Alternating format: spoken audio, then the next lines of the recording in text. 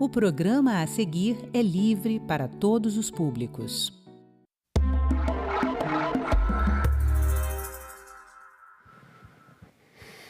Da redemocratização na década de 80 do século passado até os tempos atuais, o Senado se modernizou e se aproximou cada vez mais dos cidadãos, nas comunicações, na evolução tecnológica, na elaboração de leis modernas, na resposta a demandas importantes, na segurança e até da saúde da população, como no caso da CPI da Covid, que resultou na vacinação em massa contra a pandemia. Conosco aqui no estúdio, o consultor José Dantas vai conversar comigo sobre o Senado moderno. Seja bem-vindo, José Dantas. Obrigado. Cumprimento a todos os espectadores. Eu lembro que antes mesmo da Constituição, o Senado já pensava um bocado na frente quando implantou aqui no Brasil o primeiro centro de processamento de dados. Hoje são 180 mega estruturas, mas naquela época era o primeiro, o Prodazem, né? Que depois evoluiu, hoje espalhou conhecimento para outras instituições e naquela época modernizou inclusive o processamento de apuração das eleições, né? Uhum. É importante a gente ressaltar que o Senado tem esse viés de inovação, não é nem do Prodazem para cá, é desde a criação do Senado. Né? O Senado, para começar a funcionar em 1826, a primeira providência foi exatamente montar uma biblioteca com material que fosse útil aos parlamentares da época e montar o arquivo, né? Também bastante necessário para o registro de toda a atividade do Senado. Então, ao longo da história, várias vezes o Senado inovou nos momentos específicos, lançando na frente, né, uma série de atividades internas aqui que hoje são essenciais ao funcionamento do Senado. Você lembrou muito bem o Prodazem. O Prodazem foi essencial não só no funcionamento do Senado, como ele também baseou como centro de criação de tecnologia, ele acabou espalhando a experiência do Senado para os órgãos do Executivo, para os órgãos do Judiciário, né? Foi bastante inovador nesse sentido. E eu citei, assim, inclusive, esse episódio da CPI, e na ocasião do lockdown, do fechamento, da necessidade de distanciamento das pessoas, o Prodazem, em apenas 2 dias, ele implantou um sistema de votação, de participação remota dos senadores, dos deputados. Enfim, isso mostrou uma amostra de que foi o primeiro parlamento do mundo a fazer isso. Nessa época eu já estava na consultoria legislativa e eu me lembro que quando começou a sinalização de que seria necessário um lockdown em algum momento, eu conversando com o consultor-geral exatamente para que se aproximasse do Prodazem para a gente ter condições de montar, né, esse sistema. E coincidiu de já estarem pensando nisso e a gente também sugerir. E a resposta do Senado foi muito rápida. E foi mais rápida do que a da Câmara, por exemplo. Depois nós exportamos o nosso sistema para que a Câmara também pudesse não interromper suas atividades legislativas, né? E em termos mundiais foi bastante inovador também. Assim, e é um sistema seguro, um sistema, né, bastante organizado. O Senado realmente tem um papel muito interessante nessa coisa, né?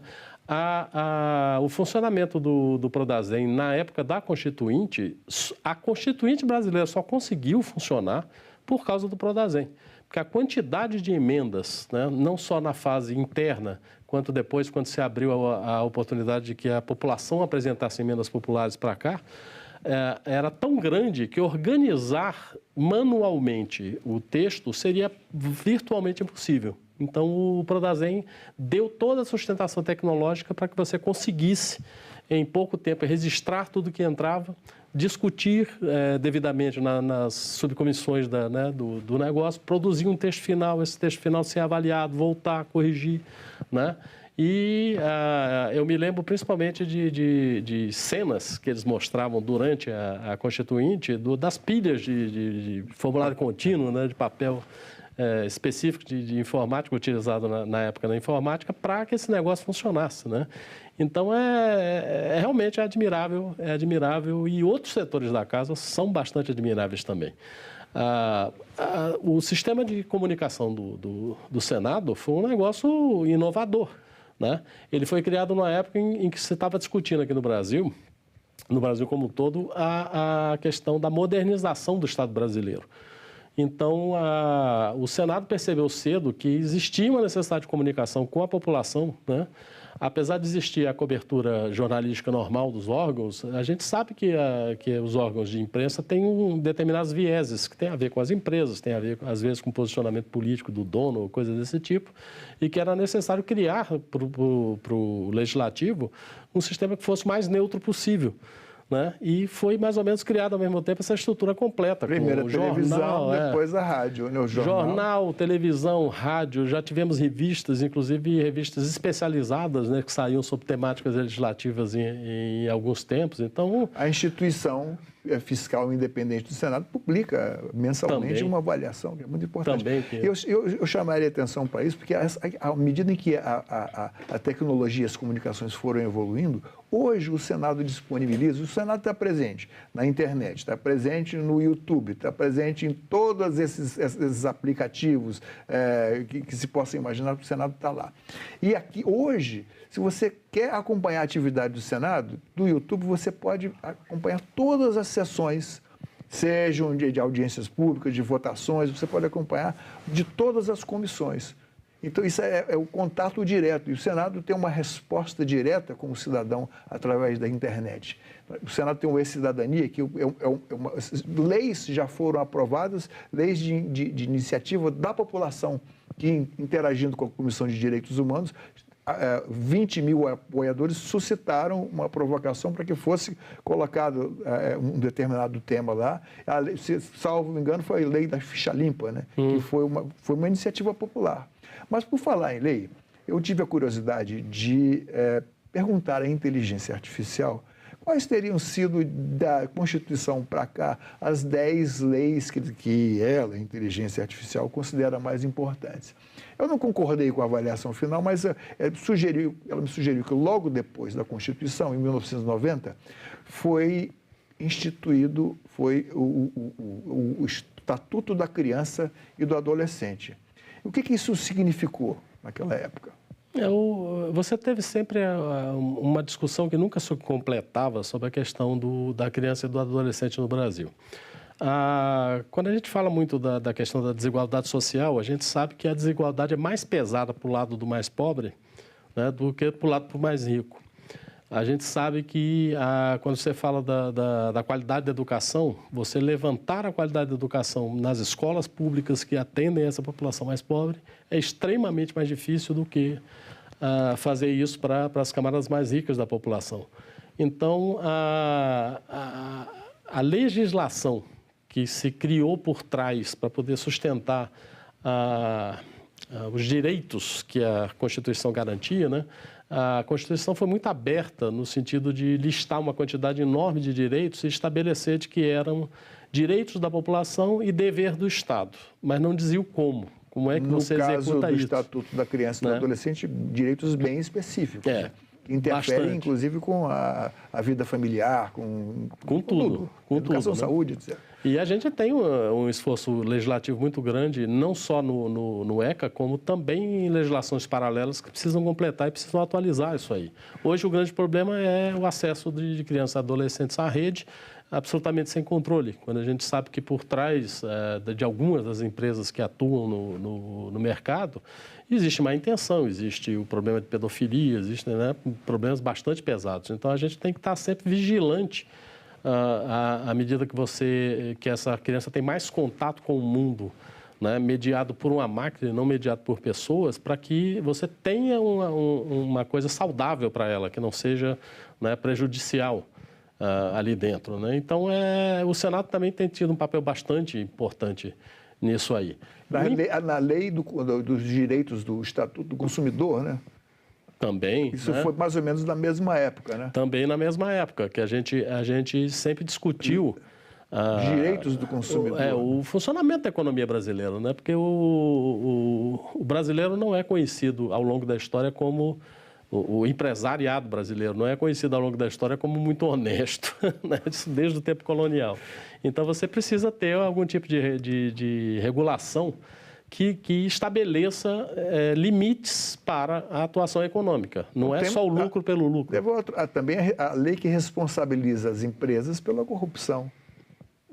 Também foi bastante importante, inclusive com a possibilidade de você trancar o funcionamento dessas empresas na medida que elas sejam avaliadas como responsáveis por isso aí. Uma parte dessa legislação tem origem na comunidade europeia, né? A proximidade que a gente tinha com a OCDE, a Organização de Desenvolvimento Econômico lá da Europa, trouxe para a gente algumas dessas iniciativas que o Senado absorveu e reproduziu, né? Então, realmente são marcos dentro do funcionamento da política e funcionamento da economia brasileira que são bastante responsáveis e importantes. A propósito, o SUS, previsto já na Constituição, não estava regulamentado. E uma lei foi necessária para que houvesse a regulamentação do SUS. Também. Toda vez que você fala em integração do nível governamental entre a atividade da União, a atividade dos estados e do Distrito Federal e a atividade do município, você tem que regular e você tem que estabelecer esses canais fluidos, né, onde a informação consiga subir e descer com a mesma facilidade. E isso tem sido feito exatamente com a legislação complementar, né, que saiu depois. O SUS, inclusive, foi uma iniciativa popular na Constituição, né? Foi uma enfermeira de Minas Gerais, se não me engano, que fez a primeira proposta quando se abriu as sugestões, a proposta de integração do sistema. Hoje, o modelo do SUS está sendo utilizado para criar uma integração de ordem da segurança pública, está sendo discutido também uma espécie de um SUS Sistema único, né? Um sistema único da educação, né? É uma coisa que a gente vê que é um modelo que funciona bastante bem. E funciona, inclusive, porque permite que nos diversos níveis da administração, você tem uma participação popular também bastante importante, né? Você tem conselhos comunitários, você tem, né, uma série de atividades paralelas onde o cidadão se aproxima dessa atividade da administração pública, né? E tudo isso regulado pela legislação que a gente criou. Uma das discordâncias que eu tive com relação às indicações, à seleção da inteligência artificial, que não citou a lei de acesso à informação, que foi uma lei importantíssima. Se salvo engano, de 2011, né? A lei de acesso à informação foi fundamental, principalmente para a gente ficar liberto do segredo de Estado, né? Durante a ditadura militar, você tinha, inclusive, leis que eram secretas. Como é que você vai obedecer uma lei que é secreta que você não sabe nem que existe, né? E você teve cassação de pessoas, você teve, né, determinações as mais loucas possíveis de uso de dinheiro, do negócio, tudo escondido da população. Então, o fato de você poder ter acesso à informação pública, o que deveria ser pública dentro, é uma coisa muito importante. Mas isso nem sempre agrada os próprios dirigentes, né? Então, depois que você criou a regulamentação disso aí, você estabeleceu que existem alguns assuntos que, eventualmente, possam ser seguros, né? A tendência de quem quer esconder é classificar tudo como secreto e botar 100 anos de sigilo para as coisas mais banais, né? A despesa do mensal dos cartões corporativos, por exemplo, não faz o menor sentido isso, né? Nesse nível de rigor. Mas o próprio legislativo tem isso. A documentação sobre a Guerra do Paraguai, existe um pacote de documentos que ainda aqui no Senado e trancado, ninguém tem acesso. Mas são mais tem do Itamaraty também tem. Pois é, do Itamaraty também tem. E pela lei já deveria estar tudo aberto, né? com acesso aos historiadores, ao pessoal, né, que tem responsabilidade. Mas essa é uma coisa que nós herdamos dos portugueses, esconder o jogo e tentar segurar. O Senado também ele buscou uma sintonia com as questões de costumes no país. E uma das iniciativas mais importantes foi a Lei Maria da Penha, que agora completou 20 anos, né? Lei de 2006. E a Lei Maria da Penha, embora ainda haja, assim, hoje, infelizmente, ainda haja muita agressão, muitas mulheres tenham que ser cada vez mais protegidas, a Lei Maria da Penha cumpriu o seu papel. Bastante. É muito importante isso aí, porque você estabeleceu que a mulher não é propriedade do casamento, né? Isso é uma tradição também de origem latina, muito antiga, de achar que o pai de família tem poder de dividir morte sobre filhos, sobre mulher, sobre tudo. E você estabelecer que é uma questão de cidadania, né? A pessoa tem direito à proteção, tem direito à guarda do Estado, né? E é uma situação até ruim você verificar esses últimos tempos um aumento da criminalidade contra a mulher, né? Feminicídio e coisas desse tipo, mesmo com a Lei Maria da Penha agindo. E ela age muito bem, consegue proteger, mas a limitação hoje é a execução por parte do Poder Executivo. E a Lei Maria da Penha, inclusive, ela não está encarcerada, não está engessada, congelada. Ela tem recebido contribuições aqui no Senado, como, por exemplo, na assistência às vítimas, assistência à proteção às vítimas, na prevenção, inclusive, com sugestão de artefatos eletrônicos que permitam às mulheres que se foram ameaçadas acionar um botão. Então, existem projetos, pelo menos, que complementam isso. O Senado nunca teve parado com a questão legislativa, né? A gente sempre está tentando acompanhar a sociedade moderna e acompanhar os problemas que se apresentam. Temos no Senado uma Procuradoria da Mulher. Também, e inclusive com uma atividade que foi criada o ano passado, que é bastante interessante, que é a questão da violência política contra a mulher.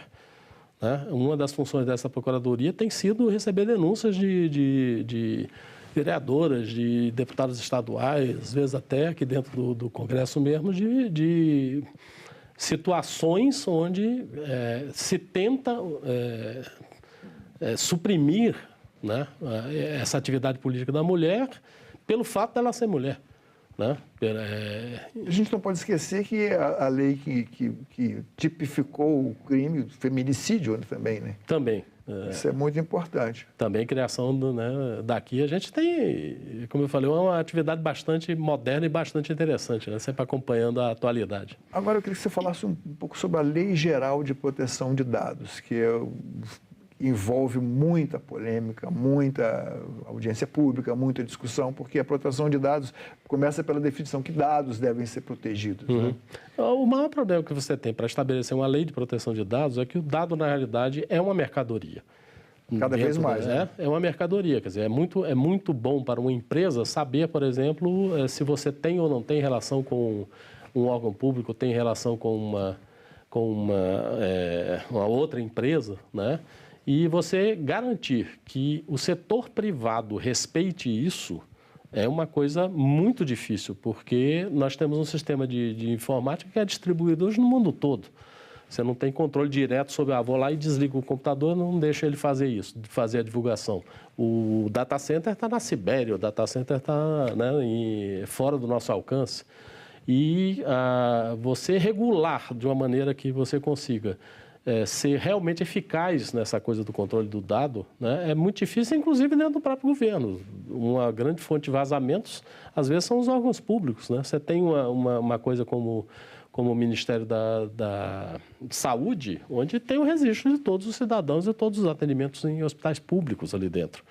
Então, para uma empresa seguradora, por exemplo, saber que você já teve uma doença que foi atendido, e para não te dar a segurança de ser atendido debaixo do seguro-saúde que você comprou, é um dado importantíssimo. E eles tentam, da pior maneira possível, ter acesso a esse tipo de coisa. Voltando um pouco atrás, lá em 1997, a lei eleitoral, que modernizou as eleições no Brasil. Permitia a utilização de tecnologia de uma maneira cada vez mais acelerada, apesar de, nas primeiras experiências, a coisa ter sido muito esquisita, né? Você teve aquele famoso caso no Rio de Janeiro, da eleição do Rio de Janeiro, antes da Constituinte, onde na contagem dos votos, que era feita por uma empresa privada, contratada pelo Estado, se tentou tirar os votos do candidato Leonel Brizola, né? com o argumento de que se o povo não sabe votar, então cada um em cada 3 votos dele era um voto errado, que o eleitor tinha dado errado. O caso Proconsult, né, que era a empresa que fez isso aí. Isso aí deu um escândalo danado. 1982, né? Isso aí foi um escândalo danado, mas apesar disso, você com o desenvolvimento da tecnologia, com o desenvolvimento da tecnologia dentro do serviço público, você passou a ter uma segurança maior. Você criou um sistema de urnas eletrônicas extremamente seguro, você criou um sistema de contagem de votos extremamente seguro, que hoje é exemplo para o mundo todo, né? Agora, você acredita que nas eleições desse ano, a legislação vai ter um desafio muito grande, né? Porque hoje em dia, com a inteligência artificial, fica difícil de ver estabelecer o que é. A proibição formal só de uso. A nossa voz aqui pode estar sendo copiada, podem editar a nossa voz falando em mandarim, dizendo exatamente o contrário do que nós pensamos, né? Isso é um problema sério, mas, de novo, não é um problema só brasileiro, é um problema geral e que tem que ser tratado. Talvez a maneira de tratar isso seja um acordo internacional onde os países colaborem uns com os outros para que essas tecnologias não atrapalhem o andamento do Estado democrático, né, de direito. Mas voltando aqui à questão do Senado, da modernidade do Senado, em atender às demandas da sociedade e colocar exemplos assim, de comportamentos de civilidade, de cidadania. O Senado tem um programa aqui de combate à discriminação e ao preconceito racial.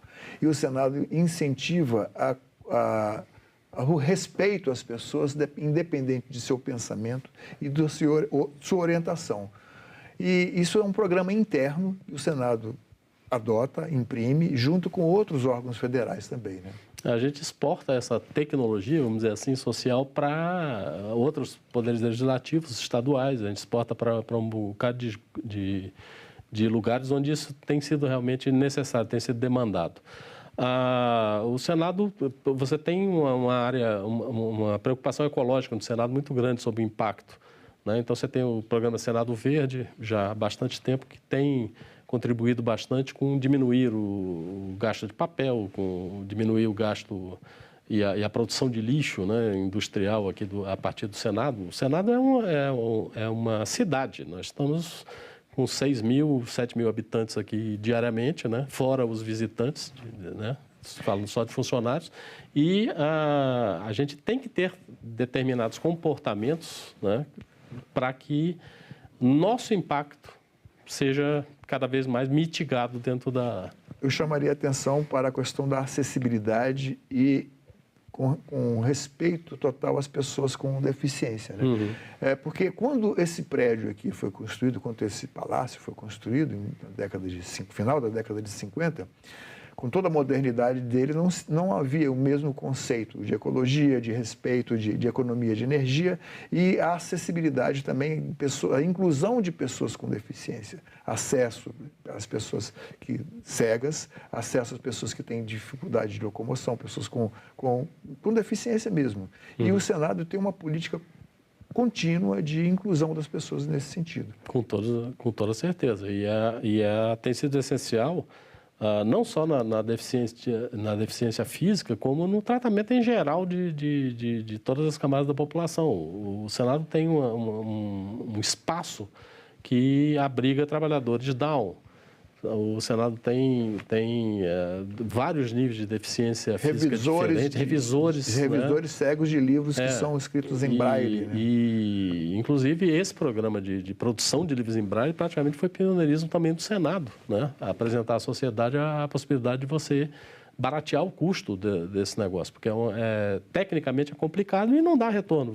A venda disso não dá lucro para nenhuma editora, né? E o Senado bancou isso aí, espalhou isso para a sociedade como um todo. Então, você tem, de novo, uma preocupação permanente do Senado com o conjunto da população brasileira. Daquela instituição que lá em 1826 era composta por 80 cidadãos aristocratas indicados pelo imperador, hoje temos aqui 81 senadores eleitos diretamente pelo povo e cujo trabalho pode ser acompanhado diretamente em qualquer um dos nossos, e de graça, em qualquer um dos nossos órgãos de comunicação. Com toda certeza. E, inclusive, a gente exporta tecnologia de democracia, porque o Senado também, na mesma época da criação da estrutura de comunicação do Senado, o Senado criou, com o apoio do Banco Interamericano de Desenvolvimento, o programa Interleges, que era um programa de fortalecimento do poder legislativo municipal e estadual aqui dentro, né? Então, nós criamos produtos, eu fui diretor do Interleges um tempo, nós criamos produtos voltados para as pequenas cidades, como estabelecer uma legislação de saúde pública, como estabelecer uma legislação de educação no nível municipal, a responsabilidade de pré-escola, por exemplo, e de alfabetização é tipicamente do município, né? O Estado trabalha no nível do que seria o ensino médio.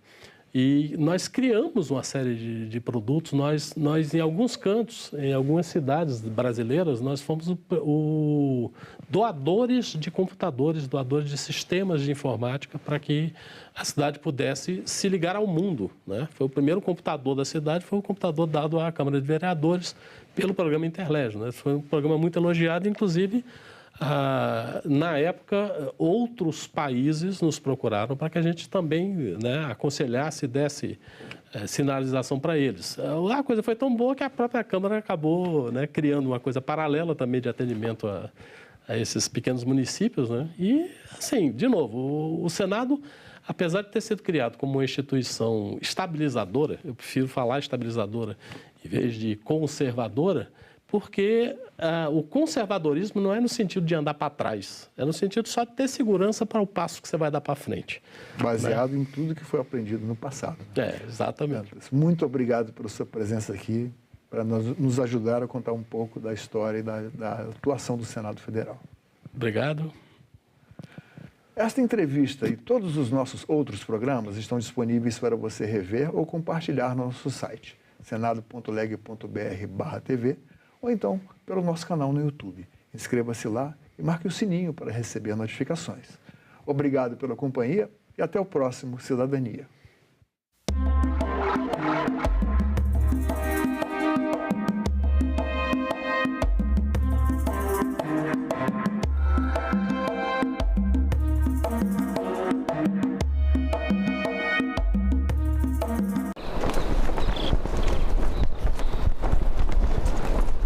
Antônio Lisboa, o que a Convenção da Organização Internacional do Trabalho sobre o trabalho decente nas plataformas pode mudar na vida dos trabalhadores?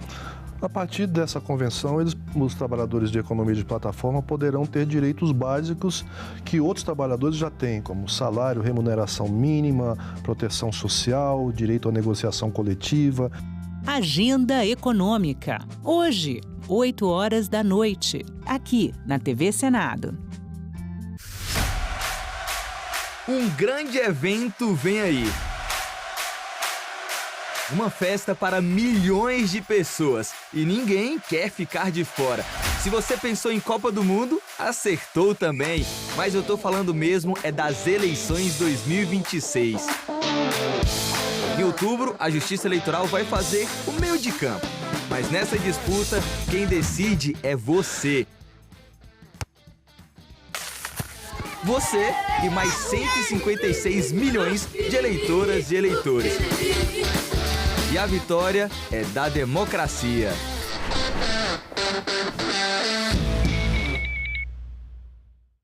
Bananeira não sei, bananeira sei lá, a bananeira sei não, a maneira de ver. Bananeira não sei, bananeira sei lá, a bananeira sei não, sei lá com você.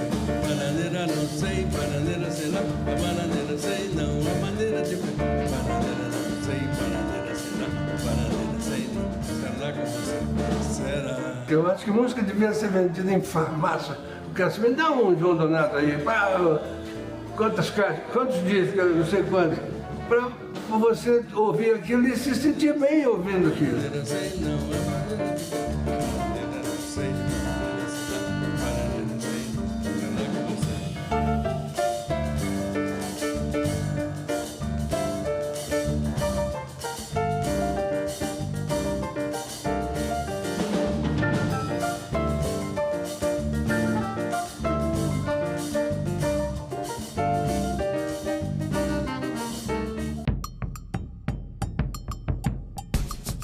é um Brasil que precisa cada vez mais voltar a se reconhecer como nação, como força, como chão, como base, como umbigo.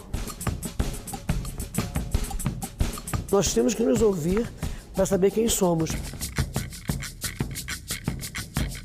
Que Brasil é este?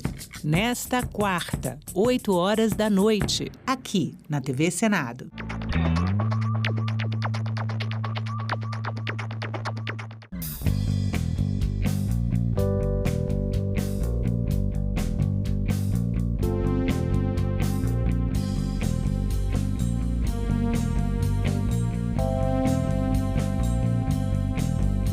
Declaro aberta a sessão solene. Se não existe parlamento, não existe democracia. O governo via todos como se fosse comunista. A fila não para de crescer para a passagem da revista lá na esplanada dos ministérios. Deve ser sempre lembrado o que foi dito por Ulisses Guimarães. Traidor da Constituição é traidor da pátria.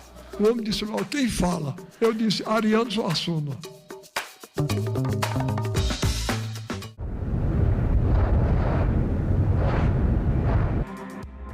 Bom dia, terça-feira, 14 de julho. Memorial dos Lanceiros Negros no Rio Grande do Sul. Comissão de Direitos Humanos discute o tema com autoridades locais. Projeto que limita percentual de multas tributárias pode ser votado hoje. Medida provisória do frete, governo e oposição em busca de um acordo. E mais, as atividades de hoje nas comissões e no plenário. Fique com a gente, o Senado Notícias está no ar.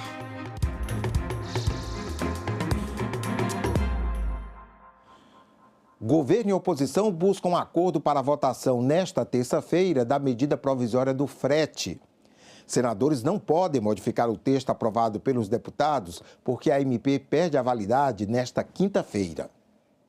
Editada em meados de março, a medida provisória impede o pagamento de fretes abaixo do piso da Agência Nacional de Transportes Terrestres. No caso de descumprimento, os contratantes vão pagar multas de até R$1 milhão. A MP também prevê reajuste do piso toda vez que o preço dos combustíveis subir acima de 5%.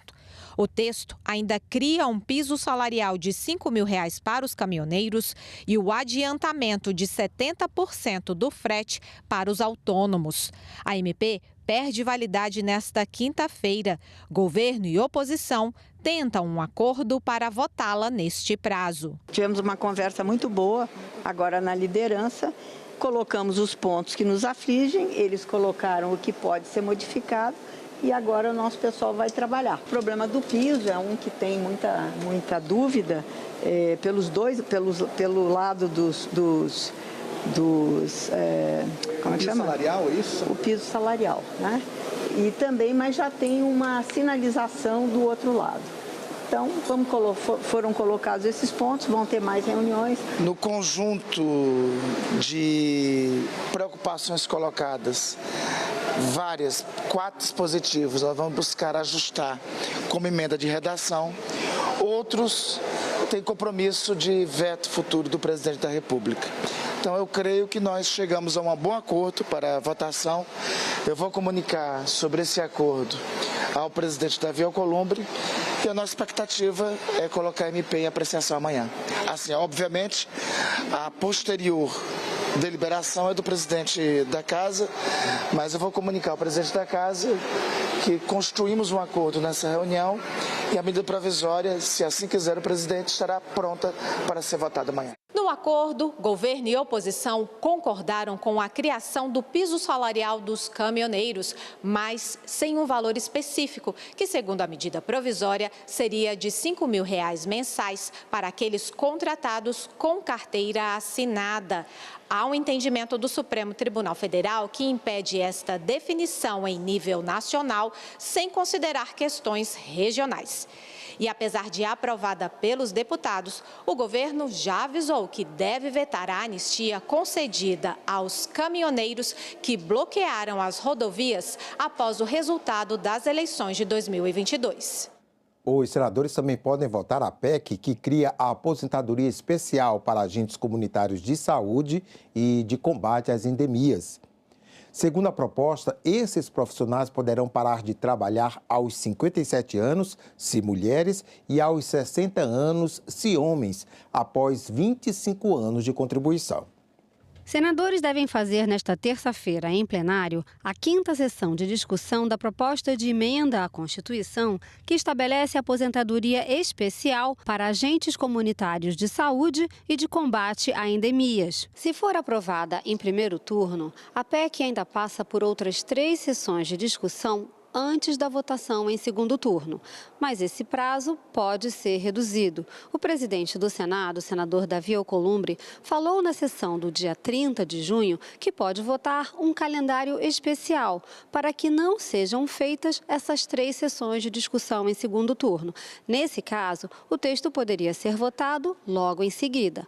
Para ser aprovada, a PEC precisa do voto favorável de 3/5 do Senado, ou seja, 49 senadores em cada turno. E a partir da deliberação das 5 sessões do primeiro turno, eu submeter à votação o calendário especial do segundo turno, porque nós conseguiríamos diminuir em 50% o prazo de discussão, já que da votação do primeiro para o segundo turno, a gente carece ainda não só de 5 dias úteis, mas como também 3 novas sessões de discussão pelo regimento.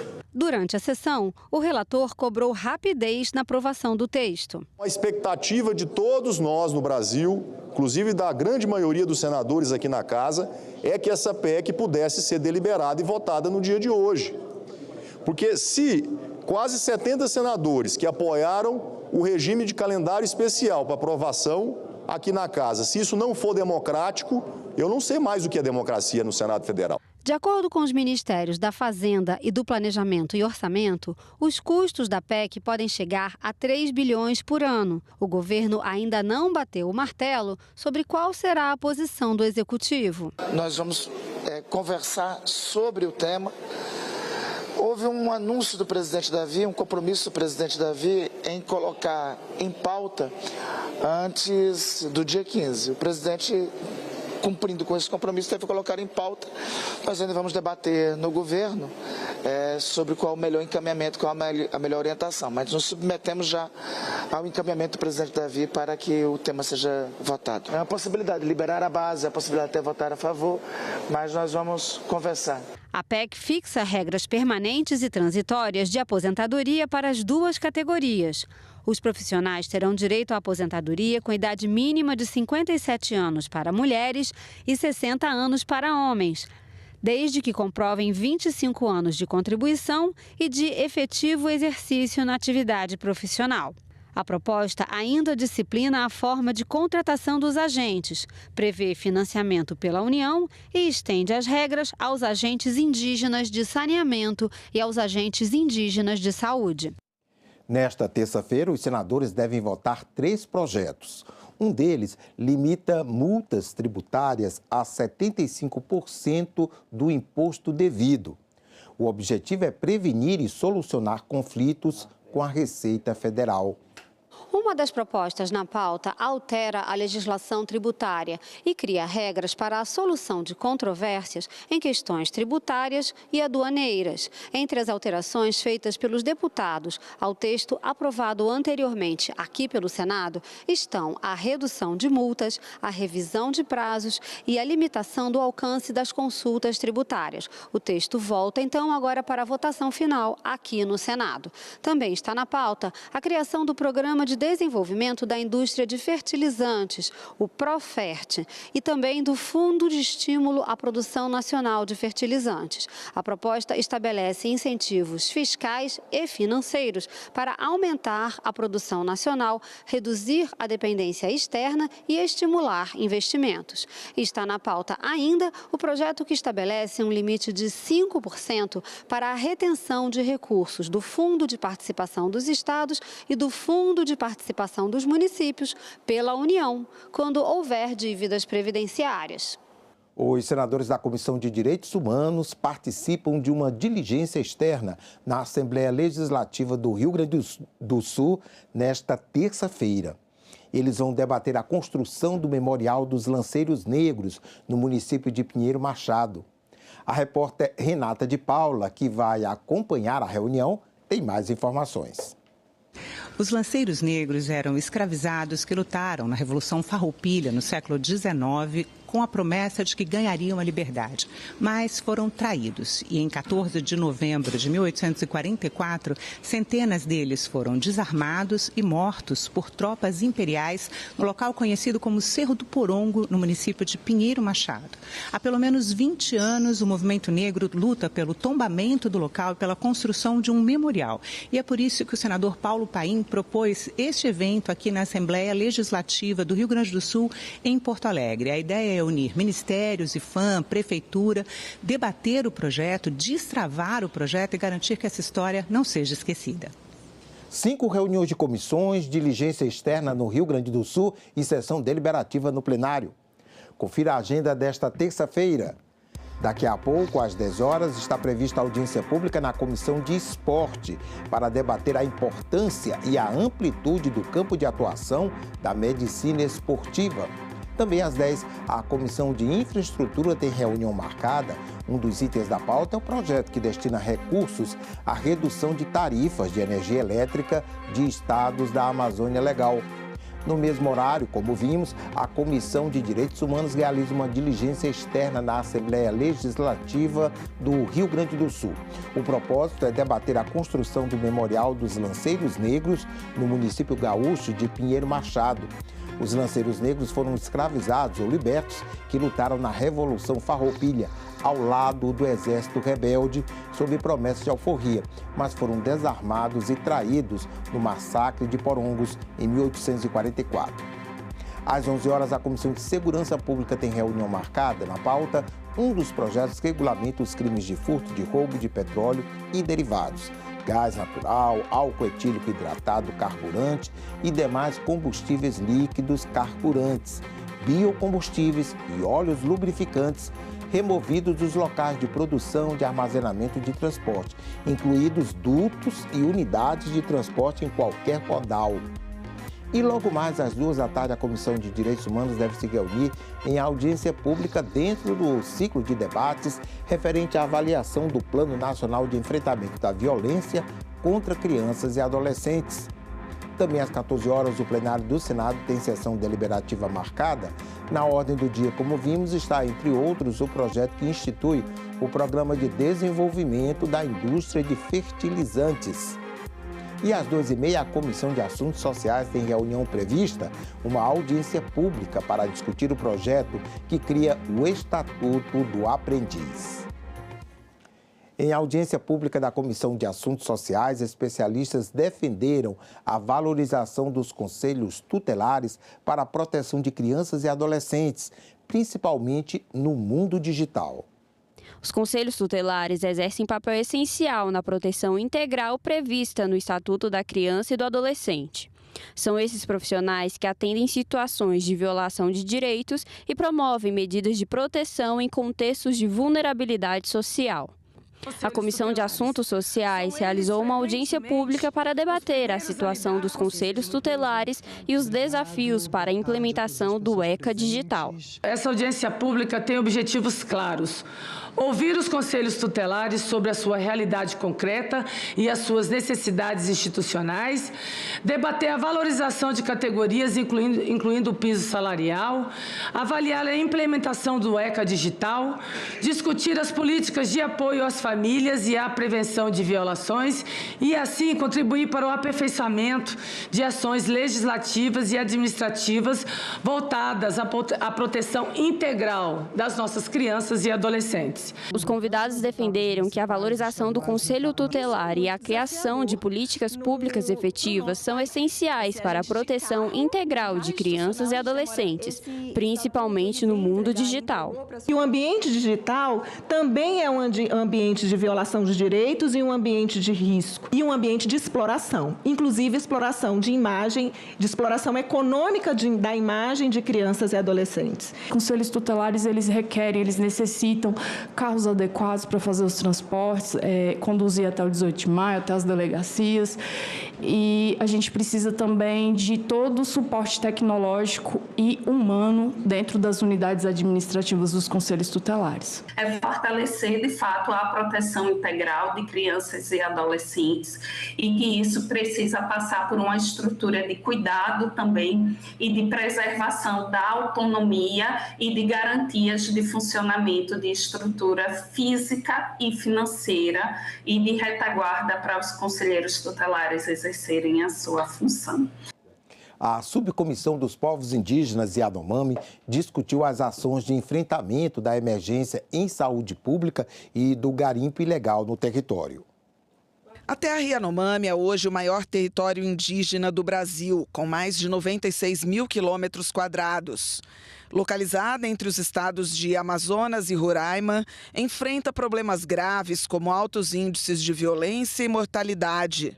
O representante da Casa de Governo da Presidência da República, Newton Tubino, apresentou as principais ações que têm sido desenvolvidas na área, especialmente para combater o garimpo ilegal. Segundo ele, foram mais de 10 mil ações de repressão desde 2023. E a área de garimpo ativo caiu de 4.500 hectares em 2024 para pouco mais de 4 hectares em 2026. Além do patrulhamento do Exército naquela região, a gente tem utilizado tanto a Marinha, que agora retornou na época da cheia, a Marinha volta, porque os barcos têm um calado maior, ela faz o patrulhamento do Rio Branco e o Catrimane, e a Força Nacional, com o apoio da FUNAI, faz patrulhamento também nos outros rios. Nesse período todo, a gente fez muitas ações inutilizando pista de pouso, tanto dentro da terra indígena, que vai estar um pouco mais à frente, mas principalmente fora da terra indígena, né, que era do apoio logístico. Com o tempo, o garimpo também, a atividade legal, vai se adaptando, né? E hoje o maior desafio que a gente já identificou 36 estradas de cidades, que são aquelas estradas de terra no entorno da terra indígena, que são utilizadas para fazer a ação ilegal. Metade garimpo a gente expulsou na terra Yanomami. Metade. Mas os garimpeiros continuam na terra indígena Yanomami. Nas fronteiriças, Brasil com a Venezuela e Brasil com a Guiana Inglês e Guiana Francês. E Colômbia também.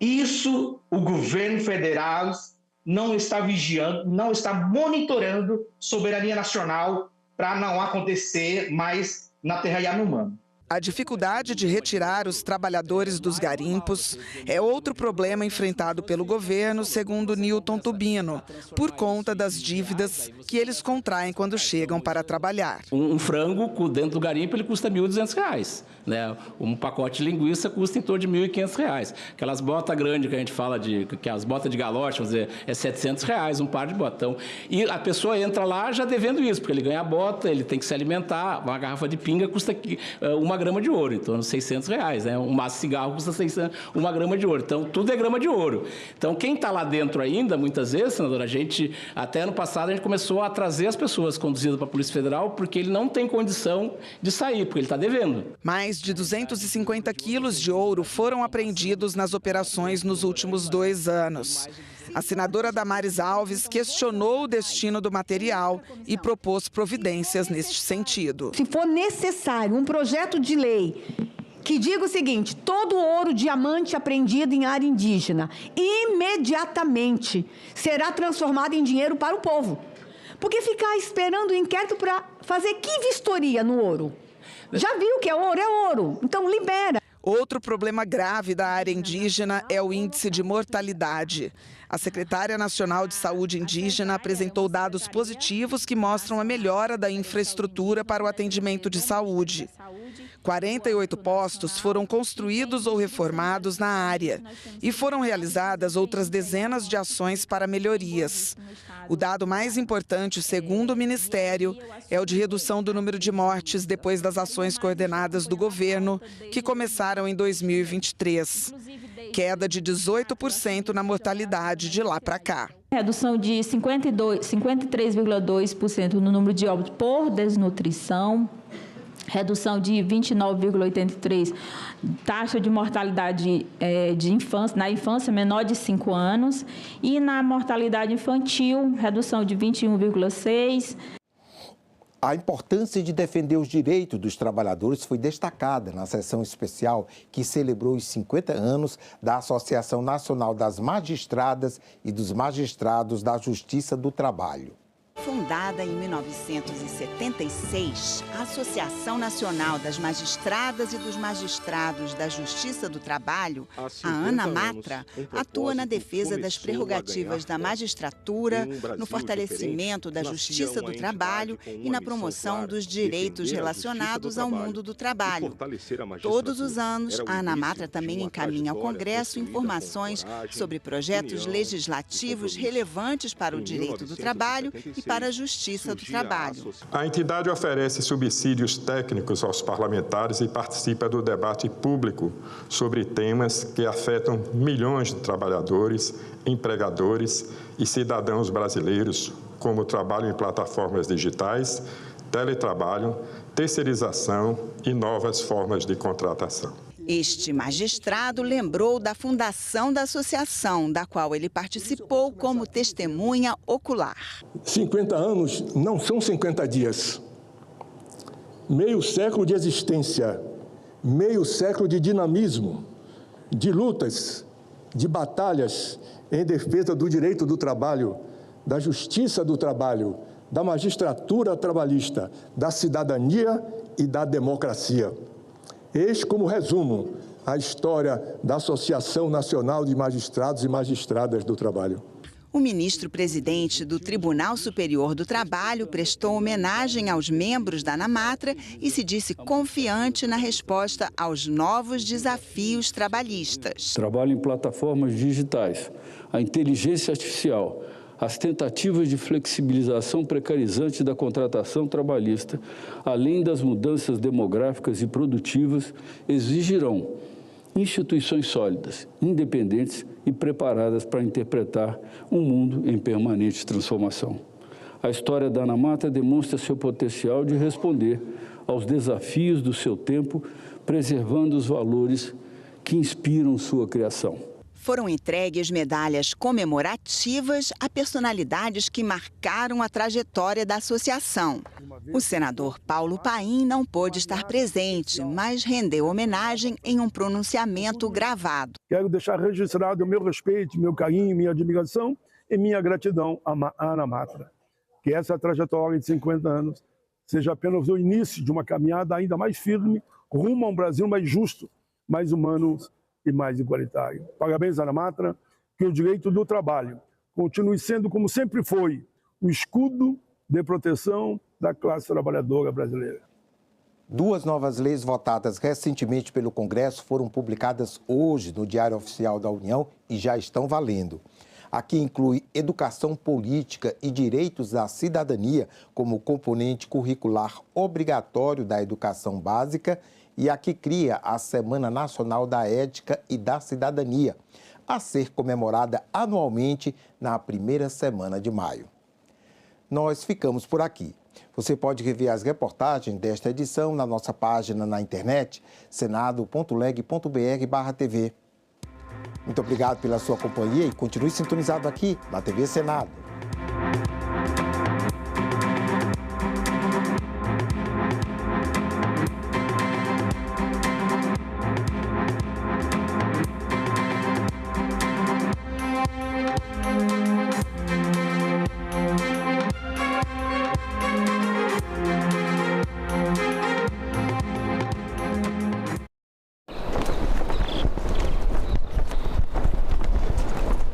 Antônio Lisboa, o que a Convenção da Organização Internacional do Trabalho sobre o trabalho decente nas plataformas pode mudar na vida dos trabalhadores?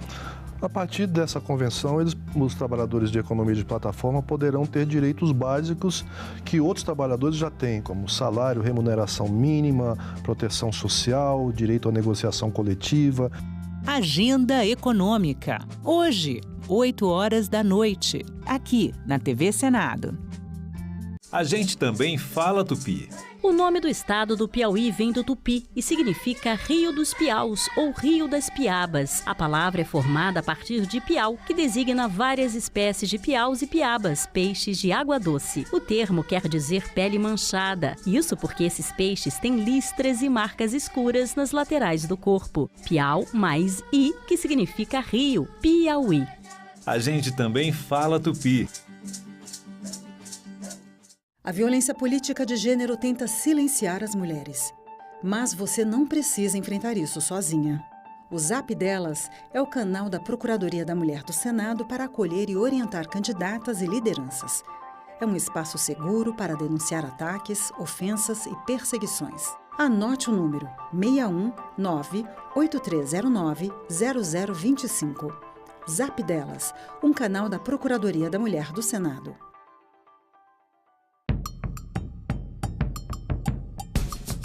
É um Brasil que precisa cada vez mais voltar a se reconhecer como nação, como força, como chão, como base, como umbigo. Nós temos que nos ouvir para saber quem somos. Que Brasil é este? Nesta quarta, 20h, aqui na TV Senado. Agora é lei. A reforma tributária prevê 2 impostos, a Contribuição sobre Bens e Serviços, CBS, que é federal, e o Imposto sobre Bens e Serviços, IBS.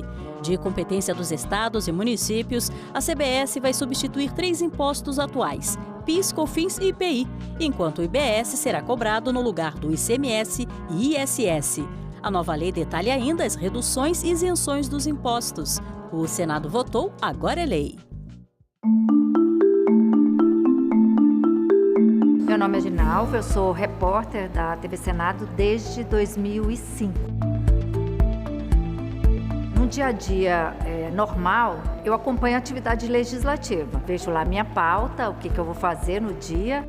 A gente acompanha os debates, uma comissão, acompanhar um plenário. Qual é o papel do repórter depois de acompanhar tudo isso? É tentar traduzir da forma mais simples e mais imparcial para que quem nos assiste em casa possa entender o que está acontecendo.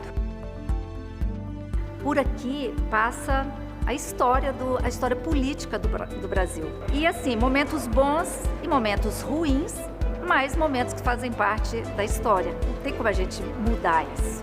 E é um privilégio. Eu me sinto privilegiada de poder estar acompanhando isso tudo aqui de perto. Tem muitas mulheres que acham que a violência é só um soco, um puxão de cabelo, não. Ela se mostra de várias formas.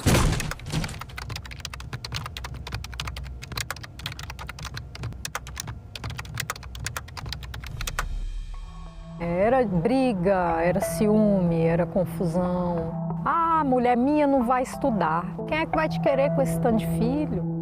Mulher minha não dança. Mulher minha não tem amizade com homem, as falas que eu ouvia. Mulher minha tem que me servir a hora que eu quiser. Se não me servir, eu vou pra rua procurar outra. Várias vezes, inclusive, eu acordei com ele em cima de mim.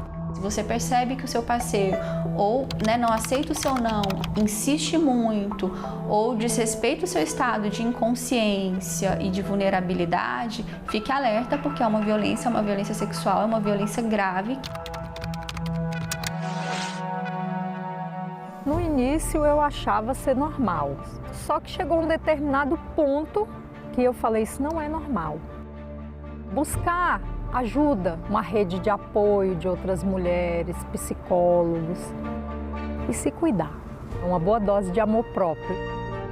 Eu separei, hoje eu faço tudo o que eu quero.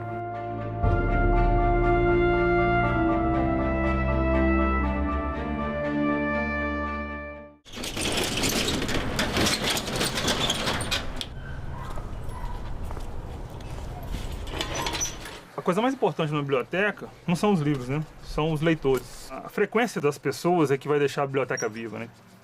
Então a gente tem que ficar sempre antenado para ver o que vai trazer mais pessoas para a biblioteca, entendeu? Senadoc, neste sábado, 9 horas da noite, aqui na TV Senado.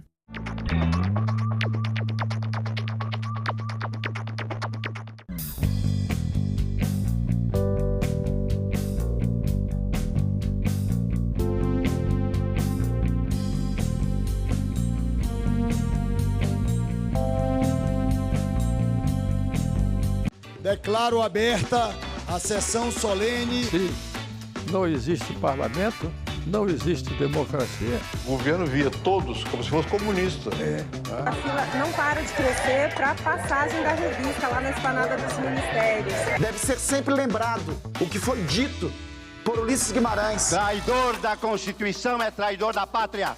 O homem disse, não, quem fala? Eu disse, Ariano Suassuna.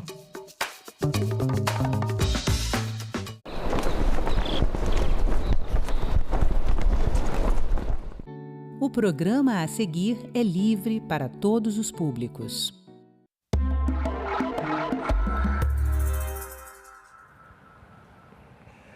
No Brasil de 1916, só brasileiros acima de 50 anos e que não tivessem filhos podiam se candidatar à adoção. Mas as leis evoluíram muito e a legislação, que no princípio privilegiava os pais, hoje põe o foco no bem-estar do adotado ou adotada. Para falar desse instituto, Cidadania convidou Eurico Gonçalves, consultor legislativo do Senado Federal, e Carlos Hogendorf, policial holandês, nasceu no Brasil e conta um caso muito bem sucedido de adoção. Sejam bem-vindos aqui ao programa. Obrigado. Obrigado. Eurico, qual era esse Brasil que no Código Civil de 1916 privilegiava as pessoas acima de 50, só dava o direito às pessoas acima de 50 anos.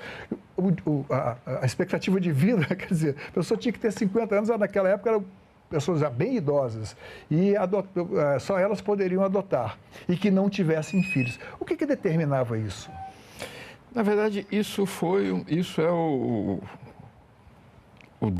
desembocar de um processo que começou muito tempo antes, uns 400 anos antes. A adoção é muito mais constitutiva da sociedade brasileira do que a gente gostaria de imaginar. Uma sociedade que desde o final do século XVII, começo do século XVIII, quando existe urbanização, as populações começam a se estabilizar, uma sociedade que começa a produzir muita gente... Muitos filhos, né? Muitos filhos. O índice de natalidade lá em cima. Muita gente. Desde o século XVI, os portugueses tinham por prioridade procriar, mas não paternizar. De modo que a figura, né, do sujeito sem pai, solto pela rua, e de mães com muitos filhos sem condições de cuidar deles todos, é uma figura muito antiga e, eu diria, importante mesmo na caracterização sociológica do Brasil. Com o advento do Estado brasileiro, século XIX, aí você começa a ter, pela parte da lei, uma postura de refletir sobre os costumes, o que tem de característico nesses costumes do Brasil colonial e vão entrar sendo racionalizados pelo século XIX. O que tem de característico é a produção de pessoas, né, com a finalidade de servir. Então a gente percebe que aqueles casais que não tinham filhos, então eles eram meio que acolhidos pelo legislador, então vocês podem adotar, né? Mas os filhos adotados não tinham os mesmos direitos que os filhos naturais não teriam e não tinham direito à herança também. Agora, Carlos, você foi adotado aos 4 anos de idade, você nasceu aqui no Brasil e foi adotado lá na Holanda, né? Sim. Então, isso em 1996. Me conta um pouco dessa experiência, como é que você foi, quando é que você percebeu, qual a história dessa sua adoção? Se deu conta que você era adotado? Sim, eu lembro muito bem quando eu morava na casa do menor, Lar São Francisco de Assis, um abrigo, né? E lá nessa casa eu lembro muito bem os muitas crianças lá. E quando nós tínhamos festa, todo mundo foi lá na festa, os meninos, meninas. E eu sabia que é uma estranha casa para mim. Tem muitas mulheres que cuidam de nós. E eu achei todo dia, toda noite, quando nós foi dormindo, que ela é minha mamãe. Não, foi confuso, né? Outro dia, outra mulher que dá você na... Foi confuso para mim. E uma das mulheres, que chama Maria, e minha mãe biológica chama Maria, só eu achei ela minha mãe. Ela foi meu favorito pessoa lá no abrigo que me cuida lá. Eu lembro muito bem esses momentos. Mas quando você foi para a Holanda, você mudou completamente de ambiente, né? Sim. Então, em algum momento lá você aprendeu a língua, e aí agora há pouco tempo que você estudou o português para reforçar a sua ligação com o Brasil. E hoje você é músico, você é policial lá na Holanda e você dedica uma parte do que você ganha, do seu trabalho, a fazer iniciativas sociais aqui, em um país em que as diferenças sociais, socioeconômicas são muito mais acentuadas do que lá na Holanda, né? E aí isso reforça a sua ligação com o país. E a gente vai voltar a falar um pouco mais disso adiante. Eurico, só em 1957 é que a idade para adoção baixou de 50 para 30. Mas ainda assim os direitos do adotado não eram iguais, né? Já vivíamos aí numa sociedade ainda que não era abertamente urbana, mas já caminhávamos nesse sentido. O índice de natalidade ainda era bastante alta. E o que acontece? Ainda não tínhamos aquela perspectiva que surgiu depois na Constituição brasileira, que foi igualar os direitos. Aliás, a modificação seguinte foi em uma lei a Lei 3.133 de 1979, né? Que igualou os direitos, mas ainda assim havia uma diferença entre os filhos adotados e os filhos biológicos, né? O que aconteceu na Constituição? A Constituição culminou um processo que, na verdade, já tinha começado com a presença da lei, com o início do Estado brasileiro no começo do século XIX. Os 3 séculos de colônia te dão costumes. Esses costumes podem ser todos resumidos por uma ideia principal. Eles regulam a relação de adoção em prol do interesse do adotante, em prol do pai, da mãe. Do adulto, que queria um menino de recado, alguém para fazer companhia, alguém para ceder para o serviço militar no lugar do filho natural, e assim vai. Quando o Estado brasileiro surge, a Constituição de 1824, você vai conversar com esses costumes. Então, as leis são sempre, de alguma forma, uma racionalização desses costumes. Então, no começo, as leis também adotam o ponto de vista do adotante. Só que, de qualquer forma, elas sempre significaram, sempre significou a lei, alguma forma de limitação ao poder que, na época dos costumes coloniais, era ilimitado ao poder do adotante. Então, sempre significou isso. Esse poder do adotante veio ao longo do século XIX e depois, ao longo do século XX, acentuadamente com códigos menores do início do século XX, ele veio revestindo, a lei veio revestindo, veio conversando com esses costumes que lá do passado punham o adotante em primeiro lugar, com ideias iluministas, liberais, de direitos individuais, direitos de todos, que sinalizavam com o que a gente tem hoje em dia, que é o interesse do adotado, do infante, superior a todos os outros. Então, a nossa história é a história do Estado, né? É a história da conjugação desses costumes a favor do adotante com princípios de legislação ligada a direitos humanos a favor do adotado. E na Constituição... Isso só pousou mesmo em 1990 com o Estatuto da Criança e do Adolescente, que era assim, lá diz que a sentença que determina a adoção, depois de prazo de adaptação, depois de estágio, depois de curso, depois de fila, a sentença que determina a adoção é irrevogável, é definitiva. Aí é como se fosse um filho biológico. Na cabeça da criança adotada, como é que isso tudo se processa? Você você lembra como foi essa chegada? Porque é muito traumático.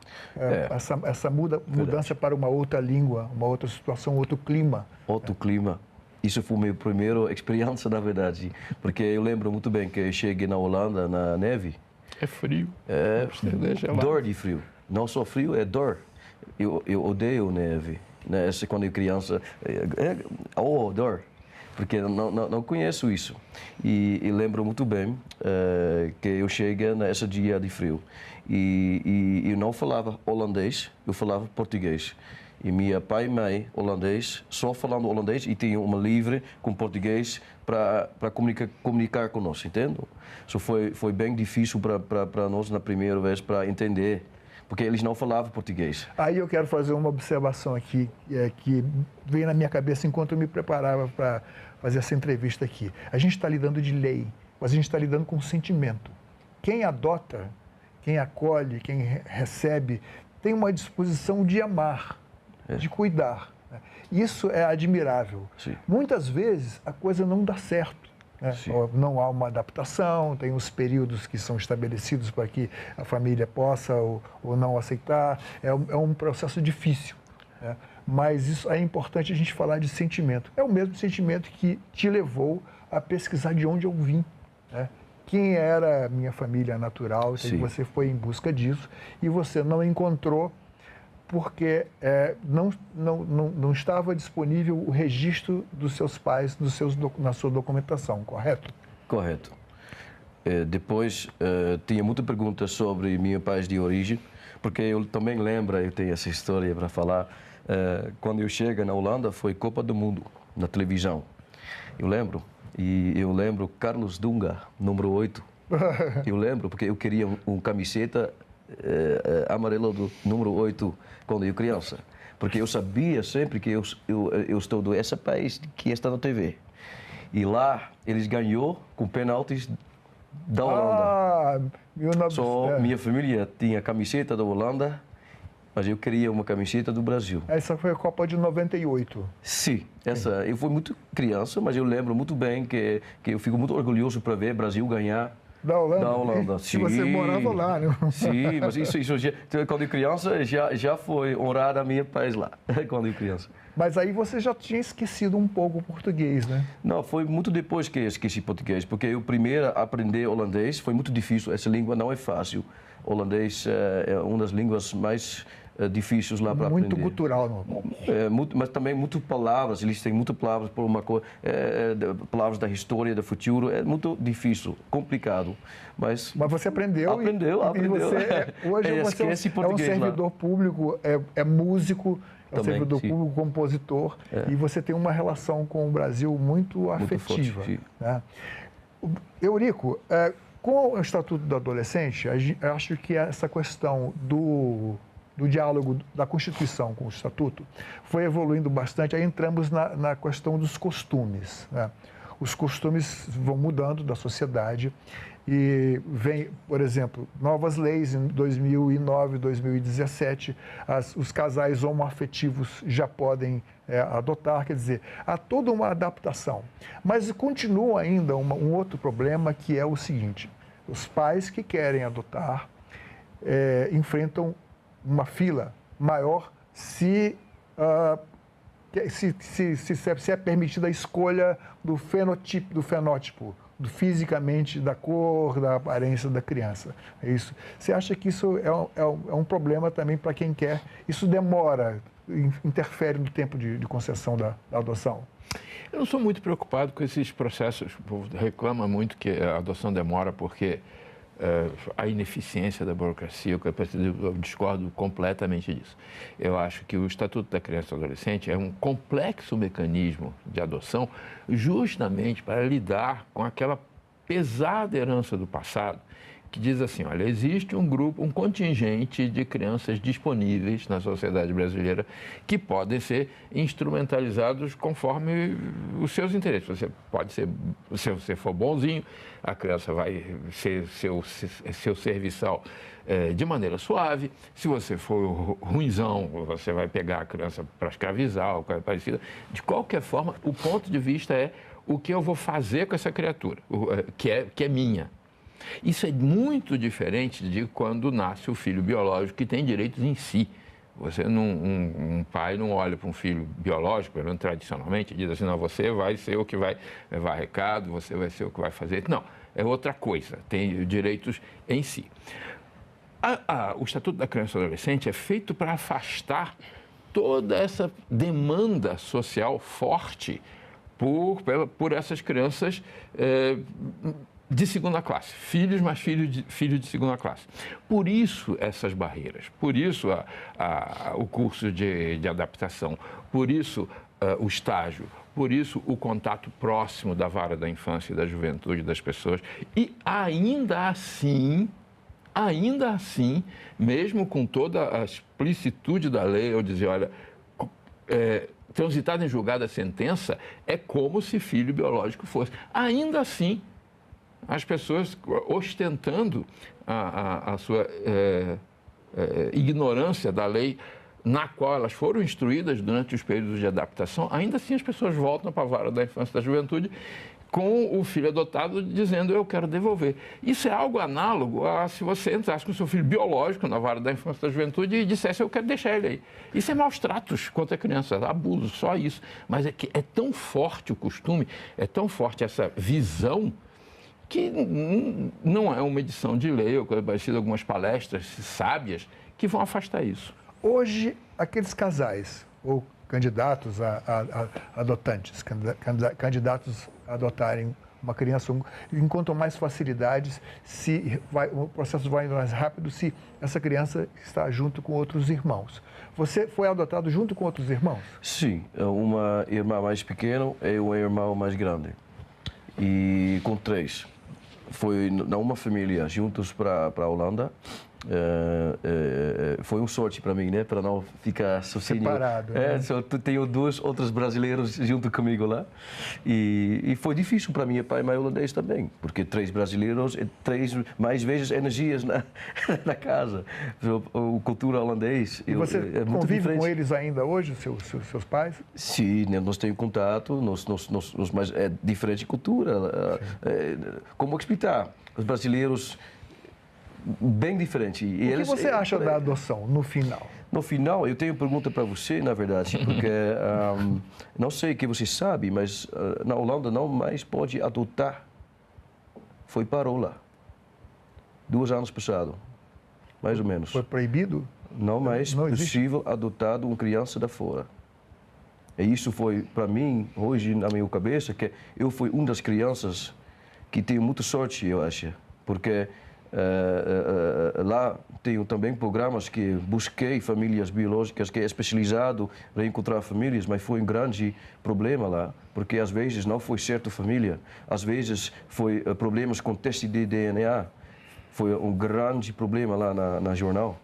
E depois de esse documentário sobre adoção lá, eles parou. Eu acho que nesse momento não é possível adotar uma criança aqui do Brasil lá na Holanda. Lá só não pode a adoção de estrangeiros, né? Sim, nesse momento mas não é de crianças holandesas... Mas não existe. Nasce muito pouca gente. Desculpa, mas lá não existe. Eles vão para outros países para buscar, porque lá não existe esse problema. E por isso eu estou aqui também, para mostrar para o Brasil, quem sabe um dia também possível, num país que chama Brasil, que é grande no mundo, que quem sabe um dia também igual a Holanda e não tem crianças para adotar, porque nesse momento tem muitas crianças esperando por uma família, quando nós falando, e isso é meu pensamento agora. Eurico, hoje quem tem 18 anos pode ser adotante, pode adotar, né? Dentro de determinadas condições, né? Que condições são essas? Uma diferença de faixa etária, né? Não, todo mundo pode adotar. Você tem que estar em dia com seus deveres da lei, e principalmente você tem que jogar o jogo do Estatuto da Criança e do Adolescente. Você tem que se apresentar perante um juiz, você tem que demonstrar condições. Aí demonstrar não é só formalmente, legalmente, não é demonstrar materialmente, psicologicamente, que você tem condições de criar uma criança, né? E isso vai ser aferido pela vara da infância e da juventude, você vai fazer cursos, vai ser entrevistado. Não é um processo que seja mesmo desejável que você resolva isso numa tarde, porque, como eu disse, a lei está lutando contra 400 anos de história que empurram nessa direção. Eu afirmo que, sem menor dúvida, continua muito grande a demanda por crianças que possam ser criadas de modo a serem auxiliares na vida doméstica. Eu acho que... Mas é o que é evidente, né? Com as desistências. Cabe aos juízes, cabe aos conselhos tutelares exercer Você uma vê pressão. como é difícil a tarefa desses juízes e desses conselhos tutelares. Então, quando você quer reduzir os prazos para adoção, reduzir o prazo para o estágio probatório, reduzir o prazo para a presença na fila, na verdade, você está facilitando esses interesses instrumentais, interesses que querem usar as crianças. Está facilitando isso. Isso é um ponto bem sério a ser observado. E eu acho que é fácil de ser evidenciado. Carlos, você, por favor. Eu tenho uma pergunta para você, pode ser? Por favor. Eu estou passando para o Brasil agora, eu tenho histórias que também existe uma situação que mamães do Brasil estão procurando os filhos que eram adotados. Como vocês tratam essas situações? Eles podem ter mais informações quando eles perguntam, por exemplo, porque na minha história eu fui procurando, mas também existem mamães que querem saber. Essa semana eu tenho 2 mensagens de mamães que têm filhos adotados. Pergunta para mim, por favor, Carlos, me ajuda, como fazer. E essa pergunta eu tenho agora, como o Brasil trata essa mães quando eles têm essas perguntas? Olha, a lei, por razão daquilo que eu estava dizendo, né, para evitar essa coisa de usar as crianças, né, a lei determina que no registro de nascimento não haja menção ao fato de ser adotado. É para fazer um filho adotado igual ao filho biológico. Mas, até por respeito aos direitos dessa criança, determina que no registro de nascimento, não na certidão, mas no registro de nascimento que fica no cartório, existe uma informação, quando disponível, a respeito do pai e da mãe biológicos. Eu mesmo conheço gente que, depois de adotado, depois de crescido, na verdade foram pessoas como você, foram bem criados, foram criados com amor, como o centro da atenção, né? Eu conheço gente que depois, aí quando 20 e poucos anos, 30 anos, dá uma vontade assim de saber dos pais, a pessoa vai lá, mas não, depois de tantos anos de desligamento e com a memória, né, de ter sido, ainda que por razões compreensíveis, mas de ter sido desligado daquele corpo que o gerou, as pessoas normalmente não se entusiasmam muito com essa situação, não. Aí elas se dão conta de que, na verdade, elas foram submetidas a 2 milagres. Um, ter nascido, né? E depois de ter renascido na mão de adotantes que tomaram aquela criança como filhos naturais, e cresceram as crianças. Esse, evidentemente, mas isso é minoria. Esse não é, evidentemente, o caso do Carlos e do irmão e da irmã dele. Porque a gente nota o seguinte, o Carlos ele está em busca ainda de uma relação muito próxima com o Brasil. Ele aprendeu português e ele é músico e ele tem uma ação junto a entidades aqui que carecem de ajuda, e ele dedica um trabalho a eles. Fala de um desses trabalhos na Amazônia, né? Só um instantinho.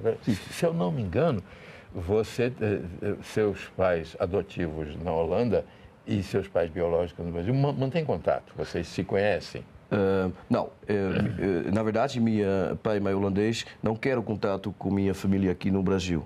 Eles aceitam que eu busque, eles aceitam que eu quero esse caminho, mas eles não querem.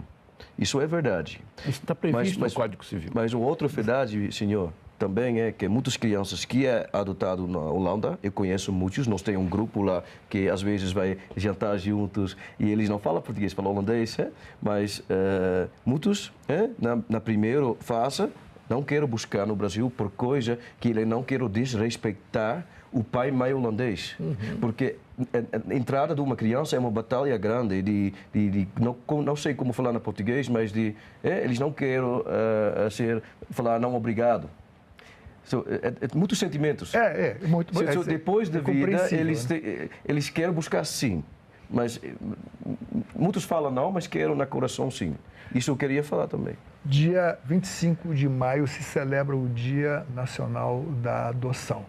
Então, a gente faz essa entrevista aqui, que vai passar várias vezes, vai passar, inclusive, depois do dia 25 de maio, porque o importante é que a legislação caminhe no sentido de construir a felicidade das pessoas.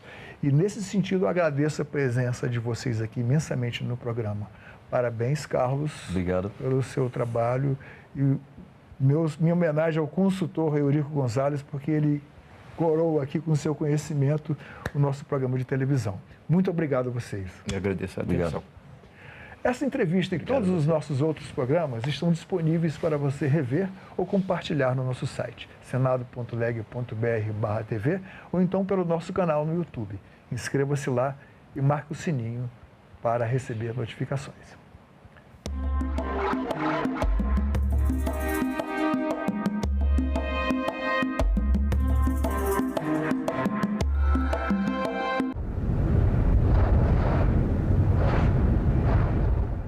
Antônio Lisboa, o que a Convenção da Organização Internacional do Trabalho sobre o trabalho decente nas plataformas pode mudar na vida dos trabalhadores?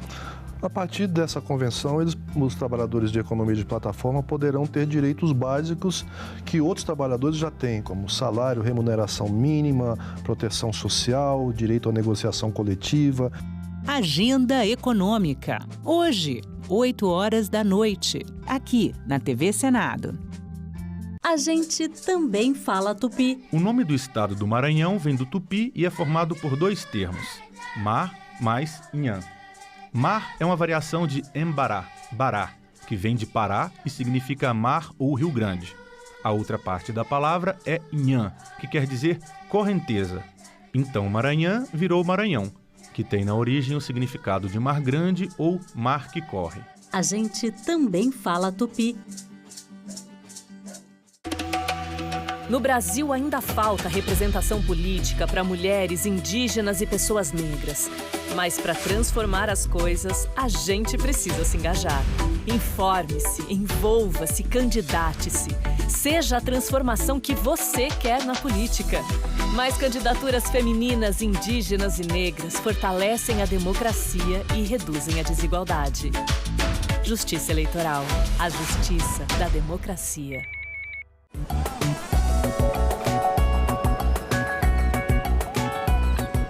Quando você olha em volta aqui, tem vários grupos de homens sentados, você tem homem sentado sozinho e tal. Não tem uma mulher sentada sozinha. Não tem um grupo que seja de mulheres.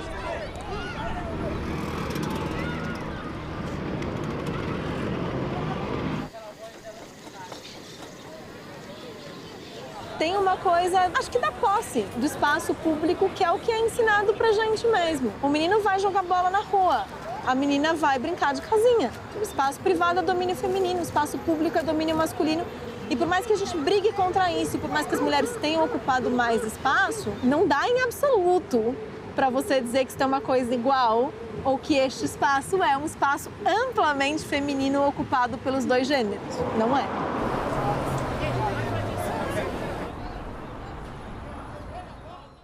A violência tinha que ser trabalhada nas escolas, na igreja, na comunidade, para que as pessoas pudessem entender o que realmente é violência.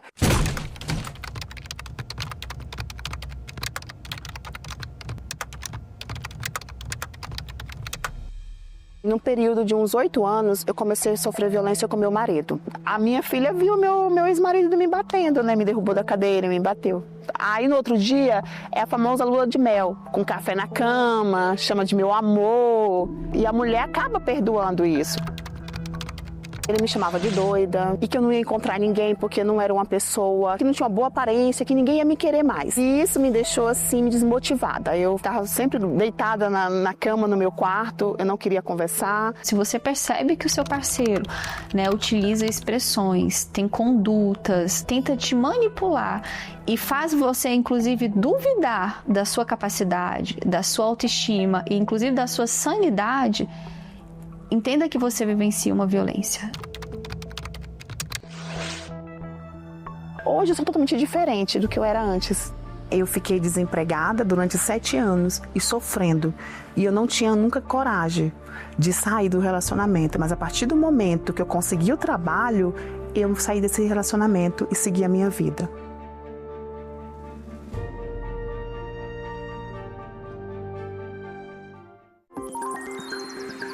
Aquele post na rede social, aquela mensagem no grupo da família, é verdade ou mentira? Se você receber uma informação duvidosa sobre o Senado, mande para o Senado Verifica, um serviço de checagem que analisa notícias e responde se a informação é falsa, verdadeira ou imprecisa. Ficou na dúvida? Senado Verifica.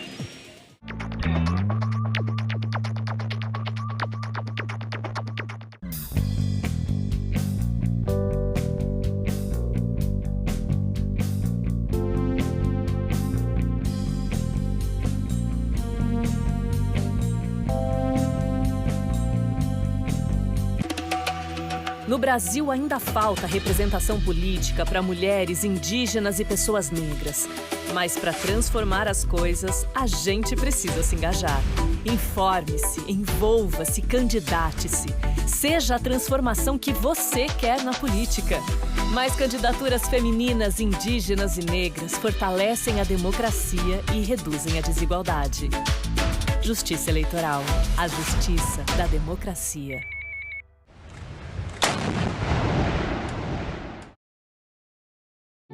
O programa a seguir é livre para todos os públicos. Eu convivo com a minha tia. Ela é surda e analfabeta. Ela não fala Libras. Ela criou a comunicação própria dela. Ela faz em sinais, aí a gente meio que entende, sabe? Muitas vezes uma pessoa com deficiência auditiva chega em um mercado, né, ou em qualquer situação e não tem ninguém para atendê-lo de uma forma correta. Eu já tive um colega de trabalho, esse ano ainda, e eu me senti até mal por não saber, não conseguir me comunicar com ele. E eu via que todo mundo também tinha essa dificuldade em ter essa comunicação. Pedestre tem responsabilidade, ciclista... Uma cadeira na academia me foi negado pela história e pelo meu país. Hoje nós podemos, com o nosso megafone, que é o diploma na mão, nós não podemos recuar nesse debate. Declaro aberta a 7ª reunião da Comissão do Senado.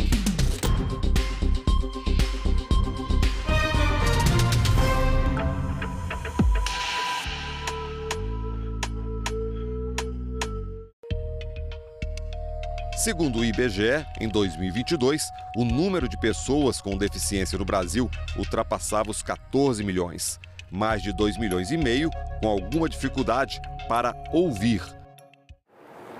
Então, a minha mãe, quando estava gestante, de mim, ela teve a rubéola e aí, no momento do meu nascimento, eu nasci perfeita, mas eu era surda.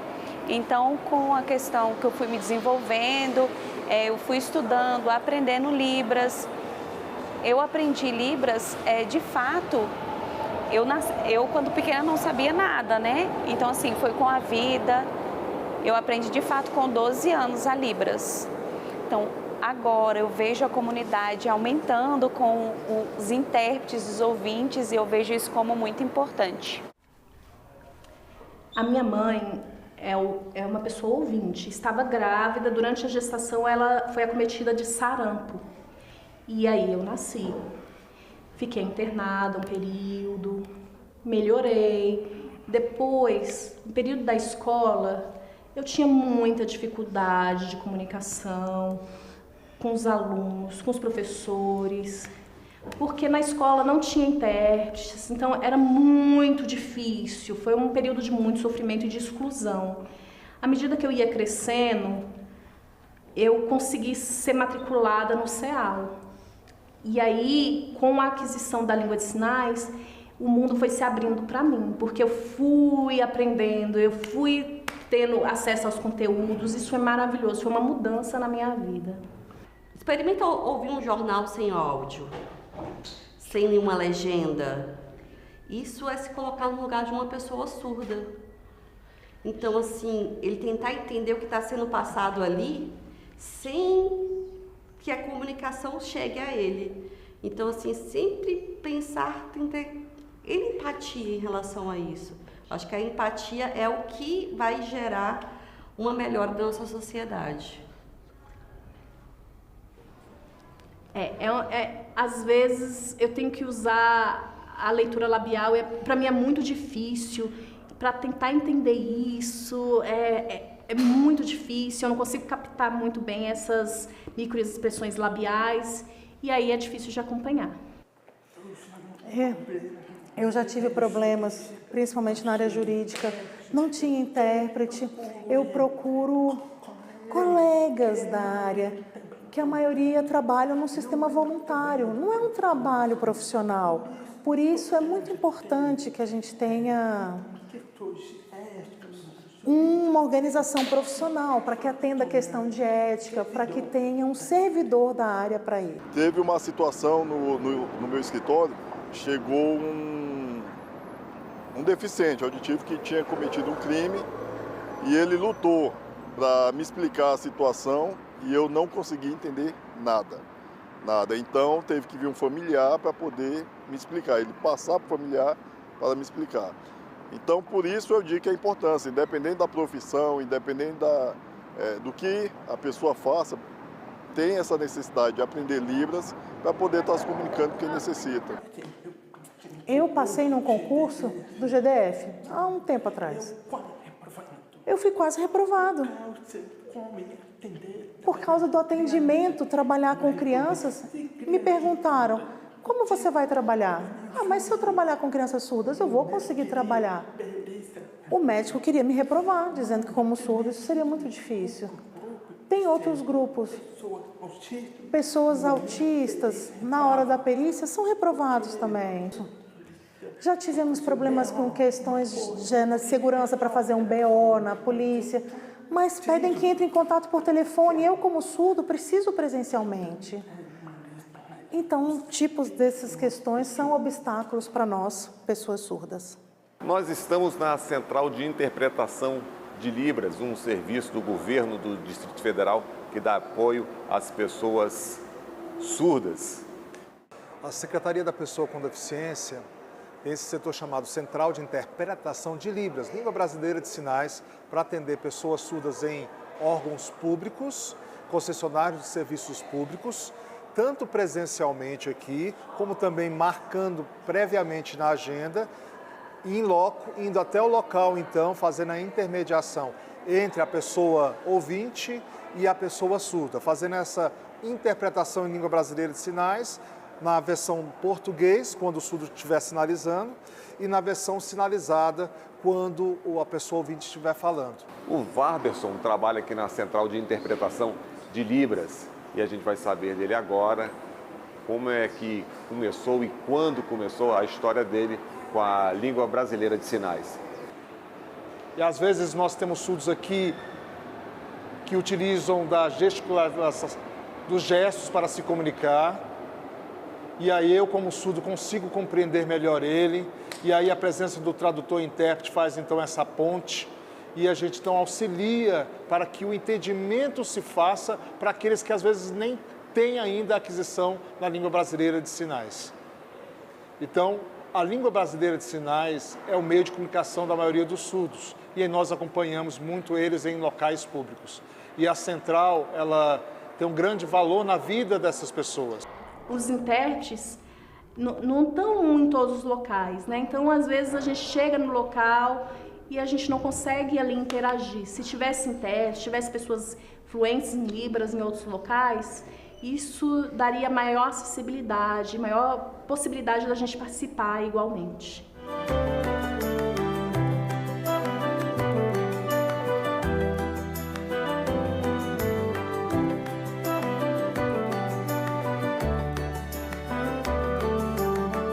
Caso que o surdo é um réu e aí precisa de um tradutor e intérprete para que ele possa fazer a sua defesa. E ali a gente age então como instrumento de acessibilidade comunicacional. E é isso que a Diretoria de Comunicação Acessível é responsável por, então, conectar os órgãos públicos, a secretaria através desse profissional, ou a própria pessoa surda vem aqui requerer os nossos serviços. Bom, meu nome é Adriana, esse é meu sinal na comunidade surda. Eu venho aqui em busca do atendimento do intérprete, né? Exatamente, para marcar exame, consulta.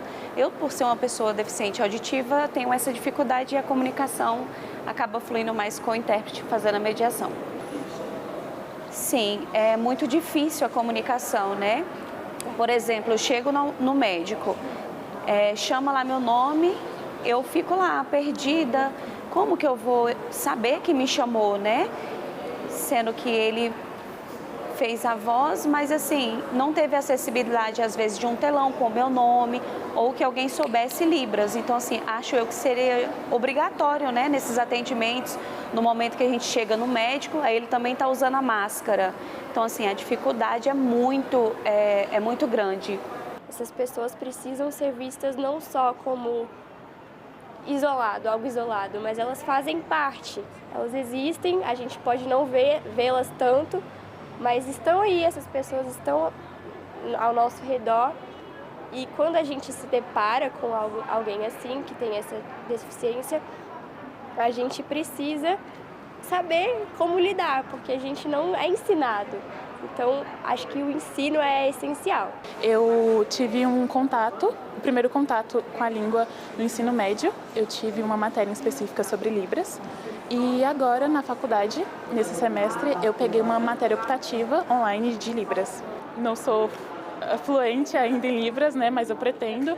E me ajuda também, eu sou enfermeira, eu preciso me adaptar aos pacientes que eu vou atender. A escola não tinha preparo para receber esses alunos. Eu acredito que hoje, com o uso da inteligência artificial, tudo pode melhorar, pode ter uma estratégia bacana para que esses alunos se entreguem, entendeu? Então, eu acredito que isso faça muito sentido hoje. Na minha escola fundamental, do ensino fundamental, tinha uma sala do EJA que são várias pessoas com deficiência e lá tinha 2 pessoas com deficiência auditiva. E aí, uma vez eles vieram lá na sala ensinar algumas coisas pra gente, então eu sei dar oi. E foi isso. Atualmente, aqui no Distrito Federal, temos 2 escolas bilíngues. Uma escola bilíngue em Taguatinga e outra aqui no Plano Piloto, e que tem um trabalho que desenvolve desde as séries iniciais até o ensino médio e oferece o EJA também. Então a gente precisa o quê? Ter mais grupos parceiros, escola, UNB. Muitas famílias aumentar o nosso vocabulário, aumentar o nosso conhecimento, nosso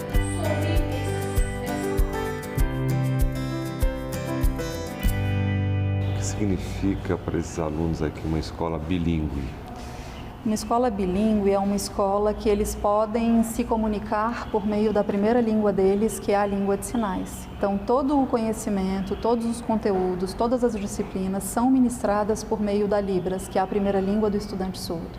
Então, desde o momento que eles chegam ali na portaria, eles já são cumprimentados em língua de sinais. Todos os nossos servidores, eles se comunicam por meio da Libras e todos os meus professores ou são surdos ou são bilíngues. Quando eu vim aqui na escola a primeira vez, que eu vi muitas pessoas sinalizando, muitos surdos, pessoas com deficiência auditiva, eu fiquei impressionada, fiquei muito feliz.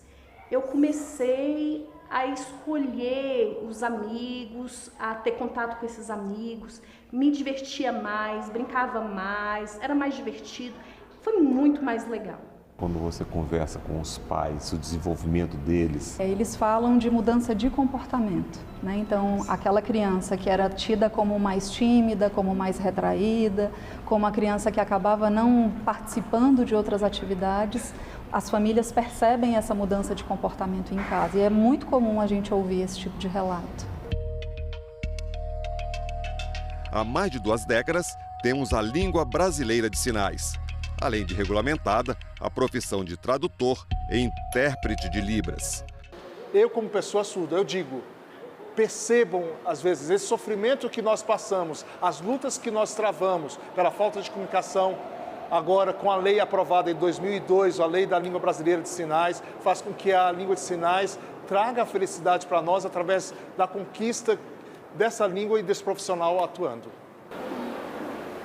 Eu sou professora de Libras infantil e os meus alunos ouvintes, os meus alunos são ouvintes. Então, assim, eu ensino eles de uma maneira básica, uma maneira didática.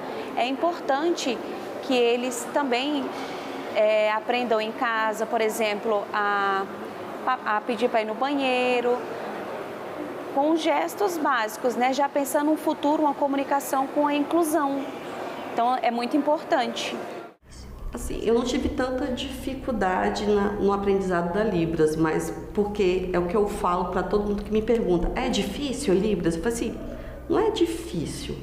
A Libras, ela é como uma língua, ela tem as suas diferenças. Libras é muito fácil. Libras é muito fácil, mas precisa aprender, precisa se comunicar adequadamente, não pode desprezar, desconhecer os instrumentos da língua, porque eu amo essa língua. Mas a maioria dos ouvintes sabe muito pouco, eles sentem dificuldade em aprender Libras. São poucas pessoas que sabem Libras. A maioria das pessoas que não são surdas, elas ficam só na língua portuguesa e não conhecem Libras. Quando essa escola abriu, que eu vim aqui para ver se tinha vaga, foi uma coisa assim maravilhosa para nós, que a gente percebe mudança na Mirella. A Mirella, ela tem se desenvolvido muito bem, isso me traz orgulho. A gente tem estudantes que chegaram aqui sem sinalizar absolutamente nada, que não se comunicavam em casa, não se comunicavam com colegas, não se comunicavam com ninguém. E aí, a partir do momento que chegou aqui, com 6 meses, 7 meses, ver esse estudante que não sabia nada de língua de sinais, que nunca teve acesso ao português, porque português não é uma língua acessível para o surdo, esse estudante estar se comunicando com os outros, conversar, dizer o que quer, o que gosta, o que planeja para o futuro, essa coisa da perspectiva do futuro, isso para a gente assim não é impagável, né? Não existe nada que supere. É uma adaptação, né? Até você entender o que significa cada sinal, o que eles querem que você faça, é complicado. Mas depois que você pega, é tão prazeroso, porque você fala, caramba, eu realmente estou conversando com ele, eu realmente estou entendendo o que ele quer me dizer. A Libras entrou na minha vida na minha primeira experiência como professora regente, numa sala. Sou formada em ciências biológicas e quando eu entrei para dar aula de biologia, eu tinha algumas turmas que eram inclusivas. E essas turmas me despertou o interesse em aprender a língua brasileira de sinais. Eu era pequena, eu estudava na escola em Taguatinga, aqui numa cidade satélite próxima aqui. E aí eu mudei para a Suécia acompanhando minha família. Lá não é a língua brasileira de sinais, é uma outra língua de sinais, é a língua sueca. E eu tive aquela dificuldade, né? Precisei aprender uma nova língua de sinais. Quando eu mudei, e quando eu voltei ao Brasil em 2022, aí eu voltei para a escola, voltei para Brasília e voltei para uma escola inclusiva aqui em Brasília. Há 4 anos atrás, nós temos oferecido cursos de formação, mas falta ainda o curso de bacharelado, tradução, interpretação em língua de sinais. É um curso que vai oportunizar muitos acessos, muitas a questão da informação, porque nós temos a área jurídica, tem terminologias próprias. Até hoje, não temos intérpretes profissionais formados nessa parte. Na área educacional, principalmente, precisa de tradutores e intérpretes. Na área de saúde, muitos surdos procuram atendimento e não conseguem acesso a esse atendimento. Se eu tiver uma reação a medicamento, alguma questão, como é feita essa comunicação? Por isso é preciso que exista uma formação por área, na área de tradução, para que possa atender todos os centros. E é preciso uma demanda que o DF muito alta existe já. Eu aprendi língua de sinais muito pequenininha, na igreja. Então, tinha na igreja que eu frequentava, tinha um grupo de surdos, e eu sentava ali perto e fui aprendendo língua de sinais. Tanto é que eu nunca fiz um curso de língua de sinais.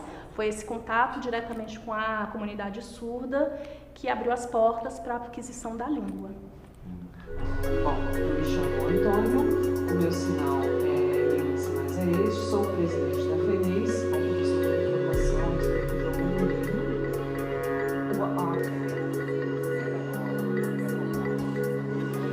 O projeto de lei no Senado quer acrescentar uma nova exigência para exercer a profissão. Além de formação acadêmica, aprovação em banca de avaliação prática. A própria contratação dos profissionais é um grande desafio para a gente, a formação desses profissionais.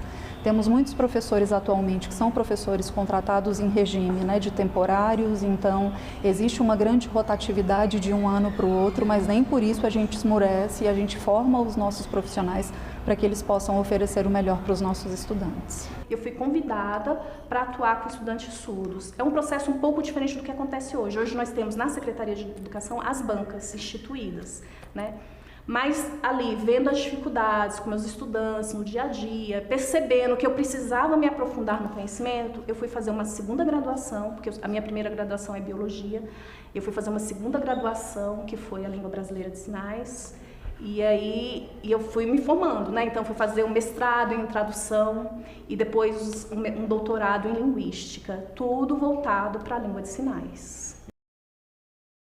Todos os professores que têm um interesse em atuar na escola, eles vêm por meio de um processo de aptidão.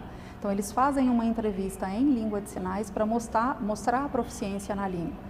Então eles vão dar uma aula, ou eles, aqui no nosso caso, eles vão dar uma aula e eles dão essa aula em Libras, mostrando o material, mostrando a preparação, o planejamento, porque todo o nosso planejamento da escola gira em torno do estudante. Como que é feita a questão do mercado de trabalho para os servidores públicos? Os surdos têm uma barreira. Você abre vaga de concurso, mas não tem videoprova. Não tem uma prova em língua de sinais. Os surdos ficam sempre no aguardo, que a formação ofereça uma oportunidade de trabalho também, mas isso é uma barreira. Mas hoje a gente vê as crianças na escola bilíngue, eu sou professor, estou fazendo estágio em pedagogia. Se a gente vê a diferença de 20 anos atrás para agora, está muito melhor. Aprendam Libras. Por quê? Além do seu ganho pessoal, porque é o aprendizado de uma segunda língua, ele te abre oportunidades não só profissionais, mas de desenvolvimento pessoal. A língua brasileira de sinais é uma língua que circula na nossa comunidade. E é muito mais fácil você aprender a língua brasileira de sinais do que aprender o inglês, que está lá em outro país, por exemplo. Se você aprende Libras aqui, você tem a oportunidade de ter um contato com essa comunidade. E é uma comunidade interessante, é uma comunidade linda, é uma comunidade esforçada, e isso é desenvolvimento pessoal. O primeiro passo é o interesse em aprender a língua, em querer participar e estar próximo da comunidade surda, entender como é a cultura e a identidade da comunidade surda. Todo mundo precisa saber um pouco de Libras para se comunicar e tal. Eu aprendi poucas coisas, tipo oi, tipo você é bonito, te amo também, que eu acho que é legal. Só algumas coisas bem simples que eu aprendi. A única coisa que eu só consegui falar mesmo era um oi. Como é que faz o oi? Assim, ó. É tão vasto a língua de sinais, E é tão importante, não só em sociedade como no mercado de trabalho, abre tantas portas e gera inclusão. Eu acredito que é isso. Sobre a cultura significa o quê? Que a língua é poder. Porque a língua você precisa conhecer, como oferecer para que a cultura aconteça, como que você consegue conquistar o espaço, conseguir mudanças sociais, conseguir acesso a vários caminhos e perfis. Inclusão e respeito faz parte da sociedade. Se a gente quer viver bem com o outro, a gente tem que incluir todos. Eu acho que assim, a mensagem, de fato, é que as pessoas sintam mais, tenham um pouco mais de empatia, olhem mais para aquela comunidade surda. Eles também precisam de nós, assim como nós também precisamos dele, porque são pessoas inteligentes, são pessoas maravilhosas, eu falo como ser humano mesmo. Então, assim, a mensagem é que vocês pensem um pouquinho, refletem um pouquinho, como seria o momento de vocês se esse mesmo lugar ficasse em silêncio e nós começássemos a sinalizar, né? Como que vocês se sentiriam? Então, assim, primeiramente a empatia e olhar a comunidade surda com um pouco mais de carinho, um pouco mais de respeito. E eu acho que a comunicação, ela é 100%. Hoje a nossa vida é 100% a comunicação. No dia 26 de setembro é o dia do surdo. Dia 12 de novembro é o dia da pessoa surdo-cega. E hoje eu oriento o aluno surdo-cego. E que também é um grande desafio que nós temos. Junto com as pessoas surdas também nós temos que fazer esse trabalho. Então nós queremos divulgar parceria, apoio, que a gente abra um contato maior e uma procura para que essa luta seja contínua, permanente e que nos apoie sempre.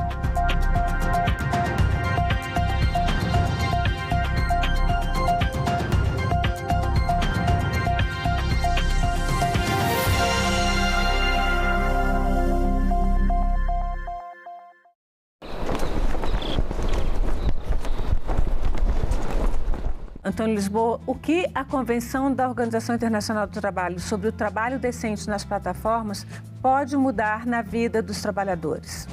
A partir dessa convenção, os trabalhadores de economia de plataforma poderão ter direitos básicos que outros trabalhadores já têm, como salário, remuneração mínima, proteção social, direito à negociação coletiva.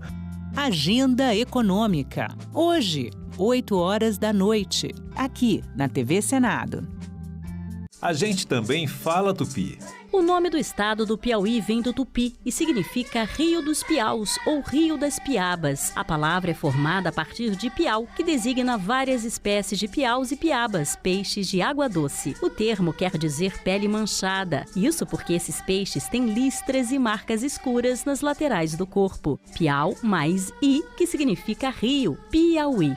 A gente também fala tupi. A violência política de gênero tenta silenciar as mulheres. Mas você não precisa enfrentar isso sozinha. O Zap Delas é o canal da Procuradoria da Mulher do Senado para acolher e orientar candidatas e lideranças. É um espaço seguro para denunciar ataques, ofensas e perseguições. Anote o número 619-8309-0025. Zap Delas, um canal da Procuradoria da Mulher do Senado.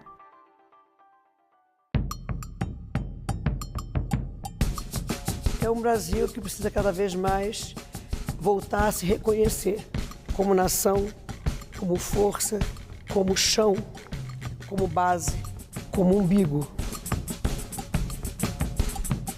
Nós temos que nos ouvir para saber quem somos. Que Brasil é este? Nesta quarta, 20h, aqui na TV Senado. Agora é lei. A reforma tributária prevê 2 impostos, a Contribuição sobre Bens e Serviços, CBS, que é federal, e o Imposto sobre Bens e Serviços, IBS. De competência dos estados e municípios, a CBS vai substituir 3 impostos atuais, PIS, COFINS e IPI, enquanto o IBS será cobrado no lugar do ICMS e ISS. A nova lei detalha ainda as reduções e isenções dos impostos. O Senado votou, agora é lei. Meu nome é Ginalva, eu sou repórter da TV Senado desde 2005. No dia a dia normal, eu acompanho a atividade legislativa. Vejo lá minha pauta, o que eu vou fazer no dia. A gente acompanha os debates, uma comissão, acompanhar um plenário. Qual é o papel do repórter depois de acompanhar tudo isso? É tentar traduzir da forma mais simples e mais imparcial para que quem nos assiste em casa possa entender o que está acontecendo. Por aqui passa a história política do Brasil. E assim, momentos bons e momentos ruins, mas momentos que fazem parte da história. Não tem como a gente mudar isso. E é um privilégio. Eu me sinto privilegiada de poder estar acompanhando isso tudo aqui de perto. Tem muitas mulheres que acham que a violência é só um soco, um puxão de cabelo, não. ela se mostra de várias formas.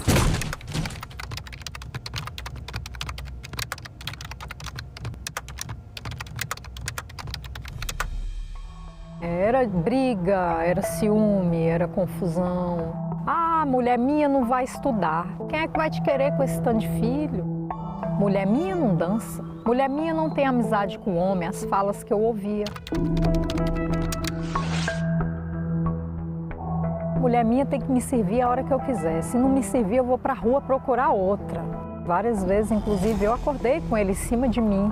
Se você percebe que o seu parceiro ou não aceita o seu não, insiste muito ou desrespeita o seu estado de inconsciência e de vulnerabilidade, fique alerta porque é uma violência sexual, é uma violência grave. No início eu achava ser normal, só que chegou um determinado ponto que eu falei, isso não é normal. Buscar ajuda, uma rede de apoio de outras mulheres, psicólogos e se cuidar. É uma boa dose de amor próprio. Eu separei, hoje eu faço tudo o que eu quero.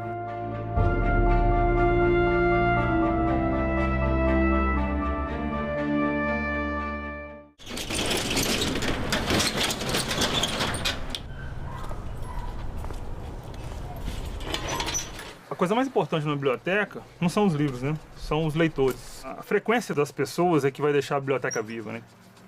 Então a gente tem que ficar sempre antenado para ver o que vai trazer mais pessoas para a biblioteca, entendeu? Senadoc, neste sábado, 9 horas da noite, aqui na TV Senado. Posso votar em outra cidade? Nunca parei para pensar. Eu não sei. Sim, eu posso votar em trânsito. É exatamente isso. O Manual do Eleitor prevê o voto em trânsito no capítulo 4. Olha só, se você estiver viajando, pode pedir a transferência temporária. Isso só vale para quem vai estar em capitais ou cidades com mais de 100 mil eleitoras e eleitores. Se a viagem for para uma cidade do mesmo estado, dá para votar para deputado federal, deputado estadual, senador, governador e presidente da República. Já se a pessoa vai para outro estado, só é possível votar para presidente. Dá para solicitar o voto em trânsito pelo autoatendimento eleitoral no site do TSE ou em algum cartório eleitoral.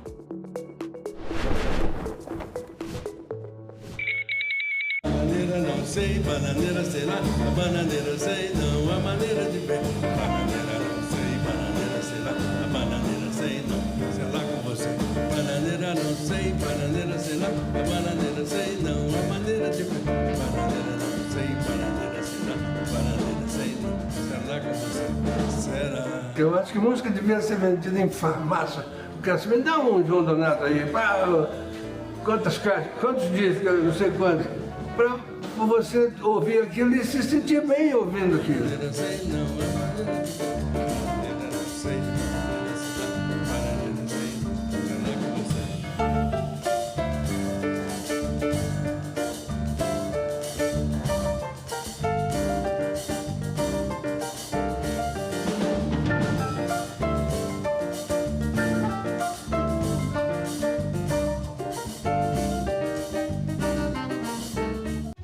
Você, mulher que quer entrar para a política, agora pode contar com o Guia da Candidata. Um manual prático, feito pela Procuradoria da Mulher do Senado para ajudar em cada passo da sua jornada. A publicação mostra o que você precisa para começar. Estar em dia com a Justiça Eleitoral, garantir sua filiação a um partido e o domicílio eleitoral 6 meses antes da eleição. Lá, você descobre como garantir os recursos para sua campanha, como os 30% do fundo eleitoral e do tempo de rádio e TV, que são seus por direito. O material também ensina a organizar a campanha, cuidar da segurança na internet e o que fazer em casos de violência política. Acesse o guia na página da Procuradoria do Senado na internet. Basta clicar em Publicações no alto da página e selecionar o guia da candidata. É informação rápida e segura para você ocupar o seu lugar na política. Porque não existe democracia sem a sua participação.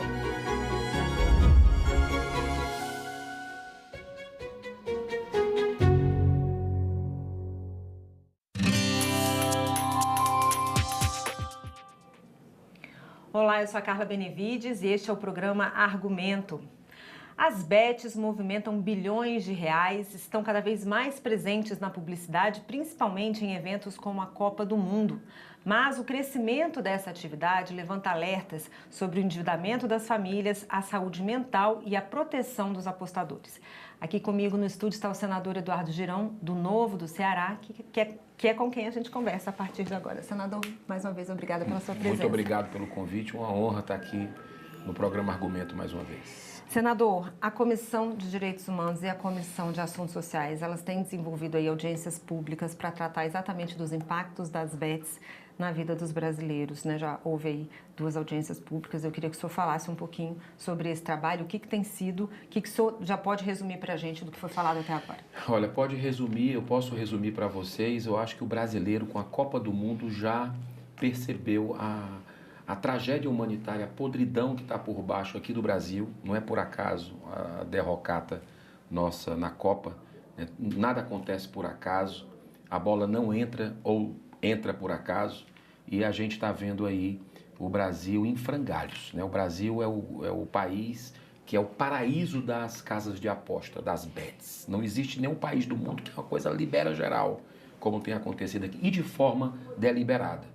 Nós já tínhamos feito dezenas de audiências públicas na época que estava se discutindo a regulamentação.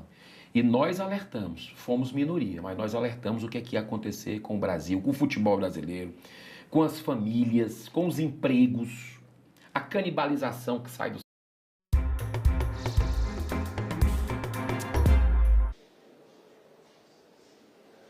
Olá, bom dia. Nós estamos ao vivo aqui pela TV Senado. Agora são 10h05 e nós vamos direto para o Rio Grande do Sul, onde a Comissão de Direitos Humanos faz uma diligência na Assembleia Legislativa. Acompanhe. No estado do Rio Grande do Sul, nos termos do requerimento 82/2026, de nossa autoria. O evento está contando com o apoio do deputado estadual Matheus Gomes, do deputado estadual Valdeci Oliveira, da deputada federal Denise, que está aqui em nome da Comissão de Cultura da Câmara dos Deputados. Eu estou representando a Comissão de Direitos Humanos. A presidenta não pôde vir, gostaria muito de vir. A presidenta Laia Damares, todo mundo conhece, e pediu que eu, então, fizesse o papel de presidente da casa, da comissão, que eu fui presidente umas 20 vezes, eu acho. É de tantos anos do Congresso, né? E é com muita alegria que eu estou aqui. Vamos iniciar a nossa oitiva, depois eu vou ler os membros da mesa, né? Vamos iniciar a oitiva com a exibição do curta-metragem de 5 minutos, Apagados da História, reconhecendo a história dos lanceiros negros. Ok? Podemos começar? Está na tela?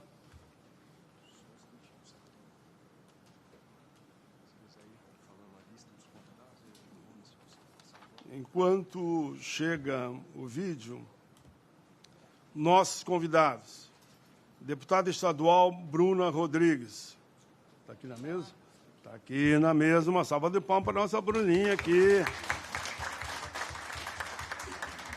Deputada estadual Laura Cito. Está chegando? Tá. Deputado estadual Matheus Gomes, que me recebeu lá na porta, bonitaço. Junto com a deputada federal, Denise Pessoa, que aqui está representando a Câmara dos Deputados, Comissão de Cultura, mais precisamente, né? Deve estar chegando a deputada federal Reginete Bispo, suplente desse senador, que confirmou a presença. Chegou agora? Então já vem para a mesa, Reginete Bispo aí, não me deixou mal, viu? Eu disse que você viria e você veio. que ontem você estava muito longe, que eu estou sabendo. Você estava onde ontem à noite ainda? Que ontem? Que eu sabia. Santana do Livramento. Olha aí, viu? Mas chegou em tempo. Dá um abraço aqui. Aí, guria. Minha querida suplente.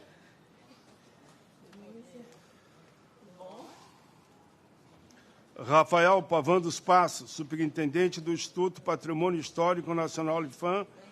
Presença confirmada. Ô, guerreiro, tudo bem? Bom te ver. Ele está aqui já? Então, por favor, na mesa aqui com a gente. Esse é o Todo-Poderoso lá, viu? Mas ainda bem que ele está aí. Senão eu fico dizendo que eu tenho que resolver tudo. Eu só faço o discurso, tu que resolve. Poderoso nada. Agora, o Rodrigo Delenoragari Jonkoviski. Aqui? Muito bem. Ele é diretor financeiro. Opa, diretor financeiro pegou bem, hein? Diretor financeiro, vamos bater palma. É o homem que vai nos ajudar a canalizar aqueles recursos lá. Ele é diretor financeiro, arquiteto do Instituto Arquitetos do Brasil, IAB. Muito bem. Teremos ainda coordenadora, professora doutora Leonice Moraldo, representante do Ministério da Igualdade Racial. Tá? Que dele está aqui, tem que vir para a mesa. Vamos achar um jeitinho aí na mesa aqui. Vamos ter que ajeitar cadeiras aí.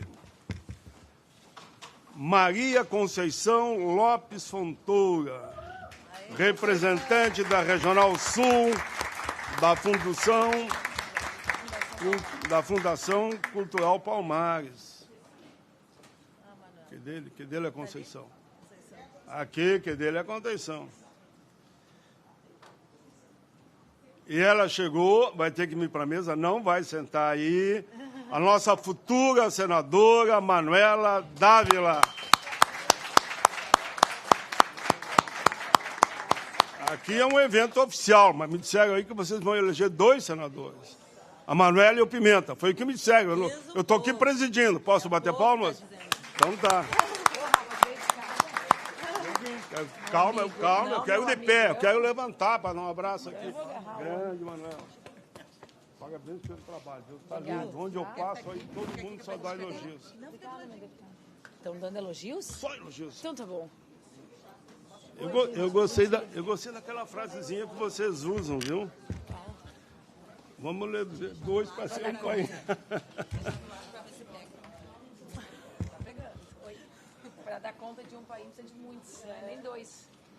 Laura Rato Finkler, vice-prefeita de Pinheiro Machado. Está presente já? Está uma fila grande no elevador. Então está chegando, muito bem.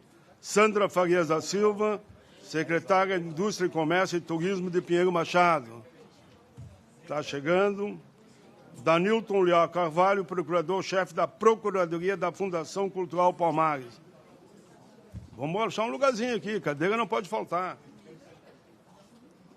Essa mesa aqui está poderosa.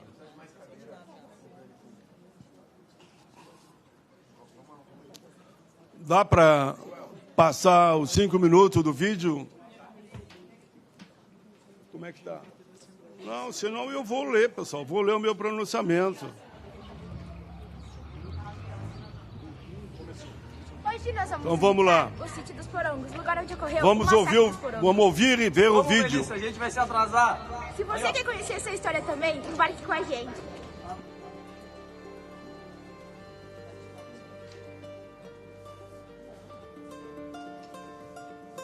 Ajuda aí, se eu me perder, tu me ajuda. Tá.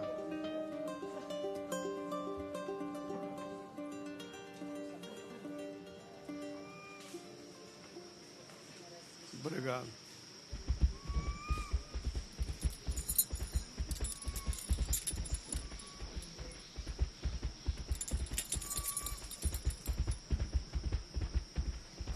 Precisa apagar a luz, não?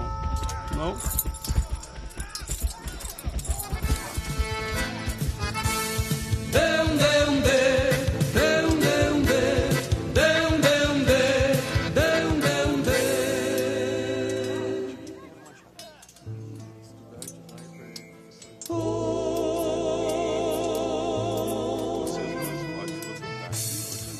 sem a luz da escola, nem leitos e estradas, na causa farrapa um pelotão de escravos.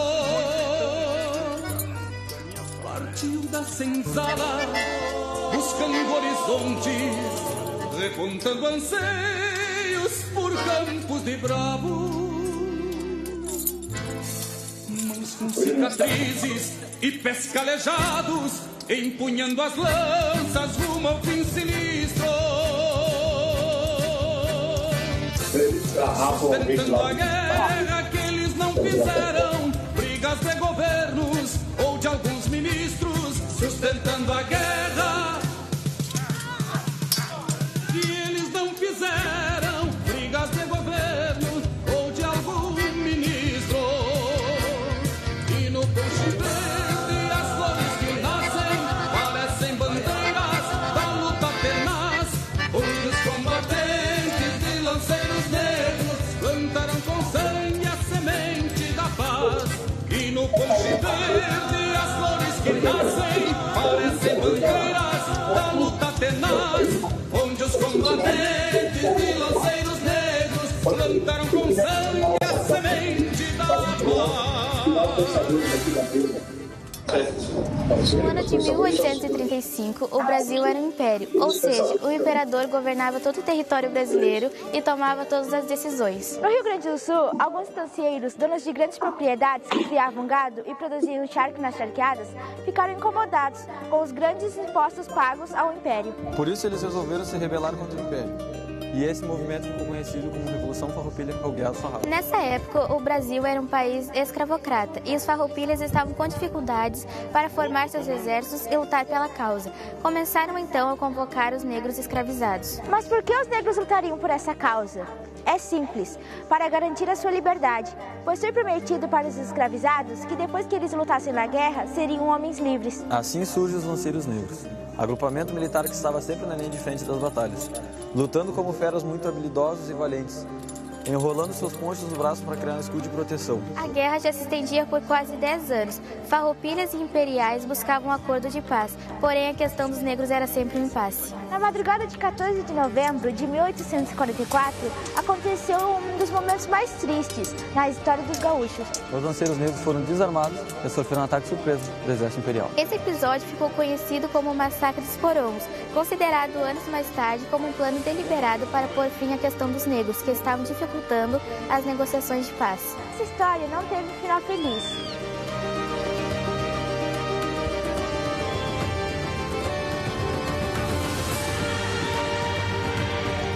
Mas é uma história que precisa ser lembrada. Pois, para sermos um povo com virtude, precisamos reconhecer nossos erros e lutar para que no futuro tenhamos histórias melhores para contar.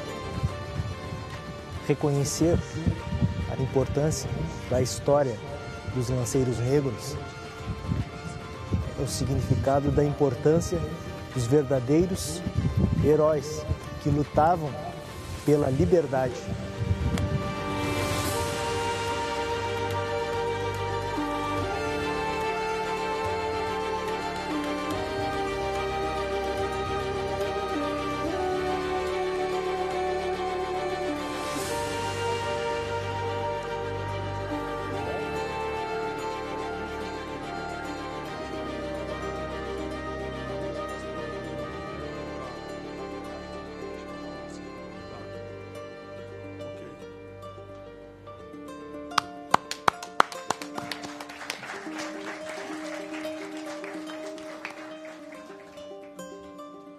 Pessoal, a partir desse momento, eu vou fazer o pronunciamento em nome do Senado, mais precisamente da Comissão de Direitos Humanos.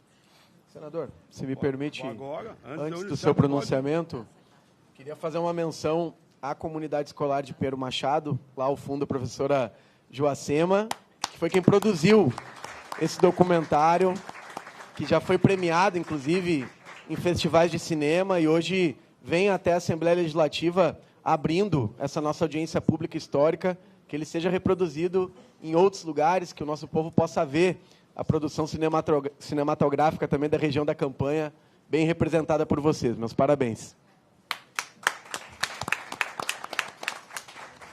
Eu queria, ao fazer a leitura em nome da Comissão de Direitos Humanos e do Senado, agradecer a equipe do Senado que fez a pesquisa para o meu pronunciamento, a equipe do meu gabinete, e eu vou tentar ser o mais rápido possível. Não se assuste com o número de folhas, porque, ó, A letra é grande. A letra é grande por causa que o senador aqui já está com dificuldade na leitura, se aproximando dos 80, é isso, viu? Então, vamos lá. Eu cumprimento toda a mesa, que já citei um por um, outras autoridades presentes, os movimentos sociais, os representantes do povo negro, os historiadores, os quilombolas, as lideranças aqui presentes, cada cidadão que fez e trabalhou para essa audiência ser realizada hoje. Quero, acima de tudo, agradecer à Comissão de Direitos Humanos do Senado Federal por estar aqui hoje, à TV Senado que nos acompanhou, a equipe da comissão que vai vai contar, relatar tudo o que aconteceu aqui. Enfim, estamos aqui no coração do Rio Grande, na Assembleia Legislativa, para tratar de um tema que nos acompanha, não é a mim, há muitos e muitos anos. Um tema que carregamos na consciência e no coração. A construção do memorial, os Lanceiros Negros, em Pinheiro Machado. Dizem que um povo sem memória perde o rumo da sua própria caminhada. E, como disse o poeta espanhol, o caminho a gente só faz caminhando. Eu acredito nisso. Por isso, faço questão de contar essa história sempre que tenho oportunidade, porque história esquecida é injustiça renovada. E nós não permitiremos que o silêncio enterre aqueles que deram a própria vida sonhando com a liberdade. A história dos Lanceiros Negros é a história do Rio Grande do Sul, é a história do Brasil. É uma história de homens negros escravizados que conheciam o campo, o cavalo, a lança, o trabalho duro das estâncias e das charqueadas. Homens que colocaram seus corpos e suas vidas a serviço da Revolução Farroupilha. Sim, a serviço da Revolução Farroupilha, acreditando na palavra que lhes foi dada. Lutar pela República significa a liberdade. Mas a liberdade prometida não veio, foi transformada em traição. Na madrugada de 14 de novembro de 44, no Cerro de Porongos, onde hoje está o município de Pinheiro Machado, aqueles homens foram desarmados, surpreendidos e, eu diria, assassinados. Centenas tombaram sob as armas do Exército Imperial. Não morreram apenas homens. Tentaram ali matar um sonho, tentaram apagar uma esperança, tentaram apagar uma página da nossa história. Mas não conseguiram, porque a memória é mais forte que o esquecimento. Os movimentos negros, os pesquisadores, os quilombolas, as comunidades tradicionais e tantas pessoas comprometidas com a verdade mantiveram viva essa chama de geração para geração. E é por isso que estamos aqui, para dizer que essa chama jamais será apagada. Em 2003, tive a honra de contribuir para que os Correios lançassem o carimbo comemorativo às homenagens aos Lanceiros Negros. Poderia parecer um gesto pequeno, singelo, para uma causa tão nobre e tão grande, mas cada carta marcada por esse selo levou consigo um pedaço da nossa história. Da luta contra o esquecimento e na busca permanente por justiça, por reparação. Lembro aqui do ator, jamais vou esquecer, Cimar Antunes, em memória, que no lançamento do carimbo no Senado fez um monólogo sobre os Lanceiros Negros. E ele disse, abro aspas, palavras dele, primeiro eles são usados, depois tentam calar seus gritos de liberdade, manipular a sua consciência, negar a sua raça e suas origens. Fecho aspas. A lança de Cimar Antunes utilizou no monólogo, ele me deu de presente, e hoje ocupa um lugar de honra no meu gabinete em Brasília, desde que lá cheguei. Eu queria que dessemos uma salva de palmas a ele. Vocês sabem o símbolo que ele foi no longo das nossas vidas.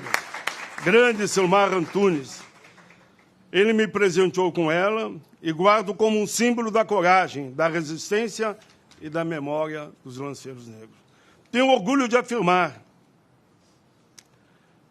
e digo aqui com muito orgulho, eu fui o instrumento, eu fui a ferramenta, eu fui o autor da proposta que escreveu os lanceiros negros nos livros dos heróis da pátria, no Panteão da Pátria, na Praça dos Três Poderes. Foi uma caminhada longa, vocês sabem disso. Foi um bom combate, a boa peleia. Dialogamos muito, inclusive com o Exército Brasileiro. Vocês sabem que foi Duque de Caxias que disse: libertem os índios e matem os negros. Está lá a carta, lá no Museu do Senado. E esse diálogo foi decisivo. Enfim, o Exército concordou que era justa a homenagem, que pudéssemos, então, construir esta justiça à nossa história. Foi uma vitória da democracia, foi uma vitória da memória, foi uma vitória do povo brasileiro. Da mesma forma ocorreu, e eu falava aqui agora, com o vereador que me procurou aqui na mesa, que é da terra do João Cândido. Da mesma forma ocorreu com a luta para escrever João Cândido, o Almirante Negro, no livro de Aço. Foi muita confusão, muito debate, inclusive com a Marinha. E está tudo gravado, isso aqui eles podem depois usar como quiserem. Com o Exército foi assim, conseguimos. Com a Marinha, conseguimos no Senado. Depois de muita conversa, muito debate, conseguimos avançar no Senado. Agora, eles travaram lá na Câmara dos Deputados. Não é os nossos deputados. Os nossos deputados são aqui, eles continuam peleando lá. Mas a Marinha ainda não assimilou que João Cândido, o líder da revolta da Chibata, onde os negros não haviam tratado no chicote, e ele disse não. Ele disse não. E por isso eles não perdoam. Mas, enfim, vocês vão falar muito mais assim. É assim que acredito na política. A política do diálogo, a política da escuta, a política da construção coletiva, mas com coragem, com firmeza e sem recuar. Mas eu digo a vocês, colocar o nome no livro de Aço é fundamental. Mas isso não basta. A memória precisa ganhar corpo, precisa ganhar chão, precisa ganhar rosto, precisa ganhar lugar. Por isso, construir o Memorial dos Lanceiros Negros, que é uma criatividade de vocês. Eu estou nessa história junto, caminhando, mas foi vocês que semearam, plantaram e levaram para o Brasil a ideia de construir o Memorial dos Lanceiros Negros. É um dever do Estado brasileiro. Não é apenas levantar paredes e levantar consciência. É transformar um território de dor em território de reflexão, de educação, de cidadania e de esperança. É permitir que nossos filhos e netos caminhem por aquele solo, sabendo que ali, homens negros deram a vida acreditando na liberdade. É transformar silêncio em voz, é transformar o esquecimento em memória, é transformar dor em compromisso com o futuro. Tombar esse território e construir um memorial significa afirmar, diante do Brasil e do mundo, que nosso país reconhece sua dívida histórica com a população negra. Não é favor, é reparação, é justiça. Essa caminhada também tem diálogo com outras lutas que tivemos a honra de ajudar a construir ao lado sempre e liderados pelo movimento negro brasileiro. Tive a alegria de ser o autor do Estatuto da Igualdade Racial, recebi das mãos de Winnie Mandela a Carta da Liberdade ao povo sul-africano quando estivemos lá, Benedita, Edmilson, Caó e eu, formando a bancada negra e exigindo a liberdade de Mandela. Quando muitos diziam que é impossível, nós respondíamos que é impossível é continuar convivendo com o racismo sem enfrentá-lo.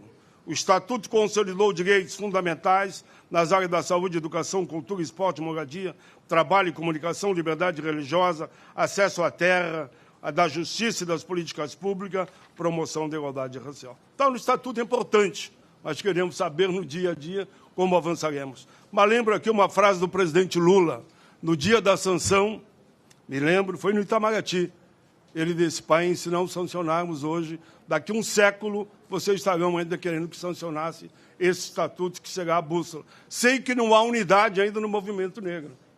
Lula acompanha tudo. Mas vou sancionar e vocês verão a importância desse estatuto no futuro. E o estatuto hoje, de fato, é a bússola que orienta muito as nossas lutas. Nós sabemos que uma lei é importante, mas ela tem que sair do papel. Precisa entrar na vida das pessoas. Precisa ser conhecida, respeitada e aplicada. Tivemos a honra de participar, e está aqui a Reginete Bispo, como relatores e autores de todas as políticas de cotas que surgiram nesse Brasil, desde que nós chegamos lá na Constituinte. Antes da Constituinte, não tinha política de cota para negros, nem para índios, nem para deficientes. Tivemos a alegria de ser o autor ou relator de todas as políticas de cotas que temos hoje. Mas eu quero palmas para mim, para a Reginete? Não. Eu tenho que ser honesto. E honestidade, aqui está a TV Senado, é dizer que todas essas leis que aprovamos, e falei agora da política de cota, só aprovamos depois que Luiz Inácio Lula da Silva assumiu a presidência da República desse país. Ele é que merece a melhor homenagem. Nós somos instrumentos. Os próprios estatutos que eu aprovei, como o do idoso, ele ligou para mim, eu estou em casa, tal, lá. Aí a senhora que me ajuda lá disse, tem uma fala aí, eu acho que é do Palácio. Tu atende o presidente? Eu quase desmaiei, né? Estou lá em casa, no meio da noite. Aí era ele. E daí, pai, como é que está o estatuto do idoso? Está indo bem, presidente. Então vamos aprová-lo ainda esse mês. Aprovamos naquele mês. Isso é fato, é real, momentos que eu vivi. Mas vamos em frente, falando de cota, durante séculos, milhões de brasileiros foram impedidos de atravessar os portões das universidades. Os negros, dos concursos públicos, os negros do espaço de decisão. Hoje são milhares e milhares, podemos dizer, que atravessaram esse espaço. Pessoas com deficiência, estudantes oriundos de escola pública, carregaram pela primeira vez para suas famílias um diploma universitário. Isso não é apenas números, isso é dignidade, isso é oportunidade, isso é transformação social. Quando olho esses jovens aqui nesse plenário, lembro dos lanceiros negros. Todos nós somos lanceiros negros. Todos nós somos quilombolas. Por isso estamos aqui. Eles também sonham com liberdade. Eles também acreditam no Brasil mais justo. Lembramos que foram traídos lá atrás, mas nós não podemos traí-los novamente. Estou terminando, pessoal. O Memorial dos Lanceiros Negros não é apenas uma construção de pedra e concreto. É um monumento da verdade. É um abraço aos nossos ancestrais. É um compromisso permanente com a igualdade racial, um gesto de respeito àqueles que vieram antes de nós e abriram um caminho para que hoje nós continuássemos avançando. A luta pela igualdade tem nomes, tem rosto, tem lágrimas, tem coragem, tem memória, tem futuro. Eu fiz um dia, e ele estava em vida ainda, o presidente Lula pediu que eu o representasse no Palácio de Itamaraty, eram 92 anos de Abdias. Eu escrevi uma poesia, Um Homem Além do Seu Tempo, claro que eu não vou declamar aqui, e eu declamei para ele. No meu gabinete, vocês foram lá diversas vezes, está lá na parede o Abdias. Vida longa as ideias do grande Abdias, vida longa as ideias de Zumbi dos Palmares. Quero concluir lembrando batalhas que atravessamos há décadas. Quero dizer que eu tenho muito orgulho que 20 de novembro é feriado nacional. E na mesa estão 2 relatores. Pedimos por líder do governo, nós tínhamos apresentado e não mandava aquele projeto, né, Reginete? Aí pedimos por líder do governo, o Randolfo, que apresentasse. Eu peguei relator no Senado, a Reginete na Câmara dos Deputados. 20 de novembro, agora é feriado nacional. E essa luta nasceu aqui no Rio Grande. E 2 parlamentares negros conseguiram fazer que se tornasse realidade. Foram muitos anos de luta. Claro que Benedita da Silva sempre na linha de frente. Benedita, um beijo de todo o Rio Grande. Agora eu saio do Senado e você entra, e aqui do Rio Grande uma senadora que está aqui do meu lado, a Manuela, e o Pimenta, senador, para estar junto com você aí.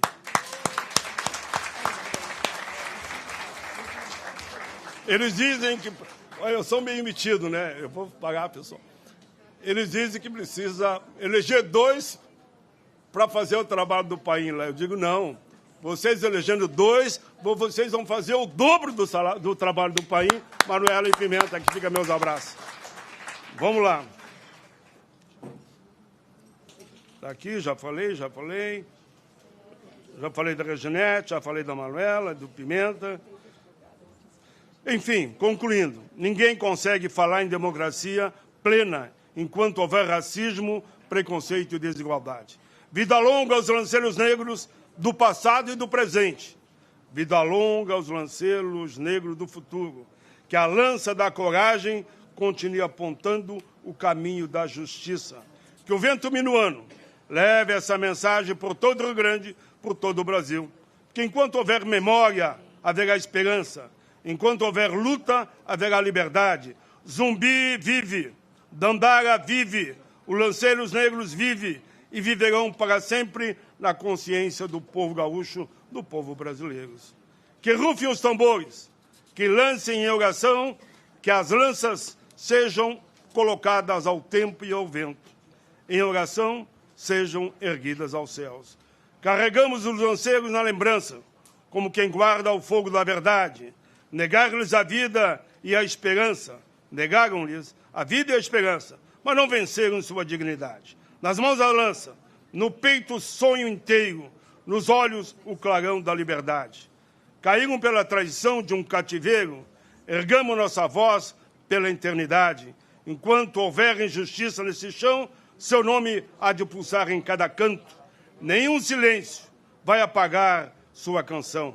Eu lhes ofereço agora o meu respeito e o meu planto, porque um povo sem memória perde o rumo.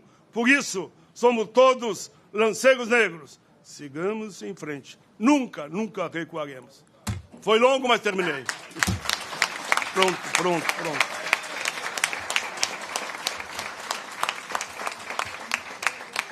Eu não me escondo, como é que eu digo? Vida longa a todos nós! Tudo isso aqui vai para a minha biografia, viu? E o pessoal diz, tem que falar. Já falei. Vamos agora aos nossos convidados. Começamos com os parlamentares. A previsão, segundo me informaram, era 2 mesas, né?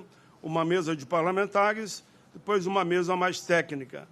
Mas eu me sinto muito acolhido com esse plenário belíssimo, né? E todos aqui na mesa. Então, falo depois, primeiro os parlamentares, depois vamos para a mesa técnica. A ordem de preferência aqui, os parlamentares. Ajuda aqui meus universitários. Podemos seguir o que está aqui?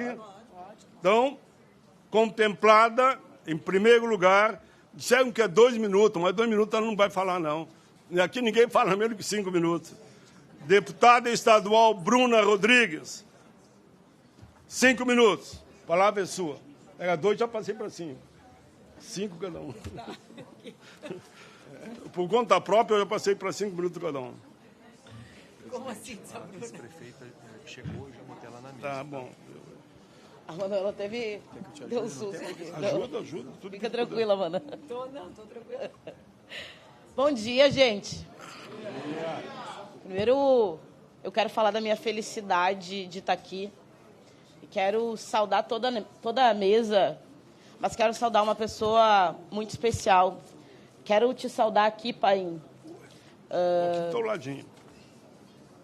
Por toda a batalha que tu representa, por toda a história de luta do nosso povo, mas por também ser aquele que veio antes de todos nós e um pouco do símbolo do que construiu essa chegada dessa jovem bancada negra que hoje ocupa o parlamento. Então, as palmas é para a bancada negra, que vocês representam muito bem. Mas tu é um símbolo para nós, né? Ter um homem negro, senador, que percorreu uma trajetória e uma caminhada política que nos orgulha e que abre portas, que abre caminhos, e nós sabemos o quanto difícil foi chegar até aqui, mas eu não acredito que seria possível sem que tu e tantos outros viessem antes de nós. Então, nossa gratidão, nosso reconhecimento e a certeza de que nós vamos seguir batalhando para honrar esse legado de luta, de memória e de história do nosso povo. Eu quero saudar também a Sandra, que eu vi chegar, a Sandrinha, secretária de Turismo de Pinheiro Machado, que nos acolheu, nos recebeu com muito carinho e que nos orientou, né? A Eriane, que trabalhou intensamente para que a gente pudesse também ter aquele festival lindo, bonito, ano passado, e que me proporcionou conhecer também, mais do que ouvir falar desse espaço, poder conhecer e sentir a energia de Pinheiro Machado e do Cerro de Porongos. Me lembro quando estava indo para lá, Paim, é óbvio que a energia daquele lugar, e é óbvio que chegar lá também fala muito sobre o quanto aquele lugar ainda mexe com a gente, ainda fala sobre a gente, e o quanto nós ainda temos que batalhar para que as nossas crianças, para que os nossos jovens conheçam aquele lugar que não fala só sobre o massacre, mas marca a luta por liberdade do nosso povo.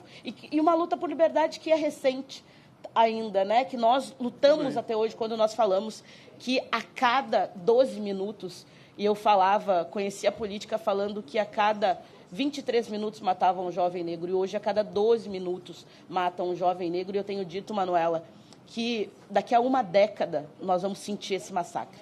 Daqui a uma década nós vamos andar na rua e nós vamos ver a ausência de jovens negros. Isso fala muito sobre essa luta que ainda é presente e de uma reparação que ainda não aconteceu. Então, a nossa chegada, a chegada da bancada negra, mas também o reconhecimento do massacre daquele lugar de Pinheiro Machado, lugar que mandei emenda, né, para que a gente possa sinalizar, olha, ainda não é um lugar sinalizado, para a gente ver o quanto esse Estado ainda nos deve, né? Ainda não é um lugar que é sinalizado, Reginete. Ainda não é um lugar que tem marcado, ou que tem no orçamento do Estado, um recurso destinado para a valorização daquela memória, né? Então, nós ainda estamos lutando, nós mandando para o IFAI aqui o pedido de solicitação do reconhecimento daquele espaço, né, como um espaço de construção da memória do povo negro no Estado. Nós sabemos dos desafios, construir ali um memorial. Nós falávamos, eu e a Eriane fomos visitar as missões, e quando a gente viu aquela batalha projetada, nós falamos, quem sabe, né? Imagina ver a batalha lá e as pessoas poderem assistir, como nas missões, né? Imagina poder projetar e poder também sair dali com o reconhecimento daqueles nossos heróis. Nós sabemos que a caminhada ainda é longa, mas nós iniciamos ela. E há a renovação aqui do sentimento de que nós vamos seguir lutando, pai, para que o memorial ele aconteça, mas para que aquele espaço ele seja um espaço de memória, de luta e de conquista. Deve? Ela merece palmas. Vai acontecer e vai acontecer. Isso aí. Vai acontecer. Vai acontecer. Vai ter que sair daqui agora, caminhos para isso. A luta vocês vai ter fizeram. Que sair daqui, e é isso. Nós vamos seguir essa batalha até que aconteça, e nós vamos estar lá juntos, não só reconhecendo, mas honrando a luta por liberdade dos nossos irmãos e daquela memória, daquela energia que ainda vive forte naquele espaço que para nós é sagrado, né? Que fala sobre a nossa ancestralidade, fala sobre a nossa memória. Boa luta para nós, que esse seja um momento de nos reenergizar e de seguir honrando o legado dos nossos ancestrais. Obrigada. Muito bem, parabéns à nossa querida Bruna Rodrigues, deputada estadual. Estão nos dando um alerta aqui para mim ter o cuidado de não fazer propaganda nenhuma para candidato nenhum, que eu não me dá mal porque eu não concorro, mas eles concorrem. Esse era o papo aqui. Mas então tá, vou me segurar aqui. Minha vontade é, mas não vou falar. Deputado estadual, por favor, Laura Cito. A Laura não chegou ainda. Deputado estadual Matheus Gomes, que está me ajudando aqui no controle do tempo, porque eu sou bonzinho e ele é o ruim. Ele é que tem que ficar dizendo, acabou o teu tempo. Hoje eu estou nessa condição. Depois que o Paim disse e falou assim, eu inicio 10 horas em ponto com quem estiver no plenário. E foi. Aí já foi uma primeira lição para nós, né, Bruno? Pois bem, gente, bom dia a todas e todos. Quero cumprimentar todo mundo que faz esse momento histórico acontecer hoje. Para nós, da bancada negra da Assembleia Legislativa, receber o senador Paim, o Senado Federal, aqui neste plenarinho, para a gente discutir um tema tão importante para a história do Brasil e do Rio Grande do Sul, é uma honra gigantesca. E não tem como a gente começar sem falar sobre o senador Paulo Paim, que está prestes a finalizar o seu mandato como senador, mas segue abrindo pontes. E, nesse momento, senador, a gente pode fazer uma reflexão sobre aqueles e aquelas que passam pelo Congresso Nacional, deixam contribuição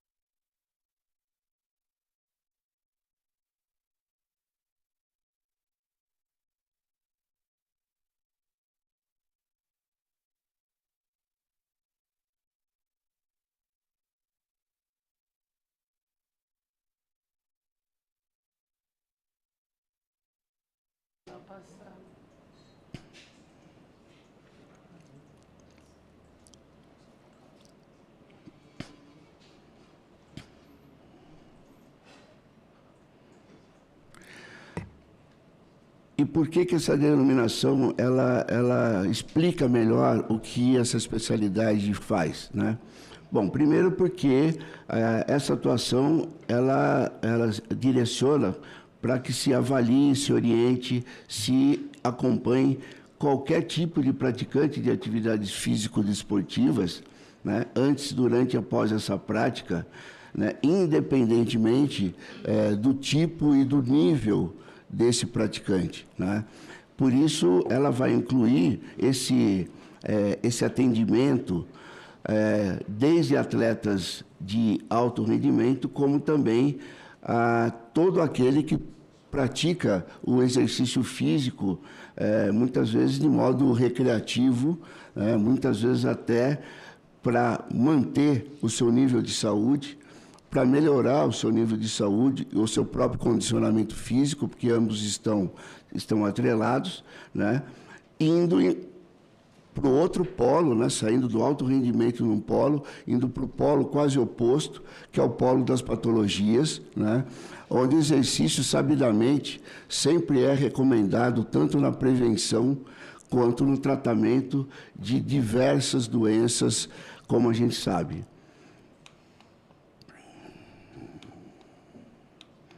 Você quer mudar aí para mim, por favor?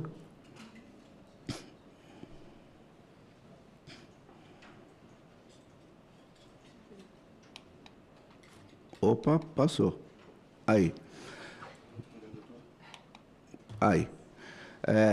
Um dos exemplos dessa amplitude e dessa ação, né, é uma campanha que foi instituída pelo Colégio Americano de Medicina Esportiva em 2007, que ele fez uma iniciativa global, né, de chamamento mundial, e ele denominou essa iniciativa de Exercise is Medicine, né, que, no verdadeiro entendimento, né, é para mostrar que o exercício é remédio, né, porque às vezes a palavra medicine parece que exercício é medicina, né? Até outras áreas ficaram um pouco incomodadas com isso, né? Porque parecia que o exercício era uma exclusividade da medicina. A gente teve até alguns embates com outras áreas, né? Mas a intenção não era nem um pouco essa. A intenção, a tradução correta é exercício é remédio. Por quê? Porque ele realmente previne e trata doenças, e isso é uma das ações, né, que fica no outro polo em relação ao alto rendimento, né? Então, a gente consegue fazer um atendimento global, né, em todos os níveis populacionais. E aí, lembrando, porque o esporte de alto rendimento é a parte glamurosa da medicina esportiva, né?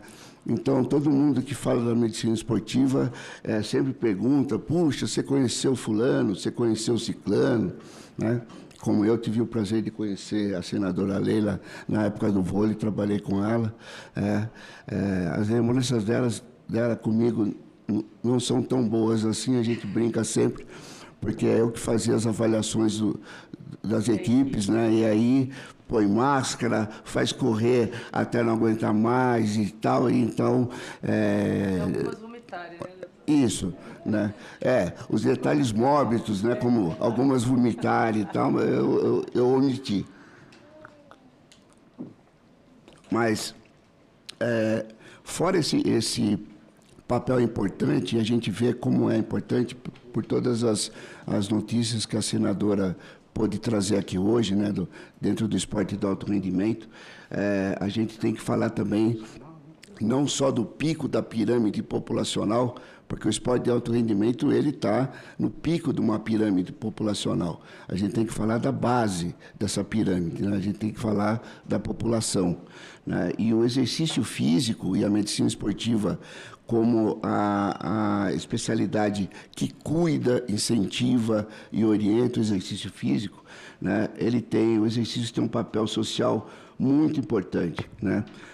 Primeiro, porque ele combate o sedentarismo, que é altamente presente, né? Uma prevalência enorme, né? A maioria das populações, da maioria dos países, ainda é predominantemente sedentária, né? E, ao combater o sedentarismo, a gente também está combatendo todos os conhecidos malefícios que ele traz, né? E muitos deles, inclusive, graves. Fora isso, né, a gente pode lembrar, né, o sedentarismo está altamente ligado à hipertensão, ao diabetes, à obesidade, inclusive a diversos tipos de câncer já comprovadamente, entre outras patologias. Então, eu acho que isso é um papel importante que a gente desempenha ao incentivar essa prática, né? Uma coisa importante que às vezes não se fala é que o exercício físico ele diminui as faltas, as ausências ao trabalho, né? Por doença.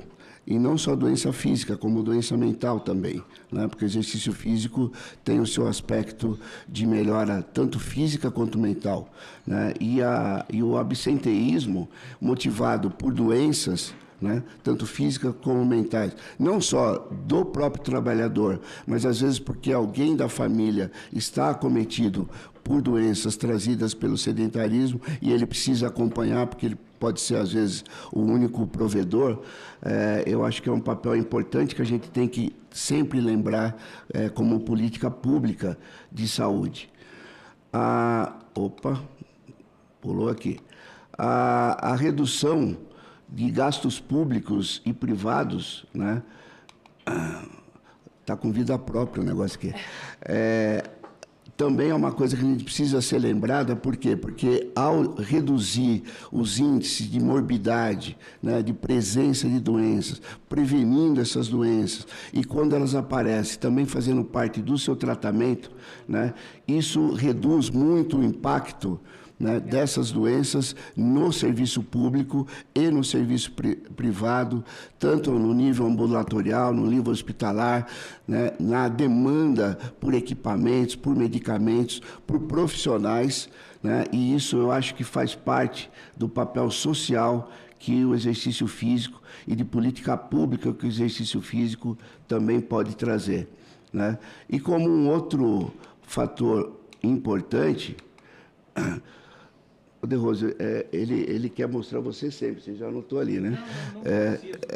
Então, e um outro item que é a inclusão social, né? Eu acho que isso, a senadora é craque nisso, né, pelos vários projetos que ela incentiva e que a gente tem acompanhado durante todo o mandato dela aí, né, seja na inclusão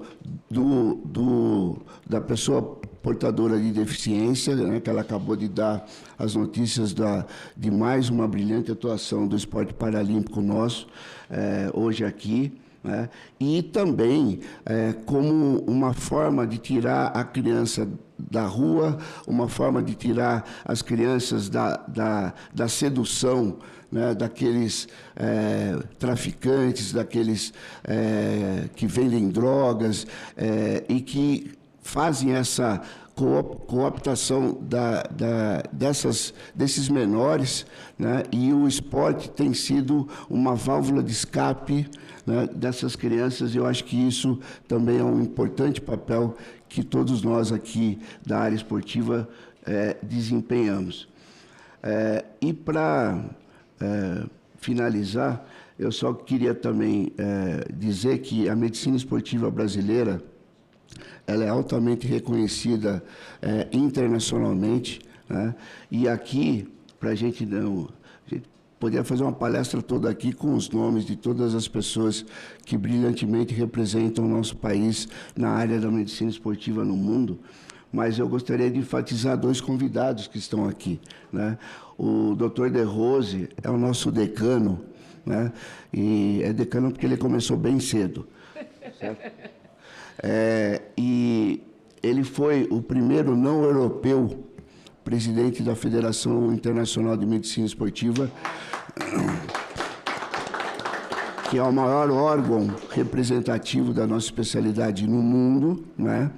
E pelo trabalho excelente que ele fez, ele foi também homenageado com o título de presidente honorário da federação, né? Então, é um cargo vitalício que ele detém em reconhecimento ao todo o trabalho dele.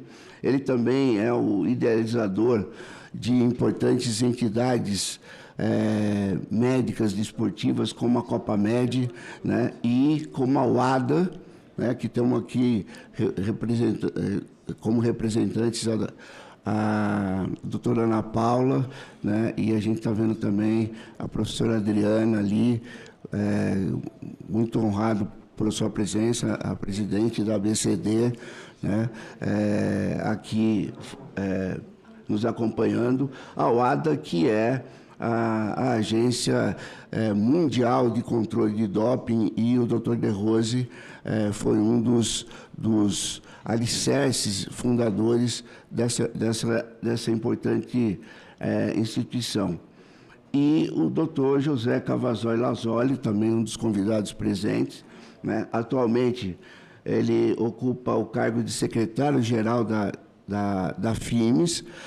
Esse é o cargo, é o segundo maior cargo da entidade, abaixo do presidente da FIMES, né?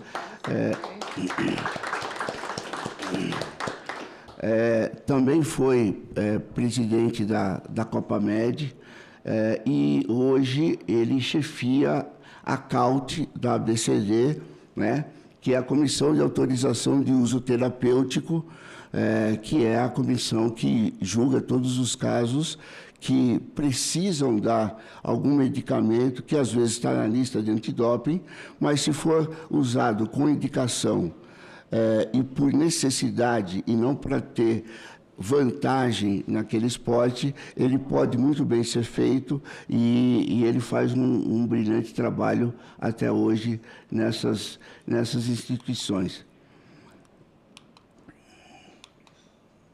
E eu estou tentando aqui, né? E aí, finalizando, ali só para a gente poder sempre colocar aquelas entidades, instituições que a gente está, de alguma forma, trabalhando ou com algum vínculo profissional, né? Hoje representando especialmente a Sociedade Brasileira de Medicina do Esporte. Só lembrando vocês, me permite, senadora, esse mês a gente, inclusive, lançou o posicionamento da Copamed, junto com a Sociedade Brasileira de Medicina do Exercício do Esporte, a respeito da prevenção e atendimento de morte súbita, que são casos graves, são casos que comovem e são casos que, muitas vezes, embora raros, não justificam negligência na sua prevenção e no seu tratamento. Raridade não justifica negligência, né? E a gente vê que isso faz muito mal para o esporte, faz muito mal para o exercício. Você vê uma pessoa, um atleta, ter um colapso e muitas vezes falecer, né? Isso assusta a população e isso faz com que muita gente questione o papel saudável e importante que o exercício tem. Então, eu acho que esse posicionamento também é um posicionamento bastante importante. Depois, se vocês puderem acessar e divulgar, eu agradeço. Obrigado. Obrigada, doutor Fernando Torres. Prazer tê-lo aqui conosco. E olhando para o senhor, eu relembrei de muita coisa, que tive uma memória afetiva, inclusive. Obrigada pela exposição. Gente, eu comunico antes que essa reunião, eu deixei de comunicar que a reunião ela é interativa, transmitida ao vivo e aberta à participação dos interessados por meio do portal E-Cidadania, na internet, no endereço senado.leg.br/e-cidadania ou pelo telefone 0800 061 2211. E o relatório completo das manifestações que forem apresentadas aqui estará disponível no portal, assim como as apresentações que foram utilizadas pelos nossos expositores. E também esqueci de dizer que as exposições elas terão tempo de 15 minutos. Desculpa. Então, o doutor Fernando teve um plus a mais, mas os demais, só para avisar os demais. Bom, eu vou passar a palavra agora para o nosso decano, o doutor De Rose, né, que é o doutor em medicina pela Universidade de Colônia, na Alemanha, especialista em medicina do esporte. Doutor De Rose, é um prazer tê-lo aqui conosco. Obrigado. O senhor com a palavra. Eu quero inicialmente agradecer o convite feito pela senadora, pelo Fernando, para participar dessa reunião com vocês. Quero reconhecer as entidades que estão aqui relacionadas com a nossa área e agradecer a presença delas. Quero, em especial, agradecer a presença forte da ABCD aqui conosco, com quem eu sempre tive uma excelente relação. Como vocês viram na palestra do Fernando, a minha parte vai ser mais uma parte de história na divisão que nós fizemos. E o exercício para a medicina do esporte sempre foi uma coisa fundamental. Então, eu começo falando um pouco pelo exercício, como o exercício foi levando a uma medicina que ajudou desde a Idade Média. 4.000 anos antes de Cristo, na Era da Antiguidade, já focos na China, no Egito e na Índia trabalhavam muito intensamente nessa área do exercício. É impressionante como os antigos conheciam algumas doenças, talvez não com nossos nomes hoje, e tentavam, ao seu modo, resolver esses problemas. Então, o primeiro exemplo que eu trago para vocês é da glicemia, a glicose no sangue, que é uma expressão da diabetes, o açúcar no sangue. Os antigos não conheciam diabetes, eles achavam que a glicosúria, que é o açúcar no sangue, era uma doença renal. E eles tratavam de pensar alguma maneira de tratar essa doença. No século XI, um médico indiano chamado Susrota prescreveu exercício para essa doença. E onde é que ele chegou a essa conclusão? Primeiro, como é que ele conseguia ver que numa urina tinha açúcar ou não tinha açúcar? Porque não tinha laboratório naquela época para medir glicose. E é incrível, eles viam com formigas. Se a formiga ia para a urina do indivíduo, o indivíduo tinha açúcar na urina. Então, ele já se era caracterizado como um doente renal. E o Susrota, ele era médico de um castelo E quando esse castelo era frequentemente na Índia, havia guerra entre castelos, esse castelo foi atacado e ele notou de repente que os diabéticos sumiram todos. O castelo cercado, as pessoas fazendo muita atividade de defesa, atividade física, a comida raiou porque não conseguia chegar no castelo e de repente a glicosúria sumiu, as formigas não iam mais para... E ele pensou, disse, mas que barbaridade, o que está acontecendo? Realmente alguma coisa aqui está resolvendo a diabetes, entre aspas, que era a glicosúria. Então ele começou a tratar aqueles diabéticos com exercício militar. E o que eles faziam quando se defendiam? Lutavam. Então ele usava a luta como uma forma de exercício para reduzir a glicosúria. E o que eles mais tinham? Eles não podiam comer tudo, eles comiam muito pouco e lutavam muito. Então ele diminuiu a comida dos caras. E agora nós vamos fazer o seguinte, vamos tratar vocês, exercício de combate e redução de aporte calórico. E ele resolveu a glicosúria, que ele não sabia que era uma diabetes. E isso mostra como já no século XI o exercício já era usado de alguma maneira para controlar as patologias. No período grego, lá pelos 1200 a.C., o Galeno, que era um médico grego muito importante, ele construiu uma espécie de zona de saúde perto de Atenas, onde ele tinha um tremendo de um hospital, onde ele atendia a clínica e fazia algumas cirurgias. E, para tratar esses pacientes, ele adicionou duas coisas. Um anfiteatro, porque ele já entendia que a recuperação do paciente dependia da condição mental, uma saúde mental melhor, e colocou um ginásio para os pacientes fazerem exercício.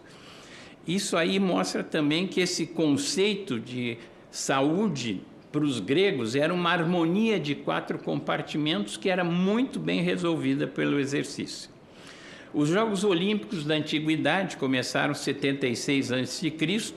e eles mostraram a orientação dos gregos já para um corpo saudável feito através do exercício. No período romano, 50 a.C., mais ou menos, tinha um médico, o Celsius, que ele sabia o que os gregos faziam, o que os antigos faziam, e ele tinha vários pacientes e ele usava exercício para treinar esses pacientes. Mas ele não ficou satisfeito, ele via que usava exercício, uns resolvia, outros morriam, outros não acontecia nada. Então ele disse, bom, deve ter algum problema no exercício. Então ele chegou à conclusão que não dá para ser exercício tipo farmácia genérica, tem que ser exercício muito bem orientado. E ele pensou, o que eu vou fazer para prescrever o meu exercício? E, evidentemente, ele não tinha laboratório, não tinha nada, mas ele saiu pela tangente, ele resolveu com o sol. Então, ele disse, paciente, vocês vão fazendo exercícios gradativamente maiores, quando começar a suar, vocês param e mantêm aquela intensidade. E hoje, nos laboratórios, a gente faz isso e vê que realmente é a intensidade que nós usamos, básica para tratar 4 milimol por aí, 4 a 6 milimóis de lactato para tratar as doenças degenerativas. Na Idade Média, a gente tem muito pouca informação, mas eu encontrei algumas peças do teatro alemão que recomendava muito fazer o exercício. E recomendava fazer o exercício, mas recomendava depois descansem, deem uma pausa e depois façam o exercício de novo, né? E dessa maneira, eles, na Idade Média, continuavam com esse problema, com esse fator do exercício. Na Idade Moderna, no século XIX, vários fatores orientaram para a criação de uma medicina do esporte, né?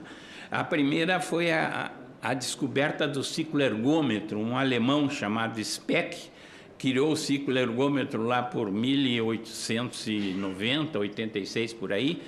E o que o cicloergômetro facilitou para a medicina do exercício? Facilitou para nós encontrar a dose exata de trabalho necessária para o indivíduo, nem mais nem menos. Então, o ciclo ergômetro permitia uma dosificação do trabalho. A gente media o trabalho, media a quantidade de trabalho máximo e dessa quantidade a gente trabalhava 60%, 50% e criava o diagnóstico da intensidade do exercício.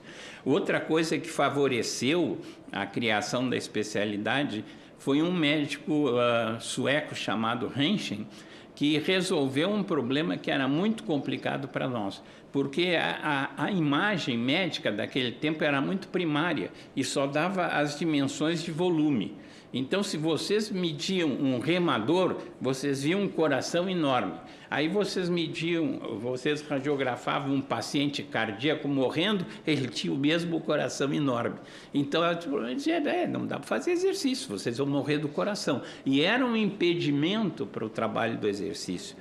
E então ele, com palpação, só com palpação, porque ele não tinha outro instrumento melhor do que aquela imagem radiológica, ele fez uma diferenciação entre o atleta, que tem aquele volume com uma parede muito grande do coração, e o paciente, que tem o mesmo volume com uma parede muito fininha. Então se resolveu o problema da restrição do exercício pela doença cardíaca. Em 1912, foi criada a primeira Sociedade de Medicina do Esporte na Alemanha. A Alemanha foi pioneira no avanço da nossa especialidade. E já numa feira mundial de Dresden, nessa mesma época, se apresentou um laboratório de pesquisa do exercício, completo, como hoje, só talvez com instrumentos mais primários. E daí, então, a medicina do esporte evolui.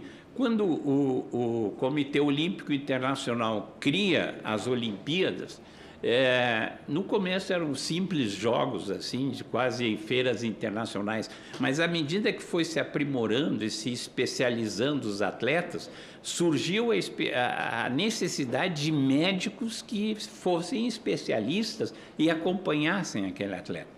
Então, o Comitê Olímpico Internacional, em 1928, convidou os médicos de esporte, que já existiam no mundo, em várias nações, a se reunirem e fundarem uma Associação Internacional de Medicina do Esporte. E a FIMES foi fundada, então, nos segundos Jogos Olímpicos de Inverno de Grenoble.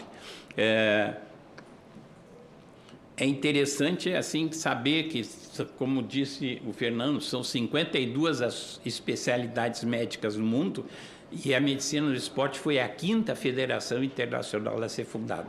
Vocês veem que realmente, às vezes a gente pensa, medicina do esporte, coisa moderna. Não, a medicina do esporte é muito antiga. Já tinha uma conformação organizada desde 1928.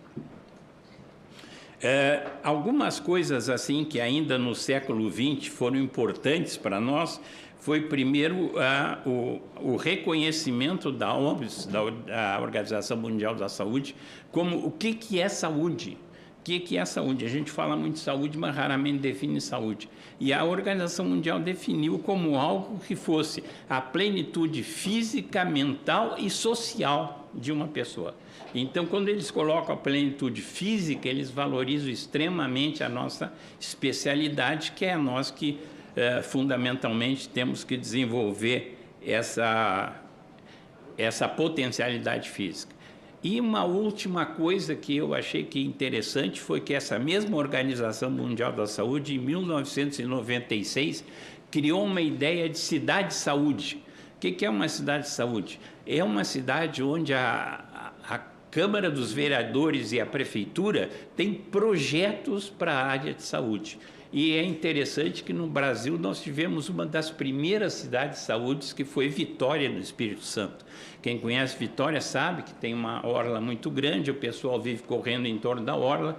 Então, o doutor Luciano Rezende, que foi vereador e prefeito de Vitória, ele criou com o SUS áreas de exame dos pacientes. Então, mediam a pressão, faziam o diagnóstico de obesidade, examinavam o paciente e orientavam o paciente. E isso a Organização Mundial considerou como uma cidade de saúde importante. Eu agora passo da área geral internacional para a área do Brasil. Como é que surgiu para nós a medicina do esporte? A medicina do esporte vem de uma orientação militar. A Escola Superior a ESEFEX, do Exército, ela, em 1939, ela criou um ensino médico para os militares que chamou de medicina especializada, que era feito por médicos para orientar a parte física do Exército e acompanhar a parte física do Exército. E permitiu que médicos civis se inscrevessem na formação de medicina especializada, que hoje é chamada de medicina do esporte. E em 1939, o Decreto-Lei 1212 criou a Escola de Educação Física da Universidade do Brasil. E no decreto, um dos objetivos da Universidade do Brasil era a criação de médicos de esporte. Esse curso foi dirigido pelo professor Areno e criou os primeiros médicos de esporte brasileiros. Deu... Hein? Sensacional, desculpa, tô aqui. Não, perguntei se eu não passei da hora, não queria passar. Olha, doutor De Rose, o senhor é impressionante. Eu estava comentando assim, primeiro assim, a aula que o senhor deu aqui para nós, né, de toda essa cronologia histórica da medicina esportiva, né, da medicina do esporte. Quero agradecer o senhor que é o nosso decano, enfim. Conhece, já esteve com vários atletas, inclusive é um prazer tê-lo aqui conosco no Senado Federal. E muito obrigada mesmo por todo esse histórico incrível, seja da medicina esportiva no mundo, né, como que ela se fundou, como é que ela começou. Então não é de hoje, nós estamos falando de uma medicina quase milenar, né? Milenar, né? Nós vamos fazer centenário no ano que vem, da fundação. Impressionante, né? Assim, gente, por favor, uma salva de palmas, porque nós estamos de 1928, né? É isso aí. Bom, quero agradecer mais uma vez a presença aqui do Dr. De Rose e vou passar agora para o Dr. Cavazoi, né? Cavazoi. Isso. Dr. José Cavazoi, que é o secretário-geral da Federação Internacional de Medicina Esportiva. Prazer também, com todas essas lendas aqui, com todas essas referências conosco. Prazer nosso, muito obrigado. Gostaria de iniciar agradecendo pela gentileza do convite à senadora Leila Barros, ao professor Fernando Carmelo Torres. E eu gostaria também de expressar a minha alegria, a minha satisfação de estar aqui hoje, junto com tantas pessoas que sempre trabalharam e continuam trabalhando pelo esporte e pela medicina, né? Não só os palestrantes que me antecederam, mas os que me sucederão também. E eu gostaria de também, se me permite, senadora, registrar a presença da professora Adriana Tabosa, que é presidente da ABCD, da Autoridade Brasileira de Controle de Dopagem, né, cuja equipe trabalha de uma forma incansável pelo conceito de esporte limpo. Bom. Uma salva de palmas também para a Adriana. Seja bem-vindo, Adriana. A medicina do exercício e do esporte, ela como muitas especialidades médicas, né, ela tem várias subespecialidades e várias áreas onde o profissional pode atuar. Os dois palestrantes que me antecederam, de forma muito brilhante, né, trouxeram muito o ponto do esporte de alto rendimento, né? O professor Fernando também falou do aspecto da medicina do exercício e do esporte. Por isso que a gente sempre gosta de não falar só medicina do esporte, mas medicina do exercício e do esporte. E talvez pelo meu perfil clínico, vai caber a mim aqui falar um pouquinho mais, enfatizar um pouco mais os aspectos relacionados com o exercício como instrumento de prevenção, como instrumento de tratamento de doenças e como instrumento também de promoção da saúde pública e da longevidade. Esses números são impactantes, né? De toda a população mundial, aproximadamente 216 milhões de pessoas no mundo inteiro são portadores de doenças cardiovasculares. E as doenças cardiovasculares, elas resultam em aproximadamente 23 milhões de mortes todos os anos. Em 2012, por ocasião dos Jogos Olímpicos de Londres, né, foi publicado um suplemento no periódico britânico The Lancet, um suplemento todo voltado com artigos voltados para exercício físico e atividade física. E um deles mostra esse número que é bastante impactante. Uma estimativa conservadora, eu diria, de 5,3 milhões de mortes todos os anos que são atribuíveis ao sedentarismo. Por isso, alguns autores chamam o sedentarismo de uma verdadeira pandemia. O sedentarismo mata, né? Não é necessariamente assim que a gente vê na mídia, né? Mas o sedentarismo é uma característica física extremamente deletéria para a saúde das pessoas, que gera também custos. Por ocasião dos Jogos Olímpicos Rio 2016, o mesmo periódico britânico The Lancet também elaborou um novo suplemento voltado para exercício físico, com artigos voltados para atividade física, e foi feita uma estimativa também do custo mundial do sedentarismo, de aproximadamente 67,5 bilhões de dólares por ano. E a parcela que cabia ao Brasil, e foi feito um cálculo por país, a parcela que cabia ao Brasil ultrapassava 10 bilhões de reais na ocasião, na época. É o custo do sedentarismo, né? Não é um custo desprezível. E aí a gente, todos aqueles que pensam, né, em políticas públicas de saúde, têm que considerar isso, sem dúvida alguma. Eu gostaria de trazer para vocês um conceito que a gente usa muito na área clínica, que é o conceito de MACE. MACE é uma sigla em inglês que, traduzida para o português, significa Evento Cardiovascular Adverso Grave. É um desfecho composto utilizado em artigos científicos e em pesquisa clínica para avaliar o risco de eventos cardiovasculares. E o MACE, classicamente, o MACE de 4 pontos, ele é composto por morte cardiovascular, infarto do miocárdio, acidente vascular encefálico e procedimentos de revascularização miocárdica. Não foi? Ou angioplastia ou cirurgia cardíaca. Então, assim, como clínico, eu gostaria de deixar claro para vocês que quando a gente diz que uma determinada intervenção é capaz de reduzir o risco cardiovascular, a gente está dizendo que ela é capaz de reduzir mortalidade, que ela é capaz de reduzir infarto, AVE e procedimentos de revascularização miocárdica. E quando a gente pensa, né, por exemplo, como clínico, meu objetivo é reduzir tudo que está ali na coluna da esquerda. E quando eu utilizo, por exemplo, um determinado medicamento, vou dar um exemplo aqui, uma estatina, que é um remédio para reduzir o colesterol.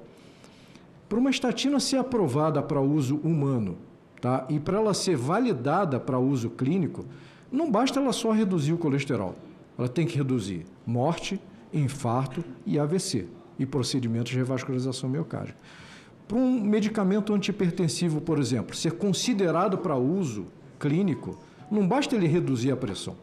Tem-se que demonstrar que quem usa aquele medicamento tem menor chance de morrer, tem menor chance de ter um infarto, tem menor chance de ter um AVC, tem menor chance de passar por uma cirurgia cardíaca. É isso que é o foco na maioria dos estudos clínicos que estão disponíveis para a gente. E não só as classes terapêuticas enumeradas na coluna da direita são capazes de fazer isso, mas o exercício físico também é capaz de fazer isso. Então, assim, eu não vou usar o exercício só porque eu me sinto bem.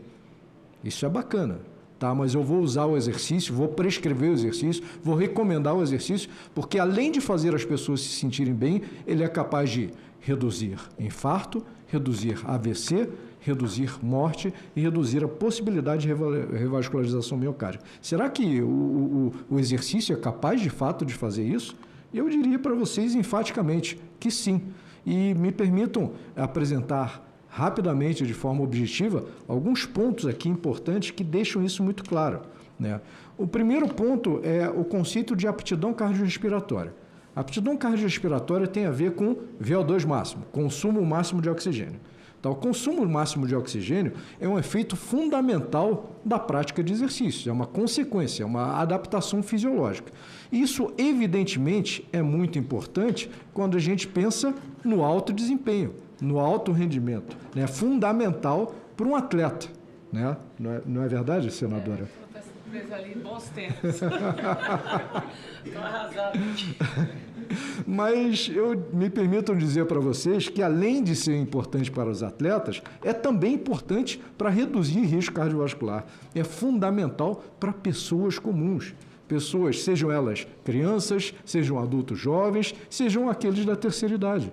Porque todos aqueles que o praticarem regularmente com a correta orientação, eles vão ter uma redução da possibilidade de desenvolver uma série de doenças. Então, rapidamente aqui, né, eu traria para vocês um statement da American Heart Association, publicado em 2016, onde eles já deixavam muito claro que a avaliação da aptidão cardiorrespiratória é tão importante quanto avaliar um sinal vital: pressão arterial, frequência cardíaca, frequência respiratória, aptidão cardiorrespiratória.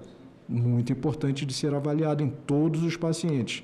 E por que isso? Vejam, um trabalho clássico publicado na Circulation em 2008, né, onde para cada aumento de 1 MET na aptidão cardiorrespiratória, e só trazendo aqui, 1 MET significa 3,5 mililitros de oxigênio por quilo de peso por minuto de consumo de oxigênio, de capacidade de pegar o oxigênio, jogar para a corrente sanguínea, transportá-lo até a musculatura. Isso é uma capacidade que tem a ver com treinamento físico. Para cada aumento de 1 MET, redução de 13% na mortalidade geral. E esse outro trabalho, publicado em 2016, foi além. Redução para cada MET, redução de 31,5% no risco relativo de mortalidade geral. Em outras palavras, na possibilidade de morrer por doenças. Retirados aí da estatística traumatismos, evidentemente. Então, isso é muito expressivo. Então, por exemplo, infarto agudo do miocárdio. Dados do Ministério da Saúde dão conta de que quase 400 mil casos de infarto agudo do miocárdio todos os anos no Brasil, e uma média de 93 mil mortes anuais. Para cada MET a mais de aptidão cardiorrespiratória, vários trabalhos, e eu estou selecionando alguns, evidentemente, né, publicados em grandes periódicos. Esse, por exemplo, foi publicado no American Heart Journal, é um periódico muito conhecido na área cardiológica, 7% de redução do risco de infarto. Né? Hipertensão arterial. Quase 30% da população adulta brasileira é portadora de hipertensão arterial. E quando a gente vai para a faixa etária acima de 65 anos, a prevalência é acima de 60%. E é uma doença cuja prevalência está se tornando cada vez maior. Por exemplo, Estados Unidos, 2030, a previsão, 41% dos adultos serão hipertensos em 2030. Né? E aí, a gente vê o que acontece se você pratica exercícios e aumenta a tua aptidão cardiorrespiratória. Tua chance de se tornar hipertenso, você não é hipertenso ainda, tá? Mas tua chance futura de desenvolver hipertensão diminui. Para cada MET a mais, redução de 8% do risco de hipertensão. Fibrilação atrial é uma arritmia, muitas vezes crônica, e que está fortemente relacionado com AVE isquêmico ou AVC isquêmico. É uma importante causa, uma das causas mais frequentes. E aí a gente vai para esse trabalho que foi publicado na Circulation em 2015, mostrando que a turma que tem mais de 12 METs de aptidão cardiorrespiratória tem 62% menos possibilidade de desenvolver fibrilação atrial, que é uma arritmia típica de idoso e de, entre aspas, doente, comparando com a turma com uma capacidade funcional mais baixa. E quando você já tem fibrilação atrial, pensa naquele indivíduo idoso, 70, 80 anos, que é portador de fibrilação atrial permanente, fibrilação atrial crônica. Se para cada MET a mais de aptidão cardiorrespiratória, 12% menos possibilidade de mortalidade geral e 15% menos possibilidade de mortalidade cardiovascular. Insuficiência cardíaca, um problema de saúde pública com uma prevalência crescente no mundo inteiro. Espera-se um aumento de aproximadamente 46% na incidência de insuficiência cardíaca até 2030. E aí, um outro trabalho publicado na American Heart Journal em 2017 mostra que se você não tem IC, você não tem insuficiência cardíaca, mas você tem uma capacidade funcional, uma aptidão cardiorrespiratória acima de 12 METs, a tua chance de desenvolver futuramente insuficiência cardíaca é 81% menor do que se você compara com a turma de menos de 6 METs. E para cada MET a mais, a tua possibilidade de desenvolver insuficiência cardíaca no futuro é 16% menor. Aqui esse trabalho é muito importante, muito interessante, porque ele pega aquele paciente clássico do check-up. Vem fazer um check-up, ele não tem doença cardiovascular nenhuma e ele tem apenas um colesterol alto. Eu não diria apenas, porque isso é um problema grave, mas ele tem uma dislipidemia, né? E aí, o que acontece com esse indivíduo, né? Esse trabalho mostrou isso muito claramente. 3 gráficos, 3 resultados e 3 impactos importantes. Para cada MET a mais de aptidão cardiorrespiratória, uma redução de mortalidade de 15,5%. De mortalidade. Isso independe de sexo, independe se usam ou não estatinas. Uma redução de infarto agudo do miocárdio na casa de 10,3% para cada MET a mais de aptidão cardiorrespiratória. E uma possibilidade de uma redução do risco de se submeter a um procedimento de revascularização miocárdica de 10,8% para cada MET a mais de aptidão cardiorrespiratória. Esse artigo foi publicado em 2022 no Journal of the American College of Cardiology, o JACC, um periódico muito conhecido na área de cardiologia, onde eles analisam a aptidão cardiorrespiratória e mortalidade, o risco de mortalidade, ao longo dos espectros de idade, etnia e sexo. É bem interessante. O resultado, vejam, uma amostra muito expressiva, 750 mil pessoas, mais de 750 mil indivíduos, né? E o resultado geral é interessante. 60 segundos. Muito obrigado. Eu posso dobrar esse tempo, 120 segundos? Te agradeço a gentileza. Então, o resultado geral é muito interessante. Para cada aumento de um MET na aptidão cardiorrespiratória, uma redução de 14% na mortalidade geral. Mas vejam que isso se mantém ao longo dos espectros todos. Por exemplo, é igual para homens e para mulheres.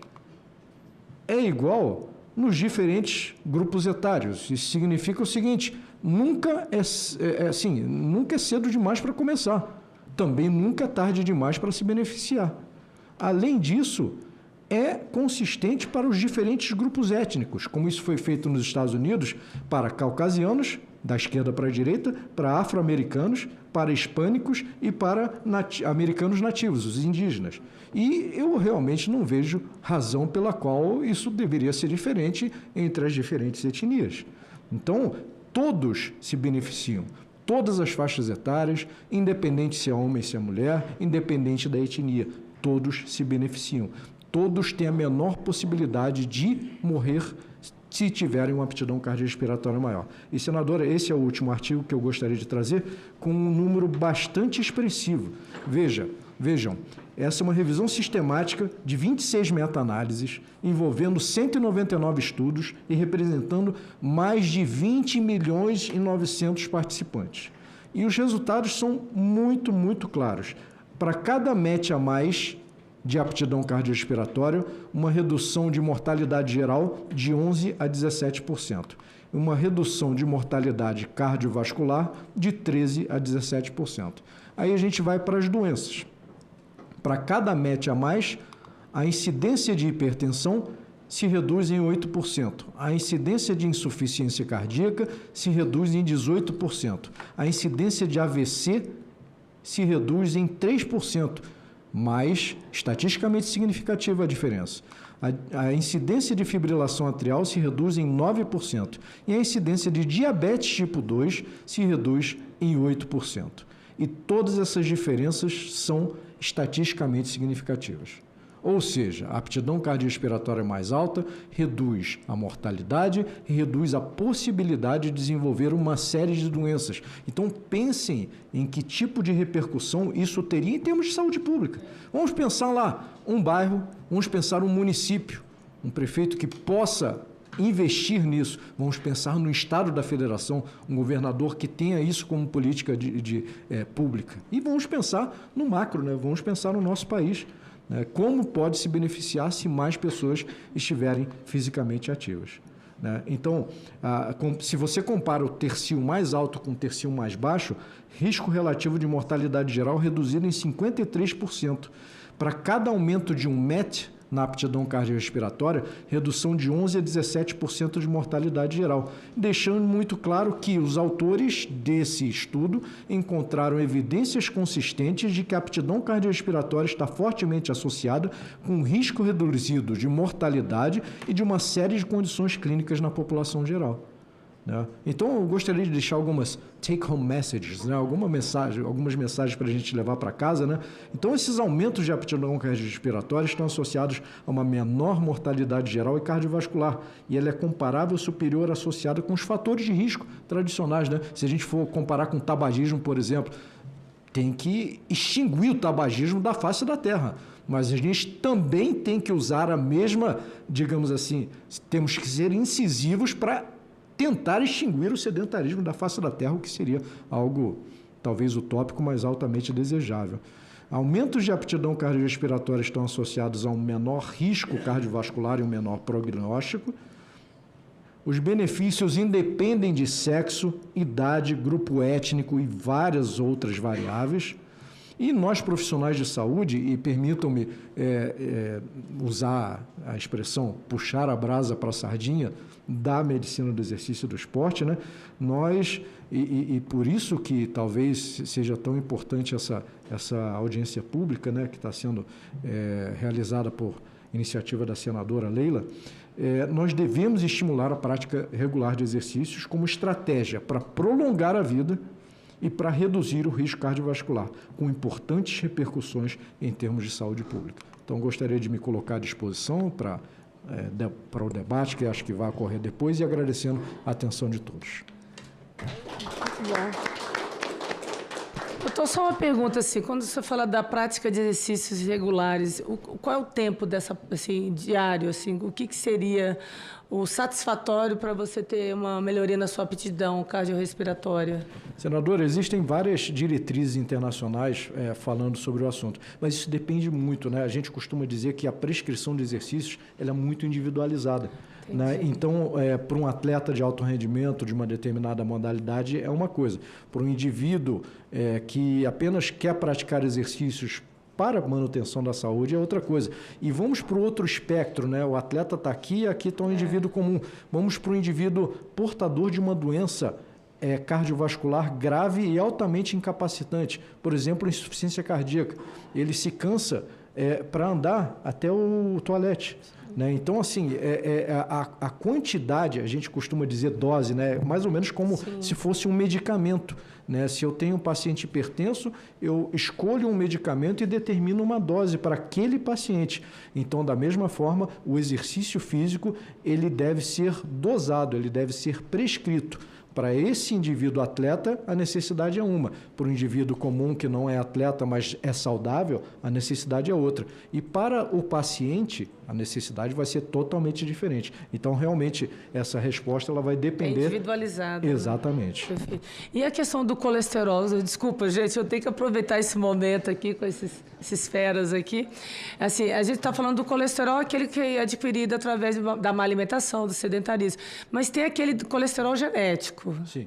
Então, como tratar? Como é que dentro da medicina esportiva, como é que a gente consegue... Por exemplo, eu tenho colesterol alto e o meu colesterol é genético.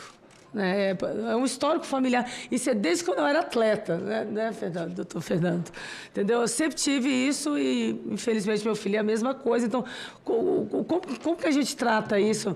Só através da medicação ou a gente também pode, através... Isso é bom porque tem brasileiros um monte que justificam o colesterol alto. É genético. É importante ouvir do senhor um especialista sobre isso. Então, tanto a medicina do exercício do esporte como a cardiologia, elas têm diretrizes muito claras das metas de colesterol, e aí me permitam enfatizar o LDL. Tem um marcador novo, que é o lipoproteína A, mas o LDL é o marcador clássico, é o que a gente chama de marcador de risco cardiovascular. Então, de acordo com o perfil de risco do paciente ou do indivíduo que você está avaliando, a meta de colesterol ela vai variar.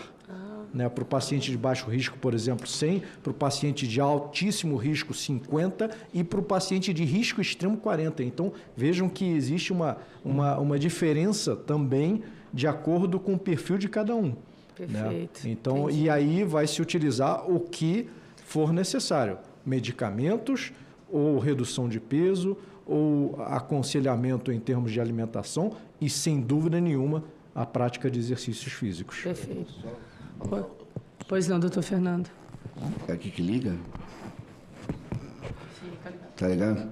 Não, só fazer um complemento ao que o Dr. Cavazoli falou, em termos do exercício regular, né, que você perguntou. A individualização da prescrição é uma coisa como é para um remédio, né? Tem 2 hipertensos, uma toma a mesma medicação, mas um toma 40 miligramas, eu tomo 80, então você tem que individualizar para cada caso.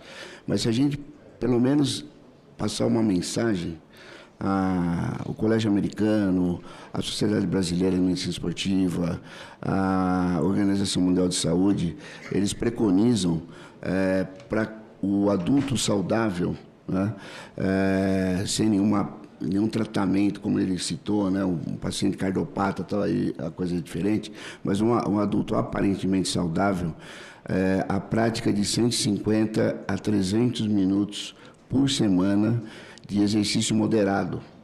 Exercício moderado a gente pode classificar como aquele que vai até 76%, entre 64% e 76% da frequência cardíaca máxima daquele indivíduo.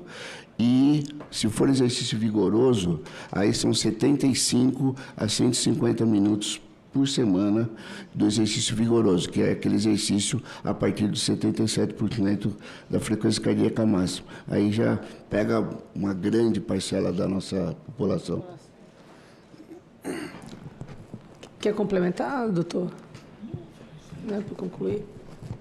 Não, depois do professor Fernando, acho que está muito bem dito. Essas recomendações gerais, né, elas são feitas por grandes instituições, por exemplo, a American Heart Association, American College of Sports Medicine, a própria Sociedade Brasileira de Medicina do Exercício e do Esporte tem suas diretrizes também. São diretrizes de orientação geral para a população geral.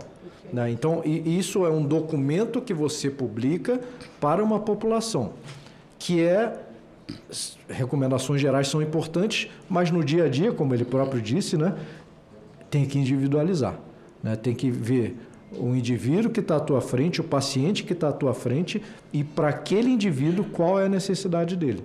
Né? Da mesma forma que são os medicamentos, assim o exercício físico. Obrigada, doutor Cavazoli.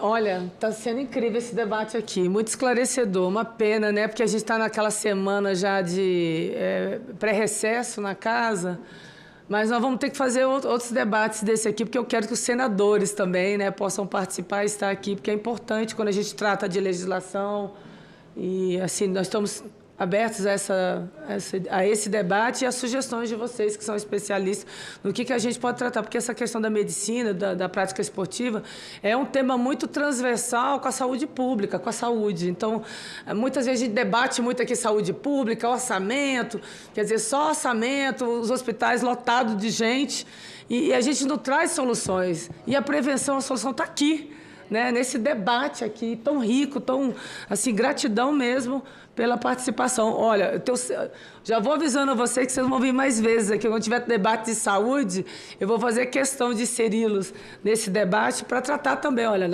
vamos tratar de saúde? Vamos, mas vamos tratar do exercício, da importância do exercício na prevenção e no combate ao sedentarismo no nosso país, porque os números que o senhor trouxe também são estarrecedores.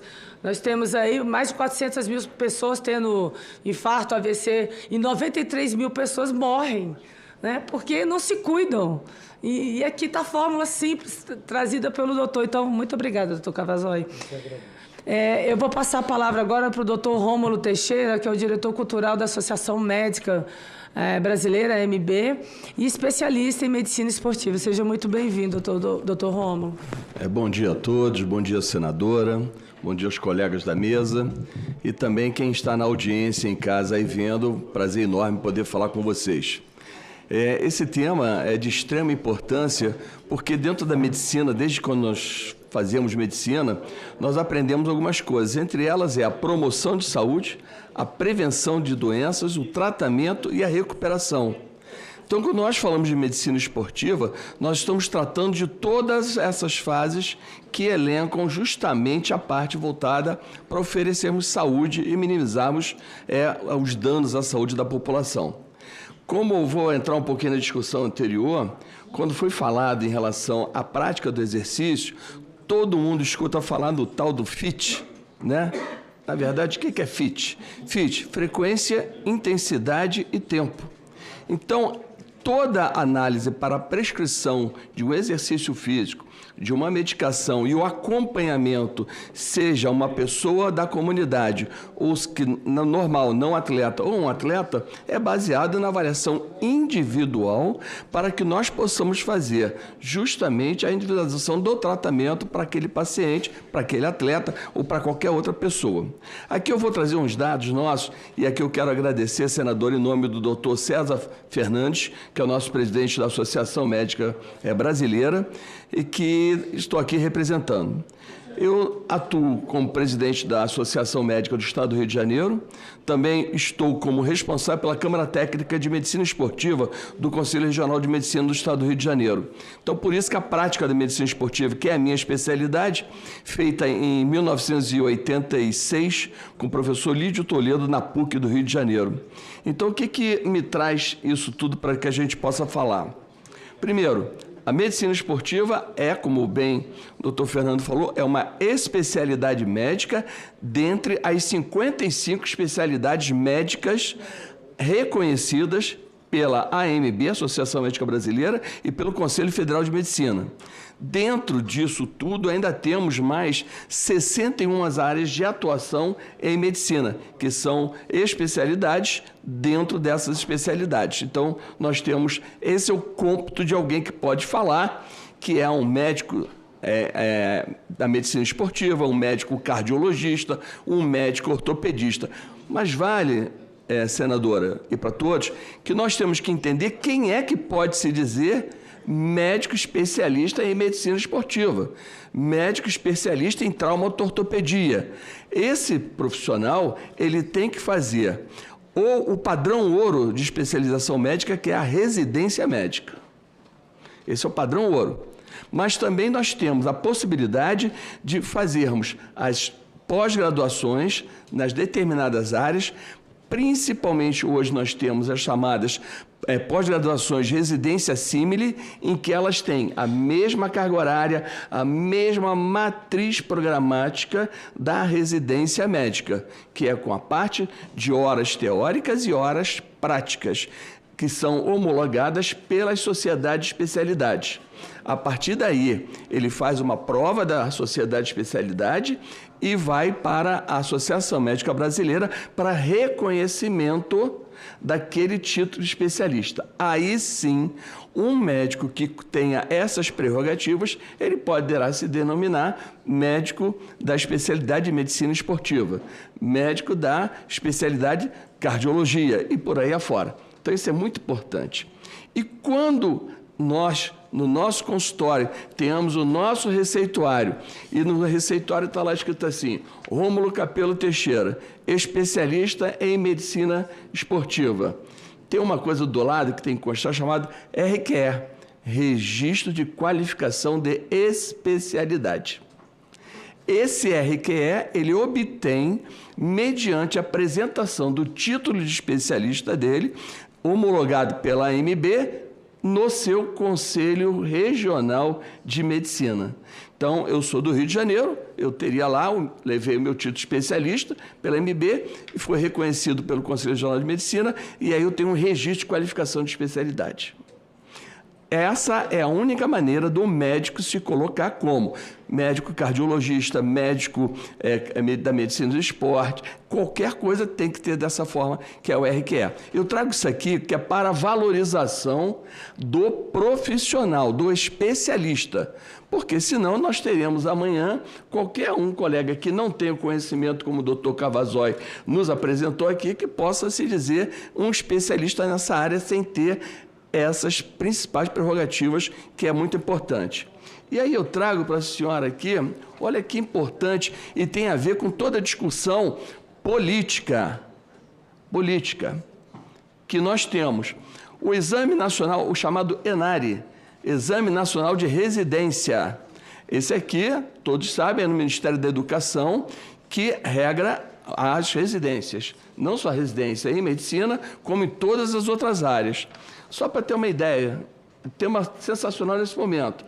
Nós tivemos no ENARE, edição 2025-2026, a área com o maior número de candidatos de vaga foi justamente medicina esportiva. Nós tivemos 56,7 candidatos por vaga. Claro, o mérito é que nós tivemos uma grande procura pela área, né? Mas também nós temos uma necessidade, que é uma necessidade política, que é do aumento do número de programas de residência médica no Brasil. Eu vou trazer um dado para a senhora aqui agora, que nós temos na residência em medicina esportiva, nós só temos 8 programas de residência médica no Brasil como um todo, sendo 5 programas de residência médica em São Paulo, um no Rio de Janeiro, que começou ano passado, que é no Instituto Nacional de Cardiologia, um em Minas Gerais e um no Rio Grande do Sul. Ou seja, eu vou trazer um dado ainda pior desse. Nós tivemos 63 vagas ocupadas, nós tivemos 63 vagas oferecidas, 47 delas ocupadas, com 74% de aproveitamento que estamos ocupados. Então, mesmo sendo nessas áreas restritas, nós ainda temos vagas que sobram em relação a isso. Mas nós precisamos aumentar, porque essas vagas que não estão ocupadas são do 2º e 3º ano, porque a residência médica em medicina esportiva, ela tem duração de 3 anos, é a área básica. O colega que se forma tem o seu CRM, Conselho Regional de Medicina, o seu número, ele pode automaticamente fazer prova direto para a especialidade de medicina esportiva. Então, isso é um dado aqui que muitas pessoas, às vezes, não sabem e não conhecem. E eu vou trazer um dado maior para a senhora, para todos aqui. Nós temos, na demografia médica de 2025, a última que foi feita, nós temos no Brasil 1.087 médicos registrados como médicos da medicina esportiva. É muito pouco. É um percentual de 0,51% das especialidades, ok? Sendo que, desses médicos que têm a titulação, 60,5% estão na região sudeste, 18,1% na região sul, 7,1% na região centro-oeste, 11,6% no nordeste e 2,5% no norte. Então, como nós somos um país continental, nós temos as diversas situações diferentes. Essa é mais uma que nós mostramos que existe um déficit muito grande de profissionais especialistas em medicina esportiva no Brasil de uma forma em geral. É um dado que a senhora sabe melhor do que qualquer um de nós, que é uma decisão muito política e não é só na parte técnica. Então, eu trouxe um dado aqui que é muito preocupante para todos nós. Mas eu vou dar um outro dado para a senhora e para todos. Quais são as especialidades que ainda estão e precisam de um incentivo para que as pessoas, os profissionais médicos que se formam ano a ano, né, tenham essa especialidade? A que mais falta, genética médica. Nós só temos 376 médicos registrados como da medicina genética. Segundo, tem tudo a ver com a nossa área, que é a parte da medicina física e reabilitação. Vou dar um dado para a senhora aqui, que nós temos em torno de 780 médicos fisiatras no Brasil. É um dado extremamente preocupante, que nós temos também uma parte da residência médica também, que é muito pouco procurada, porque a gente sabe que nós precisamos. Exatamente. Então, nós estamos numa população envelhecida, que está cada vez mais chegando lá, e que nós precisamos justamente desses profissionais, junto com a medicina esportiva, para que tenhamos um trabalho de eficiência e eficácia, justamente em coisas que nos preocupam muito na medicina como um todo, mas na medicina esportiva mais ainda. Todos falam muito da chamada osteoporose e osteopenia, porque muda muito principalmente a característica do osso da mulher na pós-menopausa. Mas nós temos uma outra coisa que, a meu ver, para mim, que faço, além da medicina esportiva, faço clínica médica, me preocupa muito uma coisa chamada sarcopenia, que é a diminuição da massa muscular. Porque a massa muscular é aquela que todos, não sei quando vem alguma coisa que eles botam como para nós rirmos, um idoso caindo, o idoso ele tropeça, ele vai cair cerca de 1,5 m, 2 metros depois. Por quê? Se empurrar a um jovem, o jovem no primeiro breque que ele der, ele vai parar, ele não vai continuar, não vai cair. O idoso, ele procura justamente a força desse breque e ele não tem. Então ele vai, cerca de 1,5 m, 2 metros, ele cai, cambaleando e cai. Aí vem uma fratura de colo de fêmur, vem uma fratura de coluna, vem uma fratura de diversos locais. Custo para o Sistema Único de Saúde. Custo para, às vezes, acontece uma inaptidão para o resto da vida, Seguridade Social. Então, nós temos que pensar do que nós estamos falando de Seguridade Social. Aí nós temos uma outra coisa. Quem daqui faz atividade física, por gentileza, levante a mão. Quem faz atividade física? Muito obrigado. Quem faz atividade física, agora quem faz exercício físico? E quem faz esporte? São 3 coisas diferentes que as pessoas às vezes não entendem. Atividade física é aquilo, nós andamos até aqui, subimos uma escada, fazemos movimentos com as mãos e tudo, é uma coisa. Segundo, é fazer um exercício físico. O exercício físico é aquilo em que nós temos um tempo estipulado para praticarmos e que nesse exercício físico nós tenhamos dias em que nós nos dedicamos a praticar o exercício físico. E o esporte é tudo aquilo que tem regra e pode ser e deve ser competitivo.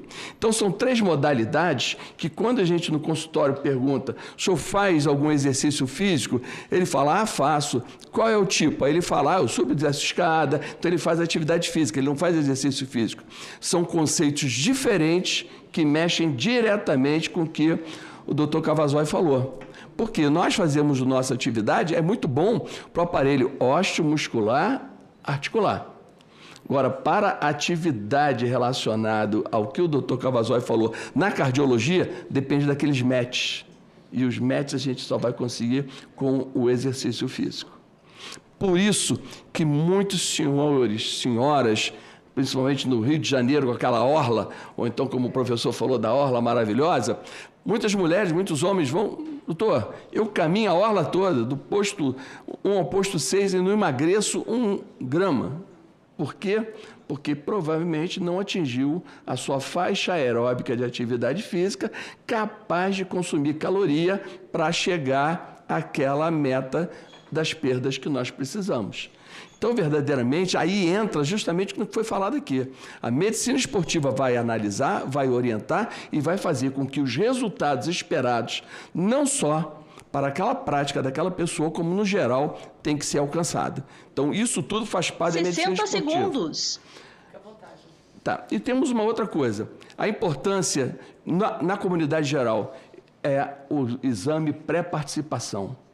Seja para um adolescente, seja para uma criança, muitos diagnósticos, até mesmo de uma possível morte súbita, nós encontramos numa simples ausculta, senadora, uma simples ausculta, nós identificamos um sopro numa criança e aquilo ali pode ser uma aorta bicúspide, que é morte súbita.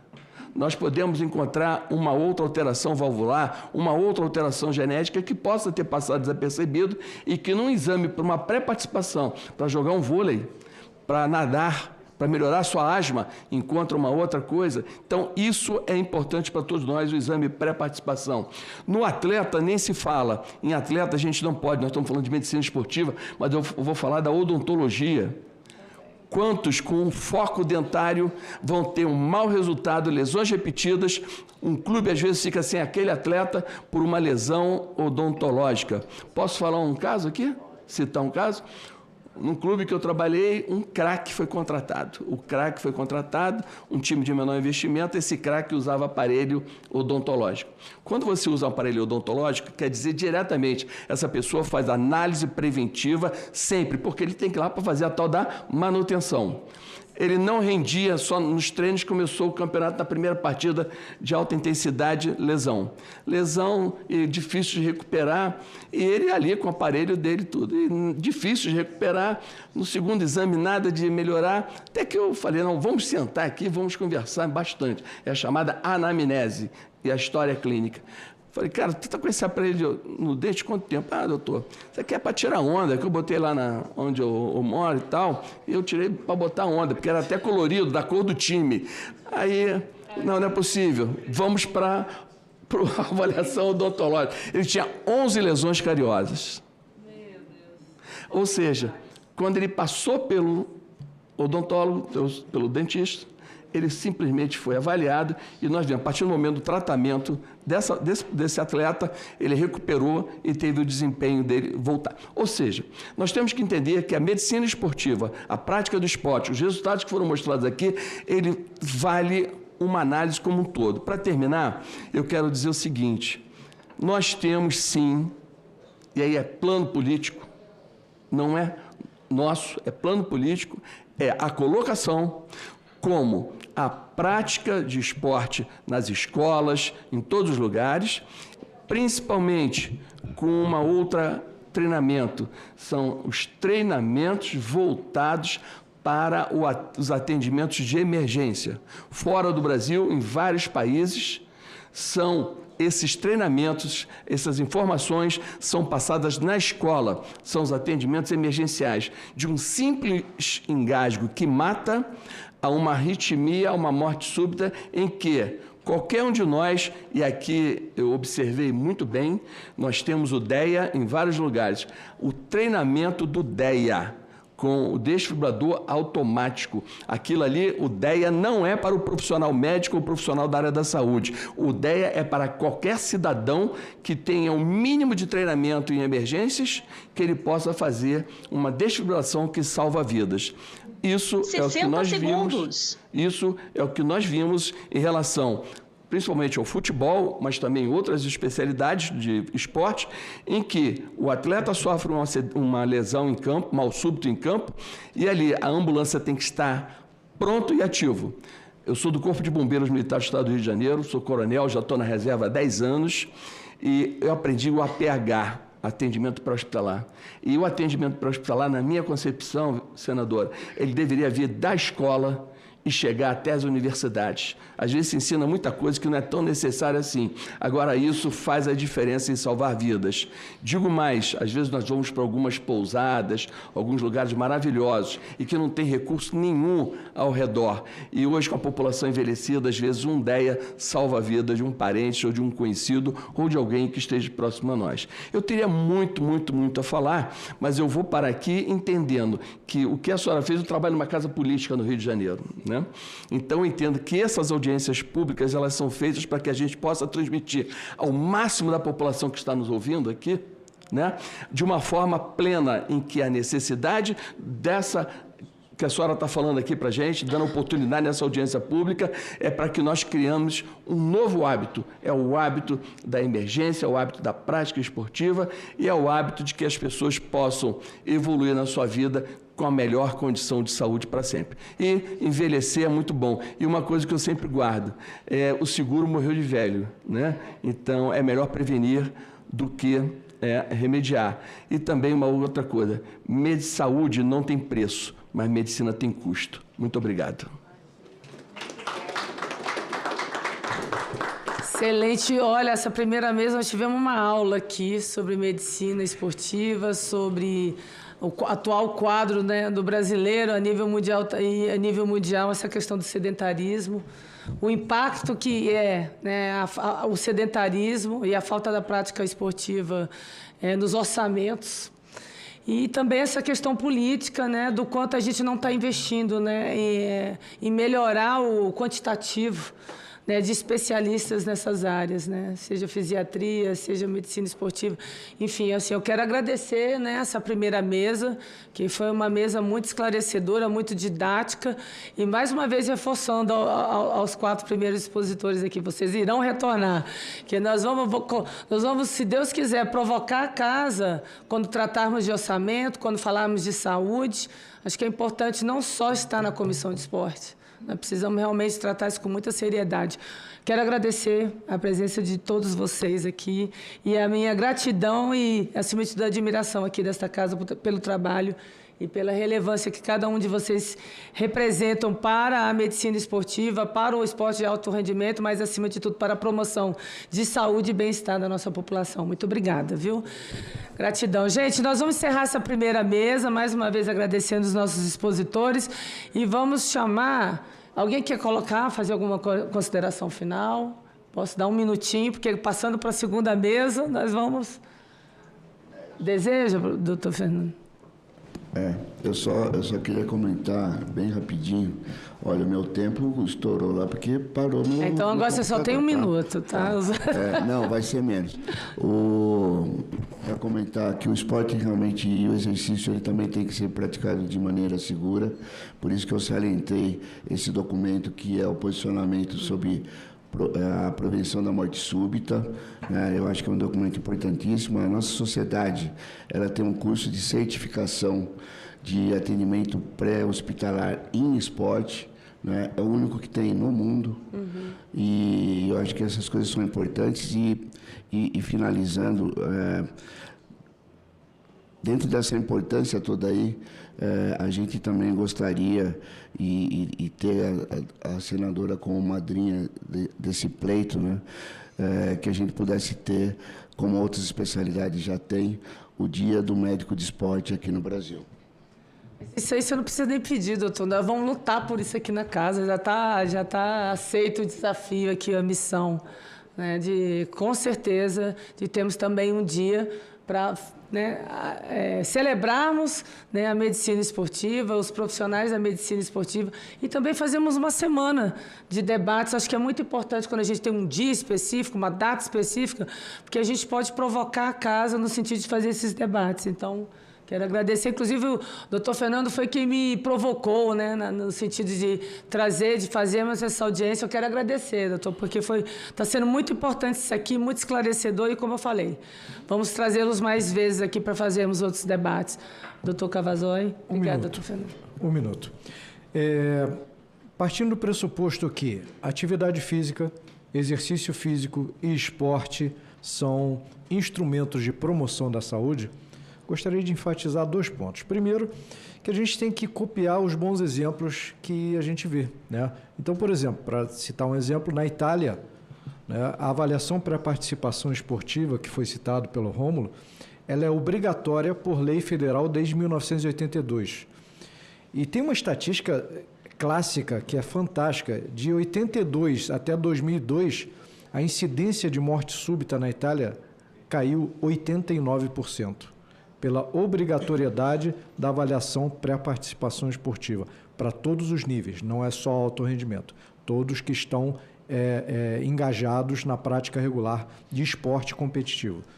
E o segundo ponto, também partindo do pressuposto que a atividade física, mas sobretudo a prática de exercícios e de esportes tem o foco em saúde, eu acho que nós temos que ter uma visão muito atenta a uma epidemia que a gente está vendo aqui no Brasil, que é o uso de substâncias proibidas, de substâncias ilícitas, de substâncias prejudiciais, definitivamente prejudiciais à saúde, por parte de praticantes de exercícios e também por parte de alguns atletas. A ABCD, sem dúvida, está atenta a esse ponto, mas a gente sempre conversa que a nossa preocupação enquanto médicos é o atleta, sim, mas é o contingente enorme de pessoas que praticam exercícios e, por razões estéticas, talvez, ou sei lá quais, recorrem a substâncias proibidas, e de vez em quando a gente, infelizmente, vê alguns casos de morte súbita que estão relacionados com com a utilização dessas substâncias. Isso é um problema de saúde pública que aparentemente está se agravando progressivamente. Muito obrigado, senadora. Em nome da Associação Médica Brasileira, nós agradecemos o espaço de podermos estar aqui e lançarmos todas as colocações, ao mesmo tempo que lembrar a todos que ano que vem nós teremos a Copa do Mundo Feminina no Brasil, né?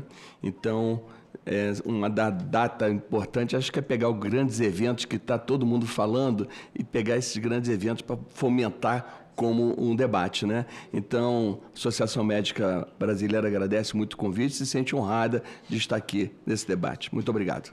Obrigada, doutor Rômulo. Gente, uma salva de palmas para os três. Muito obrigada, doutor Cavazói, doutor Fernando Torres e doutor Rômulo. Obrigada, de coração. Obrigada.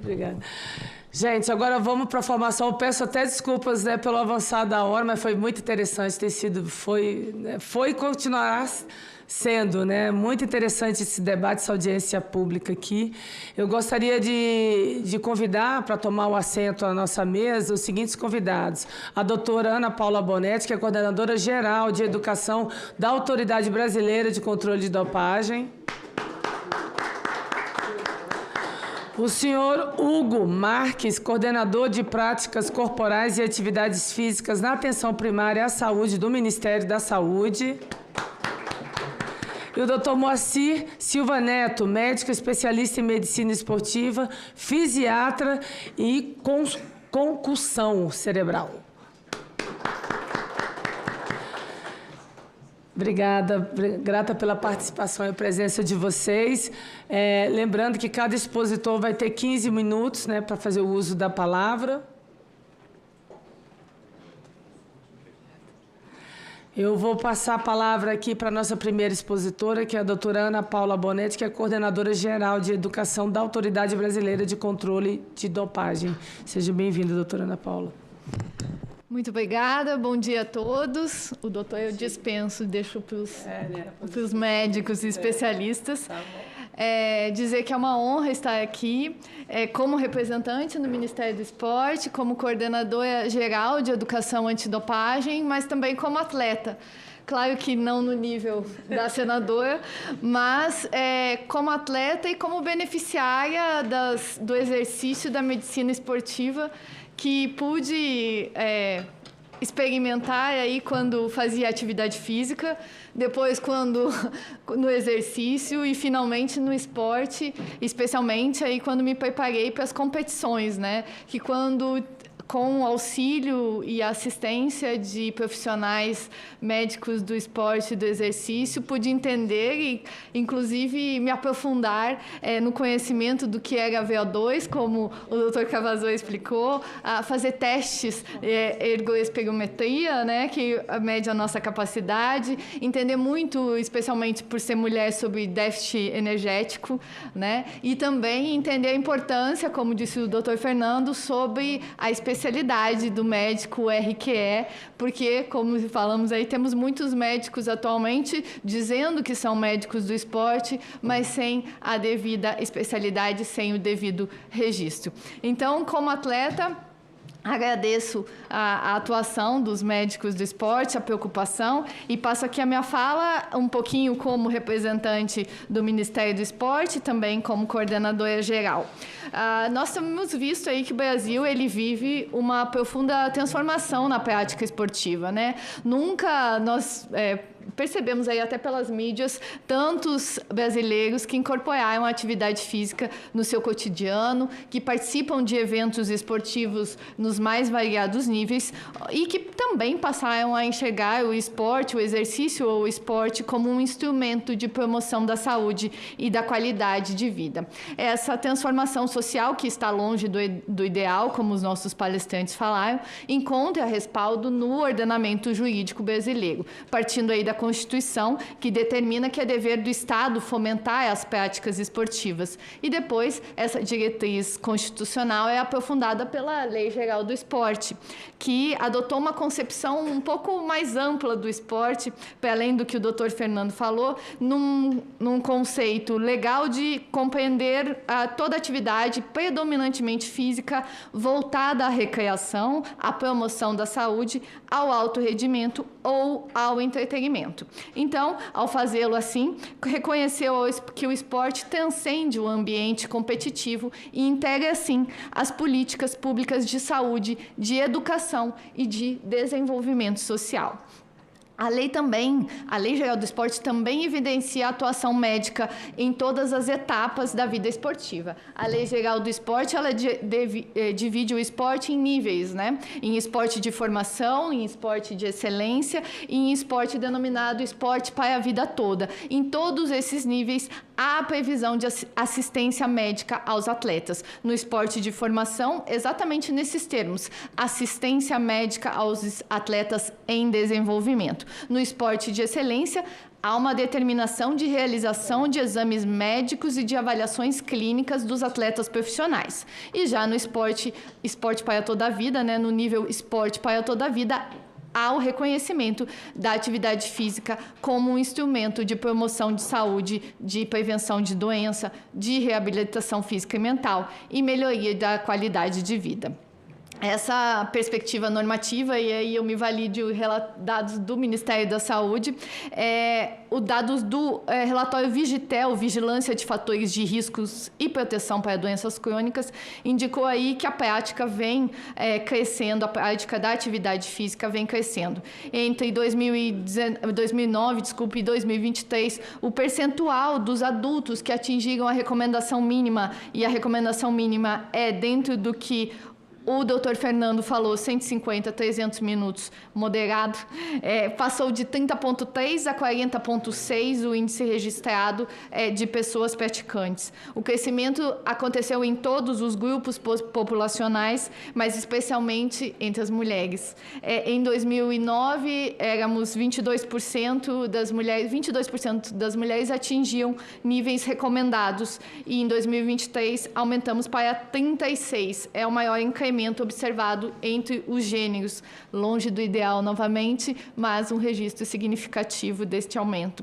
Outro dado relevante é que a expansão da prática esportiva concentrou-se, segundo este relatório do Vigitel, entre adultos de 35 a 54 anos, que é justamente a faixa etária que tem a maior prevalência de hipertensão arterial, de diabetes, obesidade e doenças cardiovasculares. Isso demonstra que a atuação da medicina esportiva vai muito além do acompanhamento de jovens atletas. Hoje, esses profissionais acompanham milhões de brasileiros, embora em pequeno número ainda, não é mesmo, doutor Fernando? Que buscam envelhecer com saúde, prevenir doenças, controlar enfermidades, recuperar-se de lesões e retornar com segurança à prática esportiva. O crescimento também, e aí eu trago a questão do que o doutor Rômulo falou sobre o exame de pré-participação, o aumento nos eventos competitivos, né? Eventos esportivos competitivos. Um levantamento realizado por uma empresa especializada em eventos referentes a 2025 e até agora início de 2026, analisou 2,9 milhões de inscrições em mais de 3.500 eventos e revelou que as mulheres, novamente, passaram a representar a maioria dos participantes que participam de eventos esportivos competitivos. A idade média dos participantes de 38 anos, aumento da participação da geração Z, e mais da metade dos atletas já se deslocou da sua residência para participar em evento competitivo em outro estado. Então, assim, os dados revelam que o esporte brasileiro é um fenômeno social cada vez mais amplo, cada vez mais diverso e intergeracional. Então, também cresce a demanda por profissionais capacitados para orientar essa prática segura da atividade física, avaliar os riscos, acompanhar os tratamentos e promover a saúde. Nesse cenário, a medicina do exercício e do esporte assume um papel estratégico. E aí eu entro em um tema que é o meu dever de casa, minha chefe está presente aqui, que é o que se torna cada vez mais importante quando a gente analisa o sistema mundial antidopagem. Tanto o Código Mundial quanto o Código Brasileiro Antidopagem estabelecem expressamente a promoção da saúde do atleta como um dos pilares éticos e regulatórios de todo o sistema internacional de combate à dopagem. Para esse sistema, ao contrário do que à primeira vista possa parecer, o atleta não é apenas o competidor olímpico, como a senhora... ou competidor profissional. O conceito é amplo e abrange atletas internacionais, nacionais, regionais, locais e também os atletas recreativos. Trata-se de uma escolha institucional clara, proteger a saúde de todos aqueles que praticam e competem no esporte, independentemente do nível competitivo. A própria existência das políticas antidopagem decorre deste compromisso. Seu objetivo não é apenas impedir fraudes ou que os resultados sejam manipulados, mas assegurar que os atletas possam desenvolver seu potencial sem recorrer ao uso de substâncias ou métodos capazes de comprometer a sua saúde, como bem expôs o Dr. Cavazzoi.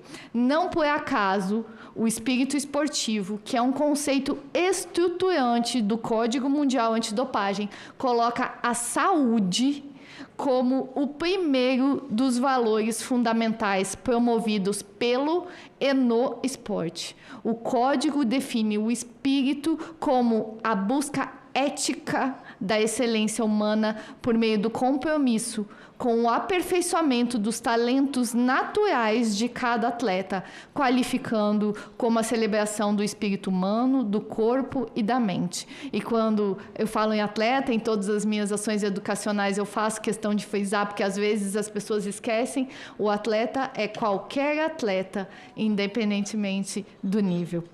A preocupação com a saúde do atleta, ela também orienta a elaboração da lista de substâncias e métodos proibidos no esporte da Agência Mundial Antidopagem. Para que uma substância ou método seja incluído na lista proibida, ela tem que preencher 2 de 3 critérios.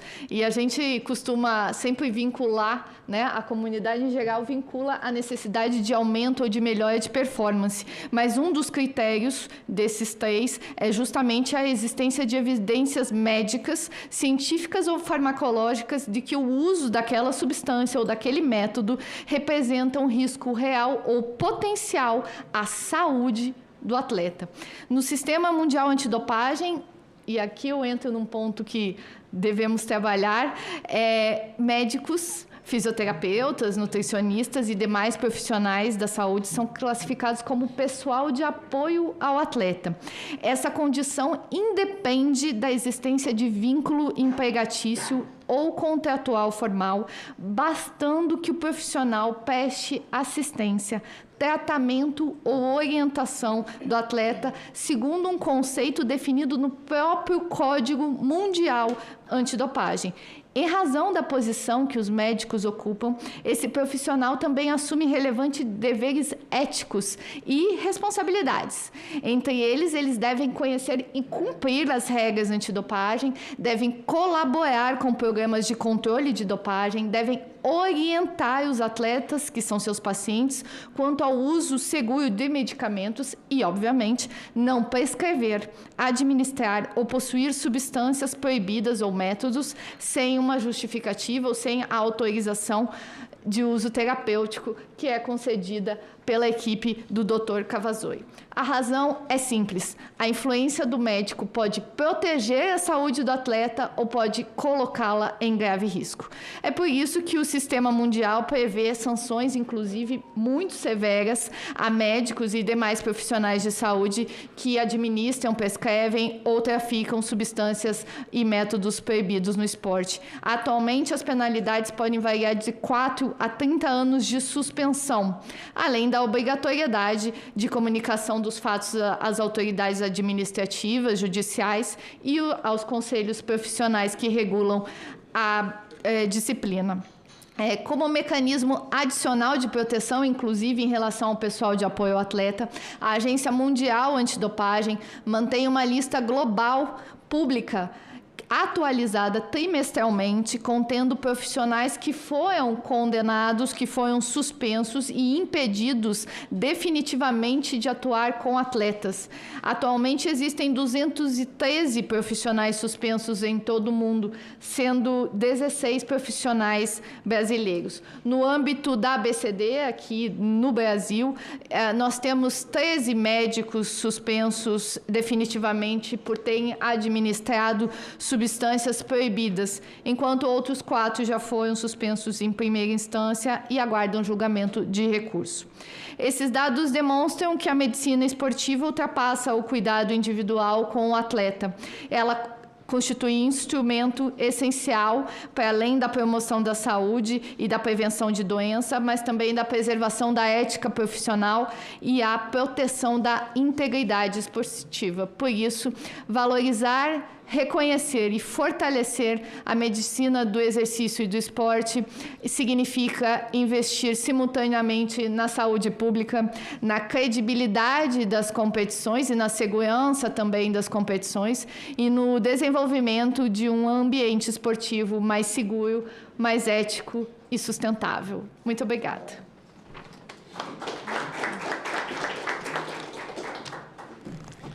Obrigada, Ana Paula Bonetti.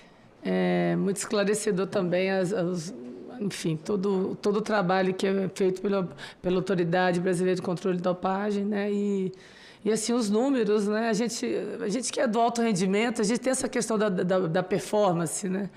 E a gente vê especificamente algumas modalidades em que, de fato, se usa, né, assim, substâncias que, até porque são modalidades que lidam com o tempo, né? Então, assim, cada centésimo, cada milésimo importa muito, às vezes, numa classificação ou ganhar ou não uma medalha e realmente é muito importante essa função. Não só a função da proteção ao atleta, mas a questão da ética profissional, que, graças a Deus, com a vinda dessa entidade, dessa instituição, ela veio para fazer esse controle, essa fiscalização tão presente nesse dia a dia, no dia a dia, né, das entidades e daqueles que regem o esporte. Então, parabéns pelo trabalho. Eu vou passar a palavra agora para o senhor Hugo Braz Marques, que é o coordenador de práticas corporais e atividades físicas na atenção primária à saúde do Ministério da Saúde. Seja muito bem-vindo, Hugo. Boa tarde. Boa tarde. Primeiramente, meus cumprimentos aos senhores e às senhoras parlamentares, aos representantes e representantes às representantes da sociedade civil, das instituições e aos telespectadores e às telespectadoras. Eu, nesse momento, estou representando a coordenação de práticas corporais e atividade física na atenção primária à saúde, que compõe o Departamento de Promoção da Saúde dentro da Secretaria de Atenção Primária à Saúde do Ministério da Saúde.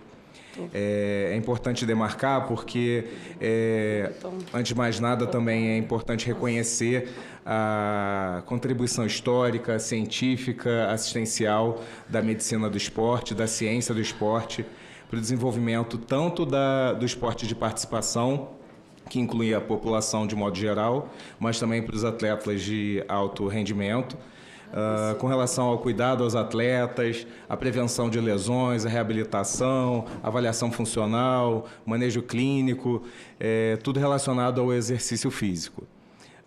No Sistema Único de Saúde, por um levantamento que foi feito, nós encontramos que essa categoria profissional está mais inserida na atenção terciária, tanto nos hospitais universitários quanto no Instituto de Traumatortopedia no Rio de Janeiro. De modo geral, né, dentro do âmbito da atenção primária à saúde, né, onde eu estou inserido, o SUS tem o desafio de garantir para milhões de brasileiros, para além da especialidade, né, para que eles tenham o acesso a direitos fundamentais, direitos sociais fundamentais, né, como saúde, lazer e também esporte. Na atenção primária à saúde existem diversas iniciativas para a promoção de práticas corporais e atividade física. Especificamente, nos últimos 15 anos, o programa Academia da Saúde tem promovido esse tipo de atividade. A gente tem percebido no último ano, foi um ano, né, com o maior número de registros de atividades coletivas voltadas para práticas corporais e atividade física, não só por meio desse programa, mas na atenção primária de um modo geral. E aí a coordenação ela inclui tanto práticas corporais quanto atividade física, né, dentro desse contexto que estamos inseridos. E as práticas corporais elas envolvem aspectos históricos e culturais de manifestações do movimento corporal humano. E aí inclui práticas como jogos, danças e aventuras. E no outro polo tem as atividades físicas, né, que podem ser ou não estruturadas ou sistematizadas, como foi bem explanado na mesa anterior. E aí a atividade física, quando inclui, né, algo sistematizado, vem com aqueles exercícios aeróbicos, de força, de resistência, e tudo isso acaba sendo promovido também a partir da atenção primária à saúde. A distinção é importante porque, nesse escopo de promoção à saúde, nós não nos limitamos à prescrição de exercícios ou aplicação de conhecimentos puramente biomédicos. Acabam sendo valorizadas, né, questões como a própria cultura, convivência, cidadania, autonomia, prazer, participação social e alcance dos direitos, né, à saúde, ao lazer e o direito à cidade também, que está bem envolvido intersetorialmente. Especificamente esse programa Academia da Saúde, ele também está pautado em outros eixos para além da promoção de práticas corporais e atividade física, pensando nos determinantes sociais. E a produção do cuidado e modos de vida saudáveis é considerada, a promoção da alimentação adequada e saudável, práticas integrativas e complementares em saúde, práticas artísticas e culturais, educação em saúde, planejamento em gestão, mobilização da comunidade, práticas antirracistas, territórios saudáveis e envelhecimento ativo. Então, nesse sentido, as ações que ficam no escopo da atenção primária à saúde, elas não têm como enfatizar um protagonismo exclusivo de uma categoria profissional, né? Suscita sempre a interdisciplinaridade e a intersetorialidade também. Como foi bem apresentado, né, pela doutora Ana Paula, os resultados do Vigitel apontam para que, no período de 17 anos, né, em tempo recente, que foi de 2006 a 2023, houve um incremento nos níveis de atividade física pela população brasileira adulta nas capitais brasileiras, né? E aí a gente precisa considerar que a gente não está considerando, não está levando em conta outras localidades, né, que não têm acesso que podem enfrentar barreiras de acesso, né, numa medida diferente do que é visto nas capitais brasileiras. E um dos indicadores que está presente no Vigitel se refere à atividade física praticada no tempo livre. E aí o que é tempo livre, né? A gente entende que os determinantes sociais envolvem uma série de questões para além do setor saúde e que nem todo mundo está no mesmo patamar de igualdade para alcançar o acesso a esses direitos, né? A fruição dos direitos de lazer, saúde, o esporte e os demais. A gente vê que o acesso a ambientes, né, com relação às condições crônicas não transmissíveis que estão previstas no inquérito do Vigitel e que também foram abordadas aqui na mesa anterior, os ambientes, tanto ambientes alimentares quanto ambientes naturais ou construídos para o exercício de práticas corporais e atividade física, eles vão... o acesso a eles, né, não vai ser igualitário para todas as pessoas. E a gente vê que as populações que estão em maior vulnerabilidade social ou pessoas que são mais marcadas por opressões na nossa sociedade, pessoas negras, mulheres, embora, né, no Vigitel a gente tenha visto que as mulheres passaram a ter um incremento na atividade física, mas na comparação com os homens, né, diante do patriarcado, não estão num patamar de igualdade, pessoas com deficiência E pessoas com obesidade também enfrentam barreiras, sejam barreiras atitudinais ou barreiras físicas. E então é importante levar em consideração isso, o escopo da promoção da saúde precisa também se voltar para essas questões mais amplas. E também precisamos pensar no paradoxo da atividade física. Por vezes, né, as pessoas estão precarizadas no mundo do trabalho e aí acabam tendo um alto deslocamento ativo, também tem um alto nível de atividade física laboral, mas será que isso está sendo saudável para eles? Né? Estudos não têm apontado para isso, né? Tem estudos que correlacionam altos níveis de atividade física laboral à demência e a outras questões de saúde. E aí, com isso, as ações intersetoriais são fundamentais, né, para a promoção do bem-estar social, entendendo que mobilidade urbana, segurança pública, cultura e diversos outros segmentos estão envolvidos também na determinação social do acesso às práticas corporais e à atividade física. A gente entende, né, as condições crônicas de saúde como algo que se manifesta biologicamente, né, é uma corporificação biológica do que está na estrutura da sociedade. E aí determinantes políticos, sociais, ambientais, culturais vão afetar grupos, né, de forma desproporcional. E nós trouxemos essa ampliação, né, para além do componente biomédico, que tem sua importância, mas dentro do escopo da atenção primária à saúde, a interlocução com as ciências sociais e saúde e com os determinantes também é fundamental. Obrigada.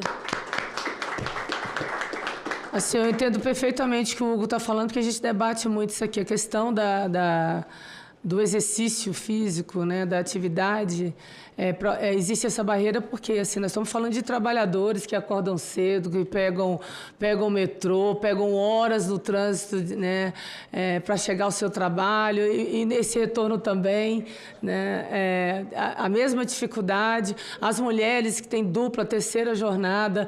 Então, assim, são inúmeros desafios que a gente faz esse debate aqui e a gente entende, né, essa tentativa, né, de dar esse acesso, assim, por exemplo, tratando dos territórios, os equipamentos, né, aqueles ao ar livre, né, o quanto que a gente está estimulando isso, ou seja, uma quadra de esportes que tem governos e governos. A gente aqui vocês estão falando, estão representando o governo federal, mas existem os governos estaduais e os municipais.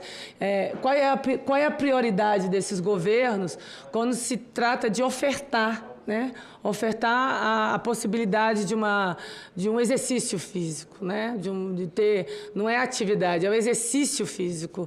Então, assim, são inúmeros desafios sociais, econômicos e sociais e culturais que nós enfrentamos e que são barreiras que a gente tem que continuar tratando aqui, conversando, para que a gente possa, de alguma forma, trazer soluções. Eu quero agradecer a participação dos dois aqui, que estão representando a Ana Paula pela ABCD e o Hugo pelo Ministério do Esporte, já agradecendo também. Hoje, o atual ministro é o Padilha, né, que é maravilhoso, mande um super abraço para ele. Bom, vou passar a palavra para o nosso último expositor, que é o Dr. Moacir Silva Neto, médico especialista em medicina esportiva, fisiatra e concussão cerebral. Seja muito bem-vindo, Dr. Moacir.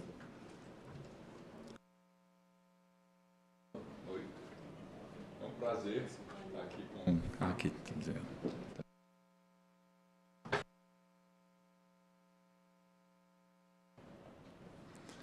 É um prazer estar aqui em meio a todos, né, os profissionais da minha especialidade em medicina esportiva. Eu queria agradecer ao senador Esperidião Amin pelo convite de estar participando dessa mesa e a excelente iniciativa da senadora Leila, eu diria até histórica, no fomento na medicina esportiva, da nossa especialidade, e também pela grande vitória na formação, né, da Universidade Federal do Esporte, que vai ter sua sede inicial aqui em Brasília, e é um prazer enorme estar presente aqui nessa mesa. Eu vou também trazer um pouquinho uma discussão científica sobre a nossa especialidade médica, a medicina esportiva, e também sobre algumas questões políticas também. A nossa sociedade foi fundada, né, em 1962 e é reconhecida como especialidade médica pelo CFM e AMB desde 1963, como muito bem exposto, né, pelos excelentes médicos anteriores. Até aqui.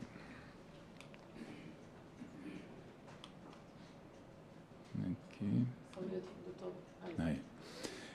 Eu sou médico especialista em medicina do exercício, do esporte e fisiatra. Tive o prazer e o privilégio de ter na minha primeira especialização em medicina esportiva, em 2003, o professor Cavazoi e também o professor De Rose como meus professores, e estou extremamente honrado em participar dessa mesa com vocês. Ao longo desses 23 anos atuando nessa área, eu me especializei também na Universidade de Pittsburgh, nos Estados Unidos, na área de concussão cerebral, que é o trauma de cabeça nesses esportes, principalmente os esportes de contato. Para vocês terem uma ideia, no futebol, a segunda lesão mais comum na prática do futebol é a concussão cerebral. Me especializei também em neurologia comportamental e testagem cognitiva computadorizada na Universidade de Melbourne e fiz um programa de pós-doutorado em fisiatria e neuromodulação na Universidade de Harvard. Tive o privilégio de participar como membro da delegação médica de equipes brasileiras para eventos nacionais e internacionais. Fui o médico responsável pelo programa de trauma de cabeça do Comitê Olímpico Brasileiro nos Jogos Olímpicos de 2020, no Rio de Janeiro, 2016. E também fui recentemente no evento aqui na nossa cidade, né, da Marcha Atlética, o Campeonato Mundial. Tive o prazer também de ser médico da delegação brasileira, junto com o nosso atleta olímpico, né, o Caio Bonfim.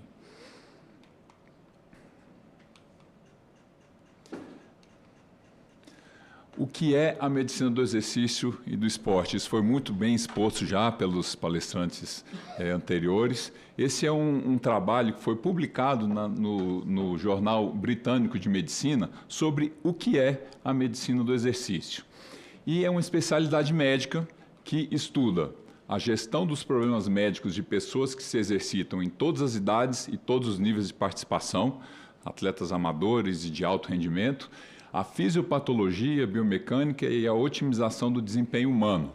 E uma coisa que eu vou repetir também, de novo, já foi citado pelos vários expositores anteriores, é a especialidade médica também que estuda o exercício como modalidade terapêutica no tratamento e prevenção de doenças, a promoção de saúde e prevenção de doenças ou lesões em nível populacional. A medicina do exercício e do esporte dentro e fora do esporte. Eu vou comentar um pouquinho sobre essas duas atuações diferentes. Hipócrates, que é considerado, né, o pai da medicina, 400 anos antes de Cristo, ele trouxe essa frase: se pudéssemos dar a cada indivíduo a quantidade certa de nutrição e exercício físico, não tão pouca e não muita, teríamos encontrado o caminho mais seguro para a saúde. Essa frase que foi feita 400 anos antes de Cristo, nenhuma, mesmo com toda a evolução da medicina ao longo desses anos todos, nada ainda consegue superar essa questão da alimentação e do exercício físico na prevenção, na longevidade, na promoção de saúde, como de uma forma integral nossa. O Dr. Cavazoi citou vários dados estatísticos sobre a importância da aptidão cardiorrespiratória. Então, são dados da a Organização Mundial de Saúde. 3,2 milhões de mortes anuais são atribuídas à atividade física insuficiente. Isso representa aí 1 em cada 10 causas de morte. Eu costumo dizer para os meus pacientes, a doença ela é diferente de performance. Eu costumo falar para eles que um coração normal, sem doença nenhuma, ele pode ser muito fraco ou ele pode ser muito forte. E isso é a aptidão cardiorrespiratória, que foi muito bem exposta pelo Dr. Cavazoi. E os dados estatísticos de inúmeros estudos apontam que um coração fraco, independente de ser doente ou não, ele aumenta em 42% o risco de AVC, de 35% a 50% a incidência de câncer de mama, próstata e outros tipos de câncer também. Teve um estudo que analisou mulheres que tinham um condicionamento cardiorrespiratório excelente em relação a mulheres que tinham um condicionamento fraco. A incidência de câncer reduziu em 50% nas que tinham um condicionamento excelente. E reduz em torno de 50% o risco de ter infarto às pessoas que têm um coração forte. As canetas emagrecedoras estão sendo muito estudadas atualmente e os dados estatísticos de alguns estudos mostram que elas reduzem em torno de 26% a incidência de eventos cardiovasculares graves. O exercício ser bem condicionado reduz em 50%.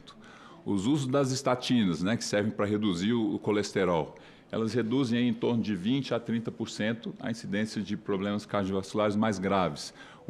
Ser bem condicionado reduz em 50%. Isso é extremamente importante e chama muito a atenção, essas estatísticas. Queria também levantar a questão da saúde mental e neurológica, que é hoje uma das maiores pressões globais. Igual o Dr. Cavazzoli falou sobre as questões financeiras, o impacto financeiro, né, das doenças cardiovasculares, os transtornos mentais representam até 4% do PIB em perdas financeiras nos países. O burnout já é oficialmente reconhecido como um fenômeno ocupacional e afastamentos por estresse, ansiedade e depressão vêm crescendo de forma consistente nos últimos anos, principalmente após a pandemia. A atividade física, vários estudos apontam isso, ela é 1,5 vezes mais efetiva do que medicamento para redução de sintomas de depressão. Então, isso quer dizer que eu posso não usar o medicamento? Não, é importante, né, a indicação psiquiátrica de alguns medicamentos, mas parte fundamental e de primeira linha no tratamento de ansiedade e depressão é a atividade física, quando feita da intensidade certa, do jeito correto. O exercício aeróbico intenso, ele é mais efetivo para essas condições do que o moderado e leve, por exemplo. A prevalência de Alzheimer no Brasil, ela é muito intensa, até um pouco maior do que nas Américas, e com 80 anos de idade, 20% das pessoas vão ter um diagnóstico de doença de Alzheimer.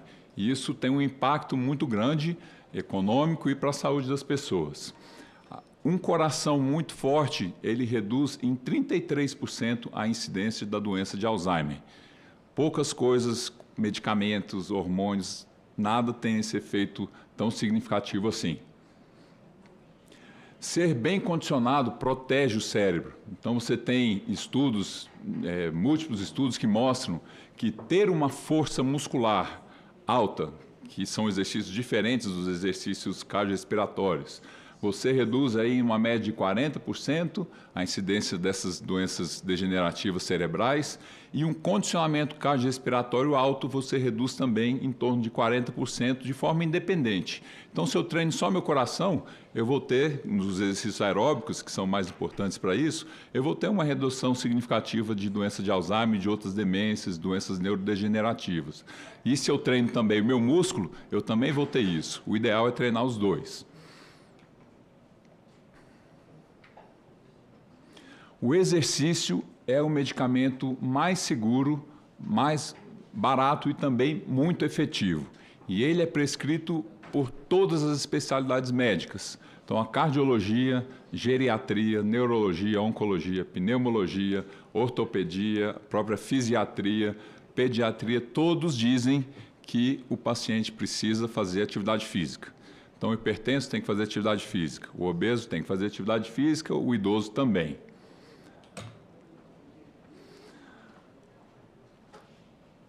Esses são alguns dados aqui de Brasília, eu sou médico aqui em Brasília. Existem aí 15 a 20 grandes linhas assistenciais que usam atividade física. O Hugo citou bem esses programas, a Academia da Saúde, programas ligados à hipertensão, à diabetes, à saúde mental, saúde do idoso, do trabalhador. Só que, infelizmente, e eu não entendo tão bem ainda por quê, a medicina do exercício do esporte não participa desses programas na linha de frente. Pode até ter participado como formação da teoria, das questões relacionadas, né, ao uso do exercício nisso, mas você não vê médicos do esporte, do exercício do esporte, atuando nessas linhas. Esse é um princípio muito importante, que eu acho também antigo, mas o que não se pode medir não se pode melhorar. Isso é um princípio em todas as áreas da medicina. Então, eu não sei se eu estou com pressão alta, até porque ela é assintomática, a maioria das vezes, se eu não meço minha pressão. eu não sei se eu vou estar com colesterol alto ou não, se eu não faço exame de sangue e não meço o meu colesterol. Da mesma forma também, a gente discutiu muito essa questão da avaliação pré-participativa. Então, pessoas abaixo de 35 anos, cuja causa mais comum de morte súbita são doenças congênitas cardíacas, quem tem essas doenças, só em torno de 2 a 5% vão ter qualquer sintoma. Então, é um atleta novo, sem sintoma nenhum, às vezes até o exame médico não tem nenhuma alteração e ele tem a doença que pode gerar morte súbita. Se a gente não medir, a gente não tem como avaliar isso e tratar isso. Então, a nossa especialidade médica, a medicina do exercício e do esporte, é a especialidade médica que estuda esse medicamento que é mais prescrito por todas as outras especialidades e, com todo respeito a todas as outras especialidades, nenhuma delas tem como foco o estudo desse medicamento. Todos prescrevem de uma forma sem muito embasamento e sem muito conhecimento disso. Então, a especialidade médica que estuda isso é a medicina do esporte. A gente estuda o tipo de exercício, a frequência, a dose específica para melhorar o desempenho dos diversos esportes. Então, um atirador ele vai precisar fazer exercícios diferentes de um atleta de atletismo que vai correr uns 100 metros. Então, esse tipo de exercício para melhorar aquela performance e também prevenir as lesões que são mais comuns em cada esporte, é uma especialidade que estuda isso. E também estuda o tipo do exercício, a frequência e a dose específica desse medicamento para o tratamento dos mais diversos problemas de saúde. Então, foi citado aqui a intensidade dos exercícios que muda de uma pessoa para outra. Então, para uma pessoa muito sedentária e idosa, às vezes uma caminhada já vai ser o suficiente para ela estar sinalizando no coração dela que ele precisa ficar mais forte. Enquanto para a maioria das pessoas, a caminhada não vai exercer esse efeito. Se eu quero melhorar o colesterol de um paciente, ele não vai fazer uma atividade tão intensa, ele vai fazer, às vezes, uma dose mais baixa, que vai dar tempo para o organismo usar o colesterol para produzir energia, para o músculo contrair, e vai ter uma melhor resolução da parte mitocondrial, metabólica, do que um exercício muito intenso, enquanto para a saúde mental, por exemplo, o mais importante são exercícios mais intensos. Então, esse estudo desse medicamento específico é a especialidade que faz esse tipo de monitoração, de exames e de recomendações. Ligando aí também essa questão da dipirona, né? A dipirona é um dos medicamentos mais prescritos no Brasil, tá? Para dor, febre, etc. A dose habitual são 1.000 miligramas, 1 grama, né, de até 6 em 6 horas, quando a pessoa tem dor ou algum febre, etc. Aí uma pergunta que eu faço: 1 miligrama de dipirona teria algum efeito para controlar a febre de uma criança ou de um adulto, enquanto a dose preconizada são 1.000 miligramas? Isso é a mesma questão do exercício 60 físico. segundos. Não adianta eu usar um exercício leve demais para uma condição que a pessoa já até faz um dia dela, andar para o estacionamento, voltar para casa, para o trabalho. Se eu não tenho uma dose adequada, eu não vou ter o efeito desejado desse medicamento. E eu acho que esbarra um pouco nessa a falta da participação do médico do esporte nesses programas de fomento à atividade física. Eu acho que cai um pouquinho também nessa classificação brasileira de ocupações. Existe um código para praticamente todas as especialidades médicas dentro da classificação brasileira de ocupações. A lista é enorme. Existe dentro dessa classificação um médico fisiatra, que é uma das minhas especialidades, e eu tive a felicidade de ter essa especialidade também quando eu comecei a minha carreira médica em Brasília. 18 anos atrás, que eu voltei das minhas especializações, eu comecei a praticar a medicina aqui em Brasília. E eu consegui me inscrever num concurso público da Secretaria de Saúde do Distrito Federal como médico fisiatra. E atuei 10 anos no hospital de base, no Agarram, como médico fisiatra. E foi extremamente importante no começo da minha carreira médica e também pude contribuir muito, né, na fisiatria na rede pública. Só que mesmo passando todos esses códigos e todos especializados, não existe na classificação brasileira de ocupações nenhum código de ocupação para a medicina do exercício do esporte. Então, eu trabalho, né, aqui em Brasília já há 20 anos e até hoje nunca tive a oportunidade de fazer um concurso público para médico do esporte na Secretaria de Saúde, por exemplo.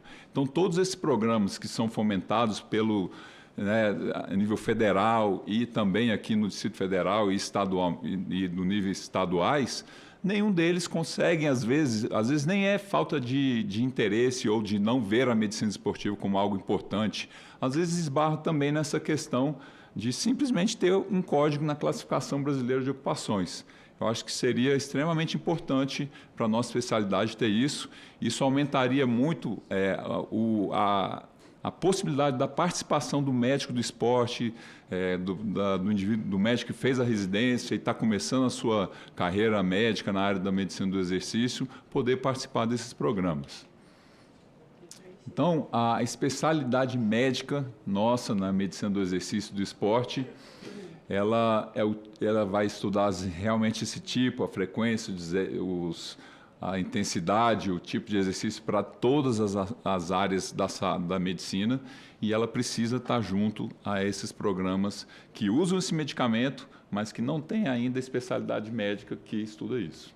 É isso que eu queria pontuar aqui.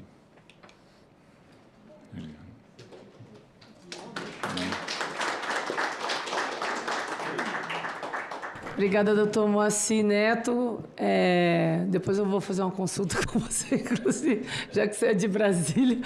E, olha, agradecer ao Esperidião. O Esperidião, a mim, né, o senador Esperidião, ele sempre dá, assim, para as audiências, né, está sempre muito antenado, muito participativo. E ele sempre dá boas dicas de profissionais, de expositores para as nossas audiências. Então, quero agradecer a ele e a equipe dele, e a sua presença, a sua participação aqui, doutor Moacir. Olha, a gente avançou um pouquinho o horário, eu quero pedir desculpas, né, aos nossos expositores, os que estão acompanhando a nossa audiência pública, assim como os servidores da casa. Agradecer mais uma vez a participação, digamos, desse timaço que nós tivemos hoje, eu vou falar assim, na linguagem do voleibol, tá? Desse timaço que nós tivemos aqui, desses especialistas da nossa medicina, do exercício e do esporte. Agradecer a presença de vocês, agradecer também os representantes aqui da ABCD e também do Ministério da Saúde, né, do Governo Federal. E dizer que o debate iniciou aqui, nós vamos ter outras oportunidades, certamente, como já falei, sobre tratar de orçamento, tratar dessas políticas realmente, de fato, voltadas à promoção da saúde, do bem-estar de toda a nossa população, desde a primeira infância até a faixa mais idosa, porque eu acho muito importante a gente trazer esses especialistas para a gente conversar e tratar com muita responsabilidade isso. Gente, eu vou, antes de encerrar, aprovar a nossa ata, né? Antes de encerrar, eu submeto a deliberação do plenário, a dispensa da leitura e aprovação das atas da 8ª e 9ª reuniões, realizadas respectivamente no dia 10 e 23 de junho deste ano, 2026. As senhoras senadoras e senhores senadores que aprovam permaneçam como se encontram. As atas estão aprovadas e serão publicadas no Diário do Senado Federal. Mais uma vez, eu quero agradecer a participação de todos nessa incrível audiência e nada mais havendo a tratar. Eu agradeço a presença de todos e declaro encerrada a presente reunião. Muito obrigada e boa tarde a todos.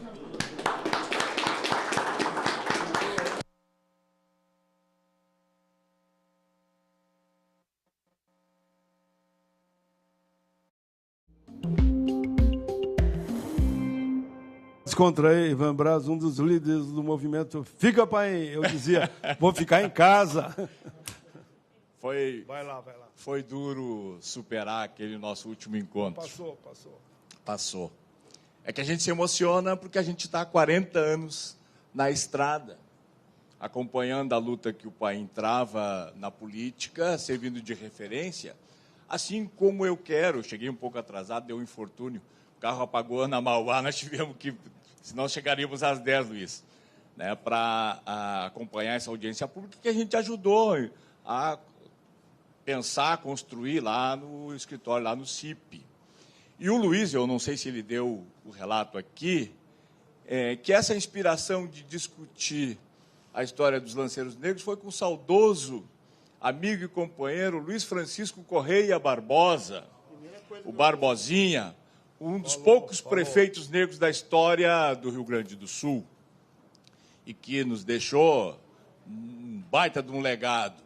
E hoje, Paim, me apresentando também aqui, eu sou embaixador dos lanceiros negros. O Serginho, se eu não disser isso, eu não vou poder voltar a Caxias, né? Com o batalhão Teixeira Nunes, e está aqui também o batalhão de Caçapava do Manuel Padeiro, que o Fernando está ali e tal, que estamos construindo, né? Reconstruindo essa história, que eu quero conversar com o Ifan depois. E aí a Ana me disse, tu pega a lista das presenças aqui com o Manuel, porque a gente precisa ir além.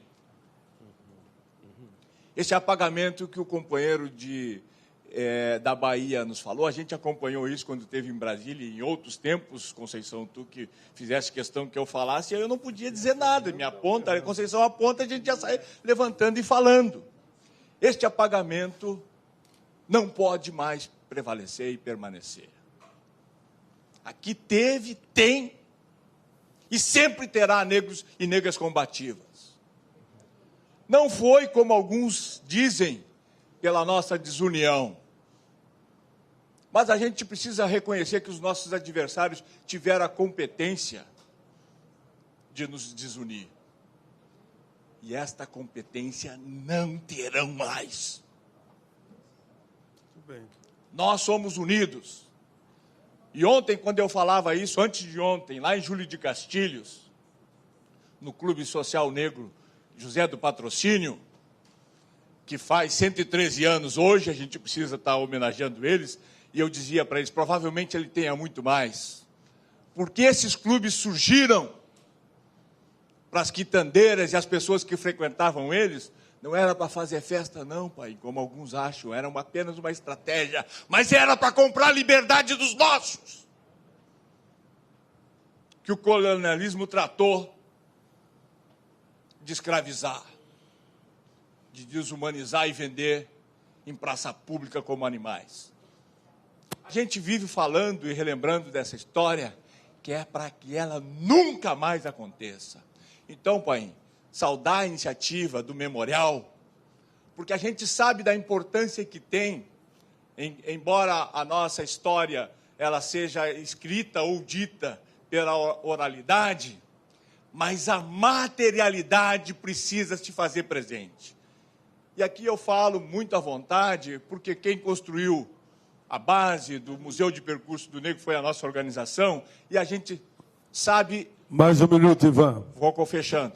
E a gente sabe da importância que o Museu de Percurso do Negro tem tido para as novas gerações, seja pelo tambor, seja pela pegada na Praça da Alfândega, seja pelo bará que está no mercado, ou painel no chalé da Praça Pública, da Praça 15, ainda tem alguns pontos para fazer. A gente sabe o impacto que teve na vida da juventude, que eles não queriam que estudasse e aprendesse, e hoje os nossos jovens estão sendo, além de bons técnicos universitários, alguns políticos que estão sentados no primeiro lugar desta casa e em outras que nós queremos ver também a nossa gente. Então, teu trabalho, Paim, eu sei que está concluindo e eu também a fala. A luta continua, companheiro, e nós estamos juntos. Tudo bem, esse é o Ivan Braz, companheiro de longas jornadas. Por favor, Fernanda.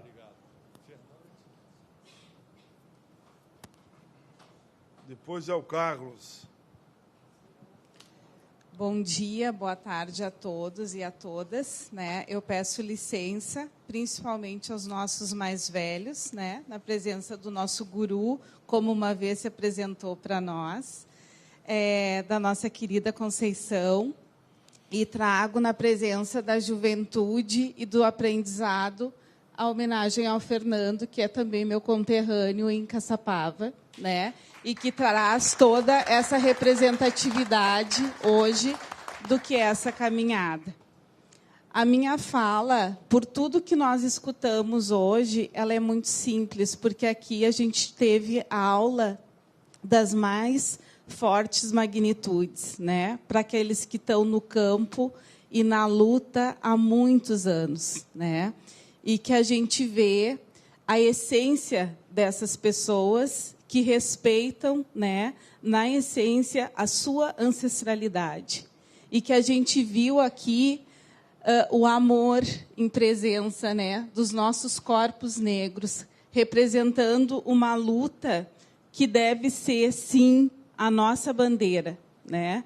A nossa bandeira, porque aqui, sim, temos corpos negros que são representados, que precisam ser valorizados nos seus aprendizados, né, no que representam na historicidade do nosso país e por tudo que construíram. E, sim, a gente precisa referenciar, reconhecer e não só dizer que quando os corpos negros eles são embranquecidos, quando eles são valorizados ou quando eles se diferenciam. Os corpos negros, eles têm identidade, eles têm memória, eles têm dignidade e podem estar aonde eles quiserem estar, né? Então, assim, eu não vou falar de nenhuma referência porque todas foram faladas, né? Aqui a gente teve uma aula na sua magnitude. Cada pessoa trouxe a sua vivência, a sua caminhada, e a gente viu o quanto essas diferentes lutas, essas diferentes mãos significaram o que a gente está tendo aqui hoje.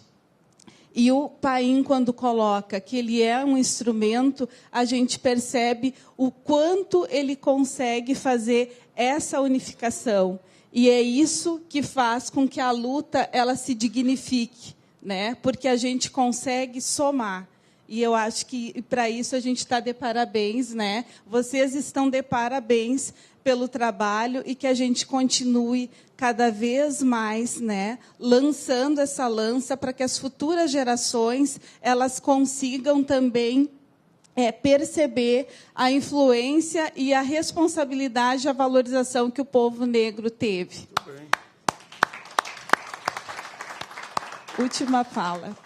E nessas falas que a gente escutou, eu fiquei lembrando um pouquinho de quando eu comecei a escutar quem eram os lanceiros negros.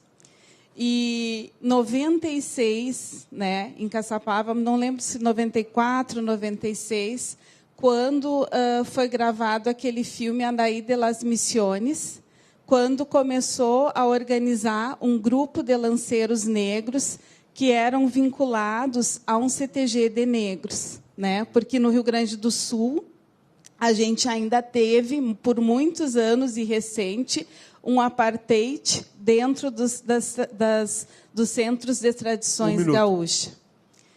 E no nosso município, né, a gente teve um CTG negro, né, com uma forte representação, mas que, a partir desse lugar, várias pessoas ali dentro representaram os lanceiros negros. E que começaram a fazer esse debate também, contribuíram com esse debate no Estado, até a gente começar a vê-los dentro do desfile do 20 de setembro na capital de Porto Alegre, né, em Porto Alegre, no Rio Grande do Sul.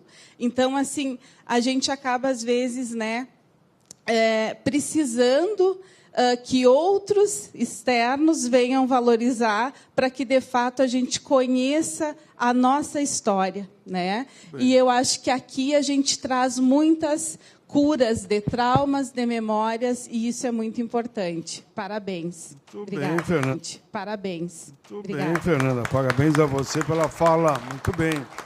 Carlos.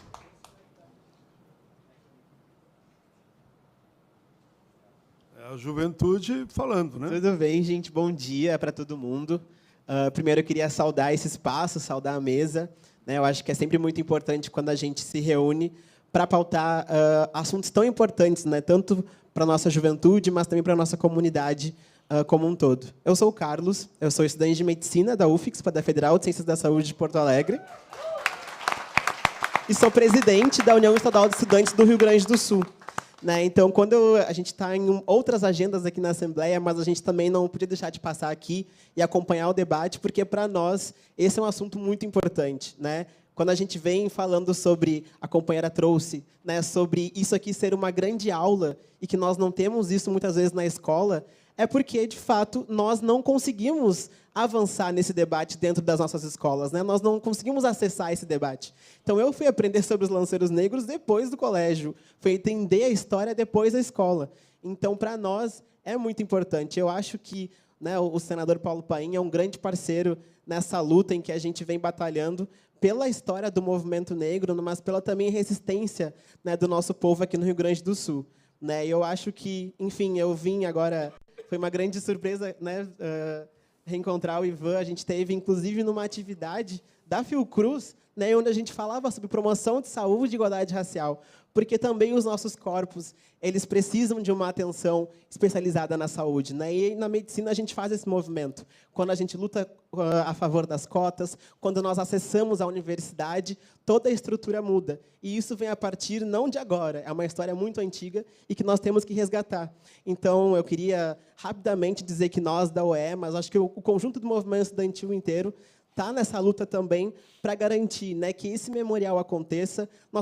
Eu também, por exemplo, não conheço a cidade pessoalmente, mas tenho muita vontade de ir lá, porque a gente pode retomar essa história. E também ali nas questões da Fiocruz, a gente também levou a juventude, né, nesse Museu do Percurso Negro, e a grande maioria não conhecia. Então, eu acho que quando a gente usa esses dispositivos históricos para poder relembrar nossa história e saber para onde nós estamos caminhando, isso é muito importante. Eu acho que é sobre isso, né? Eu não queria me estender, porque eu acho que a aula aqui ela foi gigantesca, nós ficamos aqui acompanhando, e queria agradecer esse espaço. Hoje é um dia cheio aqui na casa, vai ser votada uma questão importante para a educação, a gente está batendo de porta em porta nos deputados, porque também a luta do movimento estudantil ela é assim, né? A gente vai para frente, vai para a luta e constrói de forma coletiva. Acho que é isso, gente. Muito obrigado. Muito bem, parabéns.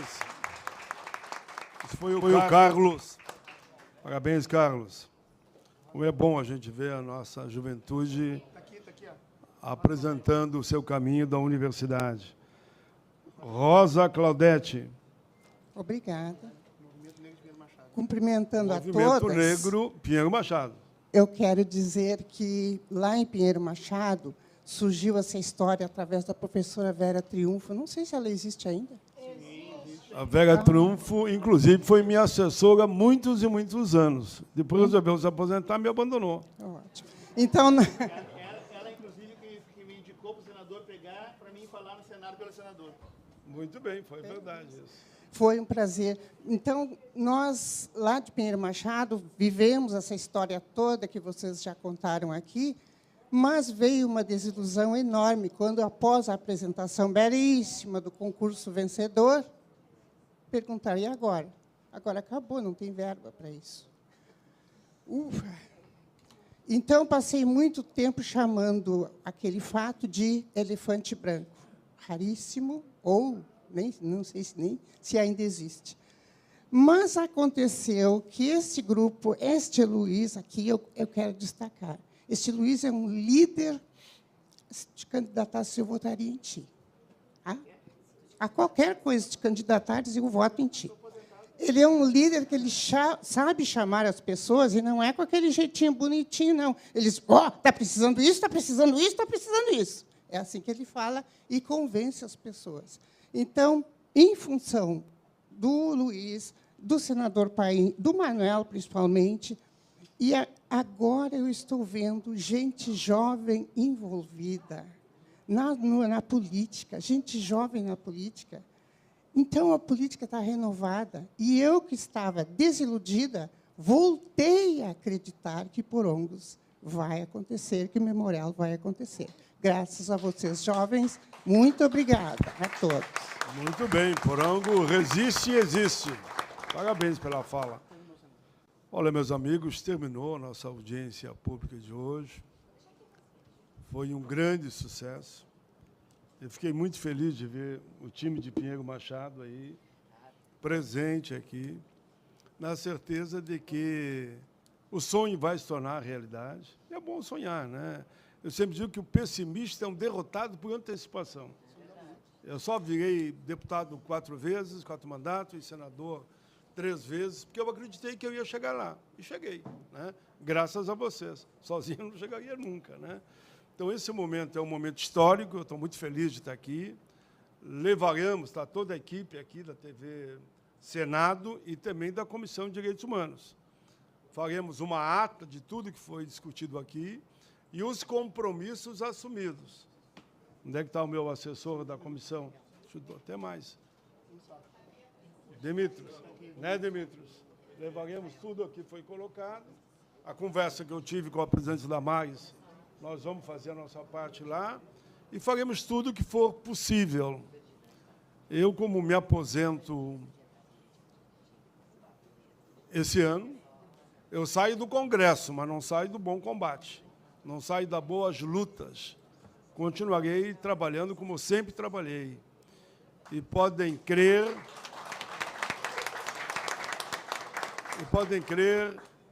se eu me perguntasse, de tudo que tu fez, o que tu gostaria de fazer? Eu gostaria de fazer tudo outra vez. Seguiria o mesmo caminho, defendendo as mesmas pautas. As pautas que eu sempre defendi foi aquela dos idosos, dos deficientes, dos negros, dos indígenas, dos quilombolas, das mulheres. Somos um dos países que mais mata mulheres, né? Que mais agride mulheres, né? Tenho orgulho de dizer que a primeira lei dos autistas foi construída por nós, lá na Comissão de Direitos Humanos.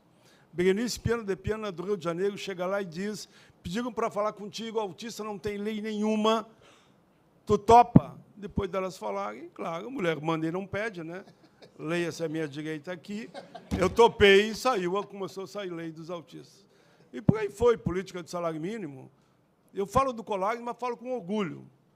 Antes de eu chegar lá, o Colares saiu, porque veio para o Estado para exercer outra função, e eu fiquei com a bandeira do salário mínimo. Infelizmente, deu certo. Hoje tem uma política permanente de inflação, mas PIB, né?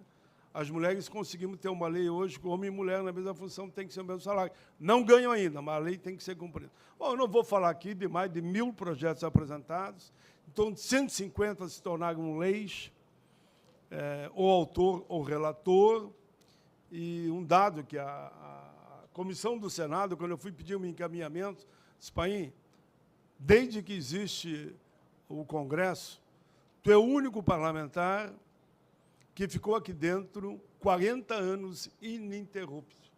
Eu entrei e nunca saí. E o culpado são vocês, são o Rio Grande do Sul, que me elegeu 4 vezes federal, 3 senadores. E eu dizia, eu vou cumprir o mandato. Não vou para lá para depois sair para isso ou aquilo, não. Cumpri todos os mandatos. Esse ano queria que eu saísse, eu digo, não vou sair, para um outro cargo público, não importa qual, né? Eu digo, não, eu vou ficar aqui até o último dia. E assim eu fiz. E a minha linha mestre é fazer o bem sem olhar a quem. E, ao mesmo tempo, uma frase que eu sempre repito, defender causas e não coisas. Sei que são jovens ainda, que poderão entrar na política, outros já estão, entendam, quem não tem causas não chega a lugar nenhum. E a causa não tem que ser só política, pode ser um líder estudantil, pode ser na família, né? Defender causas e não coisas. E essa causa do povo negro é a história das nossas vidas. Então, estamos juntos. Repito, contem comigo também depois de janeiro. Exatamente. O Mendes pediu aqui mais uma falinha para ele, eu vou dar muito agora rápido, e a gente muito encerra. rapidamente. Quero, em nome da comissão, né, pró-memorial dos Lanceiros Negros, né, que são várias pessoas, algumas estão aqui, outras não puderam estar presentes. Eu quero agradecer, né, todo esse apoio, toda essa luta. O pessoal tem participado, tem contribuído, então acho que o pessoal fala muito no meu nome por estar à frente. Mas isso é uma construção coletiva. Se não fosse uma construção coletiva, nós não estaríamos aqui hoje. Então, não é só o Luiz, né? Além do Luiz, tem a companheira ali, a Maria Tereza, tem a Conceição, aqui o Rafael, o pessoal de Pedro Machado, a Thaísa, nossa jornalista maravilhosa ali, que nos colocou na Folha de São Paulo, na 0 Hora, né? E mais, eu não vou lembrar todo mundo, o Eusébio está aqui também, o Manuel, né? 20 anos depois, as fotinhas ali, né? Então, eu quero dar esse agradecimento especial ao tamboreiro que abriu as portas do Dindim para nós, né? A partir da experiência do Museu do Hip Hop. Então, são várias mãos. É uma construção coletiva, e essa construção coletiva a gente tem que mostrar, assim como o Ivan falou, estamos juntos, estamos unidos, né? E com certeza, graças ao nosso lanceiro negro aqui, Paulo Paim, a gente vai avançar. Eu quero agradecer aqui a todos e todas por essa nossa atividade hoje maravilhosa. Plenarinho da Assembleia, hiperlotado, tinha gente de pé até agora, bem pouco tempo. Muito obrigado, gente, hein? Senador. Okay. Valeu. O pessoal está pedindo fazer uma foto coletiva, é isso? Isso, né? pessoal, todo mundo aqui na frente, vamos fazer a foto. Eu quero uma foto da mesa e uma coletiva. Então tá, primeiro tira da mesa. Tira da mesa. Está encerrada a audiência pública da Comissão de Direitos Humanos.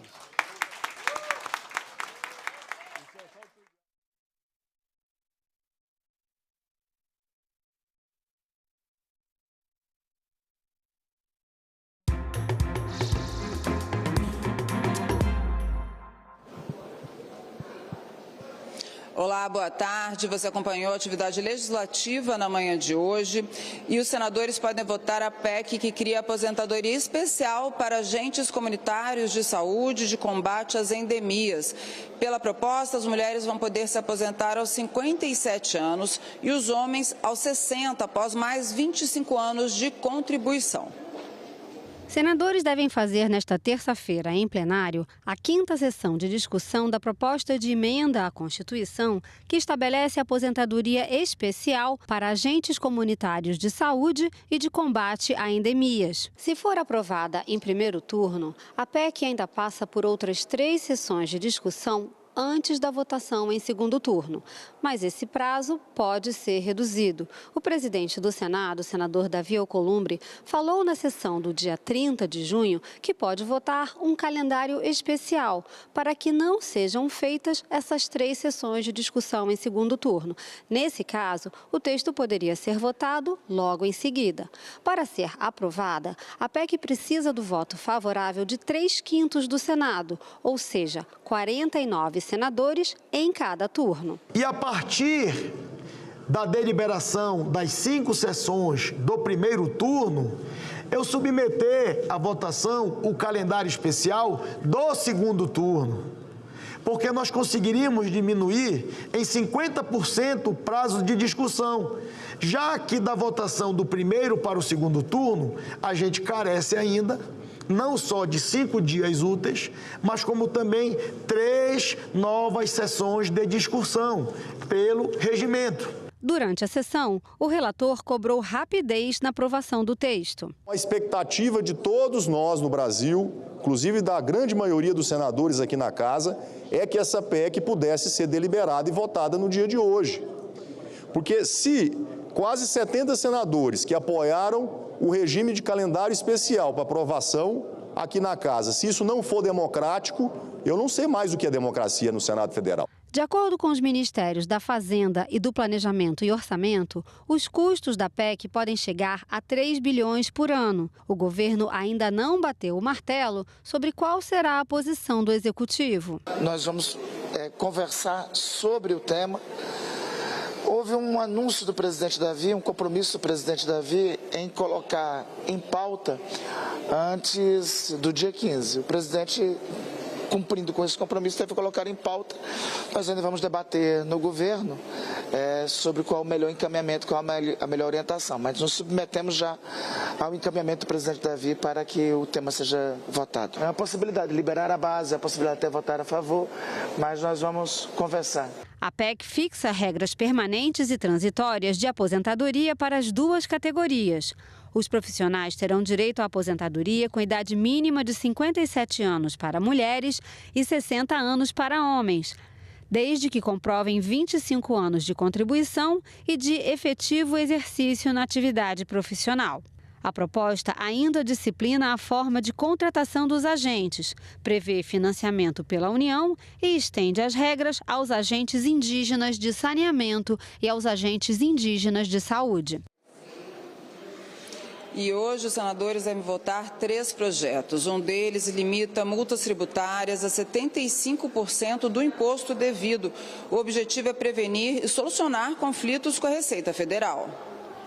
Uma das propostas na pauta altera a legislação tributária e cria regras para a solução de controvérsias em questões tributárias e aduaneiras. Entre as alterações feitas pelos deputados ao texto aprovado anteriormente aqui pelo Senado estão a redução de multas, a revisão de prazos e a limitação do alcance das consultas tributárias. O texto volta, então, agora para a votação final aqui no Senado. Também está na pauta a criação do Programa de Desenvolvimento da Indústria de Fertilizantes, o PROFERT, e também do Fundo de Estímulo à Produção Nacional de Fertilizantes. A proposta estabelece incentivos fiscais e financeiros para aumentar a produção nacional, reduzir a dependência externa e estimular investimentos. Está na pauta ainda o projeto que estabelece um limite de 5% para a retenção de recursos do Fundo de Participação dos Estados e do Fundo de Participação dos Municípios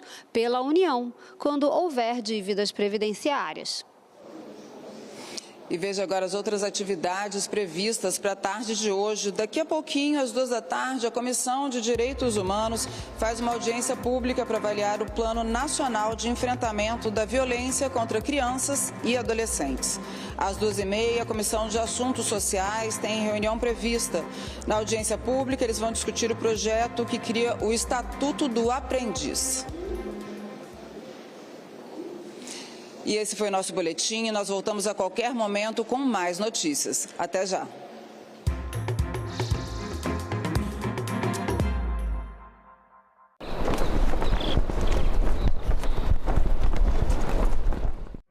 A TV Senado apresenta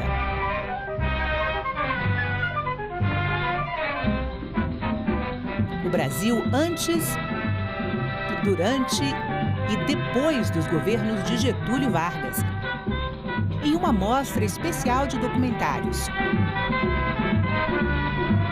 Mostra Senadoc. Sexta, a partir das 9 horas da noite, aqui na TV Senado.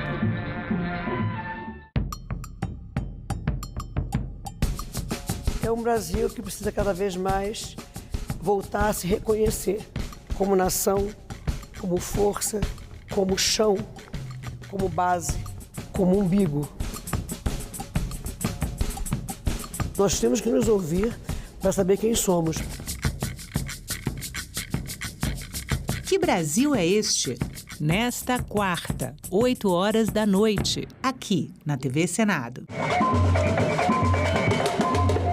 Um dia disseram que ninguém faz samba só porque prefere. O samba preferiu o Mussum e o levou para Mangueira, onde encontrou a música e o mé. Na oficina onde trabalhava, gastava suas horas construindo com sucatas o seu próprio instrumento. Assim nasceu o sambista Carlinhos do Reco-Reco. Com relação ao início da carreira artística, ele começou com os 7 modernos do samba e a coisa era bastante concorrida mesmo para entrar até na caravana do Carlos Machado. Enfim, fizeram vários testes até, várias audiências.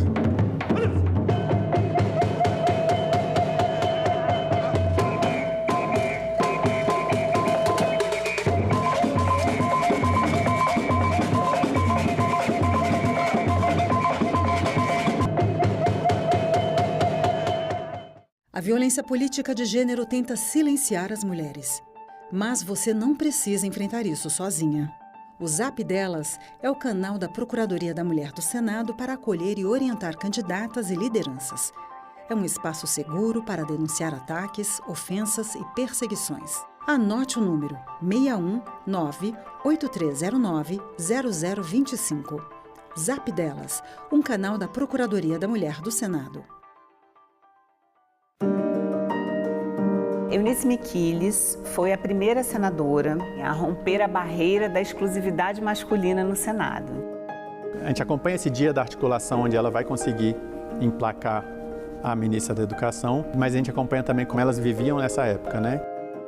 Esse projeto, ele tem a função de fazer as pessoas que vêm visitar o Congresso conhecerem um pouco mais da história do Parlamento. No filme de realidade virtual, você tem uma câmera que capta 360 e não tem cortes. A gente nunca gravou dentro de um carro em realidade virtual. Então a gente conseguiu esse carro que era maior do que os outros, para a gente fazer uma cena onde a pessoa vai se sentir teletransportada para dentro de um carro daquele período, e um carro muito lindo que os senadores usavam, aquele tipo de carro. A visita, ela deixa de ser só uma visita turística e ela vira uma visita também, de alguma forma, emocional. Calendário Eleitoral 2026. A partir de 4 de julho fica proibida a publicidade institucional de órgãos públicos, ou seja, divulgar obras, ações e campanhas, com exceção em caso de necessidade pública urgente reconhecida pela Justiça Eleitoral.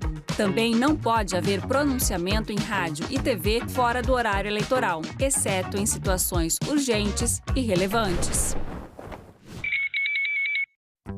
Sou Antônia Márcia Vale, eu sou editora e apresentadora do programa Agenda Econômica. Eu trabalho no núcleo de programas que produz o que a gente chama de programas de grade. A elaboração de um programa nunca é uma coisa tão simples. Por trás das câmeras tem uma equipe enorme. A gente tem iluminador, a gente tem os câmeras, a gente tem o contra-regra, tem um diretor de gravação. TV não é uma brincadeira individual, é uma brincadeira coletiva. O que eu vislumbro para a TV Senado é que a gente consiga fazer produtos que sejam cada vez mais informativos, que mostrem efetivamente o trabalho dos senadores e o que esse trabalho tem de impacto na vida do cidadão diretamente. Eu pude participar de momentos históricos do país e isso para mim é muito rico, é impagável. Agora é lei. O programa Acredita no Primeiro Passo foi criado para auxiliar na renegociação de dívidas e facilitar o acesso ao crédito de pequenas empresas. O objetivo é a qualificação profissional e a inserção socioeconômica por meio do emprego e do empreendedorismo. Podem participar do programa pessoas inscritas no Cadastro Único, o CAD Único. O Senado votou, agora é lei. Antônio Lisboa, o que a Convenção da Organização Internacional do Trabalho sobre o trabalho decente nas plataformas pode mudar na vida dos trabalhadores? A partir dessa convenção, os trabalhadores de economia de plataforma poderão ter direitos básicos que outros trabalhadores já têm, como salário, remuneração mínima, proteção social, direito à negociação coletiva. Agenda Econômica. Hoje, 8 horas da noite, aqui na TV Senado. Se você me perguntasse o que eu gostaria no mundo, é que não houvesse violência.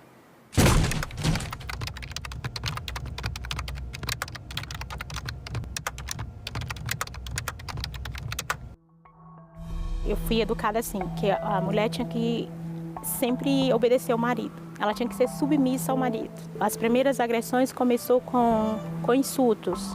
Falar da minha roupa, dizer que eu era gorda, que eu era feia.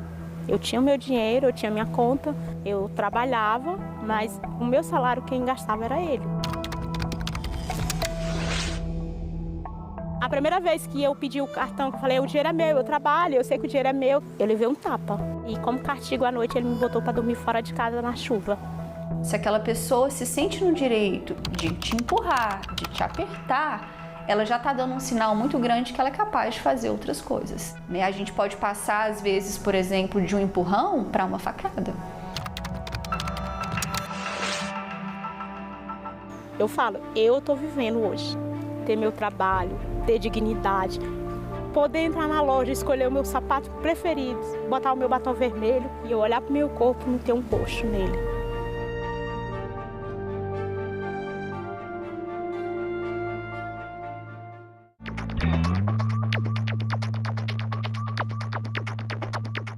Declaro aberta a sessão solene. Se não existe parlamento, não existe democracia. O governo via todos como se fosse comunista. A fila não para de crescer para a passagem da revista lá na esplanada dos ministérios. Deve ser sempre lembrado o que foi dito por Ulisses Guimarães. Traidor da Constituição é traidor da pátria. O homem disse, não, quem fala? Eu disse, Ariano Suassuna.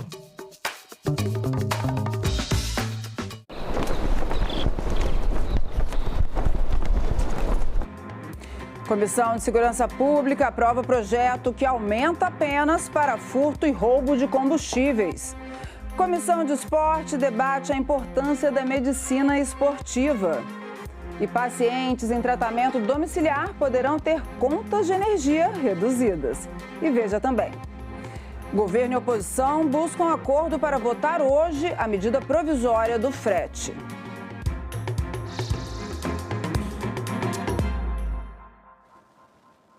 Boa tarde, agora são 13h30 e o Senado Notícias está no ar. A medicina esportiva, ou melhor, do exercício do esporte, é uma área que tem avançado cada vez mais e que tem buscado servir a toda a população. Esse foi o foco da audiência pública desta terça-feira na Comissão de Esporte. Gente que entende de medicina esportiva veio para dizer que isso não é assunto só para atletas, amadores ou profissionais. O exercício físico, ele diminui as faltas, as ausências ao trabalho, né, por doença.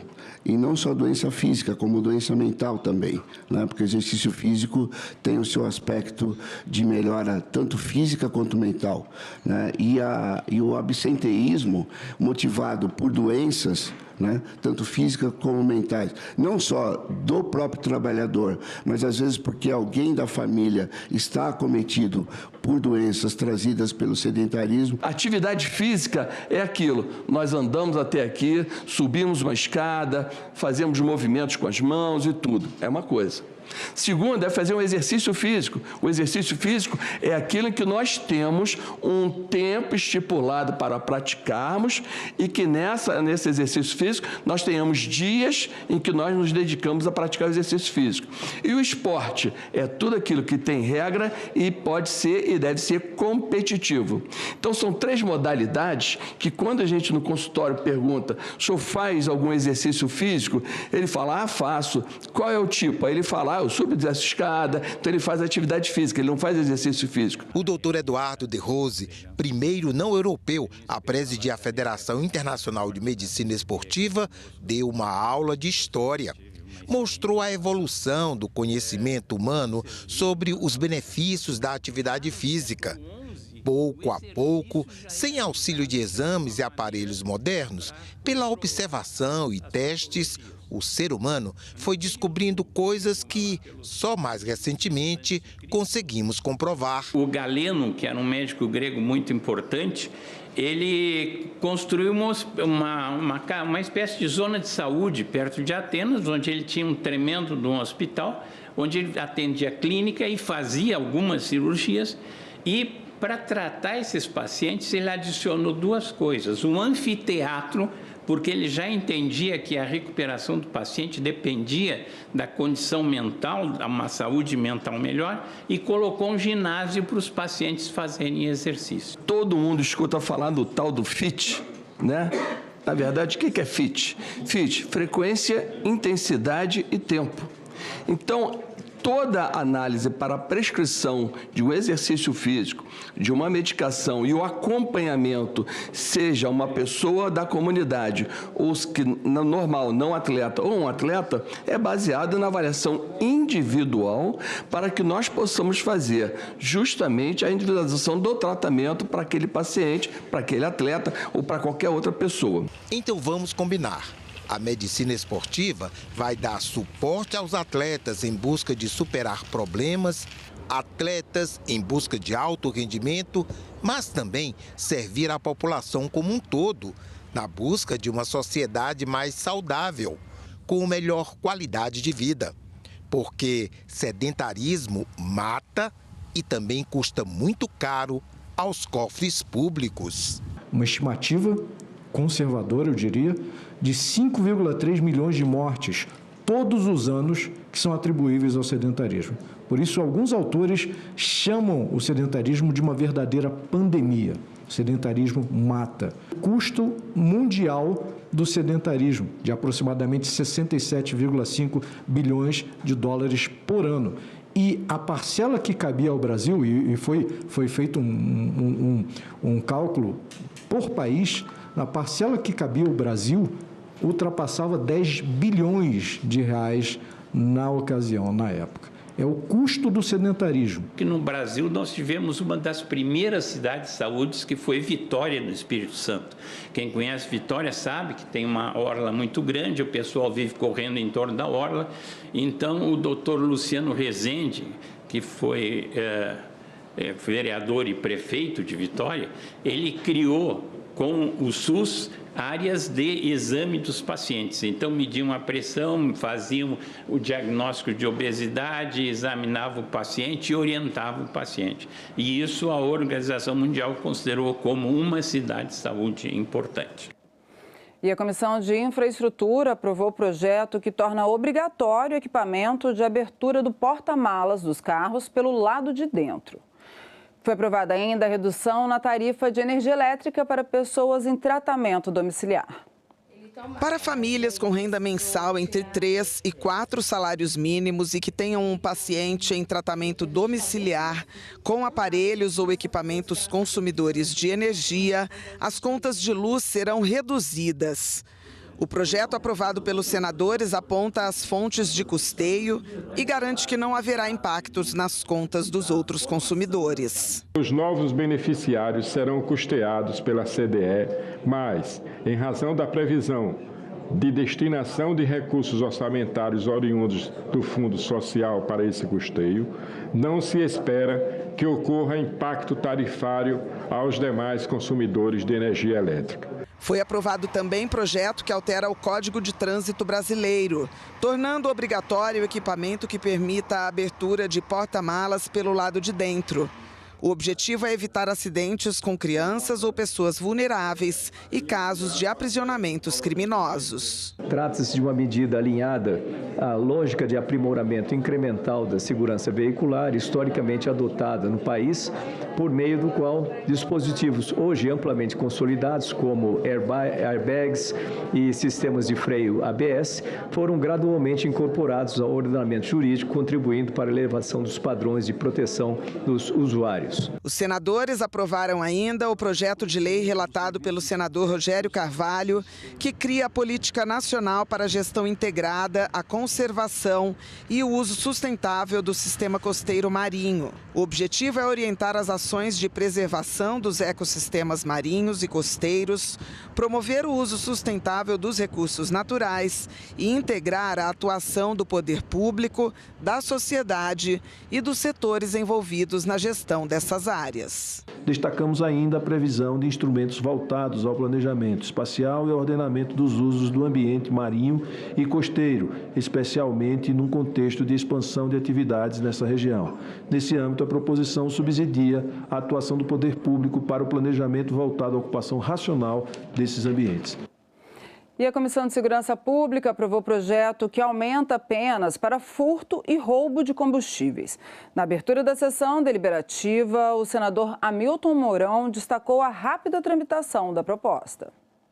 Entre a distribuição da matéria ao relator, em 12 de junho de 2026, e a conclusão do parecer em 9 de julho de 2026, transcorreu o período de apenas 27 dias, compreendendo a análise técnica da proposição, o exame de sua compatibilidade com o ordenamento jurídico vigente, a elaboração do relatório, a disponibilização do parecer aos membros da comissão e a subsequente convocação da reunião deliberativa e inclusão da matéria em pauta para apreciação. No debate sobre o projeto de lei, os senadores presentes consideraram positiva a proposição, dada a elevada frequência dos crimes de roubo e furto de combustíveis relatados em todo o território nacional.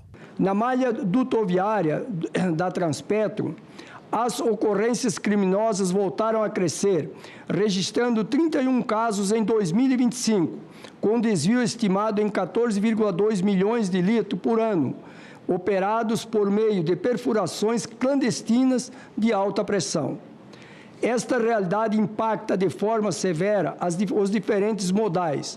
No transporte rodoviário, que escoa a maior parte da produção nacional, o roubo de combustível encarece o frete, eleva diretamente o custo final de insumos e alimentos. O senador Sérgio Moro, relator ad hoc do parecer, considerou necessárias apenas emendas de redação e se manifestou favorável à proposição. A subtração de combustíveis exige logística complexa, equipamentos especializados e canais clandestinos de comercialização, providos em sua grande maioria por organizações criminosas. Ademais, os combustíveis subtraídos costumam ingressar em mercados paralelos sem controle de qualidade ou garantia de procedência, prejudicando o consumidor final desses produtos. Por todo exposto, vota pela aprovação do projeto de lei 1482, com as seguintes emendas de redação. Em votação, o relatório apresentado. Senadoras e senadores que concordam com o relatório, permaneçam como se encontram. Aprovado o relatório, que passa a constituir o parecer da comissão favorável ao projeto de lei número 1482 de 2019, com as emendas número 3, 4, 5 e meia dúzia desta comissão. A matéria vai à Comissão de Constituição, Justiça e Cidadania. E a construção de um memorial em homenagem aos lanceiros negros foi tema de uma diligência da Comissão de Direitos Humanos do Senado na Assembleia Legislativa do Rio Grande do Sul, em Porto Alegre, na manhã de hoje. A audiência foi pedida pelo senador Paulo Paim. Os lanceiros negros eram escravos que foram lutar na Revolução Farroupilha com a promessa de alforria depois da vitória final, o que não aconteceu. Os lanceiros negros lutaram na Revolução Farroupilha, mas acabaram traídos, desarmados e assassinados. Mais de 180 anos depois, eles foram incluídos no Livro dos Heróis da Pátria por lei, em 2024. E digo aqui com muito orgulho, eu fui o instrumento, eu fui a ferramenta. Eu fui o autor da proposta que escreveu os lanceiros negros nos livros dos heróis da pátria. No Panteão da Pátria, na Praça dos Três Poderes. Foi uma caminhada longa, vocês sabem disso. Foi um bom combate, a boa peleia. O chamado Massacre dos Porongos aconteceu no município de Pinheiro Machado, perto da fronteira com o Uruguai. É lá que o memorial deve ser erguido. Os lanceiros negros lutavam pela independência do Rio Grande do Sul e também pela própria liberdade, prometida aos escravizados que se juntassem às forças rebeldes em oposição ao exército do imperador, comandado por Duque de Caxias. Foi Duque de Caxias que disse: libertem os índios e matem os negros. Está lá a carta, lá no Museu do Senado. Para garantir que a memória dos lanceiros seja preservada, representantes do movimento negro, do IFAM, do Ministério da Igualdade Racial e lideranças locais se reuniram no Palácio Farroupilha, em Porto Alegre. Nós ainda estamos lutando, nós mandando para o IFAI aqui o pedido de solicitação do reconhecimento daquele espaço, né, como um espaço de construção da memória do povo negro no Estado. Imagina ver a batalha lá e as pessoas poderem assistir, como nas missões, né? Imagina poder projetar e poder também sair dali com o reconhecimento daqueles nossos heróis. Nós sabemos que a caminhada ainda é longa, mas nós iniciamos ela. Nós vamos fazer todo o esforço, junto com a Prefeitura de Pinheiro Machado, para que esse memorial, que é um projeto belíssimo, é um projeto incrível, que foi constituído de maneira exemplar também, porque envolveu participação social, envolveu o movimento social negro, que é o grande responsável por nós estarmos até aqui. Eu não tenho dúvida que a gente vai conseguir tirar ele do papel.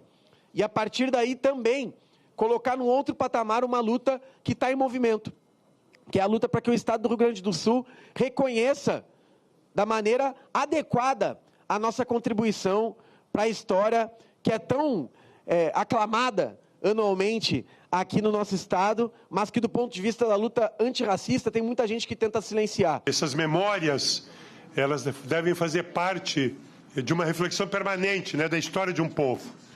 Eu acho que essa iniciativa tua, Paim, meu companheiro senador, preenche uma lacuna histórica, preenche um momento de reparação fundamental, que é uma referência histórica transformada nesse memorial e que permite, portanto, que esta memória seja visibilizada por aqueles que guardam no seu compromisso uma história de combate ao antirracismo e traz para o Estado do Rio Grande do Sul uma reflexão permanente. O massacre dos porongos, nós não queremos nunca mais que ocorra, que é esse massacre cotidiano contra o povo negro, que nós não queremos mais que ocorra nunca. Qualquer tipo de discriminação, qualquer tipo de racismo é intolerável para todos nós. E esse memorial traz para todos nós essa reflexão permanente daquilo que nós não queremos que nunca mais aconteça. Porongos acontece de forma permanente nas nossas periferias. Porongo acontece quando a nossa juventude é criminalizada, é violentada pelas mesmas forças policiais ou muitas das forças policiais que produziram isso, que produziram em Porongo. E olha só, agora são 13 horas e 46 minutos, nós estamos ao vivo aqui pela TV Senado e vamos falar agora sobre o governo e a oposição que buscam acordo para a votação nesta terça-feira da medida provisória do frete. Senadores não podem modificar o texto aprovado pelos deputados porque a MP perde validade nesta quinta-feira. Editada em meados de março, a medida provisória impede o pagamento de fretes abaixo do piso da Agência Nacional de Transportes Terrestres. No caso de descumprimento, os contratantes vão pagar multas de até R$1 milhão. A MP também prevê reajuste do piso toda vez que o preço dos combustíveis subir acima de 5%. O texto ainda cria um piso salarial de R$5 mil para os caminhoneiros e o adiantamento de 70% do frete para os autônomos. A MP perde validade nesta quinta-feira. Governo e oposição tentam um acordo para votá-la neste prazo. Tivemos uma conversa muito boa agora na liderança. Colocamos os pontos que nos afligem, eles colocaram o que pode ser modificado. E agora o nosso pessoal vai trabalhar. O problema do piso é um que tem muita dúvida pelo lado dos como é que chama? O piso salarial, isso? O piso salarial, né? E também, mas já tem uma sinalização do outro lado. Então, foram colocados esses pontos, vão ter mais reuniões. No conjunto de preocupações colocadas, 4 dispositivos, nós vamos buscar ajustar como emenda de redação. Outros têm compromisso de veto futuro do presidente da República. Então, eu creio que nós chegamos a um bom acordo para a votação. Eu vou comunicar sobre esse acordo ao presidente Davi Alcolumbre e a nossa expectativa é colocar a MP em apreciação amanhã. Assim, obviamente, a posterior deliberação é do presidente da Casa, mas eu vou comunicar ao presidente da Casa que construímos um acordo nessa reunião e a medida provisória, se assim quiser o presidente, estará pronta para ser votada amanhã. No acordo, governo e oposição concordaram com a criação do piso salarial dos caminhoneiros, mas sem um valor específico, que, segundo a medida provisória, seria de R$5 mil mensais para aqueles contratados com carteira assinada. Há um entendimento do Supremo Tribunal Federal que impede esta definição em nível nacional, sem considerar questões regionais. E apesar de aprovada pelos deputados, o governo já avisou que deve vetar a anistia concedida aos caminhoneiros que bloquearam as rodovias após o resultado das eleições de 2022. E os senadores também podem votar a PEC que cria aposentadoria especial para agentes comunitários de saúde e de combate às endemias. Segundo a proposta, as mulheres poderão parar de trabalhar aos 57 anos e os homens aos 60, depois de 25 anos de contribuição. Senadores devem fazer nesta terça-feira, em plenário, a 5ª sessão de discussão da proposta de emenda à Constituição que estabelece aposentadoria especial para agentes comunitários de saúde e de combate a endemias. Se for aprovada em primeiro turno, a PEC ainda passa por outras 3 sessões de discussão antes da votação em segundo turno. Mas esse prazo pode ser reduzido. O presidente do Senado, o senador Davi Alcolumbre, falou na sessão do dia 30 de junho que pode votar um calendário especial para que não sejam feitas essas 3 sessões de discussão em segundo turno. Nesse caso, o texto poderia ser votado logo em seguida.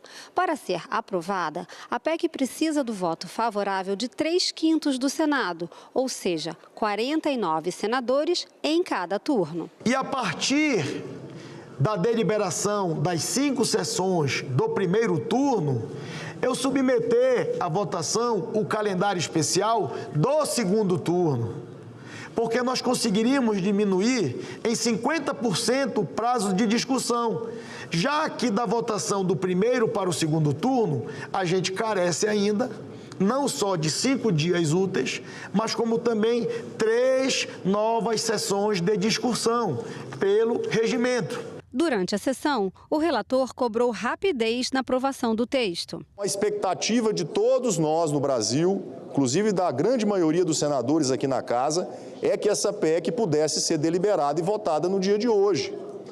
Porque se quase 70 senadores que apoiaram o regime de calendário especial para aprovação aqui na casa, se isso não for democrático, eu não sei mais o que é democracia no Senado Federal. De acordo com os ministérios da Fazenda e do Planejamento e Orçamento, os custos da PEC podem chegar a 3 bilhões por ano. O governo ainda não bateu o martelo sobre qual será a posição do Executivo. Nós vamos conversar sobre o tema. Houve um anúncio do presidente Davi, um compromisso do presidente Davi em colocar em pauta antes do dia 15. O presidente, cumprindo com esse compromisso, deve colocar em pauta. Nós ainda vamos debater no governo sobre qual o melhor encaminhamento, qual a melhor orientação. Mas nos submetemos já ao encaminhamento do presidente Davi para que o tema seja votado. É uma possibilidade de liberar a base, é a possibilidade de até votar a favor, mas nós vamos conversar. A PEC fixa regras permanentes e transitórias de aposentadoria para as 2 categorias. Os profissionais terão direito à aposentadoria com idade mínima de 57 anos para mulheres e 60 anos para homens, desde que comprovem 25 anos de contribuição e de efetivo exercício na atividade profissional. A proposta ainda disciplina a forma de contratação dos agentes, prevê financiamento pela União e estende as regras aos agentes indígenas de saneamento e aos agentes indígenas de saúde. E nessa terça-feira, os senadores devem votar 3 projetos. Um deles limita multas tributárias a 75% do imposto devido. O objetivo é prevenir e solucionar conflitos com a Receita Federal. Uma das propostas na pauta altera a legislação tributária e cria regras para a solução de controvérsias em questões tributárias e aduaneiras. Entre as alterações feitas pelos deputados ao texto aprovado anteriormente aqui pelo Senado estão a redução de multas, a revisão de prazos e a limitação do alcance das consultas tributárias. O texto volta então agora para a votação final aqui no Senado. Também está na pauta a criação do Programa de Desenvolvimento da Indústria de Fertilizantes, o PROFERT, e também do Fundo de Estímulo à Produção Nacional de Fertilizantes. A proposta estabelece incentivos fiscais e financeiros para aumentar a produção nacional, reduzir a dependência externa e estimular investimentos. Está na pauta ainda o projeto que estabelece um limite de 5% para a retenção de recursos do Fundo de Participação dos Estados e do Fundo de Participação dos Municípios pela União, quando houver dívidas previdenciárias. E veja agora as outras atividades previstas para a tarde de hoje. Daqui a pouquinho, às 14h, a Comissão de Direitos Humanos faz uma audiência pública para avaliar o Plano Nacional de Enfrentamento à Violência contra Crianças e Adolescentes. Às 12h30, a Comissão de Assuntos Sociais tem reunião prevista. Uma audiência pública para discutir o projeto que cria o Estatuto do Aprendiz. E nós vamos direto agora para o Rio Grande do Sul conversar com o senador Paulo Paim, que está comandando a Comissão de Direitos Humanos lá na Assembleia Legislativa do Estado.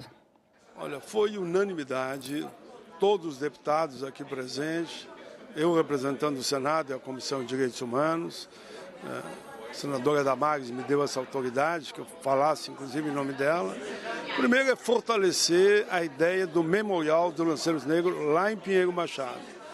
Já foi dito que eu tinha encaminhado algumas emendas para lá, e de fato eu encaminhei, mas eles não tinham ainda a documentação final, inclusive da propriedade de hectares de terras que ficarão sob a responsabilidade dessa comissão dos Lanceiros Negros, claro, em parceria com a Prefeitura. para transformar aquela região numa área turística, inclusive, para que o povo gaúcho brasileiro saiba como foi a história dos lanceiros negros. Aqueles que lutaram pela liberdade do Rio Grande e, no fim, foram, infelizmente, grande parte massacrados. E, por isso, o Senado, corretamente, por iniciativa nossa, transformou os lanceiros negros em herói da pátria. Aqui, ajustamos que Lei Rouanet, emendas de comissão, emendas individuais poderão construir esse memorial para que nunca mais haja uma covardia como essa de matar inocentes. Será um grande centro cultural, um grande centro que mostrará a história de parte do povo brasileiro, né? Que violência, massacre, guerra. Eu sou o presidente da Frente Parlamentar pela Paz lá no Congresso, né? Lá no Senado. E agora eu vou levar, inclusive, para lá também, e nós faremos um evento lá em Pinheiro Machado, pela paz, pela liberdade e pela justiça. Nós vamos todos somar esforços para que esse museu, esse memorial, que vai ter forma, inclusive, de museu, se torne realidade. Em audiência pública da Comissão de Assuntos Sociais, especialistas defenderam a valorização dos conselhos tutelares para a proteção de crianças e adolescentes, principalmente no mundo digital. Os conselhos tutelares exercem papel essencial na proteção integral prevista no Estatuto da Criança e do Adolescente. São esses profissionais que atendem situações de violação de direitos e promovem medidas de proteção em contextos de vulnerabilidade social. A Comissão de Assuntos Sociais realizou uma audiência pública para debater a situação dos conselhos tutelares e os desafios para a implementação do ECA digital. Essa audiência pública tem objetivos claros. Ouvir os conselhos tutelares sobre a sua realidade concreta e as suas necessidades institucionais, debater a valorização de categorias, incluindo o piso salarial, avaliar a implementação do ECA digital, discutir as políticas de apoio às famílias e à prevenção de violações e, assim, contribuir para o aperfeiçoamento de ações legislativas e administrativas voltadas à proteção integral das nossas crianças e adolescentes. Os convidados defenderam que a valorização do Conselho Tutelar e a criação de políticas públicas efetivas são essenciais para a proteção integral de crianças e adolescentes, principalmente no mundo digital. E o ambiente digital também é um ambiente de violação de direitos e um ambiente de risco e um ambiente de exploração, inclusive exploração de imagem, de exploração econômica da imagem de crianças e adolescentes. Conselhos tutelares, eles necessitam carros adequados para fazer os transportes, conduzir até o 18 de maio, até as delegacias. E a gente precisa também de todo o suporte tecnológico e humano dentro das unidades administrativas dos conselhos tutelares. É fortalecer, de fato, a proteção integral de crianças e adolescentes e que isso precisa passar por uma estrutura de cuidado também e de preservação da autonomia e de garantias de funcionamento de estrutura física e financeira e de retaguarda para os conselheiros tutelares exercerem a sua função. Duas novas leis votadas recentemente pelo Congresso foram publicadas hoje no Diário Oficial da União e já estão valendo. Uma delas inclui educação, política e direitos da cidadania como componente curricular obrigatório da educação básica. A outra cria a Semana Nacional da Ética e da Cidadania a ser comemorada anualmente na primeira semana de maio. Nós voltamos a qualquer momento com mais informações ao vivo sobre as notícias do Senado. Acompanhe nosso site e também as nossas redes sociais. Até já!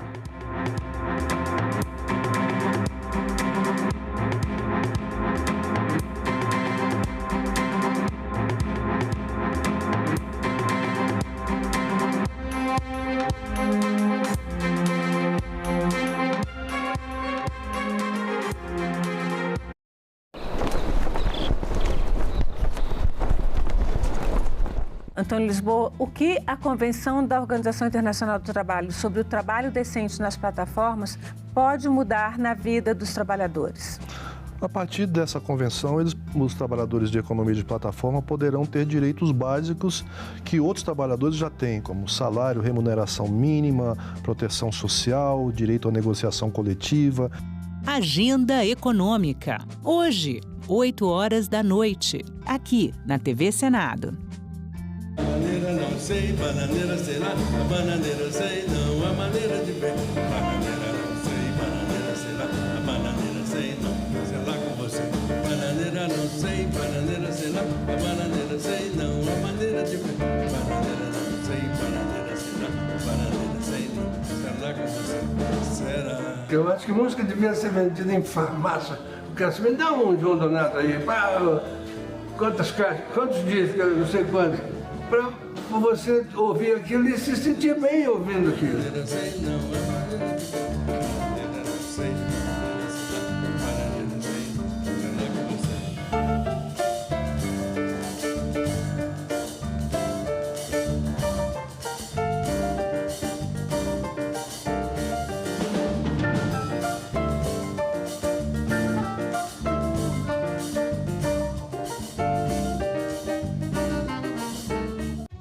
Você, mulher que quer entrar para a política, agora pode contar com o Guia da Candidata. Um manual prático, feito pela Procuradoria da Mulher do Senado para ajudar em cada passo da sua jornada. A publicação mostra o que você precisa para começar. Estar em dia com a Justiça Eleitoral, garantir sua filiação a um partido e o domicílio eleitoral 6 meses antes da eleição. Lá, você descobre como garantir os recursos para sua campanha, como os 30% do fundo eleitoral e do tempo de rádio e TV, que são seus por direito. O material também ensina a organizar a campanha, cuidar da segurança na internet e o que fazer em casos de violência política. Acesse o guia na página da Procuradoria do Senado na internet. Basta clicar em Publicações no alto da página e selecionar o Guia da Candidata. É informação rápida e segura para você ocupar o seu lugar na política. Porque não existe democracia sem a sua participação.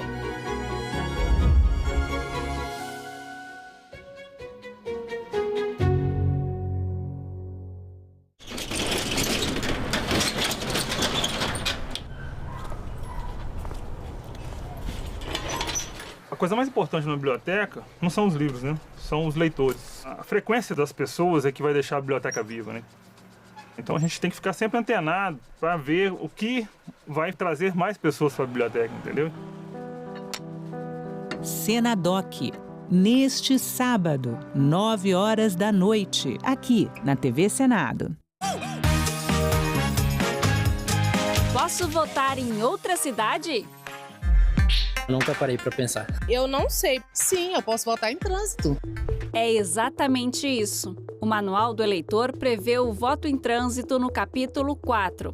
Olha só, se você estiver viajando, pode pedir a transferência temporária. Isso só vale para quem vai estar em capitais ou cidades com mais de 100 mil eleitoras e eleitores. Se a viagem for para uma cidade do mesmo estado, dá para votar para deputado federal, deputado estadual, senador, governador e presidente da República. Já se a pessoa vai para outro estado, só é possível votar para presidente. Dá para solicitar o voto em trânsito pelo autoatendimento eleitoral no site do TSE ou em algum cartório eleitoral.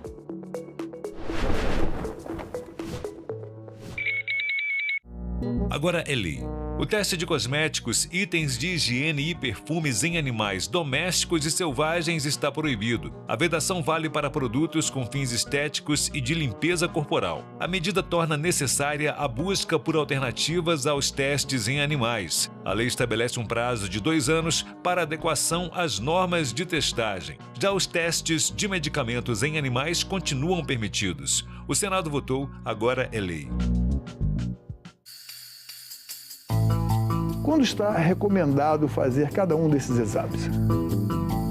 Somos o maior parceiro comercial sérvio na América Latina. que está por trás dos algoritmos e também dos aplicativos de inteligência artificial.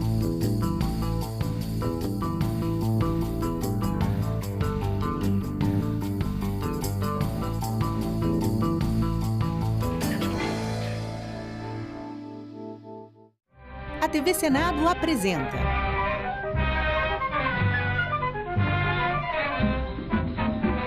o Brasil antes, durante e depois dos governos de Getúlio Vargas, em uma mostra especial de documentários. Mostra Senadoc. Sexta, a partir das 9 horas da noite, aqui na TV Senado. De cada 10 pessoas. Olá, boa tarde. Estamos de volta e passamos a transmitir agora a sessão do plenário. Acompanhe.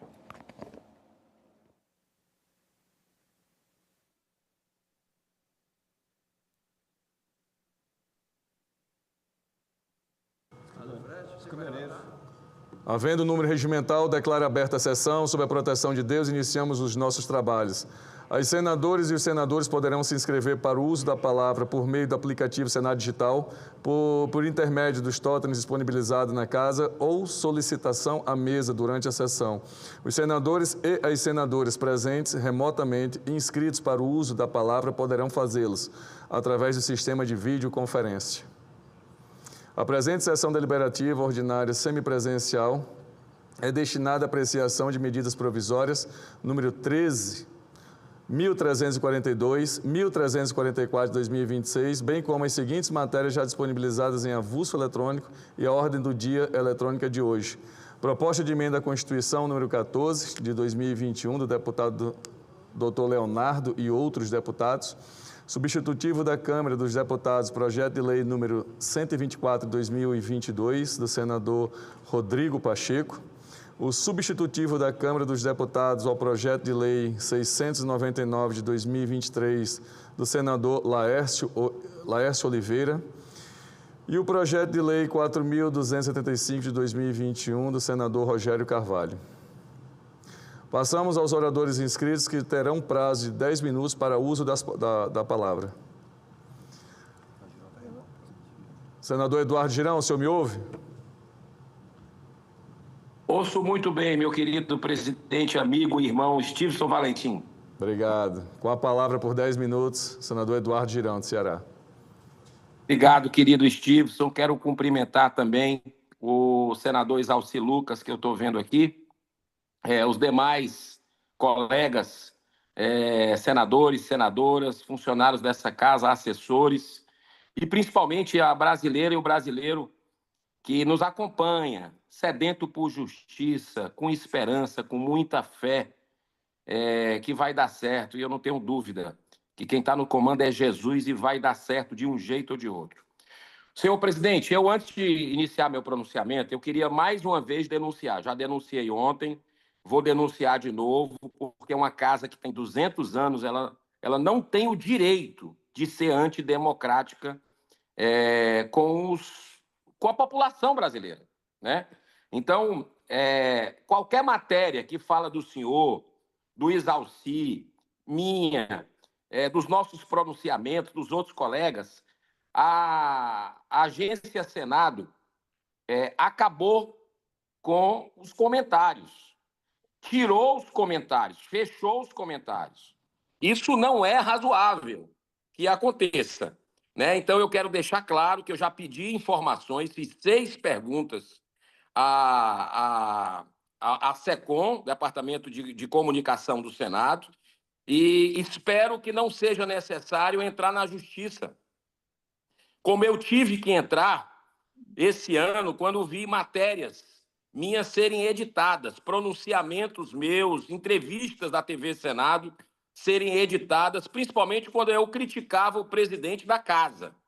Então, a censura, eu sei que está comendo solta no Brasil, mas dentro do Senado, aí é o cúmulo, e a gente não pode aceitar isso. Então, eu faço um alerta à equipe da TV Senado, Rádio Senado, Agência Senado, quem é a primeira secretaria, do Senado, o presidente Davi Alcolumbre, os comentários estão fechados. O que é que a população não pode comentar, não pode colocar sua opinião? Está errado isso. Então, eu quero fazer esse alerta. Enquanto não for resolvido, eu vou ficar aqui cobrando e vou tomar medidas judiciais, como eu já tomei com relação à censura, à liberdade de expressão, à edição que estavam sendo feitas em entrevistas quando eu criticava a presidência da casa. Mas, presidente, hoje eu vou precisar falar aqui de uma tortura cruel. Tente imaginar alguém colocando à força um tubo em sua garganta com o objetivo de despejar alimento de forma obrigatória.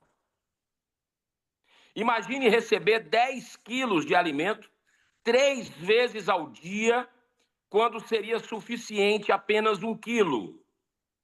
E repetir essa operação por 15 dias consecutivos.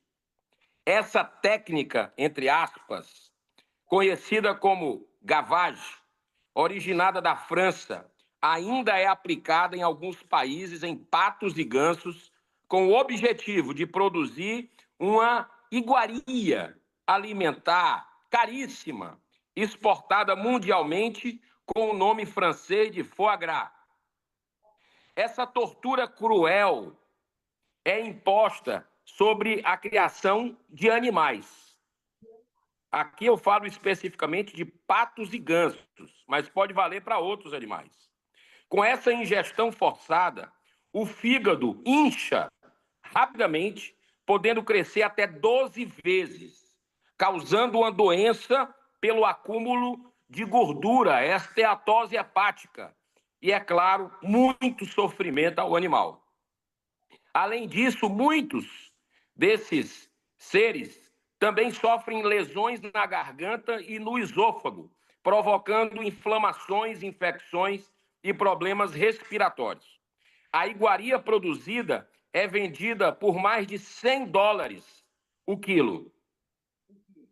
Relatório de 1998 do Comitê Científico sobre Saúde e Bem-Estar Animal concluiu oficialmente que a prática da alimentação forçada é muito prejudicial ao bem-estar dos animais. Eu, inclusive, vi essa matéria na Veja, que me inspirou a entrar com um projeto para proibir isso, e eu chego já lá. Movimentos em defesa dos animais do mundo todo têm protestado pacificamente, denunciando a tortura e pedindo a sua proibição. Muitos países já aprovaram leis proibindo a comercialização do produto, dentre eles a Alemanha, o Reino Unido, a Itália, Polônia, Turquia, Índia, Austrália e Argentina, senhor presidente. Agora chegou a vez do Brasil. Em 2015, a Câmara de Vereadores de São Paulo também aprovou uma lei nesse sentido, mas o Tribunal de Justiça daquele estado derrubou em virtude de haver necessidade de uma legislação de âmbito federal. Em 2019, foi aprovada a proibição do comércio de foie gras na cidade de Nova York, nos Estados Unidos, onde vai ter ali a final da Copa, né, pertinho, tido como capital cultural e gastronômica do mundo. Foi justamente nessa época que eu tive conhecimento dessa triste situação ao ter acesso a uma excelente reportagem publicada pela revista Veja em novembro de 2019, no ano que nós assumimos, senador Stiles, aí o Senado Federal, você pelo estado do Rio Grande do Norte, eu pelo estado do Ceará, senador Isalci pelo estado, pelo Distrito Federal. E o título da matéria, eu até comentei com o senhor na época que eu entrei com esse projeto de lei, era o seguinte: foie gras, uma iguaria condenada. Foi então que demos entrada aqui no Senado Federal ao projeto de lei número 90 de 2020. Eis a descrição literal de seu principal artigo. Abro aspas. Fica proibida em todo o território nacional a produção e a comercialização de qualquer produto alimentício obtido por meio de alimentação forçada de animais. No nosso projeto fica bem explícito que inclui, mas não se limita à produção e comercialização do foie gras, in natura ou enlatado. Depois de ser aprovado por unanimidade no Senado Federal, acabou de ser aprovado também na Câmara dos Deputados através do excelente relatório produzido pelo deputado federal Fred Costa, lá de Minas Gerais. Mas uma grande vitória da causa animal, um avanço que eu diria, senhor presidente, civilizatório. Como não sofreu nenhuma alteração na Câmara dos Deputados, esse nosso projeto de lei deveria seguir imediatamente para a sanção presidencial. Mas, infelizmente, alguns parlamentares ainda tentaram dificultar, pedindo nova votação em plenário. Mas, finalmente, senhor presidente, foi vencida e a matéria acabou sendo encaminhada pelo Congresso Nacional ao Poder Executivo no dia 7 de julho último. Olha que interessante, alguns deputados tentaram barrar, né, mas não conseguiram assinaturas suficientes. Os deputados, alguns falaram comigo, como autor do projeto, ficaram envergonhados de barrar uma matéria tão importante para o Brasil e para a causa animal. O governo federal tem um prazo constitucional de 15 dias úteis para promover a sanção, ou seja, até o dia 27 de julho. Guardadas as proporções, senhor presidente, nós precisamos lembrar como foi difícil para a humanidade vencer a escravidão, um dos maiores avanços civilizatórios da história. É inevitável continuar avançando em todas as áreas, em todos os setores. Não faz nenhum sentido a racionalidade humana produzir qualquer alimento através da crueldade deliberada que cause dor e sofrimento em qualquer animal. Então, senhor presidente, eu faço um apelo. Falei ontem com a líder do governo no Senado Federal, a senadora Tereza Leitão, que foi muito sensível à causa, disse que vai conversar com o ministro Guimarães, que é o ministro das Relações Institucionais do governo Lula. Até enviei uma mensagem para o ministro Guimarães também, pedindo aí que o presidente sancione esse projeto de lei, né? E mostrei os dados, as imagens, senador Stevenson, são muito chocantes de como é que é feita essa alimentação forçada. Enviei para a senadora Tereza Leitão as imagens e enviei também para o ministro Guimarães. Eu espero que o presidente Lula, que se diz aí um defensor das causas animais, com vários movimentos em defesa dos animais, apoiando o presidente, que ele possa corresponder a essa expectativa e sancionar esse projeto, que não é de direita, não é de esquerda, não é um projeto que tem tendência político-partidária. Você vê que o relator é da base do governo Lula. Então, transcende a questão ideológica, política, é um assunto humanitário nesse nosso modo de ver. Então, eu encerro, senhor presidente, com uma mensagem aqui do Victor Hugo, que é um poeta, dramaturgo, estadista e ativista pelos direitos humanos. Victor Hugo, atenção, o que é que ele diz? Abro aspas. Primeiro, foi necessário civilizar o homem em relação ao próprio homem. Agora é necessário civilizar o homem em relação à natureza e aos animais. Para fazer uma leitura rápida aqui. Primeiro foi necessário civilizar o homem em relação ao próprio homem. Agora é necessário civilizar o homem em relação à natureza e aos animais. Quem disse isso, repito, Victor Hugo, né, que nos deixou esse profundo pensamento, ele que foi poeta, dramaturgo, estadista e ativista pelos direitos humanos. Muito obrigado, senhor presidente, que Deus abençoe a nossa sessão e que essa sanção possa vir o quanto antes, que vai ser um avanço. O Brasil entra no rol dos países civilizados, né, de primeiro mundo, que proibiram, inclusive muitos vizinhos já fizeram isso, mas o Brasil está faltando, está devendo isso para essa causa. Muito obrigado, que Deus abençoe a nossa nação. Eu que agradeço, senador Eduardo Girão, somo a fala do senhor a minha, a nossa preocupação. Eu creio que durante o seu pronunciamento de 12 minutos, além do seu projeto de lei que busca evitar essa violência no caso específico para a obtenção de alimentos, as pessoas tenham consciência do que comem, né? As pessoas passassem a pensar aqueles que estão ingerindo, talvez não precisaria de uma lei para causar isso aí. Uns dizem que é cultura, outros dizem que é saboroso, nunca nem provei e nem conheço a cultura. Eu acho que a violência, sim, desnecessária contra um animal que não sabe se defender. Obrigado, senador Eduardo Girão. Com a palavra agora, senador Isalci.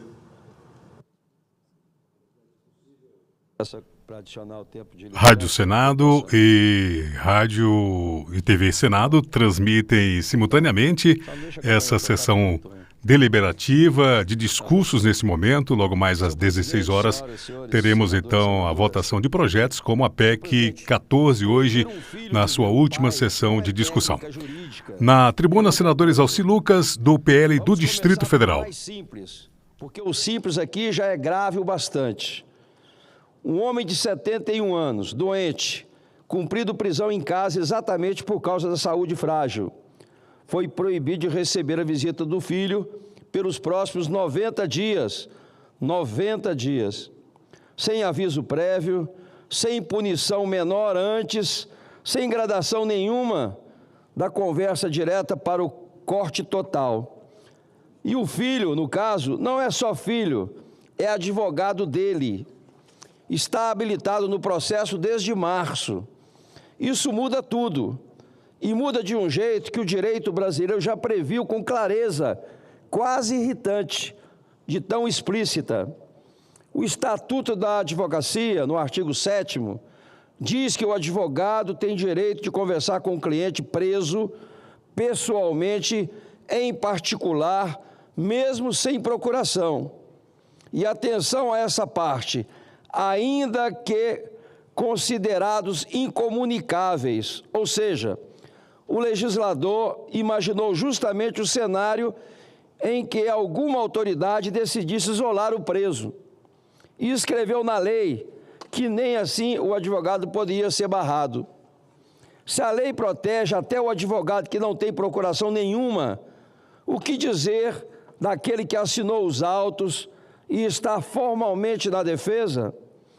A resposta que virá é previsível.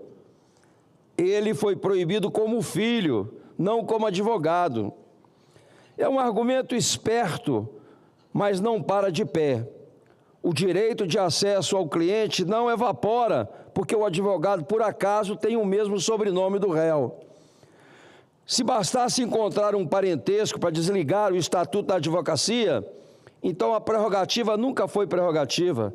Era só um favor que dura enquanto o juiz quiser que dure. Vá adiante. A Constituição tem horror à ideia de deixar preso incomunicável. Tanto que proibiu isso até durante o estado de defesa, que é aquele momento excepcional em que o Estado admite apertar as liberdades ao máximo. Faz a conta. Se nem no estado de defesa dá para isolar o preso, com base em que se faz isso agora? Num país em funcionamento normal, sem estádio de sítio, sem estado de defesa, sem nada além de uma assinatura? A lei de execução penal também garante ao preso receber visitas de parentes e manter contato com o mundo lá fora. Existe, sim, a possibilidade de restringir isso, mas em contexto disciplinar, com motivação, dentro de uma escala que começa pequena e vai crescendo se o problema persistir. Não é o caso de pegar essa brecha, esticá-la, aplicá-la contra alguém que sequer é condenado e transformá-la em 3 meses de silêncio. Agora, o detalhe que mais incomoda, quem lê a decisão com calma, ela pune primeiro e investiga depois. No mesmo despacho em que suspende as visitas por 90 dias, o ministro dá 48 horas para a defesa explicar se o presidente sequer sabia que a carta seria publicada. Repare no que isso significa. O juiz admite que não sabe se houve intenção, que é o coração do suposto descumprimento, e mesmo assim já aplica a punição. Primeiro a pena, depois a apuração. E se a explicação vier e for boa, o que se devolve? Os dias passaram? As conversas que não aconteceram entre o pai doente e o filho? Recurso não tem máquina do tempo. Vale falar da tal regra que teria sido descumprida.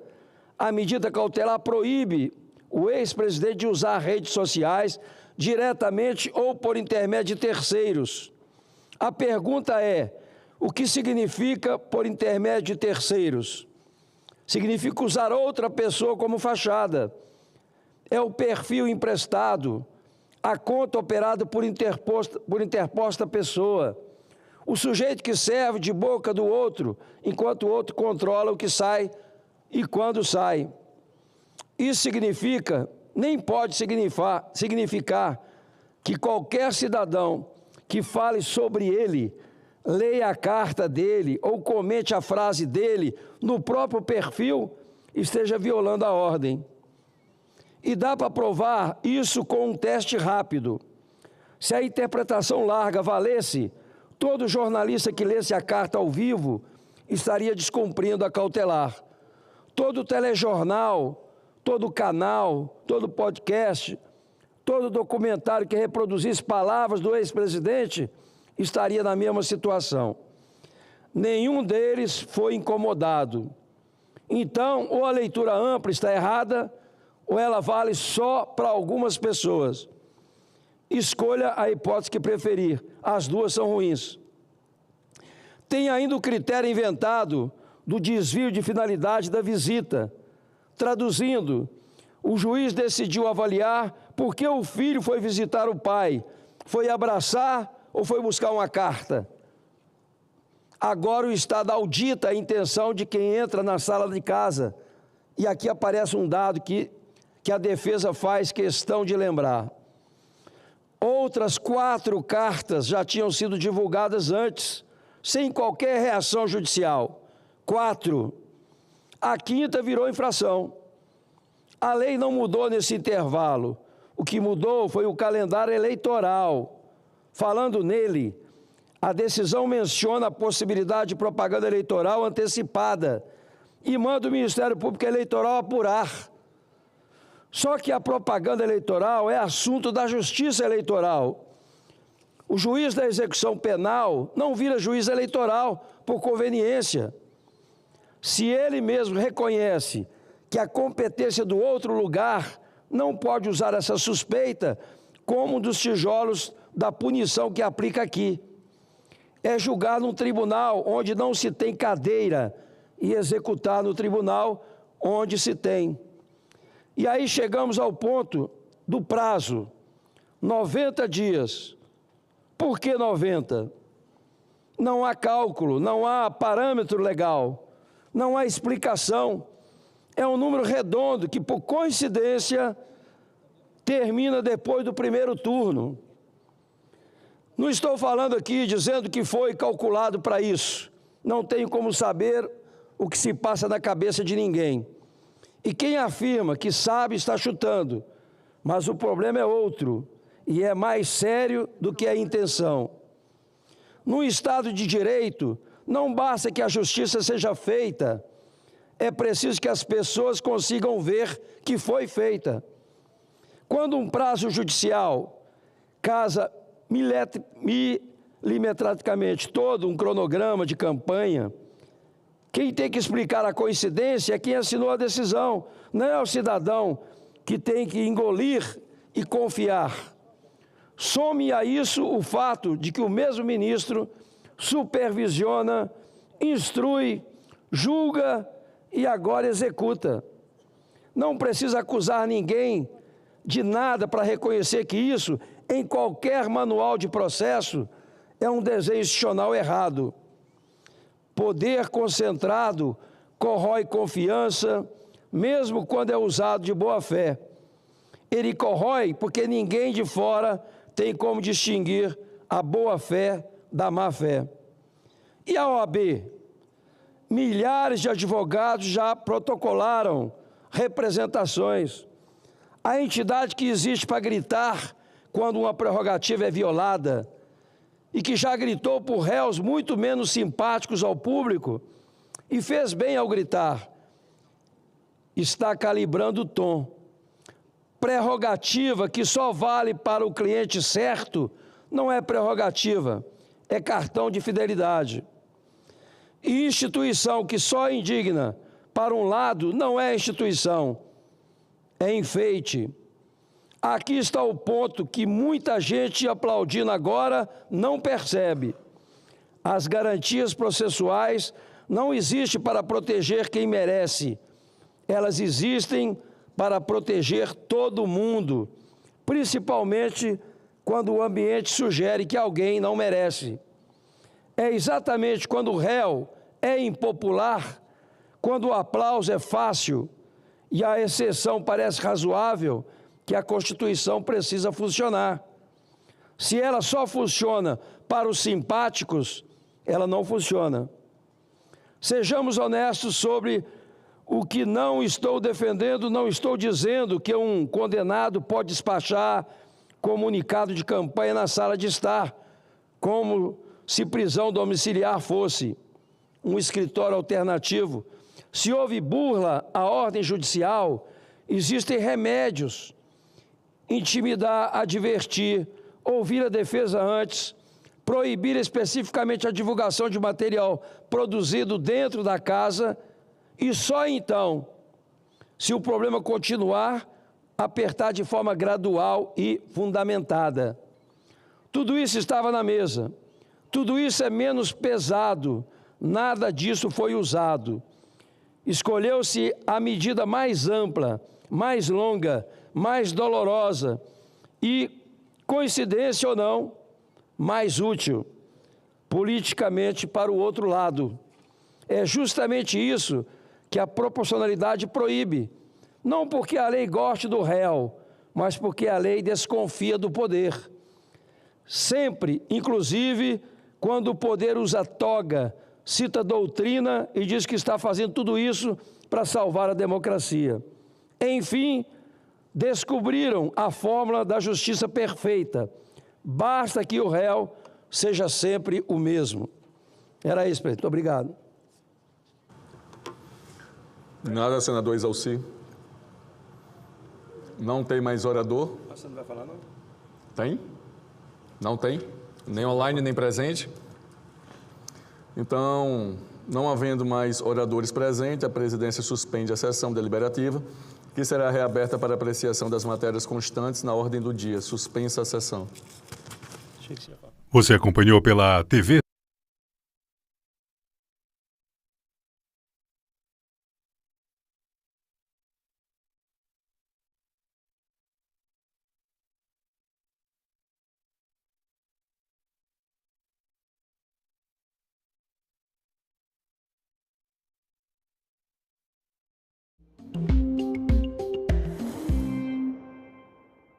identificar estados, municípios ou tipos de serviço nos quais essas fragilidades são mais acentuadas e atuar para corrigi-las. Eu até posso dar um exemplo aqui, doutora.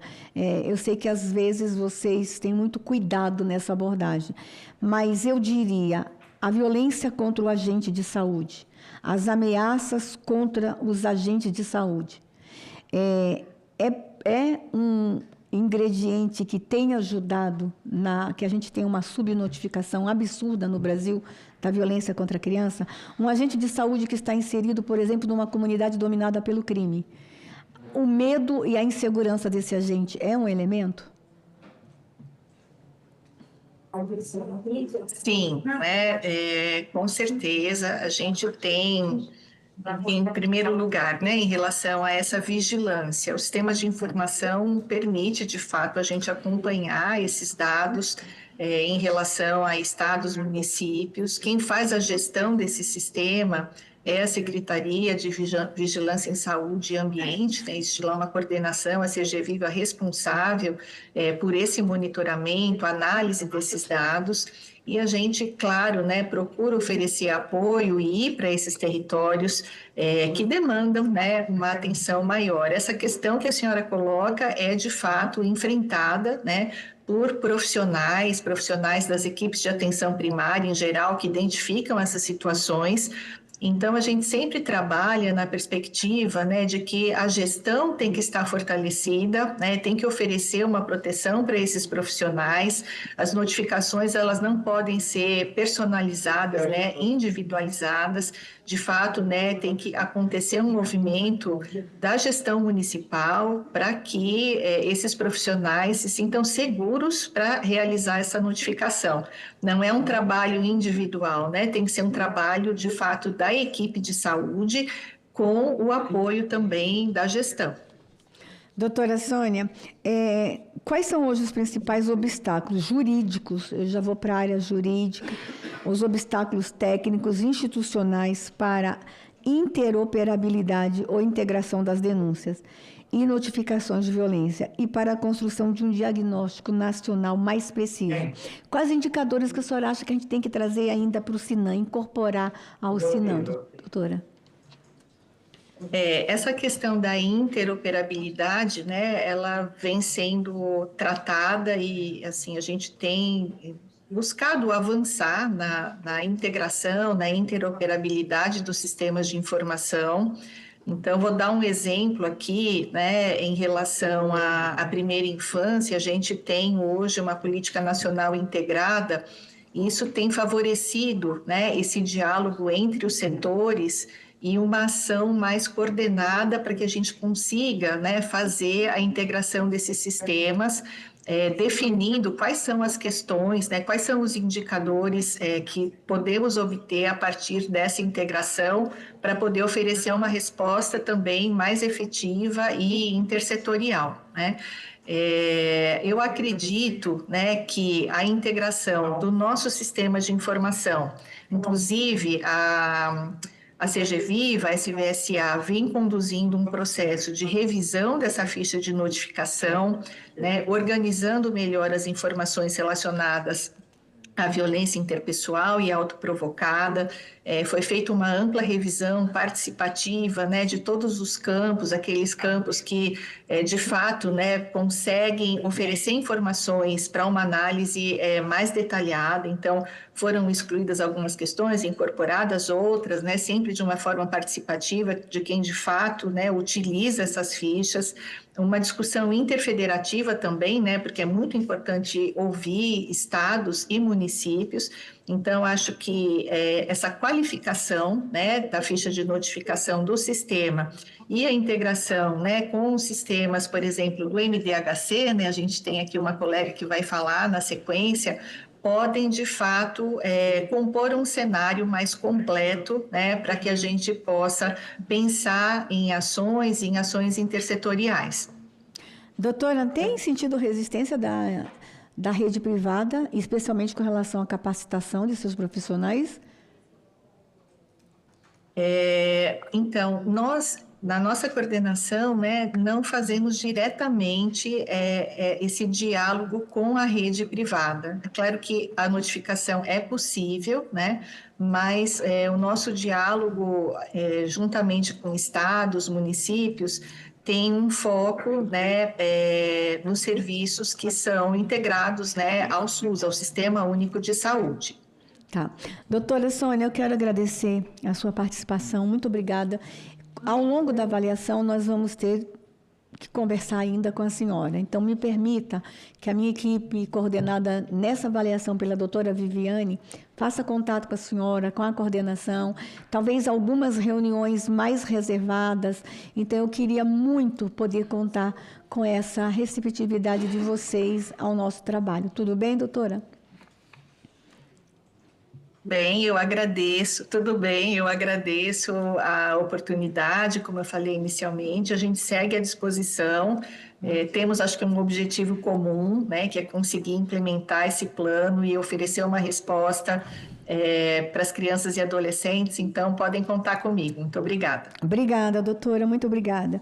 Nós vamos ouvir agora a Denise Antônia de Paulo, ouvidora nacional de Direitos Humanos do Ministério dos Direitos Humanos e da Cidadania. Doutora Denise já agradece à ministra por ter designado a senhora para estar conosco nessa audiência. O Ministério tem sido muito parceiro dessa comissão. Eu ainda não tive a oportunidade de abraçar a atual ministra, mas leva para ela o meu abraço. Então, seja bem-vinda à nossa audiência. A senhora tem 10 minutos, doutora. Boa tarde a todas as pessoas. Quero cumprimentar a senadora Damares, presidente da Comissão de Direitos Humanos e Legislação Participativa. Quero cumprimentar os parlamentares, colegas gestores, representantes das instituições que compõem o sistema de garantia de direitos e os meus colegas aí de gestão pública. Eu sou Denise, ouvidora nacional de Direitos Humanos, uma mulher negra, de pele clara, de cabelos crespos e claros, com tonalidade de cobre, usando um terno, nesse momento, terno preto, e aqui à disposição dessa comissão. Primeiramente, eu queria tentar ser o mais breve possível, mas acho que a gente vai tentar, né? Eu trouxe uma apresentação que eu queria colocar rapidamente aqui. Em alguns momentos eu vou agilizar um pouco, em função do tempo. Oi? Pode colocar. Vamos colocar. É porque ela estava achando que a equipe ia colocar aí a apresentação. Pronto. Colocar. Vocês colocam? Nós estamos colocando por aqui, tá, doutora? Então, por favor. Tá. A primeira parte eu vou ser bem rápida, para a gente apresentar os dados aí que foi solicitado. Tá. Certo? Ok. Enquanto a gente organiza, a gente acha importante considerar, né, que... Pronto, já está na tela, doutora, estamos vendo. Então, por favor, por gentileza. Eu trago aí a questão do Disque 100, né, que eu acho que todo mundo já conhece, eu vou passar bem rápido, que funciona 24 horas por dia. Pode passar, por favor. Oi?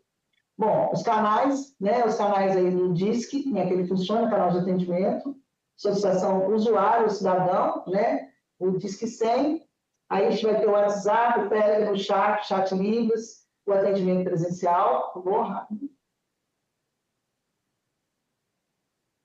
Oi, pode passar?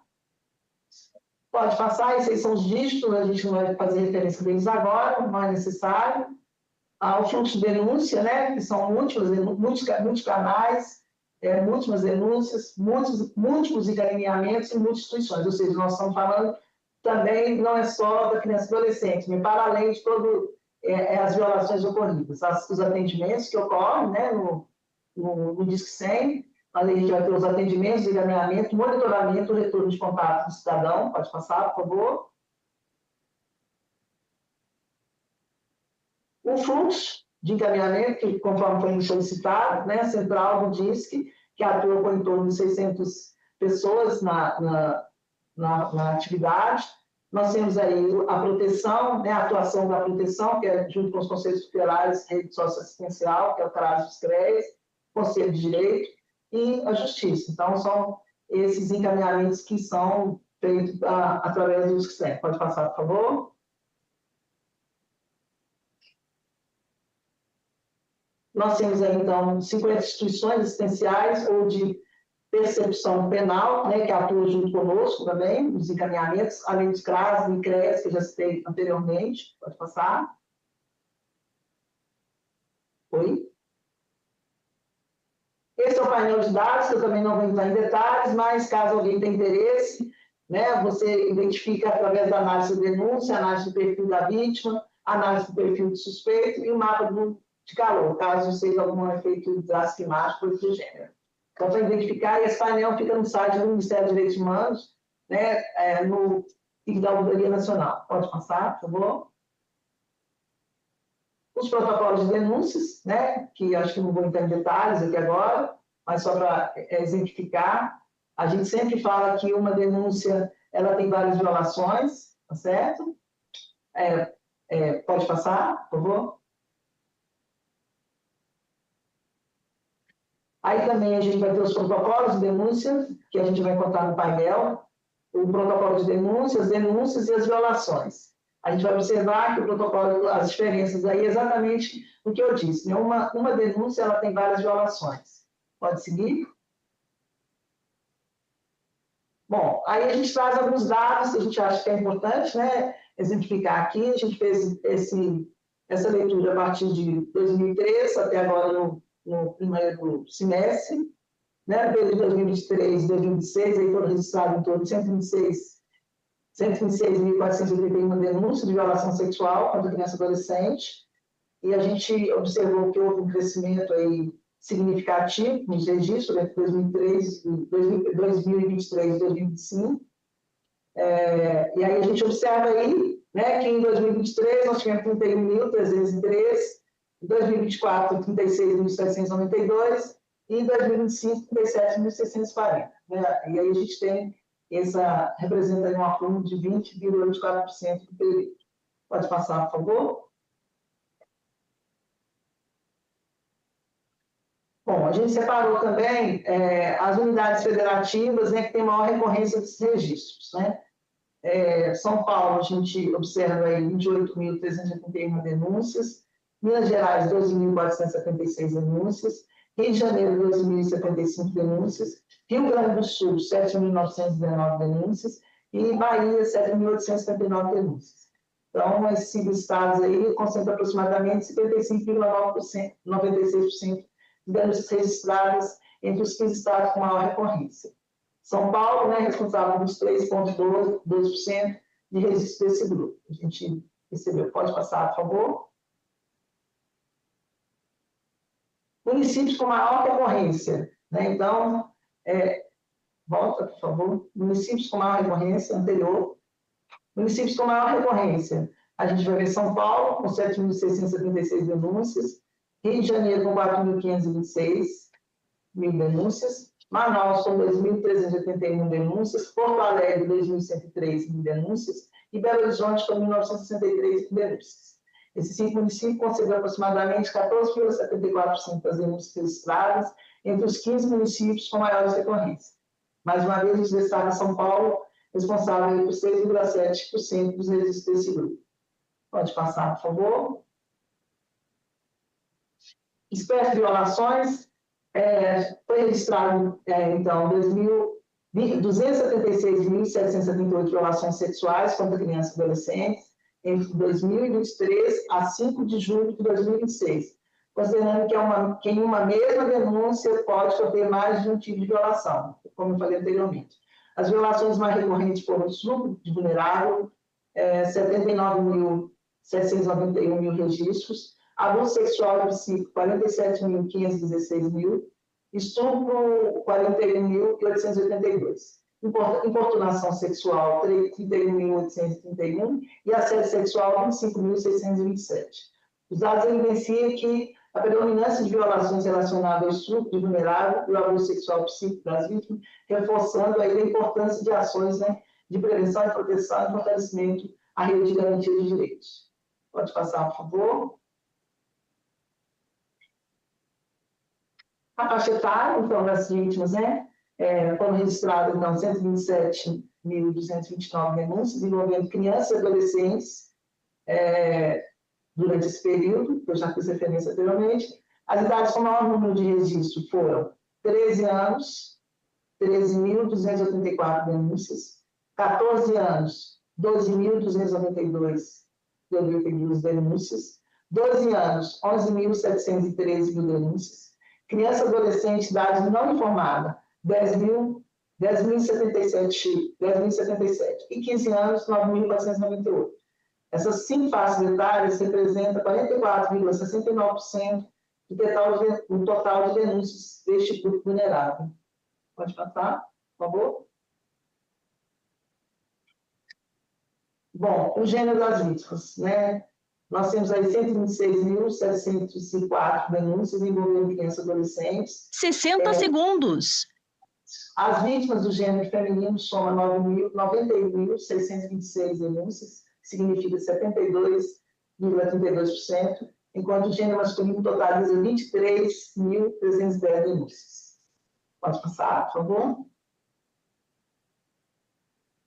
Bom, também, né, registrados aí, então, 126.740 denúncias envolvendo criança e adolescente, voltando aí, e as vítimas de raça, da raça branca somaram 46.511 denúncias e 36,73%, enquanto a raça parda totaliza 44.302, somando pretos e pretos e pardos, a gente tem uma população negra, né, em evidência.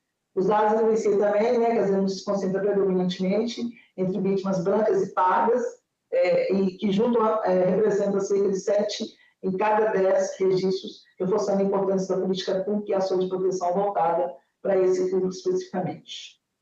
Vamos passar.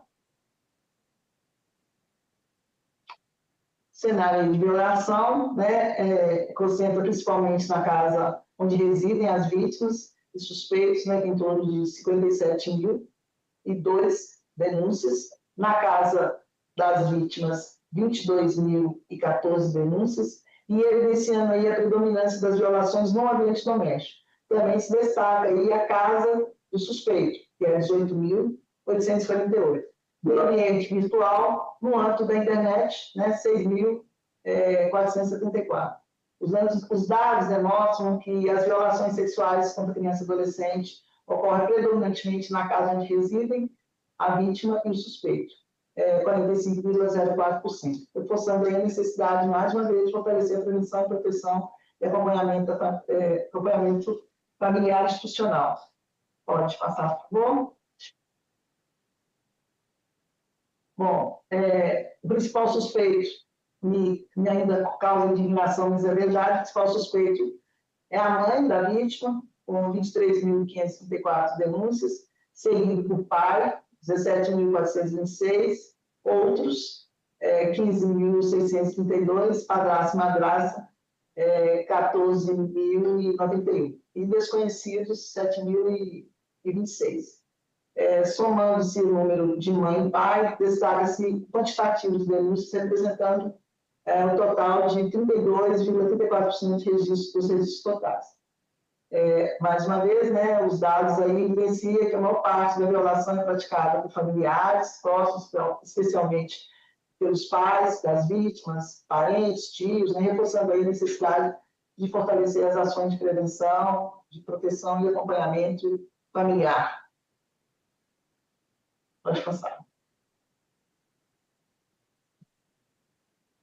Bom, aí, senadora e colegas de mesa e gestores públicos aqui do governo federal, a gente tem grandes desafios, né?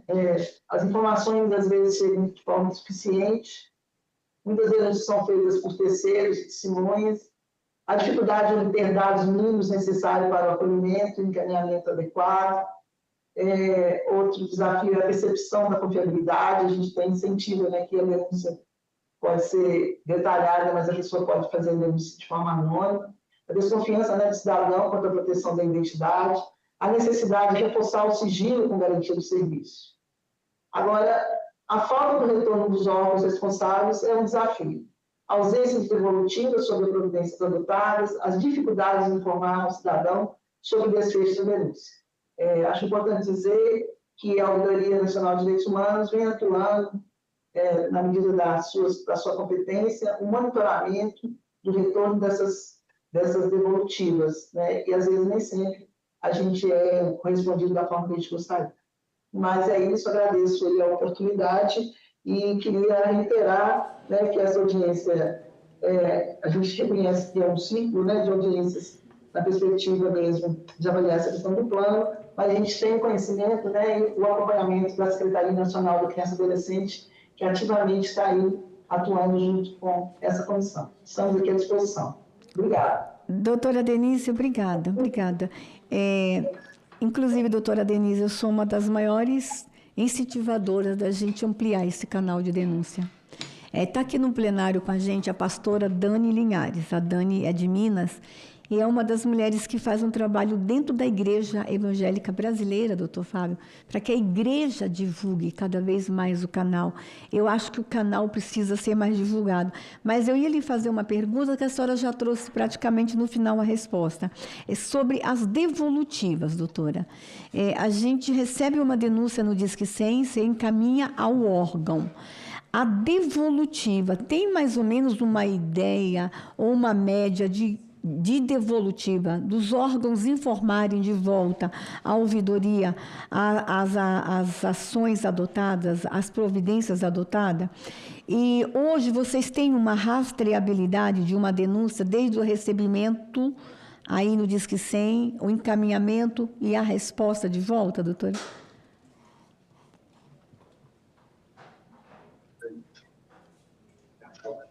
Pronto, porque eu achei que estava aberto aqui. A nossa devolutiva está em torno de 52% dos encaminhamentos da denúncia, senadora. É um bom número. Um bom número. A senhora traz aí também, doutora, a questão de que é o terceiro, geralmente, que denuncia. Nós ainda temos, ou vocês adotaram um mecanismo de que a criança seja autora da sua própria denúncia? Nós estamos trabalhando isso? Já temos registro disso? Não especificamente, né? Mas em alguns casos a gente tem. A gente não pode notificar isso para a senhora nesse momento. Tá. Doutora, mais uma pergunta para a gente já ir finalizando. Aonde está a central do Disque 100? Está aqui perto ou ela está em algum outro lugar? Ela está no Distrito Federal. Tá, na rede, ok. Doutora, mais uma pergunta para a gente, e realmente eu prometo que estamos acabando com a senhora.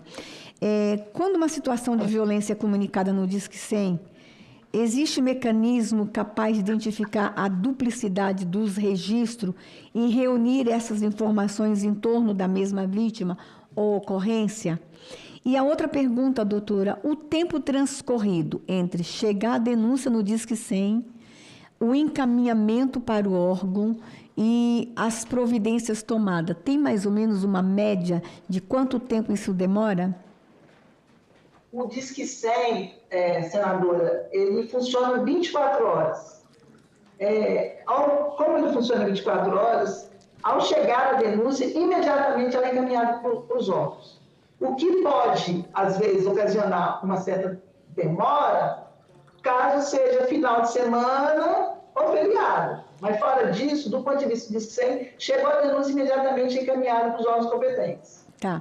Doutora, como sou eu que faço o orçamento da União, uma pergunta que não quer se calar.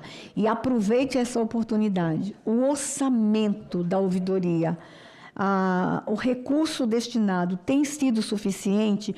Ou a senhora acha que esse é um tema que eu posso trazer no meu relatório, ampliação do orçamento para a Ouvidoria Nacional, para o Disque 100?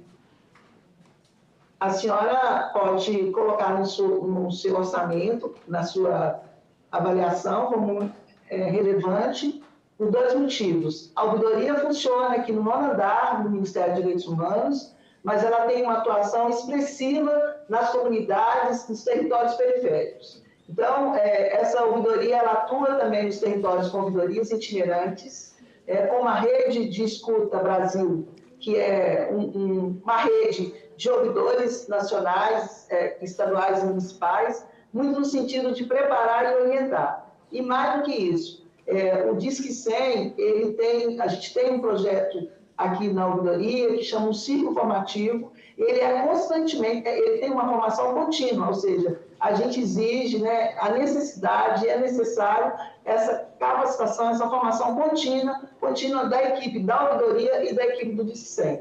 Então, evidentemente que são casos, a senhora já teve a oportunidade de estar também nesse lugar aqui, sabe o que eu estou dizendo, e eu também preciso cuidar, né, especificamente da cabeça desses profissionais que atuam nessa área. Então, eu considero uma proposta relevante para que a gente possa garantir um bom funcionamento da ouvidoria e ter capilaridade em estados e municípios. Acho importante também considerar que a gente tem um acordo de cooperação técnica do Disque 100 com os municípios e estados para que a gente possa informar os dados, né, os indicadores de violações naquele território para que ele possa atuar na sua gestão pública. Doutora, eu quero agradecer e com certeza vou lutar para mais orçamento para a ouvidoria. Eu sei da necessidade de cuidar de quem está cuidando lá na ponta. A senhora trouxe um argumento aí fortíssimo. Esses meninos e essas meninas, esses senhores e senhoras que ficam no Disque 100 recebendo denúncia o tempo todo, nós precisamos cuidar deles. Eu já tive caso de acompanhar, antes de ser ministra, inclusive, doutora Denise, de surto, porque os relatos são tão aterrorizantes de ter atendente do Disque 100 de entrar em surto. Da gente tem, e por isso que na equipe tem a cada plantão um psicólogo de plantão para acompanhar quem está lá na ponta recebendo a denúncia. Doutora Denise, a gente vai continuar essa conversa. Eu quero também lhe pedir que a gente possa ter um canal aberto junto com a equipe técnica que está construindo o relatório. Parabéns pelo seu trabalho. E assim, doutora Denise, a senhora nos incomodou muito aqui na mesa com os números. Os números, de fato, são assustadores. E eu acho que um dos grandes papéis do Disque 100 é isso, trazer indicador para a gente conduzir a política pública. O Disque 100 é um retrato, inclusive, para nos conduzir até mesmo aqui, na hora da gente tomar decisões legislativas, na hora da gente decidir sobre o orçamento, na hora da gente decidir como ajudar na condução da política pública. Doutora Denise, para a senhora e para toda a equipe, muito obrigada pela participação. Se a senhora precisar sair, fique à vontade. Eu sei que é um dia de muito trabalho, mas eu quero agradecer a sua disposição em nos ajudar. Na sequência, a gente vai ouvir quem está online de novo, para a gente não perder a conexão. Depois a gente ouve os dois aqui da mesa. O Michel Farias Alencar Lima, secretário municipal de Assistência Social, Habilitação Social e Direitos Humanos da linda cidade de Vitória da Conquista. Meu protesto de você não estar presencialmente trazendo biscoitinho para nós. Você sabia que Conquista é a capital nacional do biscoito de polvilho? É Vitória da Conquista. Sabia? Eu morei muitos anos em Vitória da Conquista, sou apaixonada pela cidade e conheço o trabalho do Michel há muito tempo. Seja bem-vindo, amigo. 10 minutos para a sua fala. Boa tarde, senadora Damares, a todos que estão compondo essa mesa, a todos que nos acompanham online também. É uma honra muito grande a gente estar dialogando em uma audiência que trata de um dos temas mais desafiadores que o país tem atualmente, diante de um cenário muito desafiador para os municípios também, para o Estado brasileiro de um modo geral. Então, me sinto muito honrado com o convite e nós, da Prefeitura de Vitória da Conquista, não poderíamos nos furtar de participar de um debate tão necessário. Eu tenho viajado bastante o país, participado de muitas ações em estados diferentes e tenho visto o desafio que é pensar uma resposta sistêmica às violências contra crianças e adolescentes no país, principalmente no contexto dos desafios que ainda persistem da implementação da Lei 13.431 de 2017, conhecida como Lei da Escuta Protegida. É visível que os municípios ainda têm muitos desafios para se pensar na ponta como materializar as diretrizes dessa lei, que traz algumas novas institucionalidades. Então, aqui em Vitória da Conquista, a gente vem fazendo um trabalho desde 2019 na perspectiva de poder tirar a lei do papel e, de fato, criar as bases estruturantes para se pensar um atendimento não revitimizante, mas, sobretudo, respostas mais eficazes e mais eficientes às violências. Em que pese os avanços que a gente vem vivendo desde 2019, Vitória da Conquista, como um município de grande porte, com mais de 350 mil habitantes, cortado por uma BR, sendo um entreposto comercial, a gente tem alguns desafios que ainda persistem. Então, para contextualizar um pouco a historicidade do que nós temos aqui, do que a gente vem construindo a partir desse compromisso da prefeita Sheila Lemos e toda a nossa equipe de governo, para, de fato, estruturar um sistema de garantia de direitos da criança e do adolescente vítima ou testemunho de violência. Então, em 2015, muito antes da gente chegar no governo, nós já tínhamos o Centro Integrado dos Direitos da Criança e do Adolescente. Ele foi um equipamento fruto de deliberações de conferências municipais dos direitos da criança e do adolescente, que o governo municipal se mobilizou na perspectiva de fazer valer aquilo que foi objeto das discussões nessas conferências. Então, em 2015, nasce o CIDICA, né, o Centro Integrado dos Direitos da Criança e do Adolescente, na perspectiva de que, em um só lugar, nós pudéssemos ter o atendimento de crianças cujos direitos foram violados. Então, do ponto de vista da sua estrutura, né, ele é um órgão público municipal, financiado com recursos próprios da Prefeitura de Vitória da Conquista, e dentro dessa estrutura a gente tem a presença de outros órgãos, inclusive para além da estrutura da administração pública municipal, como órgãos estaduais. Então, do ponto de vista da Constituição e dos órgãos que estão lá presentes, a gente tem do sistema de justiça a presença da Promotoria da Infância e Juventude, da Vara da Infância e Juventude e também da Defensoria Pública Estadual. Né? Na segurança pública, no sistema de segurança pública, a gente tem a presença da Polícia Civil, através do núcleo da Polícia Civil, porque Vitória da Conquista, aqui na Bahia, senadora, a gente tem um desafio muito grande, né? Apesar de sermos um estado com 417 municípios, mas, salvo engano, eu acho que nós só temos 2 delegacias especializadas de crimes contra criança e adolescente. Esse é talvez um dos principais gargalos que a Bahia apresenta, né? Uma resposta ainda frágil em relação à estruturação da política de segurança pública no que se refere ao atendimento especializado de crianças em contextos de violência. Então, nós não temos ainda a delegacia instituída em lei, mas fruto dessa articulação Prefeitura e Secretaria de Segurança Pública da Bahia, foi criado um núcleo onde todos os procedimentos relativos a crimes contra crianças e adolescentes tramitam através de uma estrutura própria que fica lá dentro do Centro Integrado. Além disso, também a gente tem a Guarda Municipal, né? Foi criada a Ronda Araceli na perspectiva de se trabalhar dentro das estruturas do município a prevenção também às violências, então a Guarda Municipal também está conectada com isso. Temos a presença dos conselhos tutelares, aqui em Vitória da Conquista nós temos 4 conselhos tutelares, dos quais 3 estão dentro da estrutura do Centro Integrado, um não está, porque como a cidade é cortada pela BR, do lado oeste da cidade nós necessitávamos ter a presença do Conselho Tutelar lá. Temos também, dentro da estrutura do Sistema Único de Assistência Social, nós temos a presença de um CREAS, inclusive criamos recentemente mais um CREAS para poder estar dentro da estrutura do Centro de Atendimento Integrado. Temos o Família Acolhedora e também o Novo Olhar, que é o CREAS especializado para a oferta do serviço de medida socioeducativa em meio aberto.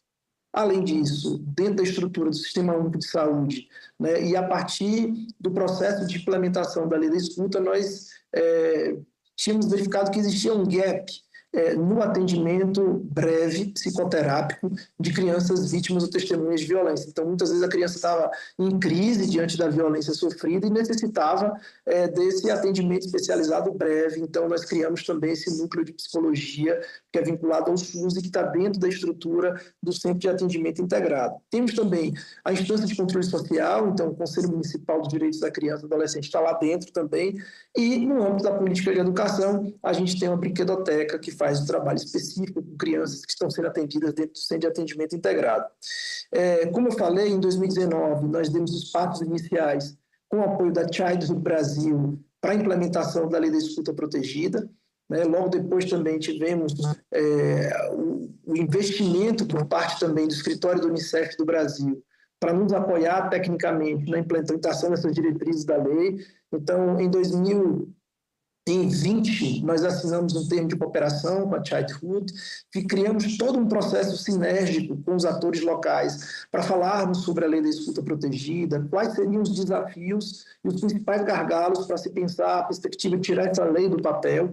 E desde esse momento a gente vem construindo uma série, o que a gente chama de uma série de desafios estruturantes para se pensar de que forma nós criaríamos a retaguarda, tanto para trabalhar a dimensão da prevenção, como também do enfrentamento às diversas violências. Lembrando que a lei traz um desafio muito grande para o Estado brasileiro, que é poder pensar também essa sinergia entre as respostas relacionadas à violência em si, mas, sobretudo, conjugando a proteção com a responsabilização dos autores de violência, trabalhando uma perspectiva muito mais integrativa da rede e pouco fragmentária, que é um traço característico no Brasil, da dificuldade. Eu ouvi há pouco, inclusive, a ouvidora nacional, quando ela apontava a dificuldade dificuldade, inclusive, com a sistematização dos dados, que são muito assimétricos, né, a baixa qualidade daquilo que se produz na dimensão informacional. Esse também era um desafio que nós tínhamos. Então, nós estamos aqui, ao longo desse tempo, né, criamos a instância de governança dessa rede de proteção social, que é o Comitê Municipal de Gestão Colegiada, né? Uma estrutura absolutamente necessária para se pensar essa relação interinstitucional entre o Poder Executivo e os demais poderes na construção das respostas. Então, Vitória da Conquista se orgulha muito desse movimento que conectou o Poder Judiciário, o Ministério Público, a Defensoria Pública, os Conselhos Tutelares, as estruturas que integram sistemas públicos e que são operados pela Secretaria Municipal de Saúde, Secretaria Municipal de Educação e nós aqui da Secretaria de Assistência Social e Direitos Humanos. Então, assim, isso tem sido uma oportunidade de muitos aprendizados, né? E talvez, dentro desse debate que a gente está fazendo aqui nessa audiência pública, pensando numa perspectiva de plano nacional, eu tenho sido muito defensor da necessidade, senadora, da gente poder pensar a estadualização do Pacto pela Escuta Protegida. Não tem como a gente discutir atendimento integrado de crianças e adolescentes vítimas ou testemunhas de violência sem integração efetiva dos órgãos que tanto vão promover o cuidado com essa criança, como também aqueles que têm a responsabilidade de trabalhar a dimensão da responsabilização dos autores de violência. Eu acho que esse é um grande gargalo que o Estado brasileiro vive, né? Pensar essa perspectiva de integração. Então, recentemente, inclusive, eu estive no CNJ, inclusive Vitória da Conquista foi premiado, né, com selo prioridade absoluta, fruto dessas experiências que a gente vem vivendo com o Complexo de Escuta Protegida, e foi exatamente na expansão do Centro de Atendimento 60 integrado, segundos. Inclusive, foi nessa perspectiva da construção da implementação da lei que nós criamos o Complexo de Escuta Protegida, que é um espaço, inclusive, no período a senhora estava como ministra de Direitos Humanos, esteve na inauguração, que é um local que segue todas as diretrizes para a implementação do depoimento especial a partir da resolução do CNJ, que traz o protocolo brasileiro de entrevista forense como um elemento metodológico fundamental para se evitar a revitimização de crianças e adolescentes. Mas acho, senador, e é aqui que eu quero deixar minha contribuição a partir da experiência que a gente vive, dos diálogos que eu venho construindo pelos lugares onde eu passo, Brasil afora, que a gente precisa pensar os centros de atendimento integrado a partir de uma perspectiva de cofinanciamento interfederativo. A experiência de Vitória da Conquista, em que pese o apoio da Childhood Brasil, do Unicef, né, nós participamos também do kit equipagem do Ministério dos Direitos Humanos, mas a gente precisa de um financiamento contínuo para a manutenção das ações dentro dos centros de atendimento integrado. Já existe um desenho metodológico nacional, inclusive fruto dessa articulação entre Childhood e Ministério dos Direitos Humanos, e a gente precisa tirar isso do papel. Mas não tem como tirar isso do papel sem pensar uma perspectiva de financiamento contínuo dessas ações estruturantes dos centros de atendimento integrado. É preciso também que os órgãos gestores estaduais assumam essa corresponsabilidade de apoiar os municípios na estruturação desses espaços privilegiados e mais amigáveis a crianças e adolescentes.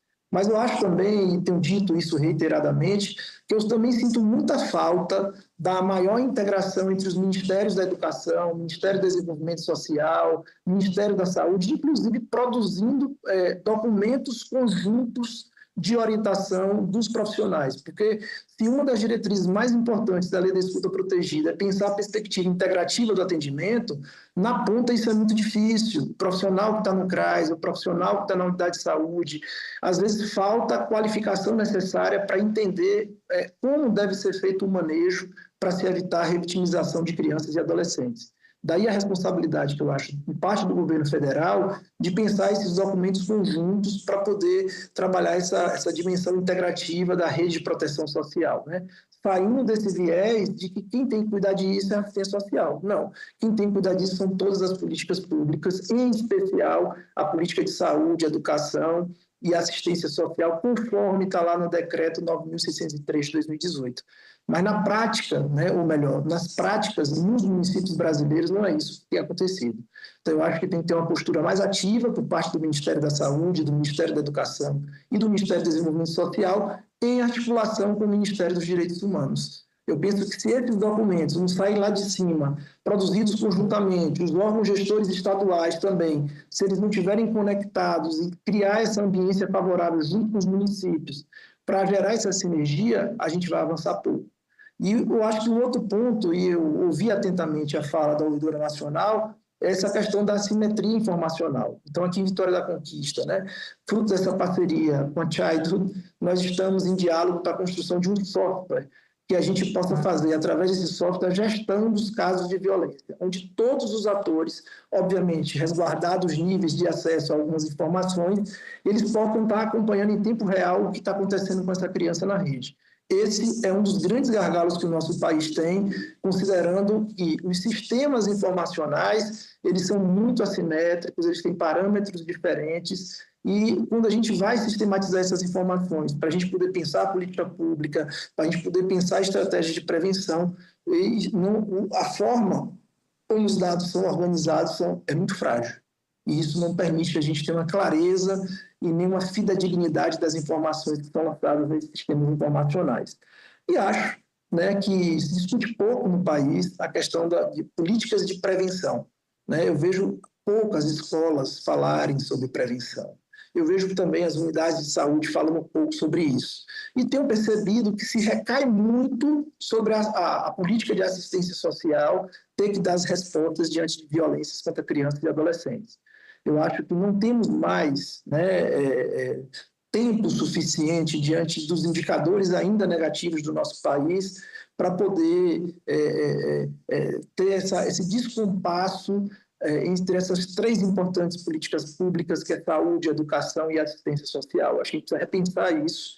Eu acho que os próprios ministérios precisam se alinhar internamente, orientar os órgãos gestores estaduais e, a partir daí, de forma capilarizada, isso chegar até os municípios. Eu sinto falta disso e eu acho que seria muito importante para o país, para a gente, de fato, construir a integração do atendimento na perspectiva da proteção social de crianças vítimas ou testemunhas de violência. Considerando que o tema é curto, então eu sei que também outras pessoas ainda irão falar, eu encerro por aqui, me coloco à disposição e agradeço a senadora Damares e todo o Senado Federal pelo convite e a oportunidade de estar aqui fazendo um debate tão importante. Obrigado. Michel, secretário, que alegria te ouvir. Deixa eu falar uma coisa. No dia que eu for presidente da República, nós vamos ter um Ministério da Criança e você vai ser meu ministro da Criança. Eu já te falei isso uma vez. Michel, mas deixa eu te falar. Eu acho, inclusive, que a gente pode deliberar, se a gente tiver tempo esse ano ainda, da comissão e uma comitiva para conhecer o centro. E eu já convidei aqui o doutor Fábio e o doutor Carlos, porque eu considero o CEDICA de Vitória da Conquista a referência para o Brasil. A referência. Mas eu tenho duas perguntas para te fazer, Michel, que vai fazer parte do nosso relatório, inclusive para a gente incentivar, incrementar e fomentar outros centros no país. A pergunta é: quem assume a responsabilidade por acompanhar integralmente cada caso e assegurar que nenhum encaminhamento seja interrompido, uma vez que todos os órgãos estão dentro do mesmo espaço? Quem assume a cobrança dos órgãos, o encaminhamento, para que não haja a interrupção do atendimento? E outra coisa, o que é que você usa como gestão de casos? Como que é o prontuário? É um prontuário integrado? Você falou da criação de um software agora. O sistema compartilhado de informações ou outros mecanismos de acompanhamento, você podia explicar isso para a gente? Excelente pergunta, senadora. Bom, quando a gente fez o diagnóstico inicial para pensar a implementação da lei, ficou nítido que nós tínhamos esse gargalo de se pensar como, de fato, essa criança transitaria na rede e quem teria a centralidade por estar dando organicidade ao processo de acompanhamento. Então, nós estamos caminhando em dois sentidos, né? Para poder pensar um protocolo interno para o próprio centro de atendimento integrado, para construir essa centralidade. Então, atualmente, como é que nós estamos fazendo até que esse software esteja pronto?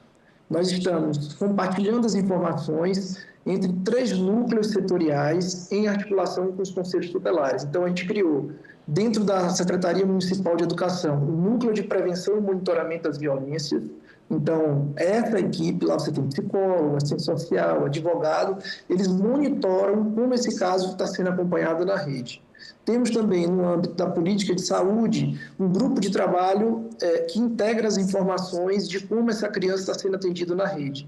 E dentro do órgão gestor da política de assistência, que é onde eu faço gestão, a gente tem a gerência de relações com o sistema de justiça, sistema de garantia de direitos, que também monitora os casos dentro da rede socioassistencial. Então, a gente tem uma planilha onde a gente acompanha esses casos. Mas é óbvio que, pelo tamanho do município, pelos desafios que nós temos, isso não é suficiente. Por essa razão, é que a Childhood Brasil vem nos apoiando na construção desse software para gerar exatamente essa centralidade. Só que tem uma questão, em cima da pergunta da senhora, que eu acho que é muito importante a gente estar atento, os municípios que acompanham aqui esse debate, que uma das questões trazidas com a lei e com o decreto 9.603 de 2018 é a necessidade de construção de fluxos e protocolos de atendimento integrado. É eles que vão dar os direcionamentos necessários, né, de quem é quem na fila do pão, quem faz o quê, quais são as condutas previsíveis dos profissionais que integram a política de saúde, a política de educação, a política de assistência social. Então, nós estamos caminhando, né? Nós já temos o fluxo, nós temos o protocolo, nós estamos disseminando isso na ponta lá, para quem trabalha na unidade de saúde de família, para quem trabalha no CRAS, para quem trabalha na escola, mas isso ainda tem se mostrado, senadora, que não é suficiente para a gente gerar maior conexão e coesão da rede na resposta às violências. Por isso que, para nós, né, a estruturação desse software vai ser o caminho necessário para que, de fato, a gente tenha a plena centralidade do atendimento e os casos não se percam na rede, porque esse é um grande desafio que nós temos aqui no Brasil.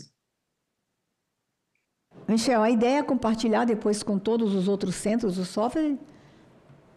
Sim, ótimo. Exatamente. Então, vocês não vão ficar donos sozinhos, vão compartilhar com a gente, né? Não. Um dos compromissos que a gente assumiu foi esse. Né? Na prática, Michel, nós estamos sendo acompanhados pelo Brasil inteiro, nós estamos ao vivo.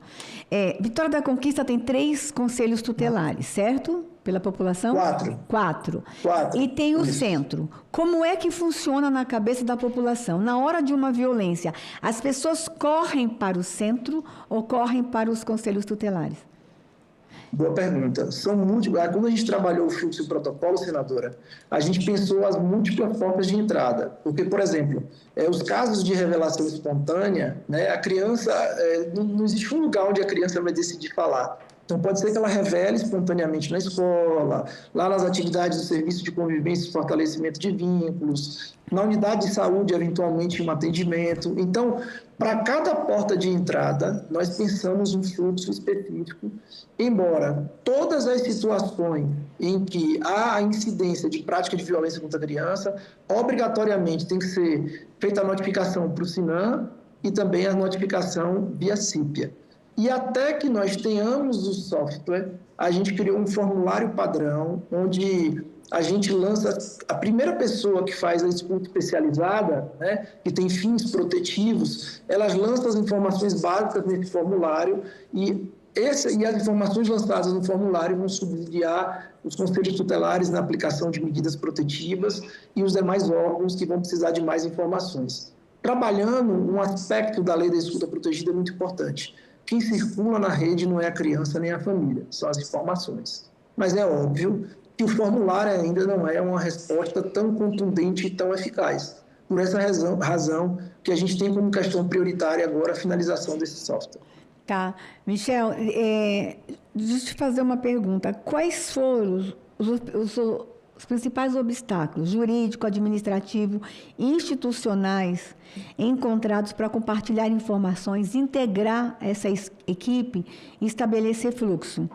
Especialmente respeitando a autonomia dos órgãos. Deixa eu te explicar uma coisa, Michel. Quando ministra da mulher, eu fui ministra da criança, mas fui da mulher, muitos prefeitos não queriam a Casa da Mulher Brasileira porque não tinha como integrar os órgãos no mesmo espaço.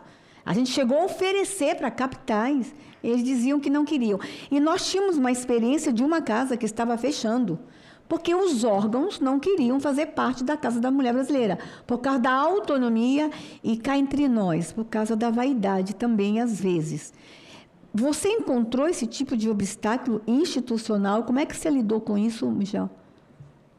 Excelente pergunta, ministra. A gente trabalhou duas frentes. Nós tínhamos clareza de que não seria tão fácil assim implementar a lei e essas novas institucionalidades. Primeira coisa foi pensar a estruturação do Comitê Municipal de Gestão Colegiada da Rede. Isso aí é um passo estruturante fundamental e não existe voluntariedade dos municípios. Os municípios são obrigados a criar esses comitês. Isso aí foi o primeiro passo. Um passo que eu não vou dizer nem segundo passo, mas um passo concomitante que a gente deu foi trabalhar em dois níveis, né, de diálogo. O nível local, com os atores locais, e Vitória da Conquista já tinha uma sinergia muito grande quando nós iniciamos o processo em 2019, porque o Centro de Atendimento Integrado tinha sido construído em 2015. Sim. Então, os atores já estavam no mesmo espaço, já se conheciam, já tinham uma ambiência favorável. Por isso que eu tenho reiteradas vezes dito, por onde eu tenho passado, de como os centros de atendimento integrado podem gerar uma maior sinergia entre os atores locais. Então, nós já tínhamos uma ambiência favorável em nível local.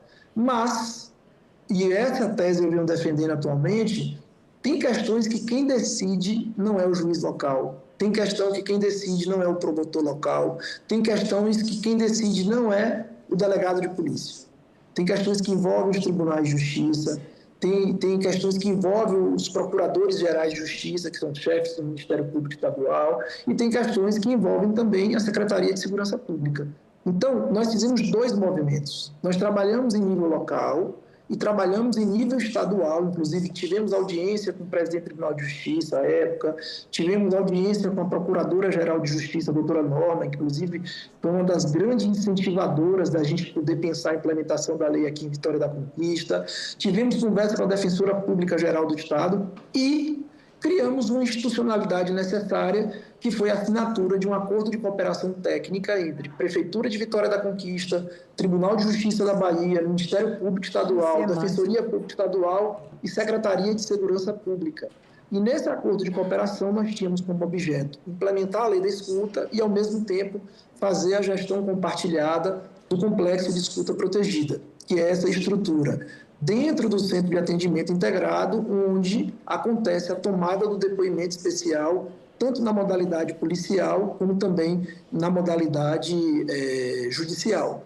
Mas o que foi também impactante é que construir esses consensos de como a rede iria se organizar, né, tanto com diálogo local como estadual, isso se materializou através do fluxo do protocolo de atendimento integrado, né?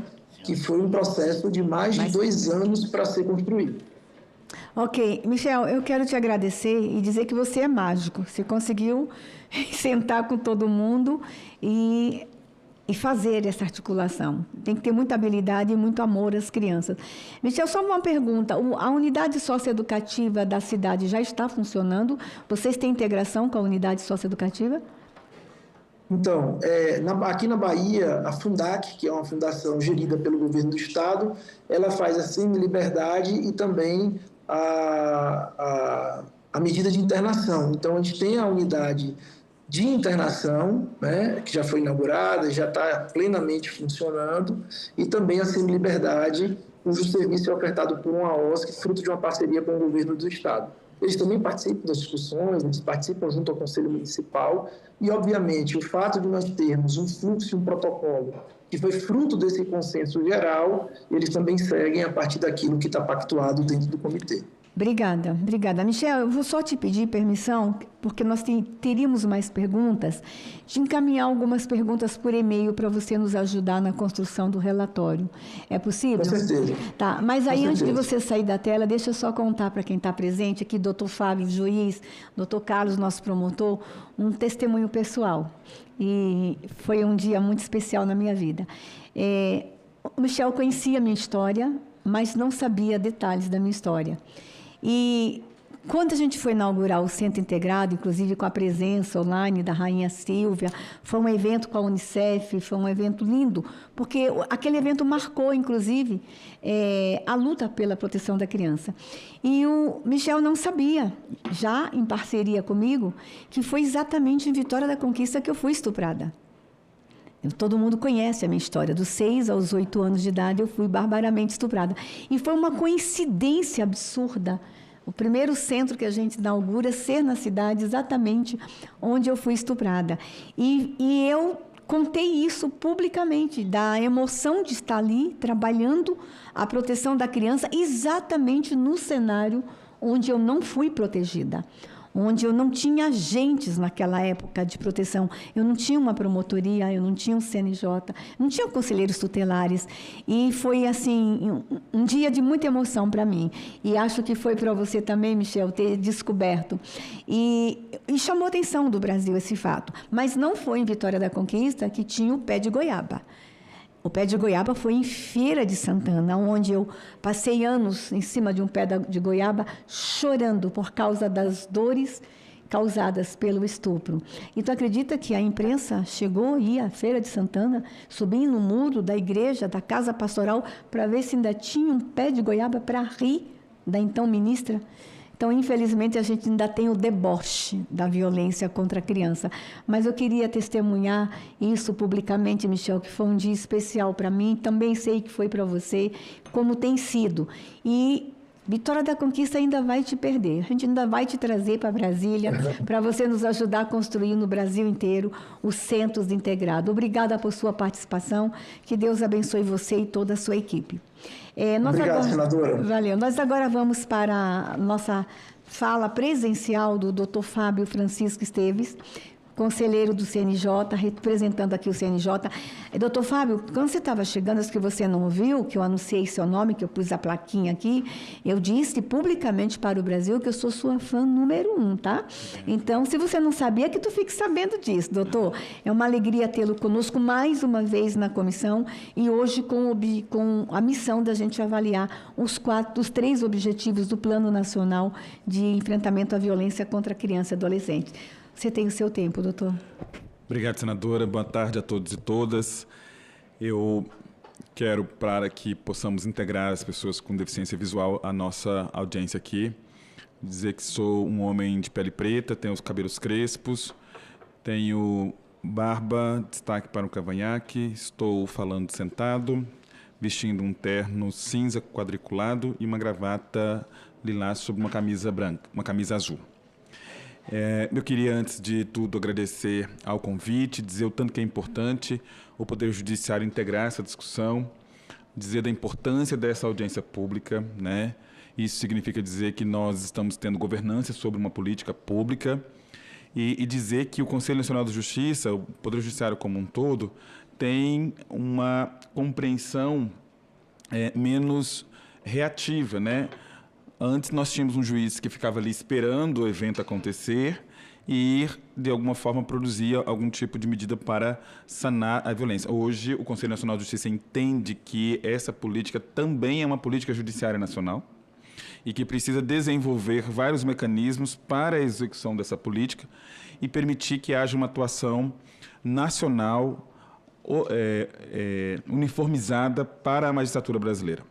E aí, ministra, nós temos aqui acontecimentos recentes no âmbito do desenvolvimento dessa política que creio que são importantes para a gente avaliar aquilo que estamos vendo aqui.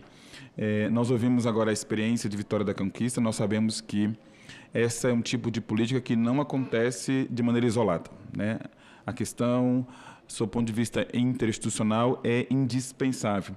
E nós, do Judiciário, estamos aprendendo a lidar muito com isso, né? O juiz, que tem sempre uma função muito solitária, uma função muito ali do gabinete, agora e tem se integrado à rede, tem compreendido a necessidade do diálogo, tem compreendido essa emergência que, infelizmente, ainda toma conta das nossas energias. Eu quero muito que daqui a uns 10 anos a gente não tenha esse tipo de audiência, não tenha esse tipo de experiência, que é uma experiência muito dolorosa.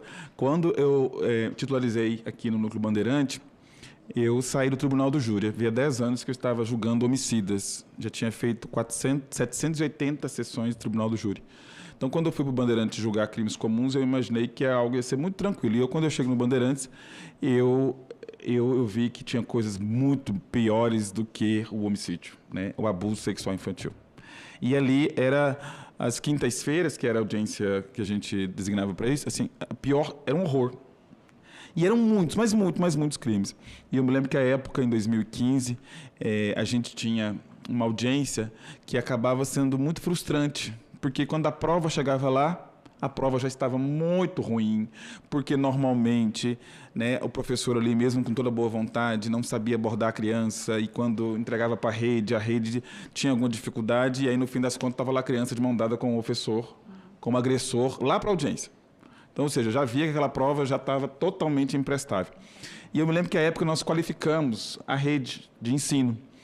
Levei os professores lá para o plenário do Tribunal do Júri, e aí o Tribunal do Júri prestou algo positivo, e nós fizemos uma qualificação junto com o psicossocial do tribunal de 1.600 professores, né, para identificar e saber acolher aquela prova e encaminhar para a rede tendo uma proteção.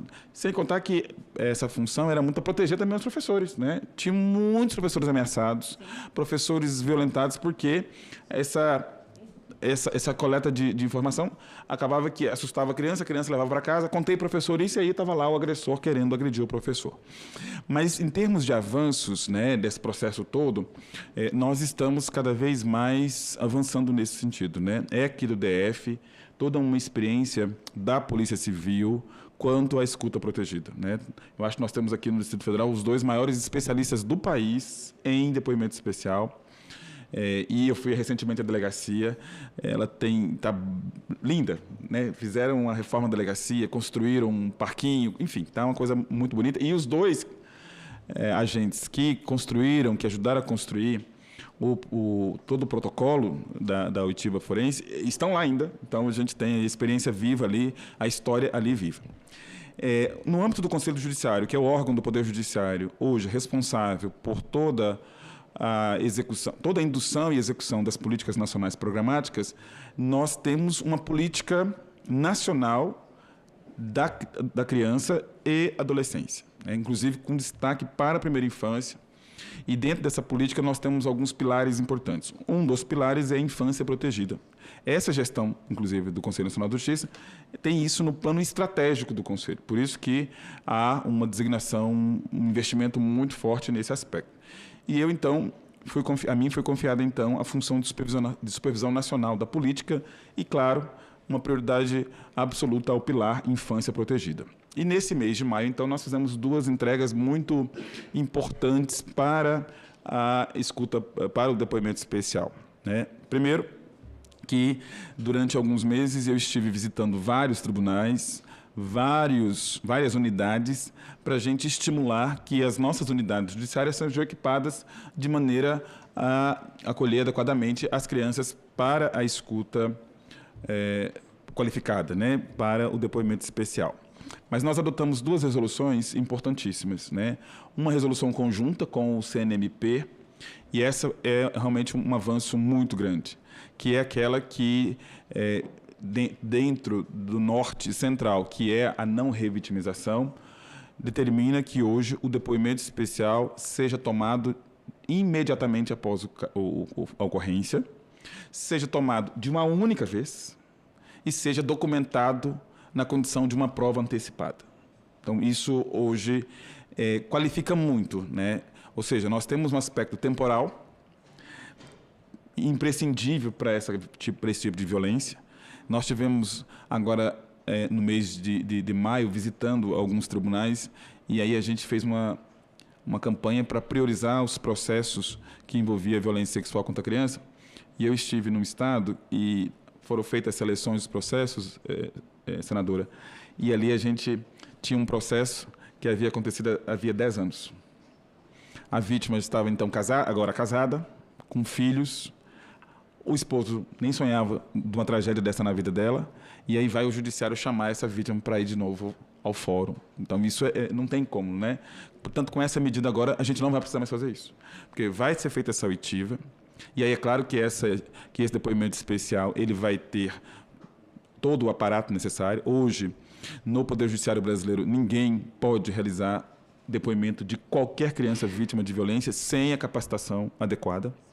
Nós ainda estamos com uma estrutura que não é a ideal. Infelizmente, a gente ainda tem realidades no país que não permitiu que as salas sejam devidamente equipadas, né? Nós estamos hoje, inclusive, com normativas que determinam o juiz organizar adequadamente essa pauta, né? O juiz não pode marcar uma tarde inteira de depoimento especial sem observar um intervalo para acolher essa criança, um espaço para acolher essa família e introduzir aquele processo de uma maneira que não seja constrangedor para aquela criança. Mas hoje a gente tem avançado muito nisso e creio que, num curto espaço de tempo, nós teremos essa estrutura para isso. O fato é que hoje, se alguma autoridade pretender fazer a oitiva da criança, tem que estar capacitada. O juiz pode até fazer, né?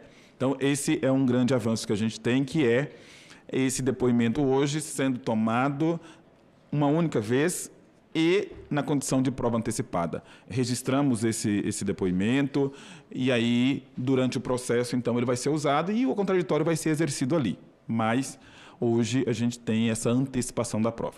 Junto com essa outra medida, aprovamos uma resolução também no mês da infância protegida, que é para estabelecer um formulário, FONAD, formulário nacional para aplicação na ocasião do depoimento especial. Esse vai ser um instrumento extremamente importante para a governança da política, porque o formulário ele vai coletar informações sobre não só o depoimento, mas toda a estrutura que envolve o depoimento. Se as pessoas que estão tomando o depoimento têm a capacitação necessária, se o ambiente que está ocorrendo o depoimento tem as condições estruturais necessárias, se o tempo em que o depoimento está sendo realizado é o tempo adequado, e também um histórico. O histórico da violência e o histórico da vítima, para que nós hoje consigamos entender quais são os ajustes necessários que a gente precisa fazer. Eu particularmente tenho dito que nós estamos protegendo as infâncias e as adolescências, né? Significa dizer que a gente tem que olhar para esse sujeito especial de direitos não como um sujeito universal, né? As infâncias do Nordeste do país, as infâncias do Sul do país, as infâncias meninas, as infâncias negras, as infâncias pobres, elas têm, no âmbito da escuta protegida, uma assistência que deve ser um tanto mais especial. Então, o FONAD vai nos permitir atender essa política de uma maneira adequada, até porque é ali que nós vamos produzir o que é, para mim, algo fundamental para uma política pública: dados, né? Nós temos agora condição de entender o que está acontecendo no país em termos dos dados. Então, essa é também uma questão do Conselho Nacional de Justiça. E aí a gente tem colocado isso para todo quanto é tipo de depoimento. Recentemente, nós estamos estudando a resolução para o resgate internacional de crianças, que também pode ser um processo vítima de violência, e lá tem um depoimento especial nesse sentido. E o Conselho Nacional de Justiça está debruçado agora para a confecção e, em breve, aprovação pelo plenário do protocolo para julgamento com perspectiva das infâncias e das adolescências. Isso significa dizer que não é só no campo da violência especificamente, mas em tudo quanto é coisa que for julgada pelo Poder Judiciário, a perspectiva da infância é a prioridade. Então, um juiz que está fazendo uma fusão, uma dissolução de empresa, uma desocupação, antes de qualquer coisa, ele vai ter que analisar se aquela decisão não tem um impacto desproporcional na vida dessas crianças e aí julgar com essa perspectiva da infância.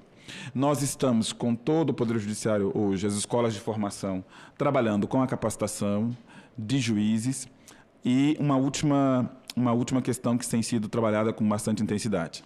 Nós aprovamos uma resolução no Conselho Nacional de Justiça, criando as equipes, disciplinando a atuação das equipes técnicas, né, que são indispensáveis para o depoimento especial.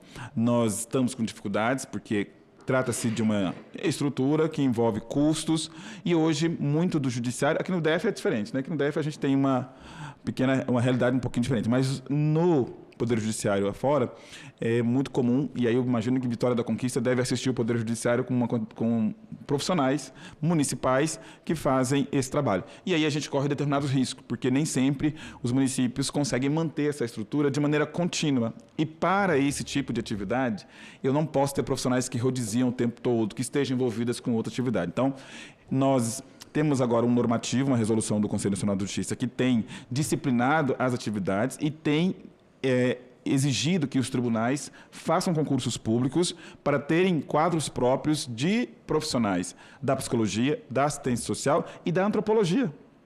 Uma criança indígena não pode ter um depoimento especial feito por um profissional que não compreende essa condição desse sujeito, né? Crianças quilombolas, então, ciganas.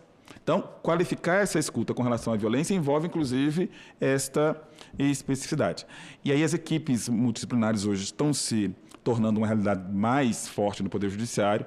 Nós vamos promover agora um fórum nacional para os profissionais das equipes técnicas, para a gente fazer esse alinhamento, que é a função do Conselho, né? Uniformizar a atuação dos agentes nesse sentido. Então, hoje, eu posso dizer que o Conselho Nacional de Justiça tem centralizado a questão da violência contra a criança, especificamente para o tema da audiência de hoje, em termos de avaliação, as medidas que estão sendo empreendidas é cada vez mais tornar o depoimento especial, né, essa escuta especializada, uma realidade em todas as unidades do país, com juízes e profissionais capacitados, porque eu preciso, mesmo que o juiz não faça parte do processo, como é aqui no DF a gente tem um núcleo para fazer essas oitivas, o juiz precisa entender o que é essa oitiva, até para ela não interferir negativamente e, claro, depois saber interpretar essa prova. Então, as escolas de formação judiciárias, elas estão hoje produzindo formação para qualificar todo esse quadro de agentes.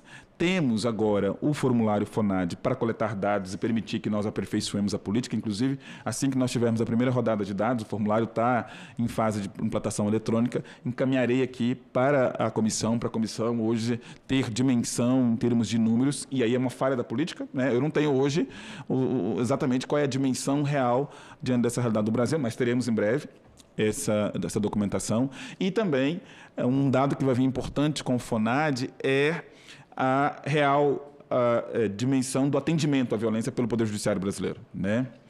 E isso vai permitir a gente a comparar, por exemplo, o que chega no Disque 100, o que chega nas delegacias e o que passa pelo Poder Judiciário e o que fica fora de tudo isso, né? A gente viu ali aqueles números que são extremamente horríveis, trazidos pelo Disque 100, e a gente sabe que aqueles números não expressam a realidade, porque existem outras fontes e também uma quantidade enorme de subnotificação que o formulário, com certeza, vai nos permitir indicar. E, por último, a questão das nossas equipes técnicas que estão sendo qualificadas para a gente ter este processo. Claro que a gente tem, cada vez mais, do Judiciário, a exigência de uma postura cada vez firme nesse sentido, né? A gente sabe que nós precisamos garantir os direitos processuais dos réus, dos acusados, mas sabemos também que nós estamos lidando com um tipo especial de violência, com um tipo especial de réu. A senadora Margarete tem me conversado comigo quase que diariamente, né? Eu falo senadora porque creio, né? Ela tem acompanhado, me ligado todos os dias para poder fazer com que nós avancemos na criação do Banco Nacional dos pedófilos e pessoas que cometem crimes sexuais. Estive com a ministra Carmen Lúcia na semana passada para a gente avançar nesse aspecto, porque a gente também... Sim, a esperança, temos aí uma gestão junto ao INI e creio que alguma coisa vai nos ajudar nesse sentido. Então, essas são o estado da arte, assim, quanto ao que cabe ao Poder Judiciário em termos da escuta. O que fica aqui para a gente em termos de gargalo é o quadro. Eu hoje não tenho um quadro, né, que eu possa dizer, lá no Rio Grande do Sul, todas as minhas unidades estão assim, assado lá, mas teremos em breve.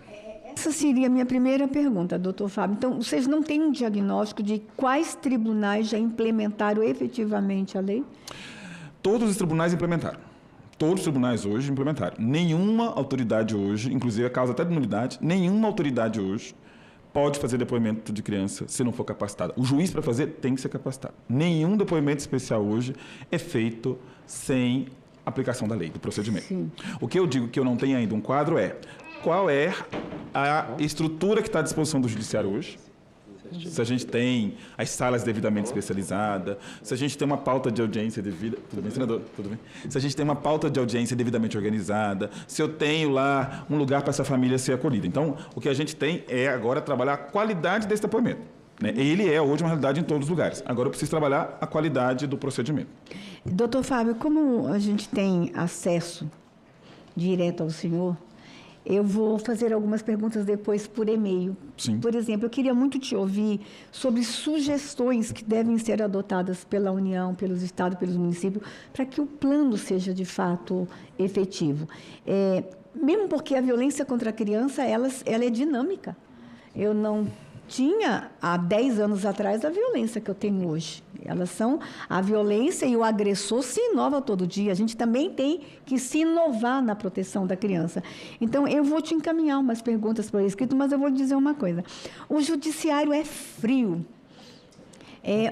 Às vezes chega a ser hostil o ambiente para a criança. Você é fora da curva, tá?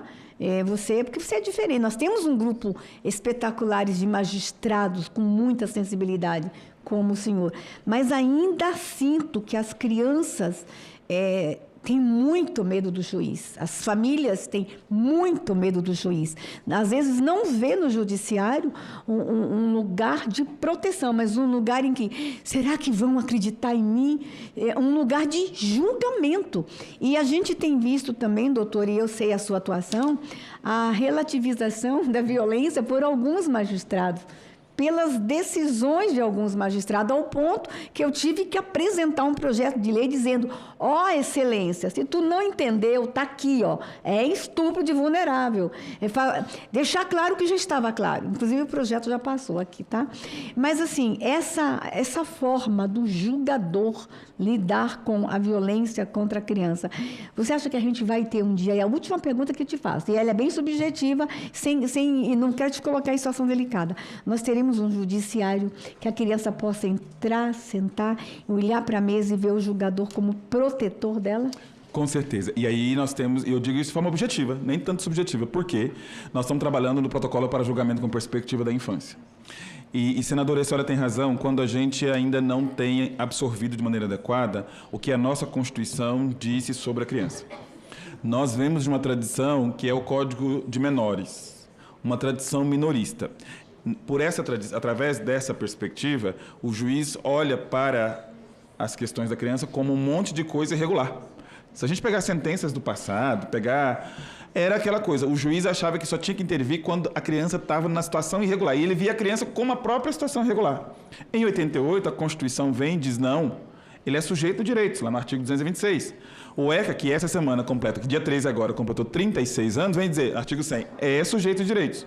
Só que a gente ainda não coloca esse sujeito de direitos na prioridade absoluta. A gente ainda não leva em consideração o superior interesse desse sujeito de direitos, né?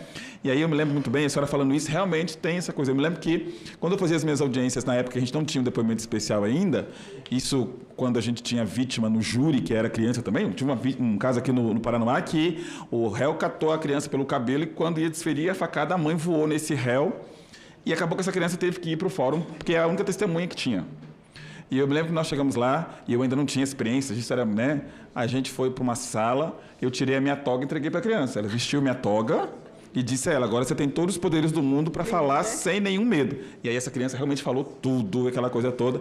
E aí a gente brincou ali com aquela coisa e funcionou. Mas eu não posso fazer isso de maneira amadora e eu fazer, né? Individualizada. Por isso o protocolo com perspectiva da infância, né? Eu penso que nesses 2 anos de Conselho Nacional de Justiça, se deixarem que eu faça só isso, já tá bom. Que daí a gente vai conseguir fazer com que esse juiz seja cada vez mais sensibilizado com relação ao aspecto da infância. Temos muitos juízes incríveis, realmente, fazendo um trabalho incrível, mas eu preciso do Poder Judiciário, não só um juiz da infância, é o Poder Judiciário como um todo, olhando para tudo que for fazer na perspectiva da infância, com as lentes da infância e da adolescência. Obrigada, doutor. O senhor me enche de esperança, viu? Obrigado. Me enche de alegria. Nós vamos ouvir o nosso último convidado, que é o doutor Carlos Eduardo Simão, promotor de justiça, adjunto da Promotoria de Justiça aqui do meu DF, da Defesa da Infância. E quero registrar a presença do mais lindo senador do Distrito Federal. Você sabia que você é o mais incrível senador? Porque as outras 2 são senadoras, tá? Vocês entenderam, né? Meu querido colega, senador Exalci, obrigada por estar conosco. Nós vamos ouvir o doutor Carlos Eduardo. Se o senhor quiser falar, tá? Então vamos ouvir o doutor Carlos Eduardo. Boa tarde a todos. Primeiramente, agradeço a senadora Damares pelo convite, o Ministério Ministério Público do Distrito Federal se sente muito agraciado e feliz com esse convite de poder demonstrar e mostrar sua experiência e seus gargalos que ele tem atuado nesse tema. Agradeço também a presença do senador Isalci por ter comparecido e do conselheiro Fábio e também dos demais palestrantes que foram por videoconferência. Inicialmente, eu já deixo uma fala de que eu vou tentar passar por diversos pontos o mais rápido possível, já pensando que o nosso objetivo de hoje é destacar desafios do plano que podem ser melhorados. Então, vou levantar diferentes pontos para podermos aprimorar ao longo do tempo. Primeiro, eu já começo do final da fala do conselheiro Fábio de demonstrar, olha, esse microsistema, essas novas leis, elas foram muito importantes para alterar a perspectiva da criança. Colocar a criança como um sujeito de direitos e não como um mero objeto, não como, olha, a prova está ali. Não, a criança não é uma prova, a criança é um direito, ela tem direitos, ela é um sujeito de direitos. Ela vai expressar a prova em algum momento, mas esse não é o objetivo final daquela criança. Sobre o depoimento especial, ele sem dúvida, tecnicamente é excelente, a prática forense de entrevista ela é necessária, ela evita revitimização, ela é um suporte técnico excelente, mas há um gargalo estrutural que é necessário ser solucionado. Nós aqui no Distrito Federal, que somos muito privilegiados comparado com diversos estados, diferentes municípios, ainda temos um extremo gargalo com a nossa pauta de depoimentos especiais.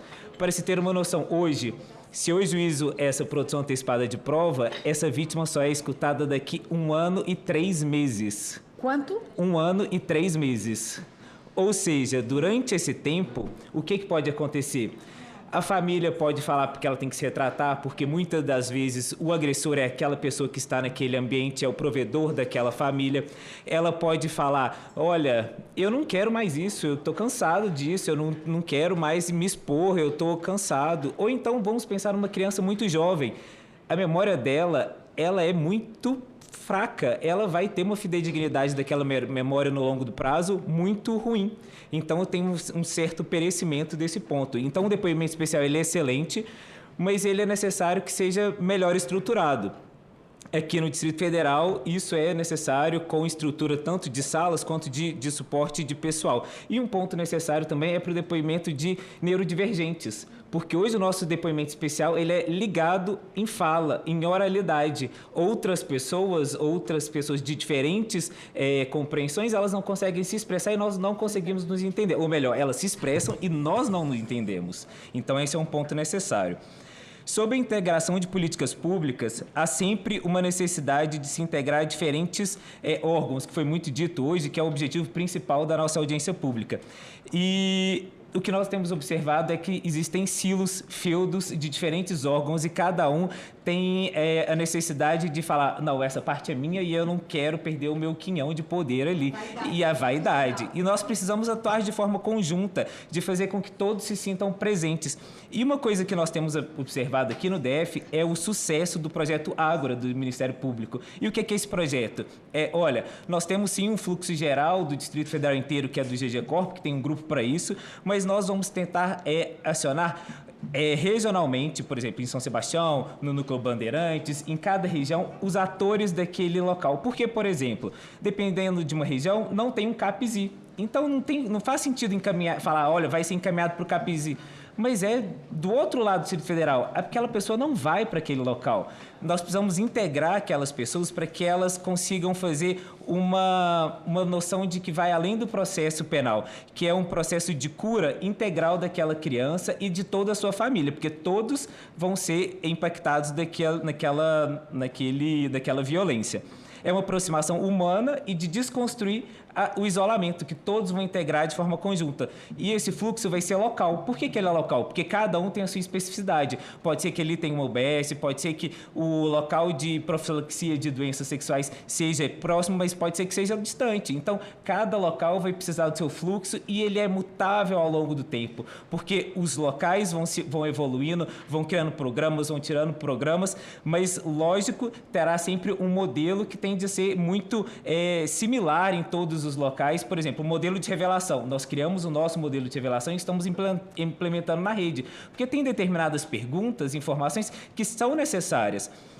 lógico que nem sempre a criança vai falar que todas aquelas informações que estão presentes, mas o máximo de informações que ela disser e sem o induzimento, elas são importantes para nós. Por exemplo, olha, se ela citar o nome, é importante falar o nome do agressor. Onde que foi? É importante falar onde que foi. Como que foi? Lógico que não vai ser um induzimento no que aquilo vai fazer, mas é importante que aquela rede ela esteja engajada ativamente naquela atuação, porque ela vai confiar no outro colega, na pessoa do SUS, na pessoa do SUAS, no CRAS, no MP. Ela tem que falar, olha, se eu encaminhar para tal local, vai acontecer alguma coisa. E não é só encaminhar e falar, olha, não tem a devolutiva, que foi o que o Disque 100 falou, olha, não tem devolutiva, não há uma continuidade. Qual que é essa noção de continuidade?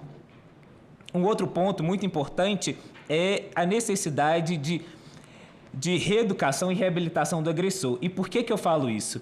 Não necessariamente nos casos de crime sexual ou nos casos graves de tortura, mas a gente vai ter que pensar que muitos dos casos de violência são pais e mães que agridem como forma de correção. Eles pode ser que em determinado momento, determinado período de tempo, eles vão ficar afastados daquele núcleo familiar como medida protetiva, mas em algum momento eles vão retornar a conviver com aquela criança. O pai ele tem direito a conviver, a criança tem direito a conviver com os pais e com a mãe. E como que ele vai voltar? Se ele não foi reeducado de que aquilo é uma violência, ele está introduzido nele de que é uma forma de educação, que ele tem o direito de bater naquela criança. Não, ele não tem. Ele tem que ter mecanismos psicossociais, de estrutura, de reeducação para que ele volte a conviver. Hoje, dentro dos dados do Distrito Federal, 70% são os agressores são da família, cerca de 20% são de pessoas que conhecem aquela criança. Quando a gente vai pensar assim, o agressor é aquele maníaco da rua. Não, ele é a minoria, o maníaco da rua. O agressor ele está dentro de casa ou muito próximo de casa. E é um conceito, e é uma ideia que eu também acho já nos crimes sexuais, que é sempre, o pessoal fala assim, nossa, ele é doente. Me desculpe, mas eu não acho que ele é doente. É uma consciência social. Ele acredita que aquilo dali não é nenhuma violência. Ele vai e fala, não, mas ela deu em cima de mim. Mas ela tem 13 anos. Não existe essa ideia, você não tem esse direito. Isso não é uma doença. Poucos casos mesmo que a gente pega, que a gente vê com uma crueldade de doença, mas são pouquíssimos casos. A maioria é uma cultura social que não está muito ligada a educação. Então, é preciso que haja uma prevenção de educação. E, dentro disso, há sempre a atuação preventiva, que já foi falado, que já foi sempre ligado em outras audiências públicas e até pelo nosso colega. E um ponto que é necessário integrar ao plano é o setor privado. Por que eu digo isso? Porque nessas reuniões de rede que nós vamos fazendo sempre do Ágora, nós percebemos que o setor público está sempre presente, tem sempre membros da rede de ensino, da rede de saúde, há sempre locais do público, mas dos privados não tem. E há sempre um conflito de interesses ali dentro. Será que o educador, o coordenador, ele tem interesse de expor o núcleo familiar que paga a mensalidade? Talvez não. Talvez ele fique com medo de perder aquele cliente. E é um medo válido. Talvez ele poderia fazer mais encaminhamentos anônimos? Talvez sim. Isso é algo que nós não recebemos muito no nosso dia a dia, que são relatos de escolas privadas. De escolas públicas nós recebemos, privadas pouquíssimas. Da mesma forma, na relação de hospitais e instituições privadas de saúde. Nós recebemos muito mais públicos do que de saúde. E no momento em que eu vi a apresentação logo no início do Sinan, são inúmeras as notificações compulsórias, mas essas notificações compulsórias são para restritos ao sistema de saúde. Eles não comunicam diretamente com o sistema de persecução penal. Então, há um gargalo de informacional entre saúde e persecução penal. Nós não temos essa informação completa. São poucos os casos que há a dupla notificação. Isso é um ponto necessário para que haja esse... Doutor, acabaram de cometer uma violência contra a criança aqui na comissão. Porque estava proibida essa campainha. Essa campainha, gente, ela é não recomendável para criança neurodivergente. Esse espaço do Senado não pode mais assustar. Quem tocou a campainha está de castigo hoje. Eu tenho uma outra campainha que eu já pedi para colocar. Como é linda. Não, quebraram a minha campainha. Bora consertar isso, está proibido. Doutor, pode continuar, viu? E então é necessário também a capacitação interdisciplinar continuada, como o doutor Fábio disse. Eu que trabalho com crianças e adolescentes, eu nunca tive uma educação, um curso sobre depoimento especial. E eu atuo todos os dias com depoimento especial e nunca me foi disponibilizado esse curso. Eu já vi inúmeras centenas de depoimentos especiais, talvez eu saiba, mas muito mais como um rábula de conhecimento prático do que pelo curso que foi me feito. Por favor, pode colocar o site? E aí, minha última contribuição é um site que é uma ferramenta digital do Distrito Federal, do Ministério Público do Distrito Federal e Territórios. E por que eu estou mostrando esse site? Porque nós tentamos buscar diferentes interfaces. Por exemplo, olha, sou uma criança ou um adolescente, ele já entra ali, a comunicação é facilitada, ele vai saber o que é o direito dele, onde que ele tem que comunicar, o que ele tem que fazer, qual que é diferente. Olha, talvez a pessoa nem saiba que ela está sendo violentada, que aquele crime sexual que ela está sofrendo é uma violência, ele acha que é um carinho. A gente pode ir por exemplo, aí ele vai falar, olha, para entender cuidados digitais, os meus direitos, depois ele vai colocar em preciso de ajuda, tem toda uma interface e uma comunicação direcionada para essa criança. Pode ir. Já no nosso segundo, sou um pai, mãe responsável. E aí já tem outra realidade. Olha, qual que é o sinal de alerta que pode estar acontecendo com o meu filho? Onde que eu posso agir? Onde que eu posso denunciar? O que é o guia prático de escuta protegida? Para eu não chegar lá e falar assim, olha, nós pegamos diversos casos. Estou filmando a criança e falo assim, seu pai te bateu? Ele fez isso? Te aconteceu isso?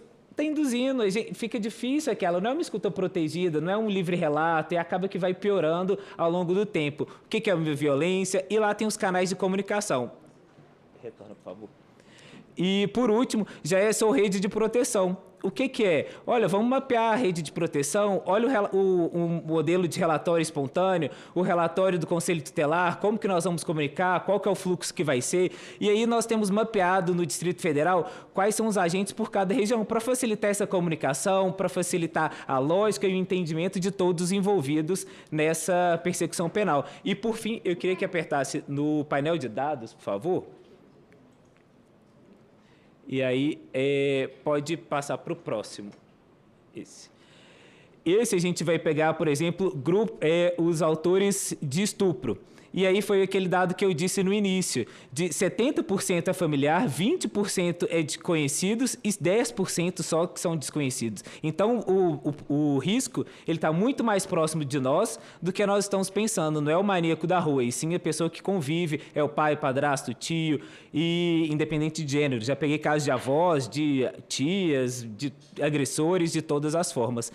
Agradeço a oportunidade e espero ter contribuído para a construção do plano. Doutor Carlos, a minha equipe estava olhando eu assim para você. Apaixonei. Doutor Carlos, onde você estava que eu não te conhecia pessoalmente? Que Deus te abençoe.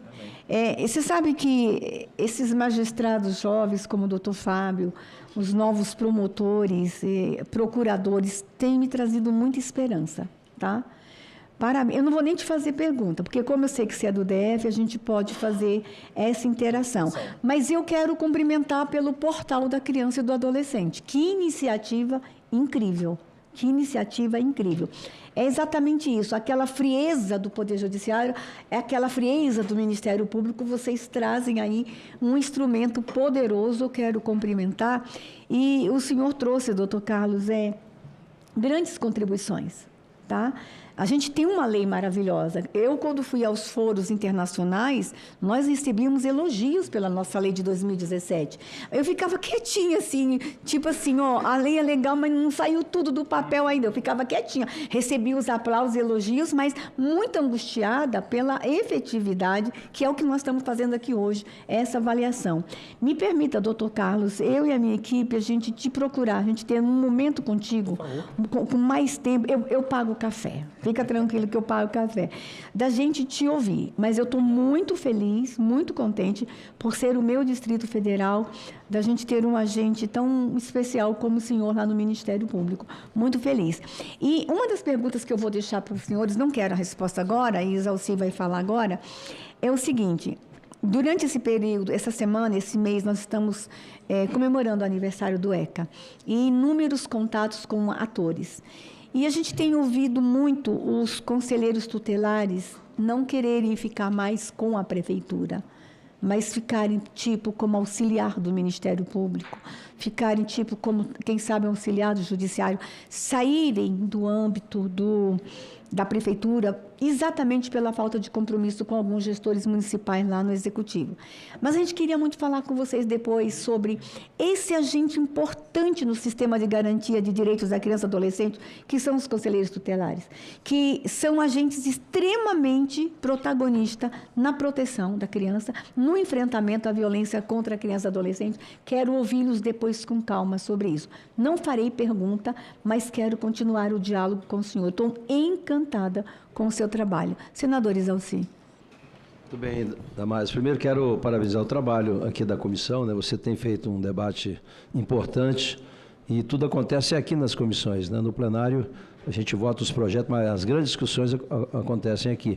Cumprimentar o Fábio, já nosso conhecido antigo, né? Que representa aqui o nosso Distrito Federal. O Carlos Simões é irmão da minha nora, viu? Se você precisar de contactá-lo, pode me procurar, tá bom? Mas pode ser. Naquele quintal da sua casa, um café lá para a gente falar sobre a violência contra a criança. Mas muito bacana a apresentação, né? Também eu que apoio muito o Conselho Tutelar, né? Hoje está funcionando mais ou menos graças às minhas emendas, que se alguém comprou carro, geladeira, computador, mesa, não sei o quê, foi através de emenda, porque nem isso eles têm. E, de fato, eles têm razão, viu, Damares, de querer sair realmente do Executivo, porque eles não são atendidos em nada, né? As demandas que se apresentam, todas são demandadas ao Executivo, eles não fazem, né? Seja vaga em escola, seja, né, hoje o que predomina muito é a questão das drogas, que está realmente tomando conta dos jovens, né, da criança e do adolescente. A gente precisa criar, viu, depois, tudo que você está fazendo aqui, para os idosos, tá? Para nós, tá? Porque hoje em Brasília nós temos mais idosos do que crianças, viu? Para você saber. Então, tudo isso que a gente tem que fazer, nós temos que preparar, porque realmente os idosos estão sofrendo muito também. Eu já tinha um pouco de conhecimento que foi colado aqui com relação à violência, né, que acontece dentro de casa, e grande parte, inclusive, dos avós, né? Eu que sou avô, fico assim, poxa vida, como pode, né? E também, principalmente padrasto, né? Que é a grande responsável. Ou seja, dentro de casa, né? Tá a prova aí de que são a grande maioria. Mas parabéns e continue esse grande debate aí, porque os temas precisam ser discutidos aqui com muita propriedade. Parabéns pela apresentação. Obrigada, senador Isalci. Nós chegamos ao final de nossa audiência. Nós recebemos contribuições da internet. Eu só quero dizer, Daniele, do Distrito Federal, Luara, do DF, Larúbia, de Minas Gerais, Marta, da Paraíba, Alain, do Rio de Janeiro, Francis, do Rio Grande do Sul, Vitória, do Maranhão, Miqueias, do Paraná, Márcia, do Rio Grande do Sul e Luara, de novo, do DF. Eu creio que as perguntas foram respondidas ao longo das apresentações. Mas, senador Isalci, a gente quer entregar um relatório da avaliação do Plano Nacional, não vai dar para a gente entregar antes da eleição. Está programado para a gente entregar em novembro, já no governo de transição. E a gente quer muito que o presidente ou a presidenta eleita realmente no governo de transição nos ouça. Mas já agora, doutor Fábio, eu tenho feito contatos com alguns presidenciáveis, com alguns pré-candidatos. Hoje, inclusive, eu conversei com o Romeu Zema, ele virá semana que vem para a gente ter um encontro. Ajudei a escrever ali uma proposta para o presidenciável Flávio. Já conversei com Augusto Cury. Eu acho que com o presidente Lula a gente tem que conversar dessa forma, por meio dos ministérios dele. Mas quero conversar porque eu acho que os presidenciáveis vão ter que falar sobre o enfrentamento à violência contra a criança e adolescente. E eles vão ter que fazer seus compromissos públicos. Então, a gente está num ano que a gente vai precisar ouvir quais são as propostas deles para a gente enfrentar a violência contra a criança e adolescente. E se tem algum presidenciável querendo conversar com a comissão, nós estamos dispostos. Já o que nós já temos aqui de proposta da avaliação do plano para oferecer, para ofertar, mas no governo de transição quero estar lá. Seja quem for eleito. Claro que eu quero que o Brasil seja conservador. Desculpa, tá? Mas a gente ter, de fato, doutora, a efetividade. A lei é boa, O plano escrito é bom, mas a gente quer, de verdade, ver a criança e o adolescente do Brasil sendo prioridade absoluta. E agora, tendo o julgamento na perspectiva da infância, na perspectiva da criança e do adolescente, eu acho que muda muita coisa. Eu quero agradecer os técnicos da comissão. A comissão, gente, eles estão cansados porque é uma audiência atrás da outra. E a culpa não é minha, tá? Não é minha. A comissão está fazendo muita entrega. Obrigada, comissão. Quero agradecer as pessoas que estiveram presentes, todos que colaboraram. Pastora Dani Liares, que veio de Belo Horizonte. O primeiro culto cor de laranja do Brasil foi ela que fez. Ela motiva a comunidade cristã do Brasil há anos. Eu conheci a Dani em 2004, ela era uma menina, onde ela já estava querendo trazer, como você disse, a iniciativa privada, mas eu quero falar do terceiro setor. Eu quero falar das agências religiosas. Elas precisam vir para o enfrentamento à violência contra a criança e adolescente.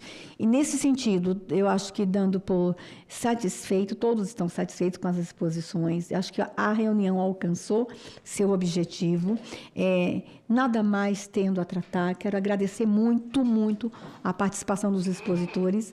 Eu declaro encerrada a segunda reunião da avaliação da política de enfrentamento à violência contra a criança e adolescente. Obrigada a todos.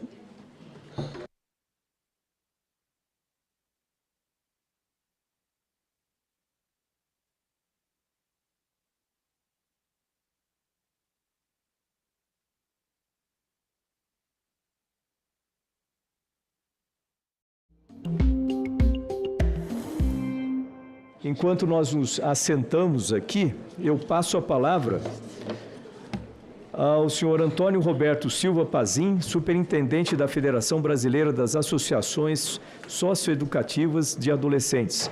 Ele se encontra por videoconferência. Antônio, eu vou pedir para você focar aí nos 5 minutos, você não tem os sinais que a gente tem aqui, né? Então controle o tempo por lá. Tá, ok? Obrigado por 5 minutos de fala. Boa tarde a todas as pessoas, excelentíssimo senhor senador Marcos Pontes, aos demais senadores, demais convidados que compõem a mesa. Saúdo aqui especialmente aos 726 mil adolescentes, jovens e pessoas com deficiência com contratos de aprendizagem ativos e aos mais de 3 milhões que se encontram em fila de espera nas organizações que são associadas à Federação Brasileira de Associações Socioeducacionais de Adolescentes. Falamos aqui de uma importante política pública, unanimemente reconhecida, que é a aprendizagem profissional, ação afirmativa, garantidora de um direito constitucionalmente previsto, que é o direito à profissionalização, mas que adquiriu com o advento da Lei 10.097, de 19 de dezembro de 2000, o status de política pública. Foi a partir daí que ela passou a ter um caráter de política intersetorial, com reflexos na educação, como já foi dito, combate à evasão escolar, aumento da mobilidade educacional,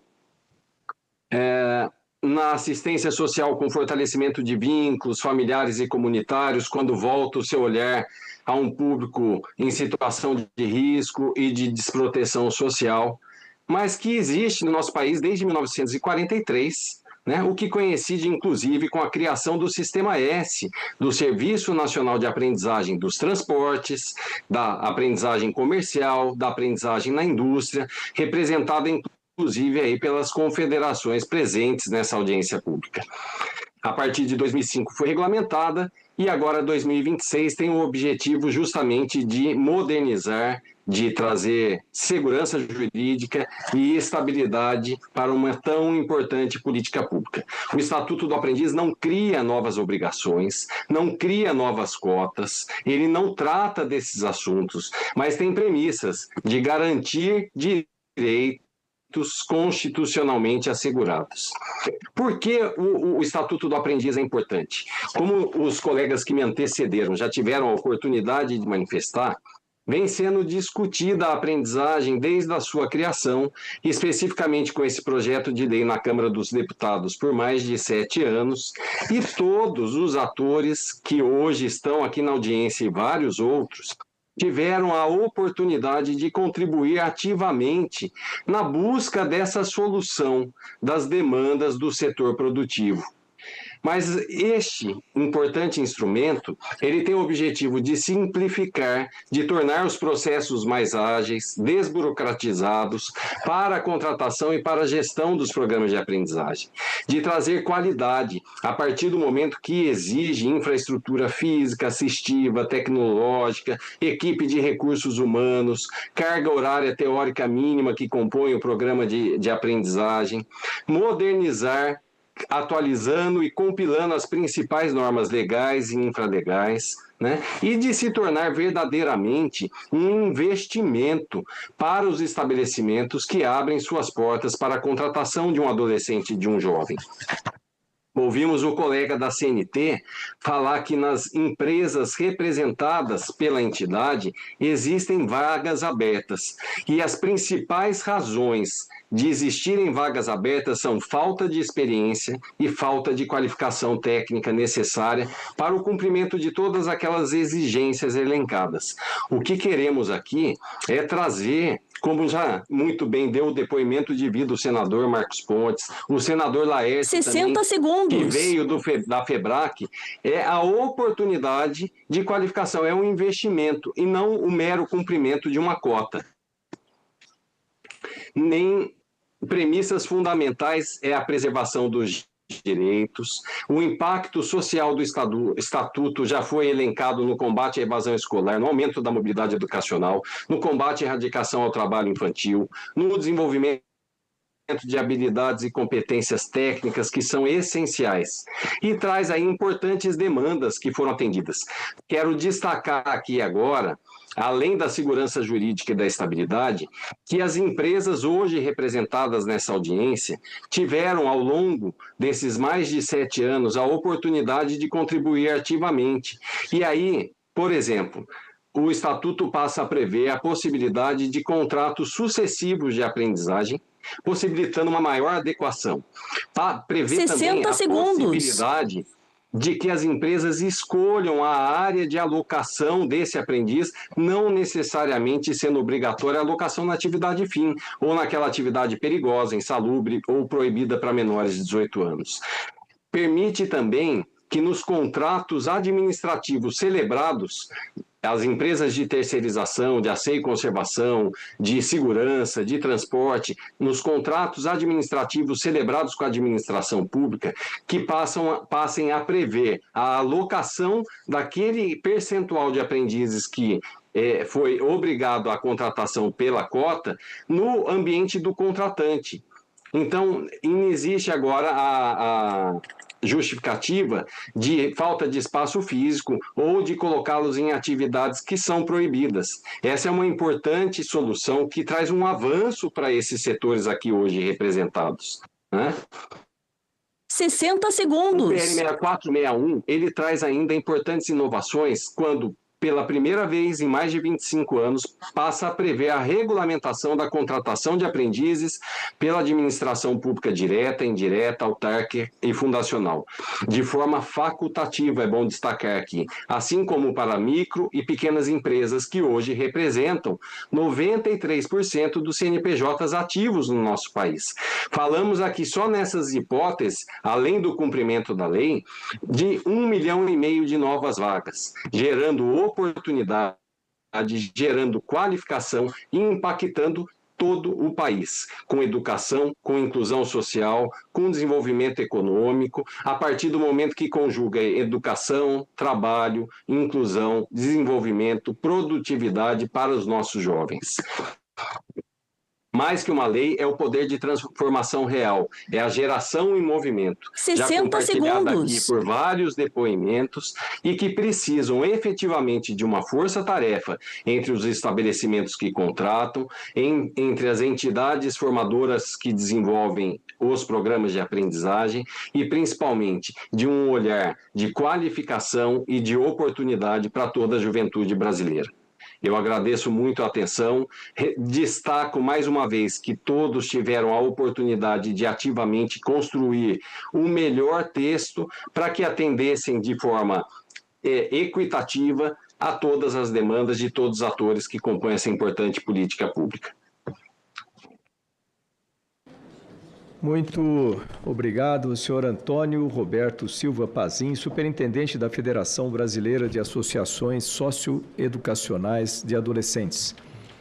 Eu passo a palavra agora para 5 minutos, na sequência da nossa mesa, ao senhor Hermínio de Lima Neto, vice-presidente institucional da Federação Nacional dos Sindicatos das Empresas de Recursos Humanos, Trabalho Temporário e Terceirizado.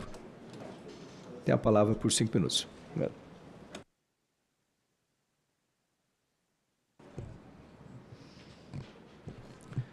Boa tarde a todos. Quero primeiramente cumprimentar o nosso querido senador de São Paulo, Marcos Pontes, cumprimentar o senador Laércio Oliveira, que também são um dos requerentes dessa audiência pública, e agradecer a oportunidade da sociedade poder debater esse assunto tão importante. O Sindiprestem, congrega cerca de 30 mil empresas que empregam diretamente cerca de 2 milhões de trabalhadores. Ele faz parte da FENACERTEM. E represento também nessa oportunidade o presidente Wander Morari, que é o presidente das duas, a quem também agradeço a oportunidade.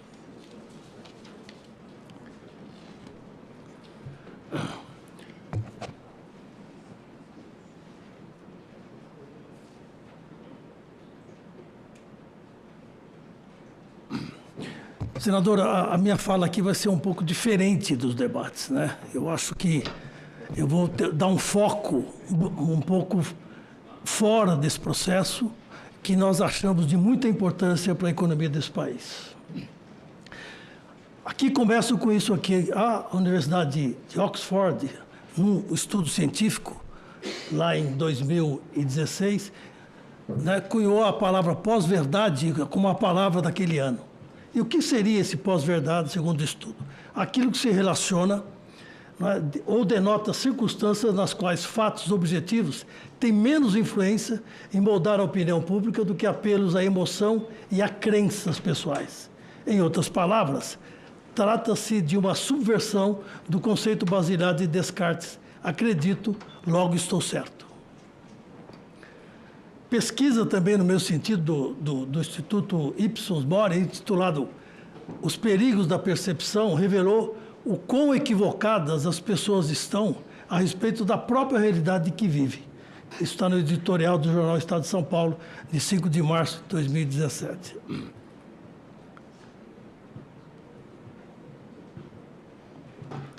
Aperta o botão errado. Nesse sentido, é bom a gente dar uma influência do seguinte. Analisando todo esse aspecto, a gente chega à conclusão seguinte: as empresas podem muito, mas não podem tudo. Principalmente porque não funcionam na base do idealismo. Então, esse é um ponto importante.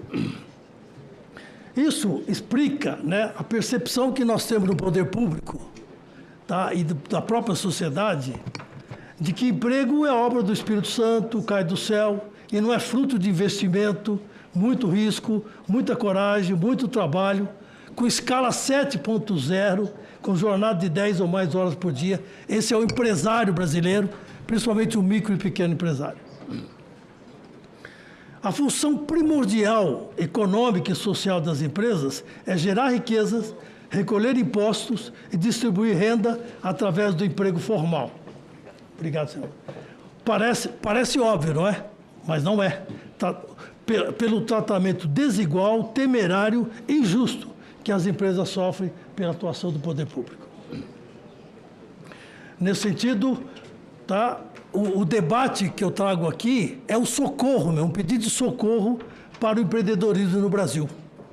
Mola propulsora da economia e não vetor de assistencialismo e burocracias inconsequentes. A função da empresa é isso que eu falei, é gerar riqueza, e gerar imposto, e distribuir essa riqueza através 60 segundos. Então, propostas humanitárias e meritórias, politicamente corretas, além de interditar o debate sério e produtivo, porque todos nós somos a favor de ajudar o jovem, ajudar o PCD, ajudar todos. Qualquer ser humano tem isso, tá? Mas esse tipo de proposta, de projeto, interdita por próprio debate sério, tá? E produtivo. Roubam o oxigênio das empresas para gerar mais empregos. Destarte, devido ao efeito bumerangue, que o trabalhador sempre paga a conta pelo estímulo deletério à informalização do trabalho, à rotatividade e ao desemprego. Como as imposições e tutelas substituíram a lógica do mercado, a aprendizagem virou política social, não apenas metaforicamente, mas a aprendizagem foi enquadrada no mesmo programa de distribuição, ali é leite, não é lei, distribuição de leite para os pobres. O que eram transações espontâneas viraram imposições legais. Como resolver esse problema? Pergunta Cláudio de Moura Castro, pesquisador em educação, em seu artigo A Aprendizagem Apunhalada pelas Costas, publicado no Estadão em maio de 2025. Bem fácil. É só fazer como o resto do mundo, onde as regras são atraentes para todos. Ao proteger demais, a aprendizagem tornou-se uma opção desinteressante, até para os próprios aprendizes, por contrariar a política de mercado. Jogou-se no lixo uma tradição milenar. Essa proposta é mais um exemplo de todos esses problemas, tá? Que é um verdadeiro pesadelo para as empresas, na medida em que a fiscalização do Ministério do Trabalho, a atuação do Ministério Público, transformaram o Estatuto da Pessoa com Deficiência em instrumento simplesmente punitivo. E essa proposta caminha no mesmo sentido, focando quase que exclusivamente no cumprimento das cotas por parte das empresas. A questão, o Estatuto do Aprendiz, e esse caminho no mesmo sentido, para o poder público, é só cumprimento de cotas. Portanto, é só fiscalizar as empresas que nós vamos resolver esse problema. Nesse conceito, desse diapasão, né, o empreendedorismo precisa de incentivo e menos desburocratização, que são imprescindíveis para o crescimento sustentável da economia de qualquer nação democrática. Essa é a batalha. Pergunta, por que obrigações do Estado, que são muitas, só no Estatuto do Aprendiz, 40% são artigos de responsabilidade do Estado, tá? Não são fiscalizadas com a mesma ênfase que são as empresas privadas. Todos são iguais perante a lei, anuncia o caput do artigo 5º da Constituição da República, devidamente enfatizado no artigo 476 do Código Civil, que trata da igualdade. Cada um tem que cumprir a sua parte. O fundamento desse instituto, né, na equidade, o sistema jurídico pretende que haja uma execução simultânea das obrigações, a boa-fé objetiva e a segurança jurídica demandam o respeito pelas obrigações assumidas, de forma a unir o destino das duas obrigações, de forma que cada um só será executado à medida que a outra também o seja. César Peluso, ex-presidente do Supremo Tribunal Federal. As empresas não conseguem cumprir a lei, invariavelmente, não por sua culpa, mas sim por culpa da própria fiscalização, que não exige do Estado o cumprimento da sua obrigação, principalmente quanto à educação e qualificação do jovem, e também não separa o joio do trigo, na medida em que trata todas as funções de maneira igualitária. Pergunto aos senhores senadores, aos colegas aqui presentes, né, que participam desse debate, qual jovem quer ser aprendiz e faxineiro? Porteiro, ajudante geral, vigilante, motoristas e etc. Como ter aprendiz, professor, piloto de aeronave, vigilante armado? Por isso posto, não é? A FENACERT deixa algumas propostas para reflexão. Eu vou pular isso aqui porque isso vem depois. Que as cotas sejam cumpridas de maneira voluntária pelas empresas formais.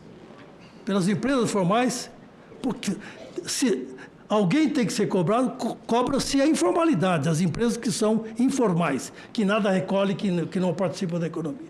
Como acontece na maioria dos 60 segundos. Como acontece na maioria dos países desenvolvidos e democráticos, para alimentar o sistema centenário do ganha-ganha. O aprendiz tem sólidas razões para aprender com o mestre e a empresa ganha por desfrutar de um custo menor do trabalho do aprendiz. Se forem obrigadas, como está previsto no PL 6461, que seja então devolvida às empresas, como incentivo fiscal, a proporção dos impostos arrecadados para esse fim, atividade social do Estado. Aí entra uma proposta muito específica, o senador Laércio, que seja priorizada a votação do veto integral número 34/2026, mensagem 542/2026, ao PL 5.228/2026, de autoria do senador Irajá, que institui o contrato de primeiro emprego, 18 a 29 anos, e o contrato de recolocação profissional para as pessoas de igual ou superior a 50 anos, e que traz no seu bolso alguns incentivos fiscais. Esse é um projeto muito mais completo. Atende até as pessoas que também sofrem, que são 50 anos. Que o Estado, antes de fiscalizar as empresas, comprove que também e concomitantemente cumpre suas obrigações previstas nas leis, na CLT, no artigo 430, reiterada na proposta de discussão. Por fim, se mesmo assim o senador, relator, senador veneziano Vital do Rego, continuar entendendo de maneira diferente, a FenaCerta e o Sindipres apoiam a emenda número 3 do senador Laércio Oliveira, que exclui da base de cálculo os empregados que exerçam atividades externas, permanentes ou sazonais. Fato que, pelo menos, ameniza a enorme injustiça contida nesse projeto de lei para com as empresas que prestam serviço com predominância de mão de obra, intensiva em mão de obra, que são as que mais empregam, nesse momento, pessoas de baixa escolaridade e que ganham até 3 salários mínimos. Muito obrigado, presidente Laércio. Ficamos à disposição.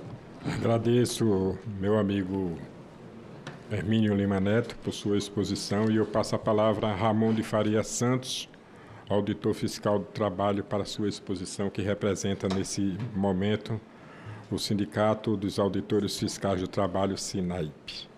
Por favor, Ramon.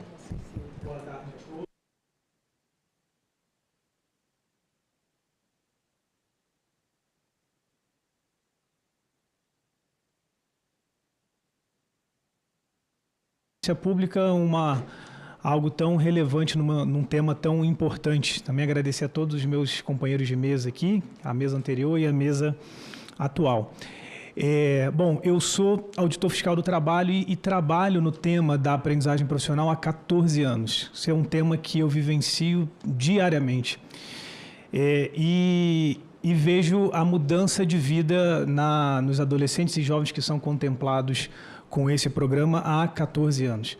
Como bem relatou aqui o senador Marcos Pontes, ele foi uma das pessoas que tiveram a vida modificada por essa oportunidade que tiveram.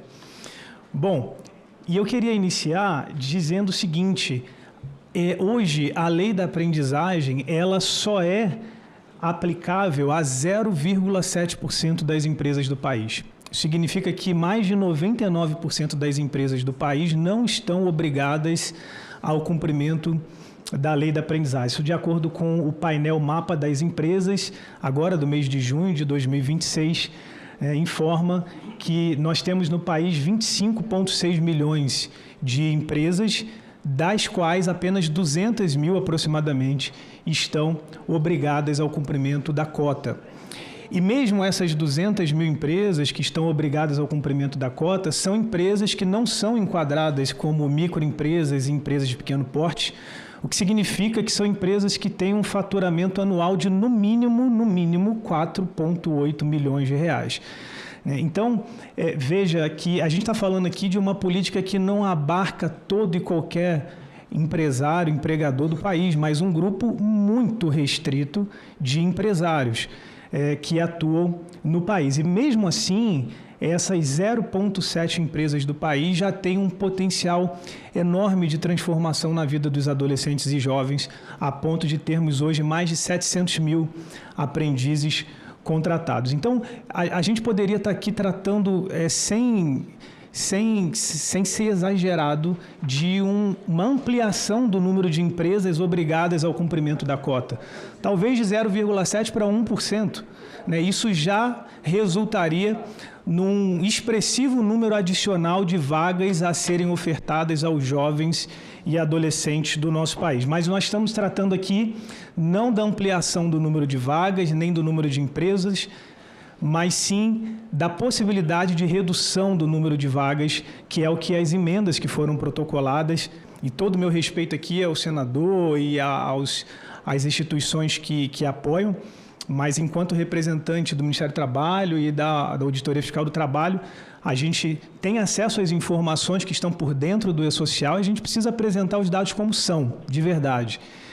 E as emendas protocoladas, se aprovadas, elas resultarão na eliminação de mais de 700 mil vagas de aprendizagem no país. Então, nós não estamos falando aqui num ajuste técnico, como eu ouvi hoje aqui da base de cálculo. Nós não estamos falando aqui de uma exclusão singela da base de cálculo ou algo inexpressivo. Nós estamos falando da redução de mais de 700 mil vagas de jovem aprendiz num universo hoje que gira em torno de 1.108.000. Então, isso significa 64% de encolhimento do programa. E alguém pode falar, como foi falado aqui anteriormente, mas são vagas que não estão preenchidas, são vagas que não existem aprendizes as ocupando. Isso não é verdade. Dessas vagas que serão fechadas, quase 400 mil estão hoje preenchidas. Isso significa que a aprovação das emendas que foram protocoladas, além de fechar 700 mil vagas, 60 colocará segundos. sem emprego, sem trabalho, 400 mil aprendizes no dia seguinte à sua publicação.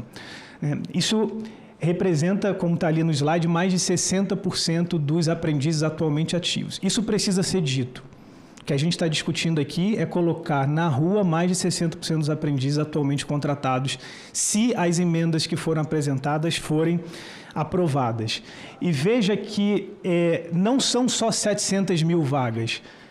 O próximo slide mostra que o efeito futuro da aprovação dessas emendas é catastrófico, porque 700 mil vagas é hoje, mas uma vaga de aprendizagem ela não é ocupada só por um aprendiz hoje.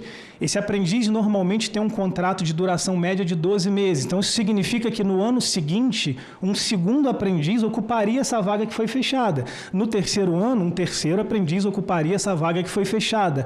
Então, veja que no longo prazo, se a gente fizer uma projeção aqui de 10 anos, nós estamos falando no fechamento de mais de 7 milhões de vagas de jovem aprendiz no país. Então, eu vi aqui muitos colegas de mesa, e de novo com toda a humildade e respeito que tenho por quem pensa diferente, mas tratando esse tema como se fosse pouca coisa. Eu ouvi as palavras ajuste técnico ou uma adequação, né, dando uma impressão de que a gente está falando aqui de poucos % de redução de vaga. Não é. O que está a se colocar aqui é praticamente a extinção do programa de aprendizagem, a sua redução em mais de 2/3, conforme o slide anterior, né, o que reduz um programa que hoje já atinge menos de 1% das empresas do país. Eu sei que o tempo é curto, mas eu não posso deixar de falar que o projeto de lei não cria nenhuma nova obrigação. A empresa que hoje tem uma cota de 1 aprendiz permanecerá com a cota de 1 depois que o projeto for aprovado. A empresa que tem cota de 100 aprendizes permanecerá com a cota de 100 aprendizes depois que o projeto for aprovado. O que há aqui é uma sistematização da legislação que, conforme foi falado aqui, está em documentos esparsos hoje, mas não há obrigação nova sendo criada. Veja, O setor de transporte, só para dar um exemplo aqui, que foi muito bem tratado aqui na mesa anterior, quando diz assim, nós precisamos tirar o motorista da base de cálculo, nós precisamos tirar as funções insalubres ou perigosas da base de cálculo, na verdade, por trás dessa fala está reduziremos 92% das vagas do setor de transporte. Esse dado precisa ser dito. Não é um mero ajuste técnico, é reduzir as vagas do setor de transporte em 92%. De igual maneira, o setor de vigilância, também quando propõe a exclusão da base de cálculo das funções insalubres ou perigosas, está a propor a redução de 98% das vagas do setor. Praticamente, a gente está falando de uma extinção do programa de aprendizagem nos dois setores, só para dar 2 exemplos aqui. E aí alguém pode dizer, mas aí você quer aprendizagem, então, em funções insalubres ou perigosas? Bom, isso já existe desde 2005, quando a aprendizagem foi ampliada a sua faixa etária para até 24 anos. Existem hoje mais de 400 mil aprendizes que têm 18 a 24 anos de idade no país e exercem funções que são consideradas insalubres ou perigosas, e não há nenhuma ilegalidade nisso. Eu cito o Senai, por exemplo. O Senai, que é uma instituição de excelência, já com décadas de atuação na aprendizagem, só o Senai possui mais de 300 programas de aprendizagem no país que são destinados a funções insalubres ou perigosas. Só para título de exemplo aqui, eu vou citar o mecânico, o eletromecânico, o eletricista, o manutenção de máquinas, obras de edificação, confeiteiro, pintor. E existe, inclusive, para o setor de asseio e conservação, a função na área de limpeza, que, obviamente, é destinada àquele jovem com 18 anos ou mais. Alguém pode me dizer assim, existe aprendiz hoje na área de limpeza? Milhares, não é 1 nem 2. Milhares, dados do E-Social de junho agora de 2016.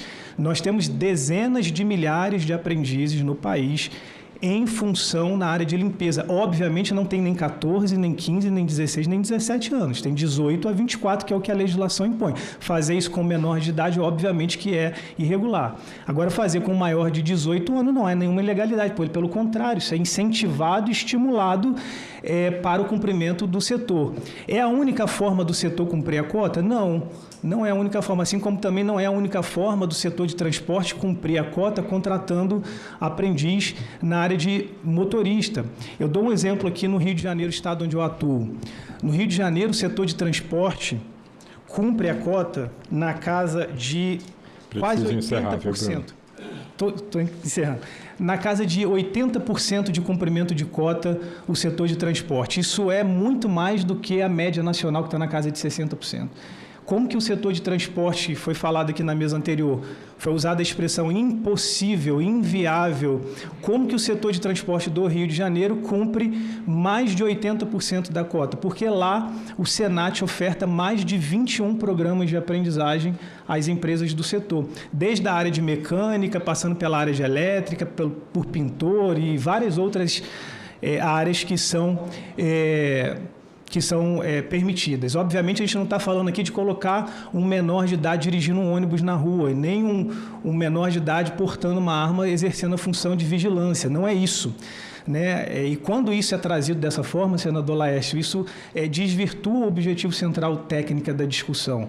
Né? Obviamente, quando a gente fala de aprendizagem no setor de transporte, de vigilância na área fim, a gente está falando aqui de formar a mão de obra nessas atividades. O aprendiz seria contratado na função de motorista para ele aprender o ofício de motorista enquanto aprendiz, e não para ele pilotar um ônibus ainda aprendendo. Assim, da mesma maneira, vale para o vigilante.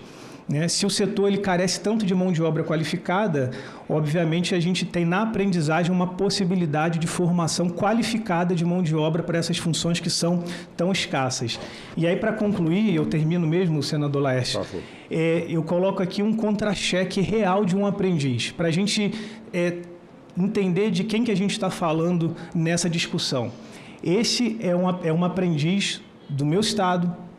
A Josiane, eu tapei ali o nome dela, obviamente, é uma aprendiz que tem 16 anos de idade, é uma aprendiz gestante e que usa o salário líquido dela de R$ 658 para ajudar em casa e a montar o enxoval do filho dela. É desse jovem que nós estamos falando aqui em tirar 400 mil vagas de emprego, de empresas que faturam pelo menos 4,8 milhões de reais ao ano, porque são só essas empresas que estão obrigadas ao cumprimento da cota. Esse contra-cheque fala por si só. E eu quero colocar aqui o Sindicato dos Auditores totalmente à disposição de todas as associações, federações que apresentaram aqui para a construção de soluções técnicas que já estão hoje amparadas na legislação e também no estatuto, tanto segmento de transporte, de terceirização, né, e de vigilância armada, para que cumpram a cota. Todos falaram que nós queremos cumprir a cota, existem formas, pelo menos 4 formas, infelizmente não vai dar para tratá-las aqui a exaustão, mas pelo menos 4 maneiras existem hoje de cumprir a cota para aquelas empresas que de fato querem cumpri-la, e o SINAI está à disposição de todas elas para fazer essa construção. Obrigado, senador. Obrigado. Eu queria passar a palavra de imediato. Estou preocupado ali com o relógio, porque se começar a sessão deliberativa, eu preciso encerrar. Eu queria passar para a Marilza Regatier, especialista em desenvolvimento industrial do SENAI. Por favor, Marilza. Deu? Olá, boa tarde. Excelentíssimo senhor senador Laércio, queria agradecer pela oportunidade, né, de estar aqui nesse espaço e especialmente pela abertura dessa audiência pública para discutir um tema de extrema importância. Não à toa, é um projeto de lei que tramita aqui no Congresso há muitos e muitos anos. Em função do tempo, eu vou tentar ser bastante objetiva, né? E agradecer. Você estava acompanhando a Comissão de Assuntos Sociais. Passamos a transmitir agora a sessão deliberativa do plenário desta terça-feira, que pode votar a aposentadoria especial para agentes comunitários de saúde. Acompanhe a sessão.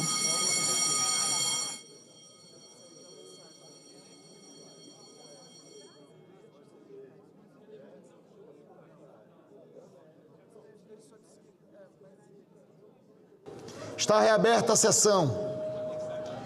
Encerrado o período de expediente, declaro aberta a ordem do dia.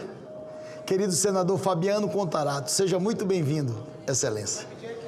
Pela ordem, conceda a palavra à senadora Tereza Leitão, nossa querida líder do governo. Fabiano Rapunzel, cabelos longos, é igual a Rapunzel. Presidente. O senador Fabiano Contarato fez uma ponderação ainda há pouco, quando eu entrava no plenário, sobre o implante que ele fez, que está diferente. Eu disse para ele que a gente às vezes só melhora com essas ações, mas a gente só nasce uma vez, não tem jeito. Com a palavra, líder. Presidente, eu falo em meu nome e em nome do nosso querido senador Randolph, que é o líder do governo no Congresso, para que Vossa Excelência possa incluir na pauta de hoje, como extra pauta, a medida provisória 1343, a famosa medida provisória do frete. Houve um esforço concentrado, desde a semana passada que a gente tem conversado, mas houve um esforço concentrado ontem, envolvendo o senador Randolph, a minha pessoa, a senadora Tereza Cristina, o senador Jaime Baglatio, enfim. E o próprio relator revisor, o senador Stevenson, para que a gente pudesse pautar e votar hoje. Ela tem um prazo até quinta, mas a gente vota hoje. Eu acho que a gente dá um bom recado, né, para esse setor. Então, pedido feito, incluir na pauta, como extra pauta, a medida provisória 1343. Senadora Tereza Leitão, querida líder, me permita, se Vossa Excelência entender conveniente, eu queria pedir permissão a Vossa Excelência apenas para fazer alguns esclarecimentos em nome da solicitação que Vossa Excelência faz à mesa. A medida provisória 1343 está, pelo menos nos últimos 15 dias, sendo tratada por Vossa Excelência, pelos nossos colegas senadores, líderes partidários, tanto do governo como da oposição, fazer referência a alguns atores importantes que trataram desse assunto, sem naturalmente desmerecer nenhum outro que participou do debate sem o meu conhecimento, mas que todos estavam envolvidos. Senadora Tereza Cristina, líder do Progressistas. Senador Jaime Bagatoli, representando o PL. Senador Camilo Santana, líder do PT. Senador Randolfo Rodrigues, líder do governo no Congresso. Senador Jaime Campos, senador pela União Brasil.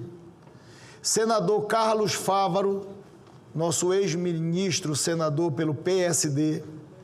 Senador Rodrigo Pacheco, participou dos debates também em nome do PSB, mas também como ex-presidente da Casa. Dentre outros senadores, como o relator revisor, que a todo instante o senador Stevenson Valentim participou ativamente das negociações e dos debates em relação ao texto da medida provisória 1343. Me permitam, Vossas Excelências, fazer apenas uns esclarecimentos em relação a todo o diálogo que foi construído em relação a essa matéria.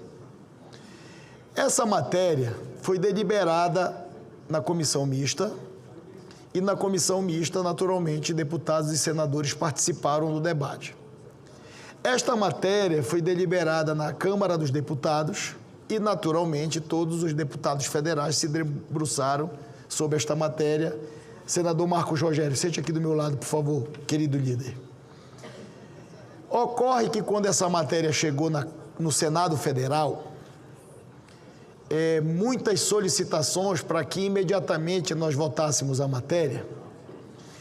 E eu, na condição de presidente do Senado, e ouvindo as manifestações dos nossos colegas senadores e senadoras envolvidos com o assunto sobre o texto que chegou, eu percebi que nós tínhamos conflito de toda a ordem em relação ao texto aprovado na comissão mista e na Câmara dos Deputados no plenário. E aí eu pedi, nada mais, nada menos, que nós pudéssemos sentar todos os atores à mesa, que eu não iria incluir imediatamente para a deliberação a medida provisória, e em virtude disso também, novamente, sempre, como sempre acontece, fui criticado por aqueles que gostariam de fazer a inclusão imediatamente da medida provisória na pauta, porque ela iria vencer na semana seguinte e perder a validade. Acontece que o debate é a essência do parlamento. Parlamento. E esse debate foi feito no detalhe com esses atores todos envolvidos em relação à deliberação ou não da medida provisória. Quando nós não pautamos naquela sessão e na sessão seguinte, nós ficamos novamente sendo alvo de críticas em relação à não deliberação. Mas não tem problema, porque eu tinha desde sempre o entendimento que era possível os atores envolvidos sentarem à mesa e fazerem um diálogo em relação àqueles que estavam desconfortáveis, digamos assim, para ser um termo muito didático, em votar um texto que veio da Câmara, com muitas observações, inclusive de questões relacionadas à inconstitucionalidade de trechos do relatório apresentado. E aí a gente acaba eu confesso a Vossas Excelências que eu acabo me socorrendo a quem de direito tenho que me socorrer na condição de presidente do Senado, aos nossos consultores, aos nossos assessores, à Secretaria-Geral da Mesa, aos advogados, a todos que nos ajudam aqui, Sabrina, Ivan, Danilo, e naturalmente transfiro a todos os outros que trabalham na Secretaria-Geral da Mesa, para estudar o que é que nós poderíamos construir em relação a este assunto, a esta medida provisória. É um assunto muito complexo, que eu não vou entrar no mérito do assunto, mas esse assunto foi muito debatido e a construção política necessária e possível foi feita. Eu fui informado que durante todo o dia de ontem, de anteontem, de anteontem, estão todos aqueles envolvidos em fazer o melhor para nós podermos pautar a matéria. Porque se tinha pontos de vista diferentes em relação ao texto, nós tínhamos que ouvir as pessoas.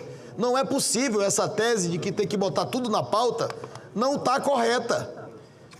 Às vezes, não pautar uma matéria é uma decisão política de não pautar, institucional. E às vezes de pautar também é. Mas temos que ouvir aqueles que pensam o contrário. Então eu quero informar a todos os senadores, os que estão presentes, e nós temos 72 senadores participando da sessão deliberativa ordinária do dia de hoje. Todos os senadores que participaram ativamente da discussão do assunto, e me chegou ao conhecimento, depois de 10 horas de reunião, só ontem, de vários atores, senadora Tereza, que eu fiz questão de mencionar os nomes, que sentaram todos os interessados à mesa e trouxeram uma informação para o presidente do Senado, que a construção política possível, fruto do entendimento de todos os envolvidos, e todos os envolvidos são os caminhoneiros, os transportadores, o cidadão, a sociedade e o Congresso, a política, o Senado Federal. Sempre tendo o governo como elo de diálogo e de interlocução do tema. Sabe por quê, senadora Tereza Cristina? Pegar um assunto num texto, relator Stevenson Valentim, que se debruçou sobre esse assunto desde a formação da comissão. O assunto originário do texto enviado pelo governo em forma de medida provisória 1343 foi absolutamente, completamente modificado na comissão. Uma lei, envolveram algumas leis em vigor e colocaram num texto que acabou, de certo modo, complicando muito este assunto, por isso que chegamos hoje com esse impasse. Mas o relator está aqui, os atores envolvidos estão aqui. Eu peço a vossas excelências que façam detalhadamente para que os nossos colegas senadores entendam o que nos trouxe até aqui. Mas a informação que eu tenho, que depois, como disse, de 10 horas de reuniões no dia de ontem, com todos os atores sentados à mesa, todos os atores, houve por parte de todos os atores, sejam dos transportadores, dos autônomos e do governo, o consenso em buscar uma solução legislativa para um texto que pudesse acomodar todos os interesses daqueles que abriram mão de alguma coisa ou outra para que nós deliberássemos essa matéria. Então, diante apenas dessa ponderação, líder Camilo Santana, e desse esclarecimento, eu estava aguardando justamente vossas excelências conversarem, porque esse é o melhor encaminhamento que nós podemos dar para uma situação como essa, porque eu também tenho a convicção que se nós não pudéssemos sentar à mesa para construir um entendimento, onde todos pudessem fazer gestos para que a gente pudesse deliberar essa matéria, nós teríamos uma situação muito complexa e delicada em relação a esta agenda.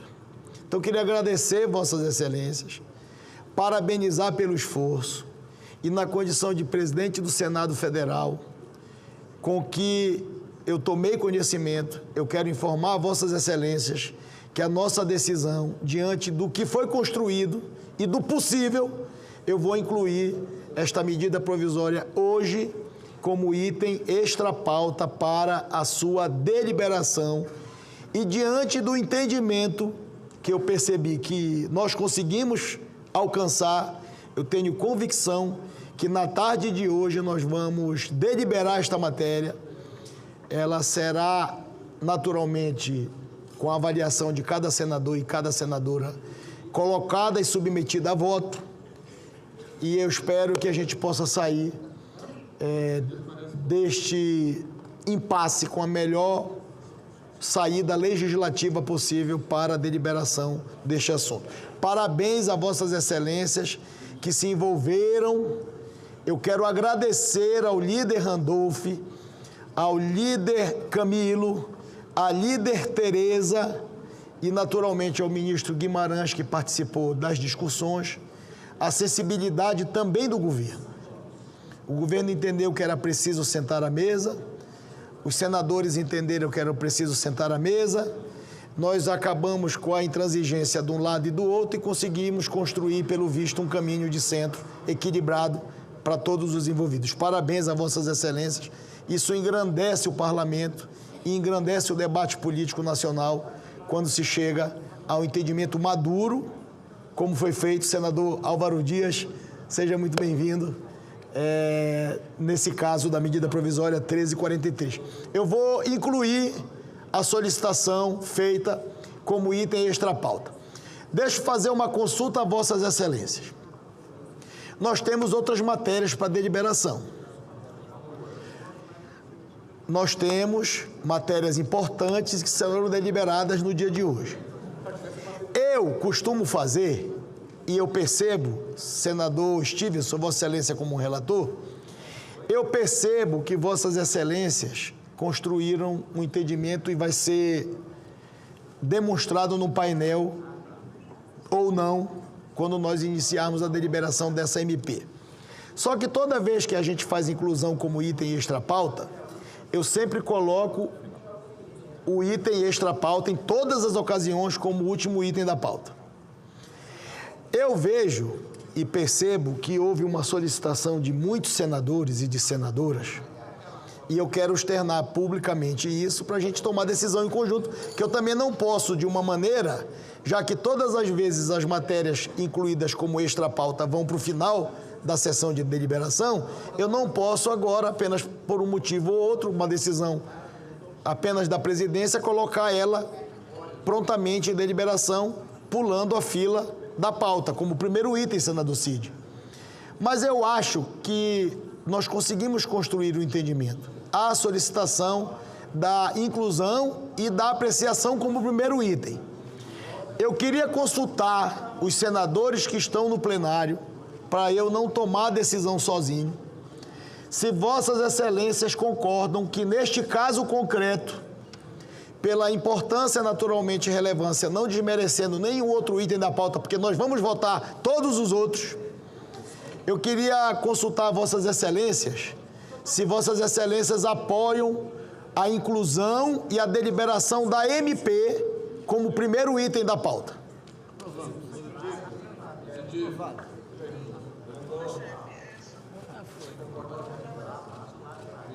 Perfeitamente. Eu agradeço Vossas Excelências. Então, nós vamos fazer imediatamente a inclusão como item extra-pauta da medida provisória 1343 e iniciarmos a deliberação. Item extra-pauta. Projeto de Lei de Conversão número 6 de 2026, que altera a Lei número 13.703 de 2018, para dispor sobre a obrigatoriedade de cadastramento da operação de transporte e a geração do código identificador da operação de transporte e sobre medidas administrativas para o cumprimento da Política Nacional de Pisos Mínimos do Transporte Rodoviário de Cargas e da outras providências. Esta matéria é proveniente da medida provisória número 1343 de 2026. Perante a comissão mista, foram apresentadas 427 emendas. Parecer número 1 de 2026, da comissão mista, teve como relator o deputado Zé Trovão e como relator revisor o senador Stevenson Valentim. Foi favorável à medida provisória e à parte das emendas na forma do projeto de lei de conversão apresentado. A matéria foi aprovada na Câmara dos Deputados em 17 de junho e o seu prazo de vigência se esgota em 16 de julho. Foi apresentado um requerimento de impugnação número 531 do senador Jaime Bagatoli e da senadora Tereza Cristina, de impugnação da expressão, abre aspas, nacional de R$5.000 mensais, fecha aspas, constante no parágrafo 2º do artigo 1º da Lei nº 13.103 de 2015, bem como a expressão, abre aspas, estabelecido neste artigo, fecha aspas, constante no parágrafo 3º do mesmo artigo, na redação dada pelo artigo 6 do projeto de lei de conversão. Concedo a palavra à autora do requerimento, senadora Tereza Cristina. E peço a atenção a vossas excelências em relação ao requerimento apresentado de impugnação de trecho constante no projeto. Presidente, por esta matéria, por esse item ser considerado inconstitucional, então nós fizemos esse requerimento de impugnação. Isso foi discutido entre o governo, entre as categorias de transportadores e caminhoneiros, e então nós entramos com esse requerimento porque ele é uma matéria que ele é fora, enfim, do que nós estamos discutindo, né? Então, por isso, entramos com esse requerimento pedindo a impugnação pela inconstitucionalidade do tema e por ser isso uma matéria estranha à medida provisória em questão.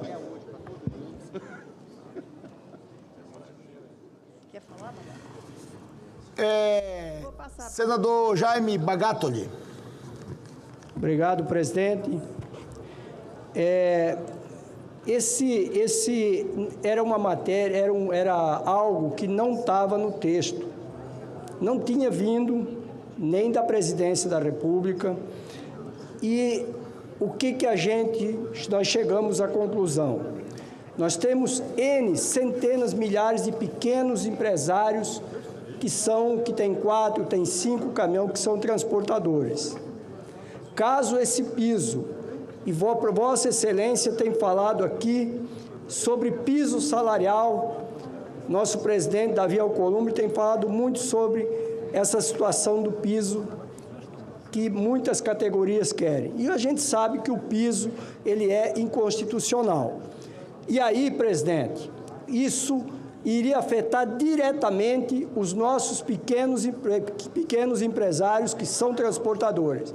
Então, por isso foi algo discutido inclusive com os caminhoneiros, que todos eles concordaram que isso fosse feito, essa impugnação da inconstitucionalidade. Obrigado, presidente.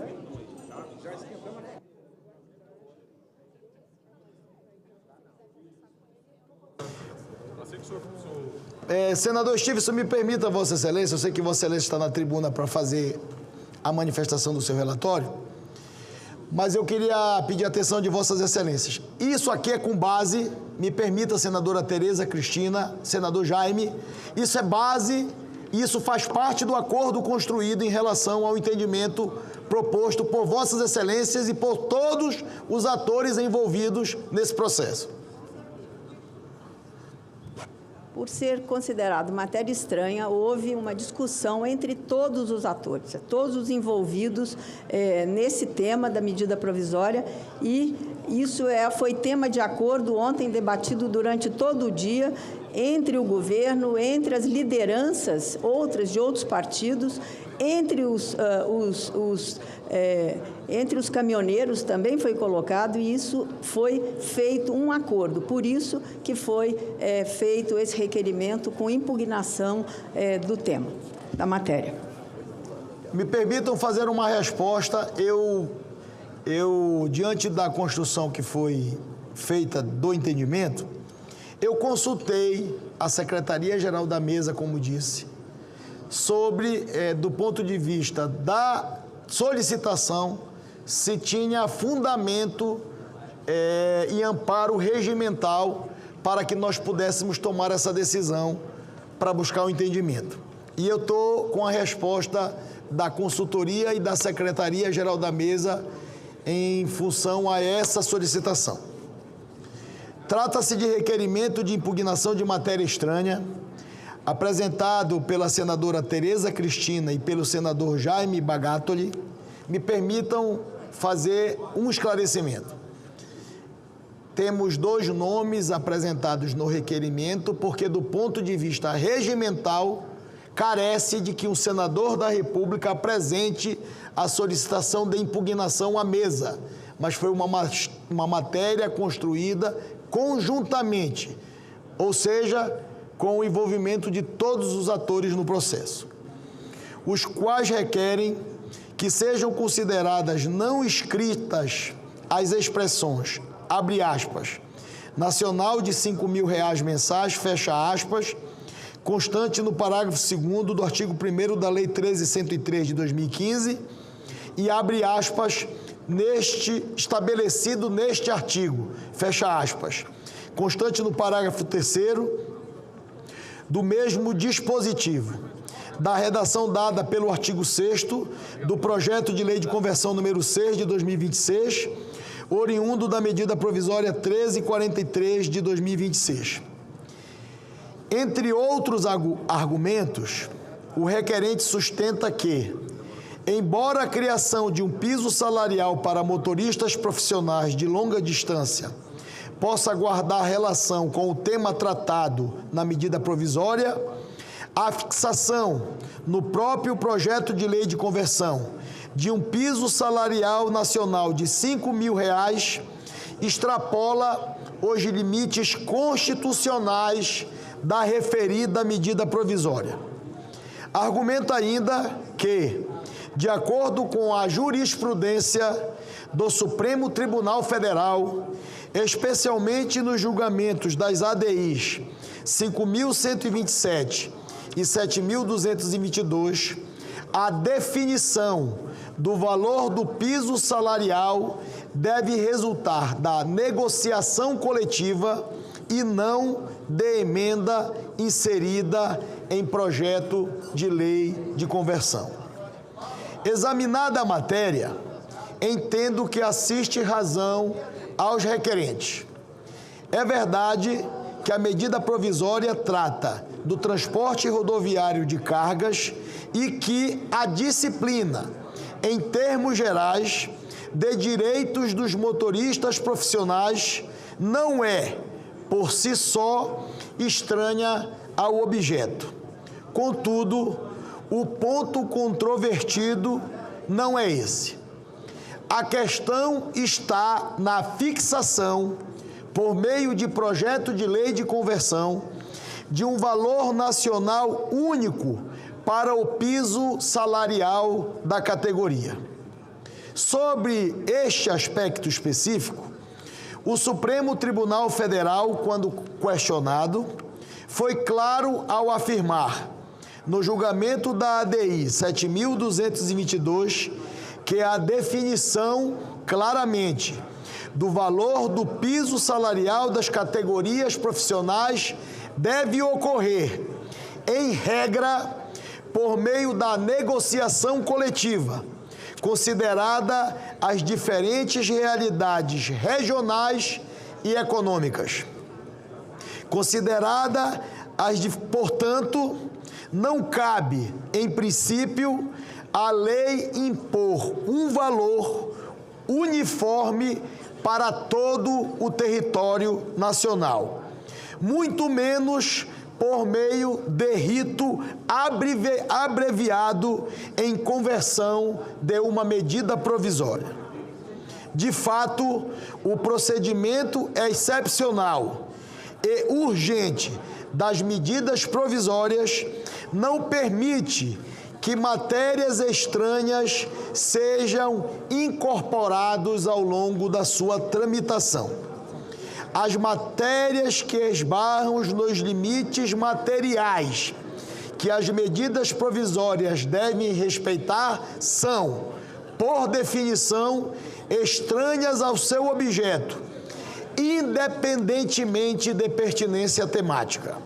Assim, ainda que a matéria guarde relação com o setor regulado pela medida provisória, a fixação do valor específico do piso salarial ultrapassa os limites admitidos para o processo legislativo.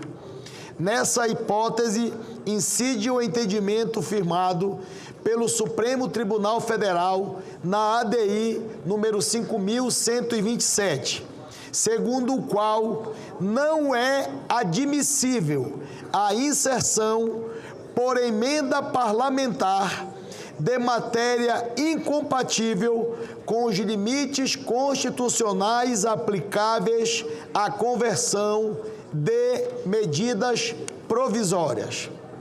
Diante destas razões, a presidência defere o requerimento de impugnação de matéria estranha para declarar como não inscritas as expressões, abre aspas, e tão somente essas, nacional de R$5.000 mensais, fecha aspas, constantes do parágrafo 2º do artigo 1º da Lei nº 13.103 de 2015 e abre aspas, estabelecido neste artigo, fecha aspas, constante do parágrafo 3º do mesmo dispositivo, preservando-se os demais aspectos da disciplina introduzida pelo artigo 6º do projeto de lei de conversão número 6 de 2026.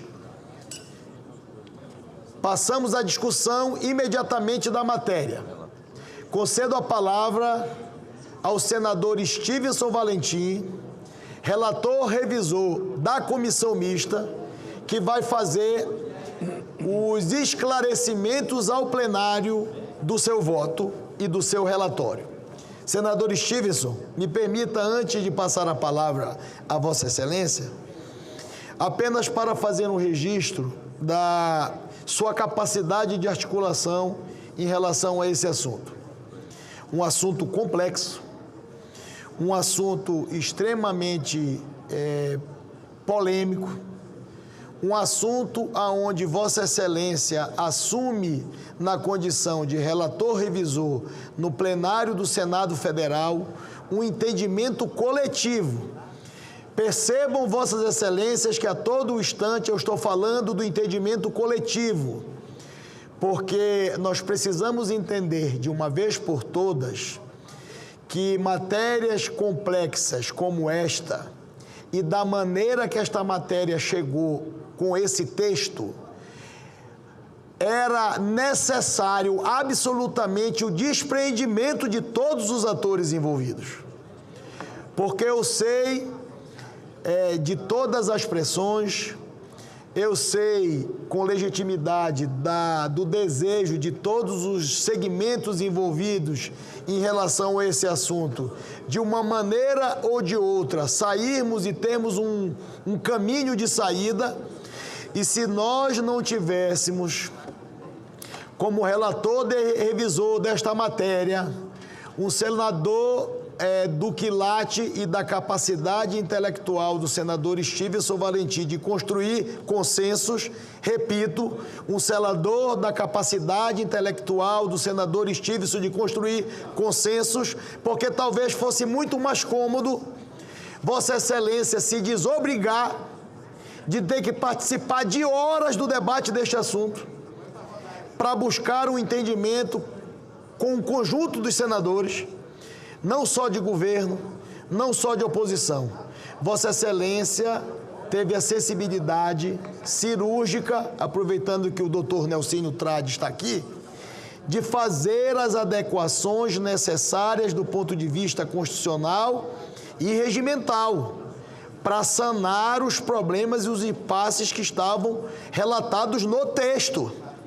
E diga-se de passagem, senador Jaime, um texto votado na comissão e votado no plenário da Câmara dos Deputados. E coube ao Senado Federal passar por todo esse problema, identificando questões inconstitucionais claras no texto, e termos um relator com a sensibilidade de Vossa Excelência, com a atenção que, se fosse talvez um outro que não tivesse tão envolvido com o assunto, seria muito mais cômodo se desobrigar de um assunto como este. Então me permita fazer esse... Não é um desabafo, é apenas no microfone, publicamente, para o Senado e para o Brasil, reconhecer a sua capacidade de articulação com os nossos colegas senadores, que teve a sensibilidade, como disse e repito, de fazer o que era possível do ponto de vista regimental para a gente dar uma saída para esse impasse. Para que o Senado não fosse acusado, esse era o problema. O Senado estava novamente no alvo das acusações e das agressões daqueles que aparentemente não fizeram muita coisa pelo Brasil nesses últimos 3 anos e meio. E eu acho que nós fizemos muita coisa pelo Brasil nesses 3 últimos anos e meio. Eu acho que nós demos contribuição para o Brasil, mas é muito rápido que se esquece quando quer arrumar um culpado para um assunto. O difícil é sentar por 10 horas, governo e oposição e o relator, com a aquiescência ou com a anuência do presidente, entendendo a importância do diálogo. Era mais fácil dizer que não ia pautar. E, de novo, iam acusar o Senado de estar atrapalhando o Brasil. Eu acho ao contrário. Eu acho que esse Senado aqui, em 3 anos e meio, tem ajudado por demais o Brasil, mas muito mais os brasileiros, porque esse foi o nosso compromisso que nós assumimos, como nós tomamos posse e juramos a Constituição. Stevenson, parabéns e muito obrigado pela sua compreensão da importância do assunto e a todos os envolvidos que se dedicaram para que nós tivéssemos esse desfecho. Talvez pelo desejo de alguns ou de outros o desfecho não fosse esse, mas nós nos debruçamos sobre o processo, entramos para dentro do problema e demos a solução. Então está constatado, a Vossas Excelências, me permitam, que se nós conversarmos, nós encontramos caminhos para muitos problemas que nós estamos passando na humanidade, não é só no Brasil. Sentar numa mesa e conversar. Foi feito nesse episódio. Parabéns, Vossa Excelência, o meu reconhecimento e a minha gratidão por construir o que está sendo construído hoje. Com a palavra, Vossa Excelência. Obrigado, presidente. Uma honra estar relatando hoje a MP 1343, que converteu em PLV número 6 de 2026. Dizer para o senhor que reafirmo tudo que foi dito. Não foi feito por um relator, por um senador. Aqui não visa beneficiar uma categoria ou uma empresa. É a nossa economia, o nosso povo brasileiro. Senhor presidente, senhoras e senhores senadores, eu ocupo essa tribuna hoje para tratar da medida provisória 1343 de 2026. A edição dessa norma, em março desse ano, se inseria num contexto de aguda crise energética e logística devido a conflitos oriundos no Oriente Médio, que fez o preço do óleo diesel disparar, comprometendo de 30% a 40% os custos operacionais dos nossos transportadores. Nesse contexto, a medida provisória original era essencialmente punitiva e fiscalizatória, centrada na obrigatoriedade do CIOT e em multas pesadíssimas. No entanto, as mudanças feitas no texto vão além das punições, trazendo melhorias efetivas para a vida dos caminhoneiros. A MP original previa multas majoradas que podiam chegar a 10 milhões de reais para quem pegasse frete abaixo do piso. O PLV 6 de 2026 reduziu esse intervalo para valores de até R$ 1 milhão, patamares mais realistas e condizentes com a nossa economia. Além disso, elevou o critério da prática reiterada para 4 atuações em 6 meses, evitando a suspensão cautelar do registro RNTRC, ocorra de forma arbitrária ou precipitada. O PLV 6 traz um alento fundamental ao setor ao converter em advertência as multas pecuniárias relativas ao piso mínimo e ao excesso de peso praticado até a publicação da lei. Mais do que isso, esse projeto promove a anulação das multas aplicadas a motoristas decorrente de manifestações e bloqueios ocorridos no ano de 2022, restaurando a tranquilidade dos caminhoneiros e empresas. No entanto, na qualidade de relator revisor da medida provisória número 1343 de 2026 e com foco no parágrafo único do artigo 319 e no 325 do Regimento Interno do Senado Federal, solicito as seguintes adequações redacionais que têm a finalidade apenas de corrigir questões materiais e de técnicas legislativas contidas no projeto de convenção aprovado pela Câmara dos Deputados. Adequação redacional número 1. Busca consolidar o texto a partir da impugnação da matéria estranha admitida anteriormente, referente ao piso salarial. Dá-se a seguinte redação ao parágrafo 2º do artigo 1º da Lei 13.103, de 2 de março de 2015, na forma do artigo 6º do projeto de lei de conversão número 6 de 2026, e suprime-se seu parágrafo 3º, ficando assim o parágrafo 2º, os acordos e as convenções coletivas de trabalho instituirão piso salarial aplicável ao motorista profissional empregado no transporte rodoviário de carga, que atue em operação de longa distância, assim considerada aquelas em que o motorista permaneça fora da base da empresa, matriz ou filial, ou de sua residência por um período superior a 24 horas, sem prejuízo da estipulação de condições mais favoráveis ao trabalhador. Com a supressão da menção expressa ao valor do piso salarial, preserva-se o sentido normativo do disposto por meio da possibilidade de instituição de piso salarial mediante a negociação coletiva. A segunda adequação redacional busca dar mais clareza à metodologia de definição do piso do frete.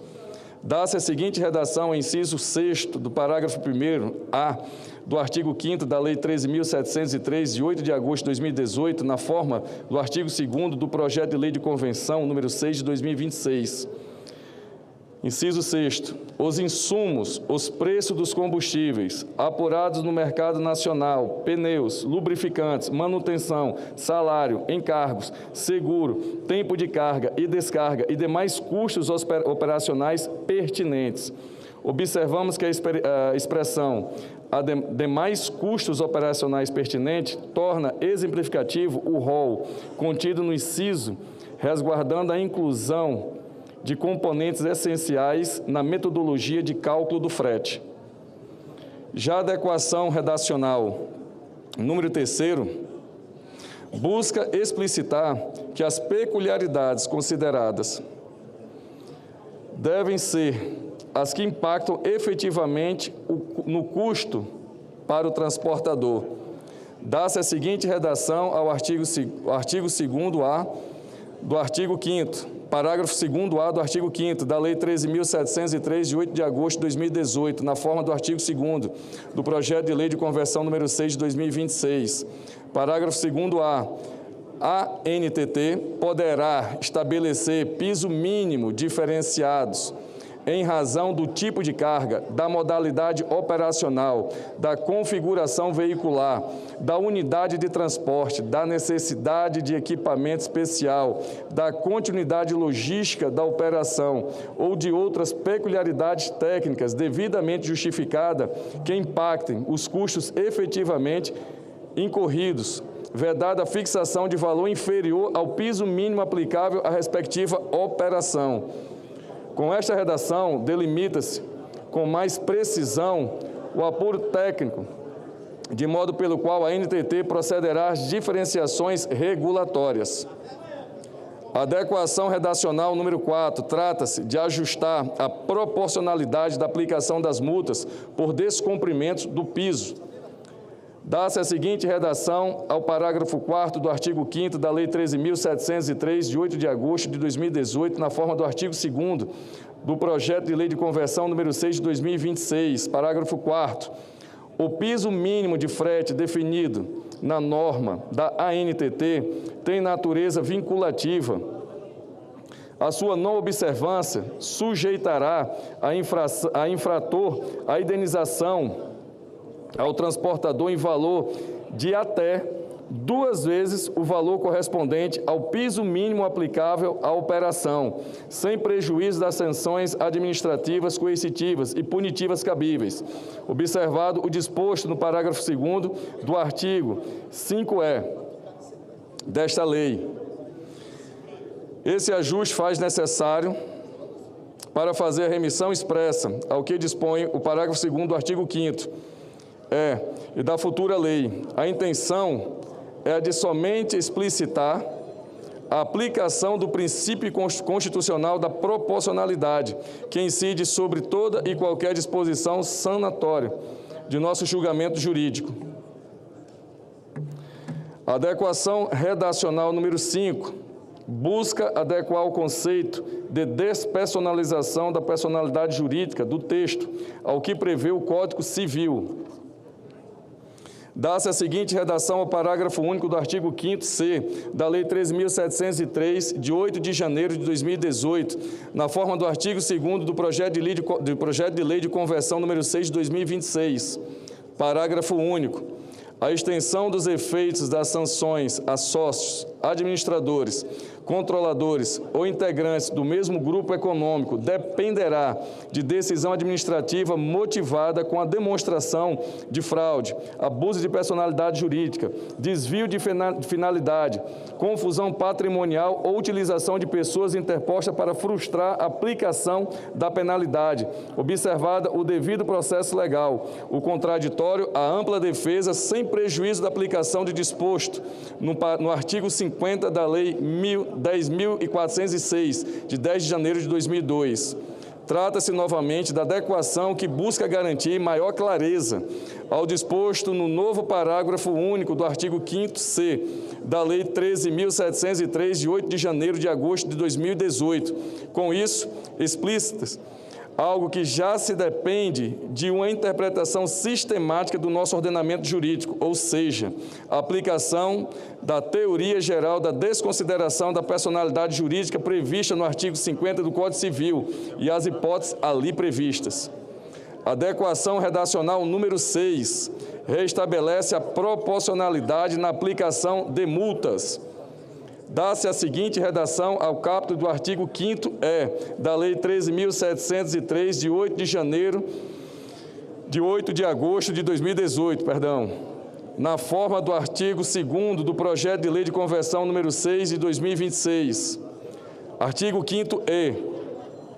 Aquele que subcontratar serviço de transporte rodoviário de carga por valor inferior ao piso mínimo de frete, quando caracterizada a reincidência, ficará sujeito à penalidade de multa majorada no valor de até R$1 milhão, conforme regulamento ANTT. De fato, mostra-se contraditório a fixação de um valor mínimo, ao mesmo tempo em que se prevê, no parágrafo 2º do mesmo artigo, que a aplicação da penalidade deve ser proporcional à gravidade da infração, observados, entre outros critérios, vantagem econômica oferida, a extensão do dano, a capacidade econômica do infrator, os antecedentes, boa-fé e a cooperação com a fiscalização e a adoção de medidas corretivas. Logo, a supressão do valor mínimo tem como condão alterar o mérito da regra, visto que o valor máximo ainda é previsto. Ela tão somente resolve a contradição normativa interna que garante clareza a aplicação da sanção ali prevista, respeitando o disposto do artigo 11 da Lei Complementar 95 de 1998, bem como os princípios constitucionais da proporcionalidade. Adequação redacional número 7. Ajusta o texto referente à suspensão do CIOT.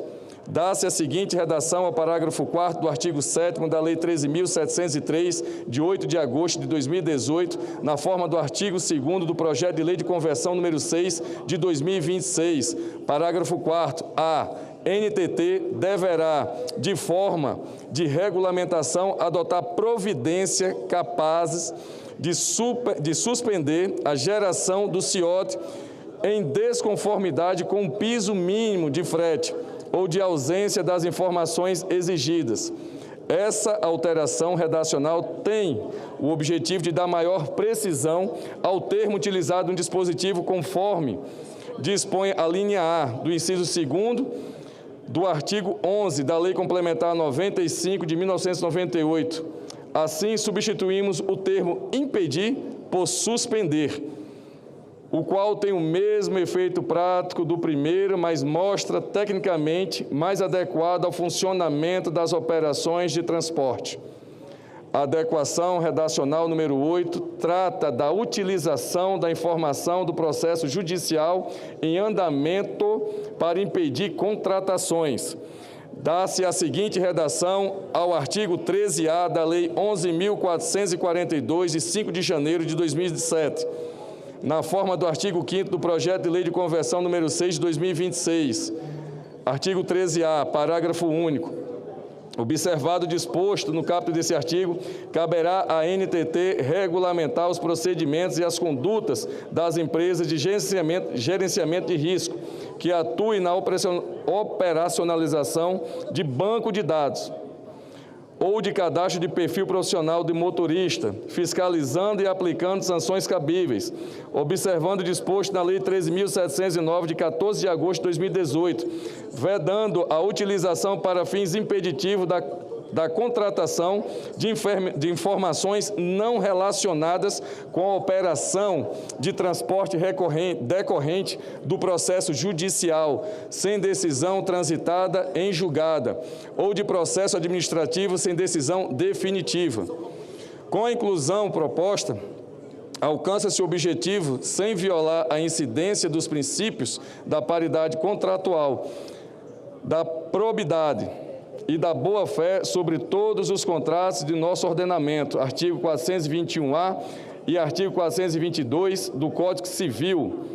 Preserva-se, desse modo, a coerência sistêmica e garante-se maior efetividade à futura norma, preservando-se a interação presente no texto, aprovado pela Câmara dos Deputados.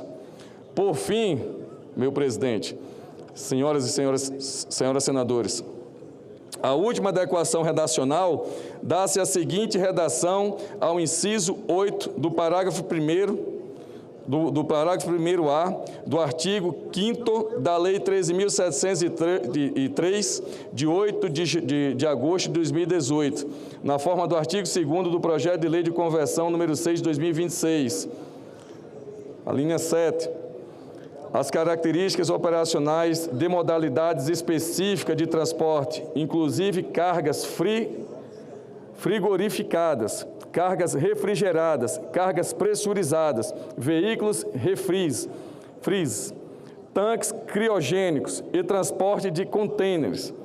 Esta adequação busca incluir a expressão cargas pressurizadas, presentes anteriormente no inciso 6º do artigo 3º, nos termos do mesmo artigo 2º do PLV.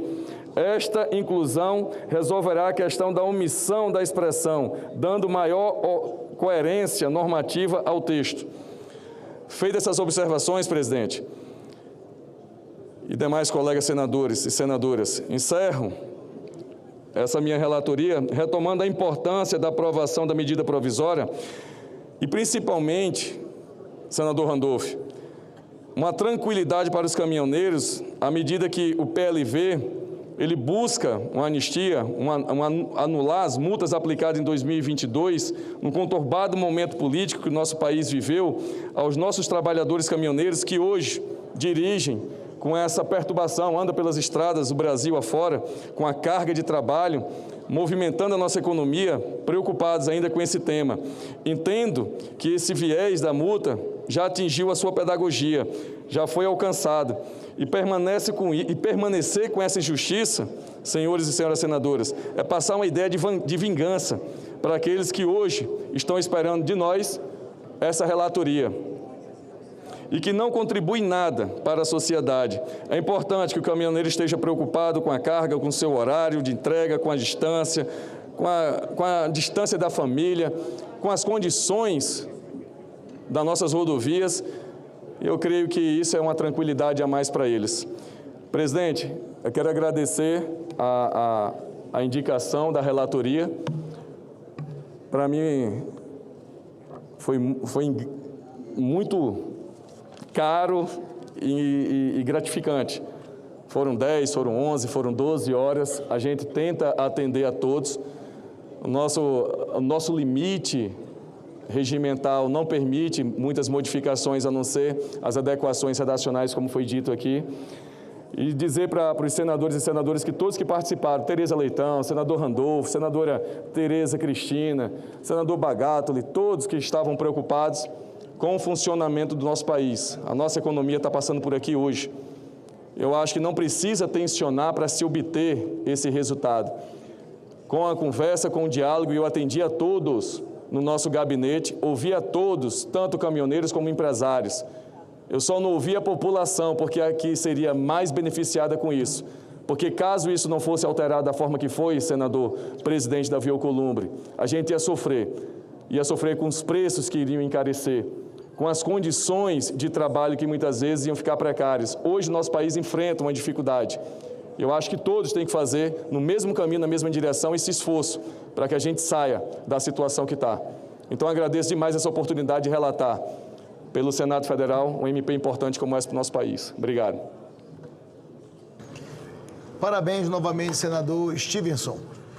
Para discutir a matéria está escrito Sua Excelência, o senador Espiridião Amin, em seguida a senadora Tereza Cristina e Tereza Leitão. Quero me congratular pelo seu esforço para o diálogo. Estou sendo ouvido? Quero me congratular com o esforço liderado por Vossa Excelência, presidente, que ensejou esse diálogo e esse acordo. Faço minhas as suas palavras para ressaltar a importância do diálogo construtivo, como o que foi desenvolvido na nossa casa. Me congratulo com a senadora Tereza Cristina, nossa líder, com o meu co-estaduano Jaime Bagatoli pela proposição, e ao nosso querido amigo Stevenson pelo relato que merece o nosso aplauso, e em nome desta reivindicação que é da economia brasileira e particularmente uma exigência legítima dos caminhoneiros, eu quero assinalar o meu voto favorável e cumprimentá-los a todos pelo acordo. Muito obrigado. Obrigado, senador Espiridião Amin. Concedo a palavra para discutir a matéria a senadora Tereza Cristina. Em seguida, a nossa líder Tereza Leitão.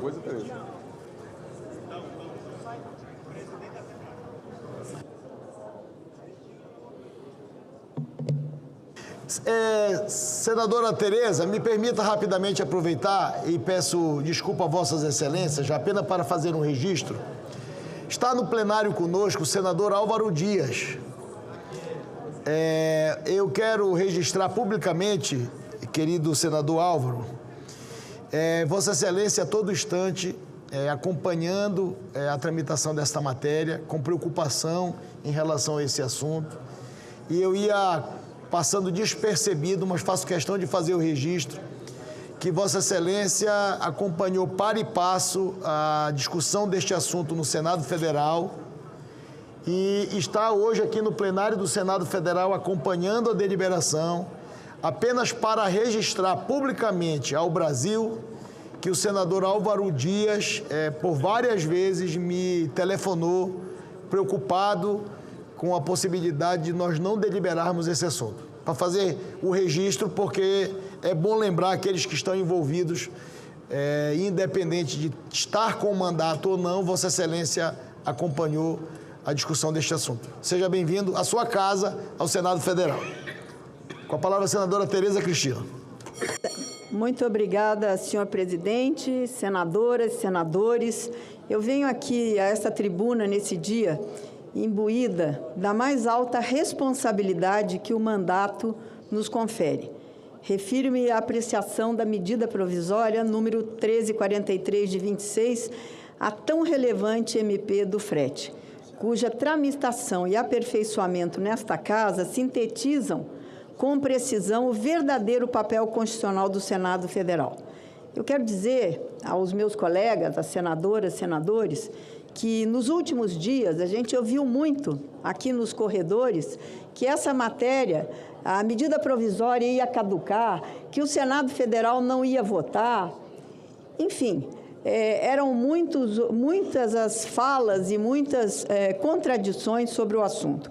E aí eu quero aqui registrar o papel fundamental do nosso presidente Davi Alcolumbre.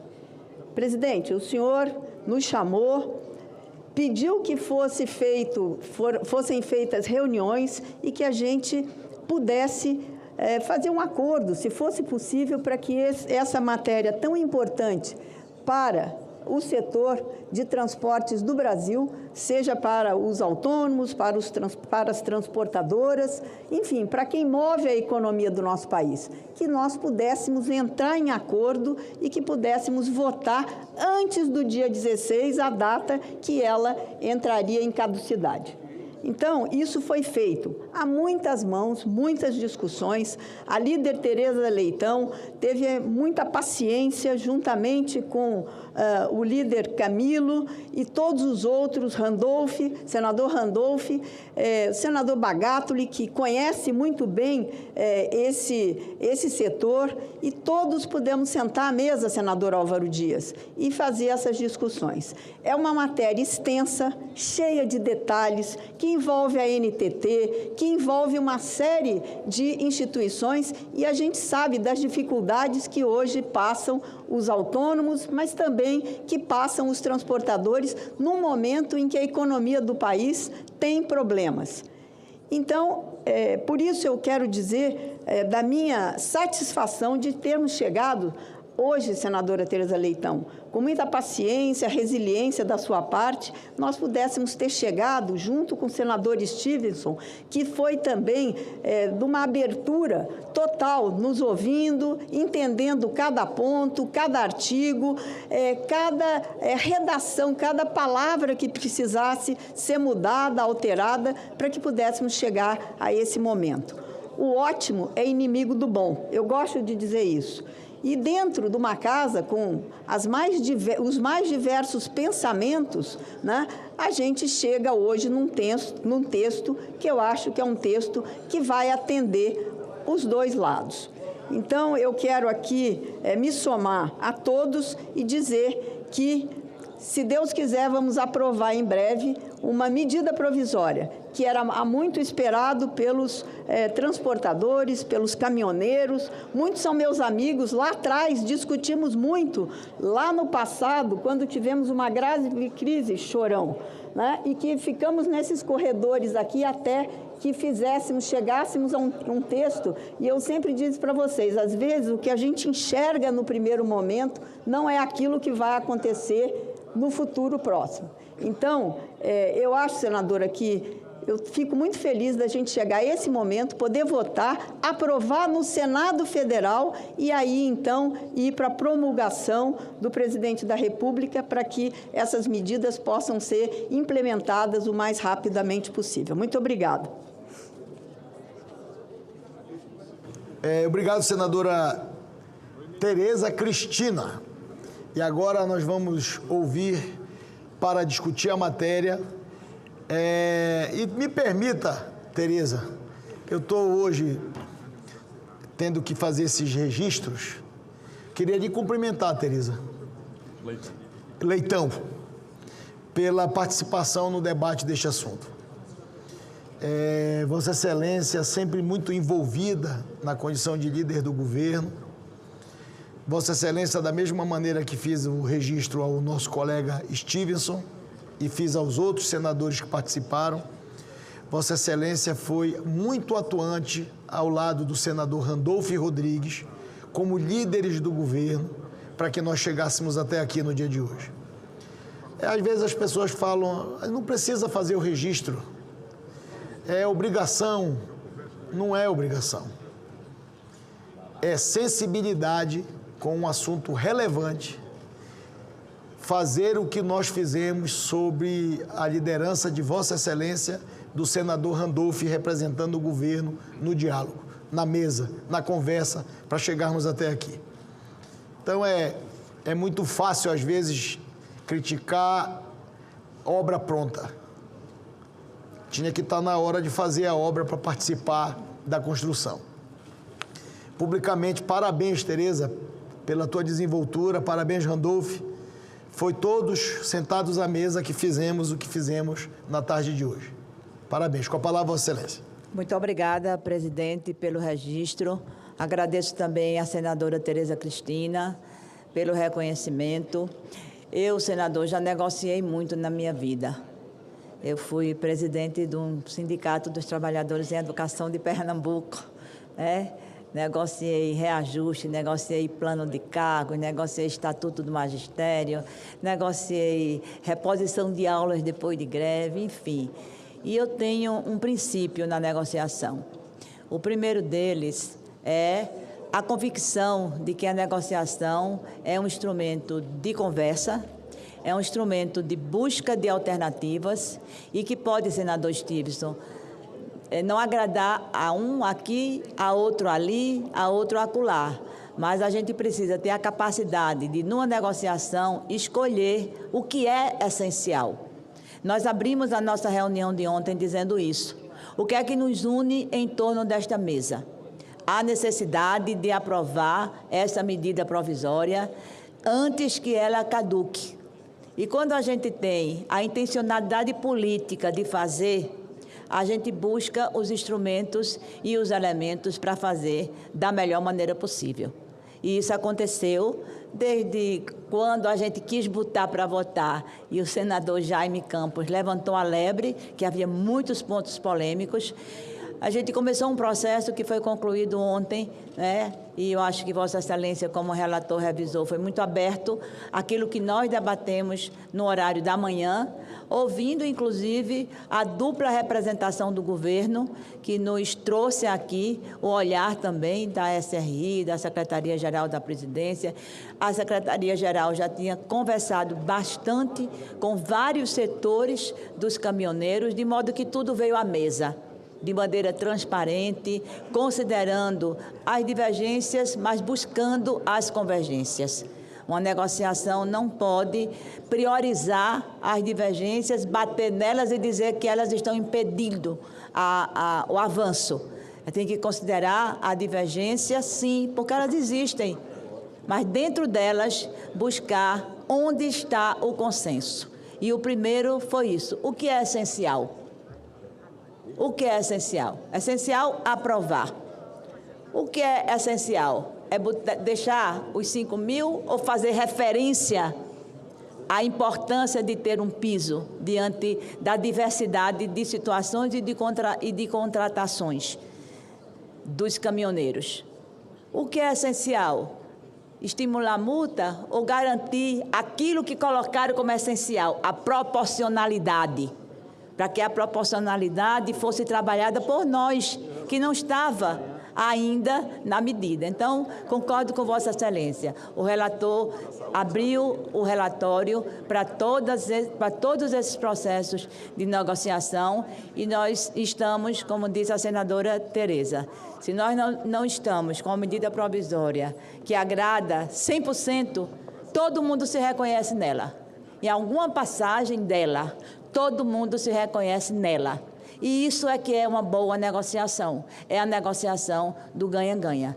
Quero agradecer também, senador, a Vossa Excelência, que nos recebeu numa animada sessão bacural. Discutimos para lá, discutimos para cá, botamos a Secretaria-Geral da Mesa no contexto, os assessores, tanto os nossos quanto os da senadora Tereza Cristina, de todo mundo que se envolveu, pela importância da medida provisória. Se ela não fosse importante, ela ia caducar. Falta 2 dias para ela caducar. Nós não permitimos a caducidade justamente pela importância que ela tem para a economia, para relações trabalhistas, para a autonomia de autônomos, que já são autônomos e com isso ganham mais possibilidades, não é, de autonomia. Enfim, fizemos o que pudemos e acho que fizemos da melhor maneira que poderíamos ter feito. Agradeço a todos e convoco o voto também favorável da bancada do governo a essa proposta. Obrigado, Tereza. Parabéns novamente pela condução.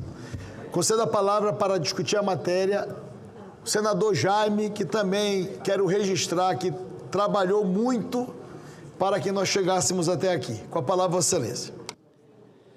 Obrigado, presidente. Quero parabenizar a Vossa Excelência por ter deliberado essa matéria tão importante, mas eu quero aqui mandar um recado a todos os caminhoneiros nossos do Brasil. Parabenizar o Chorão, o Patrola, que são representantes dos caminhoneiros aqui, e cumprimentar o nosso senador, relator, é o maior do Senado até em altura, o senador Stevenson, que tem feito um excelente trabalho, tem ouvido todos os lados, ouviu os caminhoneiros, ouviu os senadores, ouviu o pessoal do governo, para que nós chegássemos num entendimento sobre essa situação. Eu quero dizer aos caminhoneiros nossos do Brasil que o senador Jaime Bagato, eu sei das dificuldades. Por isso, a minha querida senadora e ministra Tereza Cristina me convocou no domingo que eu estivesse aqui na segunda-feira para nós sentarmos todos e chegarmos a um entendimento sobre essa situação, sobre essa matéria tão importante. E eu sei das nossas dificuldades, dos nossos pequenos transportadores que nós temos pelo Brasil. Eu sou motorista de caminhão, fui motorista no passado, eu sei das dificuldades, tenho empresas de transporte, a gente sabe a grande dificuldade que nós temos pelo Brasil, nós já temos o quanto que esses motoristas sofrem, dificuldade nas estradas, nós não temos ponto de parada. Eu fui, inclusive, o senador Amin, relator daquela PEC 22 de 2025, conhecida como PEC dos caminhoneiros, que vocês vejam bem, se criou-se uma lei lá em 2016, 2017, para parada, que os motoristas teriam que fazer uma parada de 11 horas. E aí, o que aconteceu com isso? Não foi criado os pontos de paradas, em praticamente quase que zero em todas as rodovias nossas do Brasil. Mas dizer para vocês que aquilo que poderia ser feito, a gente fez, e foi um entendimento entre ambas as partes, entre o relator, entre os senadores, entre a equipe do governo. E também não podia deixar de parabenizar aqui o grande empenho da nossa senadora Tereza Leitão, do senador Randolph. Obrigado, senador, por você ter se envolvido nessa questão desse entendimento. E eu espero que com isso nós votamos hoje, e parabenizar a Vossa Excelência, senador Davi, nosso presidente, que foi criticado, Davi, por você não ter, achavam que você não ia pautar, mas Vossa Excelência deixou para que houvesse primeiro esse acordo para que isso fosse votado. E certamente tenho certeza que será votado hoje e será um sucesso para nós. Obrigado, presidente. Presidente.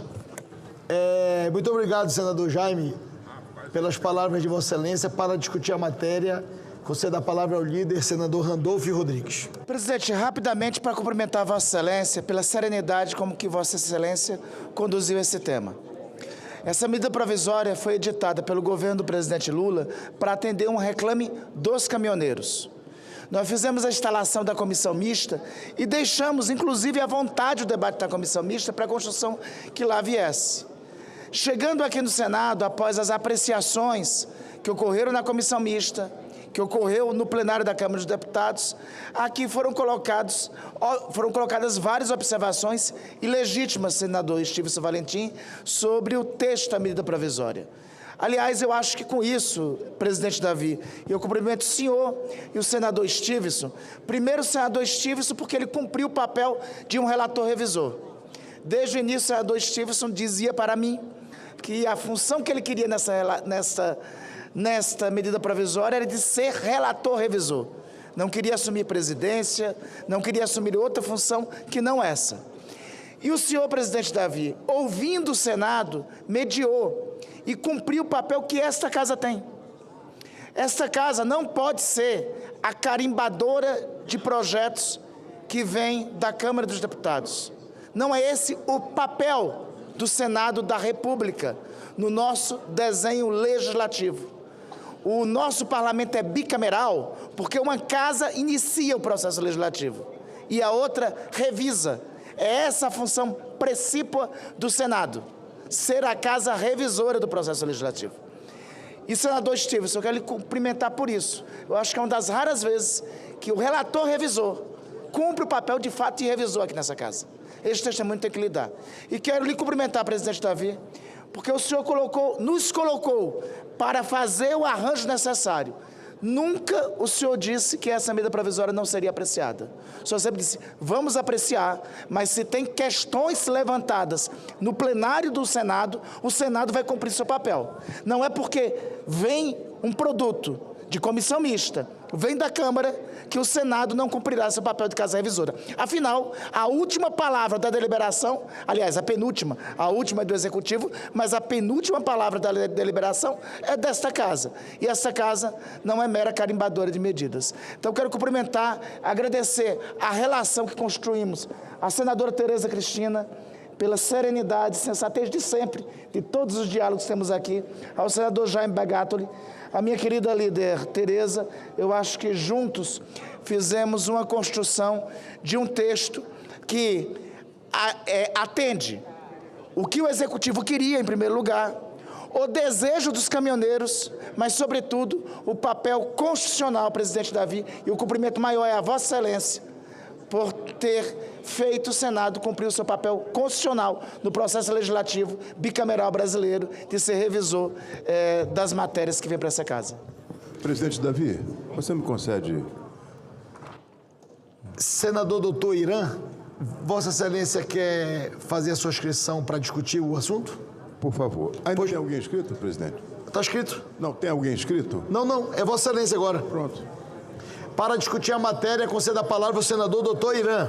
Presidente Davi, senhoras e senhores, é muito rápido. Eu quero só fazer uma referência aqui às lideranças dos partidos que fizeram parte dessa negociação e dizer, presidente, que o impacto desse acordo que está sendo celebrado aqui sobre a sua coordenação e com sua sensibilidade, com sua coragem, ele vem enfrentar um ambiente de incerteza, um ambiente onde já se configuravam algumas paralisações em lugares estratégicos, perto de portos importantes do nosso país. E nós ainda temos aqui, o povo brasileiro ainda tem na sua memória aquilo que aconteceu em 2018, quando nós tivemos aí uma paralisação muito importante que trouxe muito sofrimento para o povo brasileiro, Bagatoli. Nós tivemos aí um aumento substancial do preço dos combustíveis, gêneros de primeira necessidade, desabastecimento. Então, eu acho que essa casa está dando uma resposta extremamente positiva ao país para dar paz social ao povo brasileiro. Parabéns a todos os entes que participaram dessa negociação e ao Senado que hoje vai aprovar a matéria. E quero aqui, presidente, mais uma vez, rogar a Vossa Excelência que não, já que não esqueceu os caminhoneiros, não esqueça os médicos. Nós temos a proficiência em medicina que está com urgência constitucional aí à sua mesa. A gente podia botar para votar, presidente. Muito obrigado. Presidente, se Vossa Excelência permite, rapidamente, Eu vou conceder a palavra à Vossa Excelência, mas deixa eu fazer apenas um comentário rápido sobre uma solicitação feita pelo doutor Irã, e que desde que eu estava ainda na presidência da CCJ, eu sou cobrado sobre esse assunto. E Vossa Excelência, todas as semanas, além da questão da proficiência, cobra a deliberação da questão relacionada à proposta de emenda constitucional que trata do marco temporal. Doutor Irã, eu me comprometo com Vossa Excelência, no retorno do recesso parlamentar, eu vou reunir os líderes e nós vamos nos debruçar sobre esse assunto, porque nós estamos há muito tempo aguardando e Vossa Excelência, uma semana sim e outra também, cobra da presidência a deliberação deste assunto. Então, eu quero responder a Vossa Excelência em relação a esse assunto específico, porque eu acho que nós já demos muito tempo, só apenas para fazer essa ponderação. Obrigado, presidente, mas também eu gostaria também de mais uma vez enfatizar que não esqueça do seu compromisso da questão da proficiência em medicina, que é o projeto mais importante do movimento médico brasileiro nesse século. Presidente, nós precisamos frear a proliferação desenfreada de escolas médicas nesse país, formando médicos de péssima qualidade e causando muita vulnerabilidade ao povo brasileiro, principalmente ao povo que procura o Sistema Único de Saúde do nosso país. Muito obrigado. Com a palavra o senador Randolfo Rodrigues. Havia faltado só fazer um cumprimento aqui a todas as lideranças de caminhoneiros, em especial os que estão aqui na Galeria do Senado, Chorão, Patrola, Everaldo, e a todas as lideranças caminhoneiros que estão acompanhando essa sessão do Senado em todos os portos, no Porto de Santos e nos demais portos do Brasil. Sejam todos muito bem-vindos ao Senado Federal. Sempre muito bem-vindos e bem-vindas.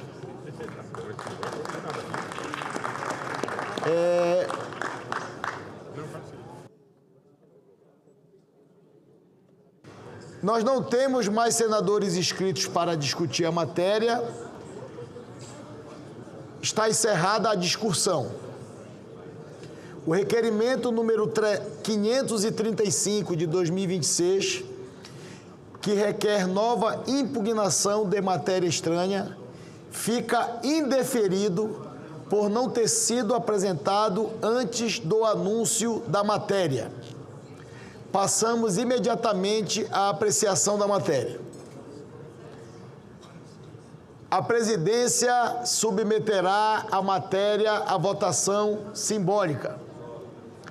Em votação conjunta, os pressupostos de relevância e urgência e adequação financeira e orçamentária e pertinência temática da matéria e o mérito do projeto de lei de conversão que tem preferência regimental nos termos do parecer, ressalvados os dispositivos impugnados e com os ajustes redacionais apresentados em plenário pelo relator Stevenson Valentim.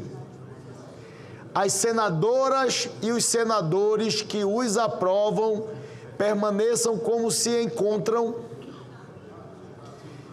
Está aprovado o projeto de lei de conversão, ressalvada a impugnação,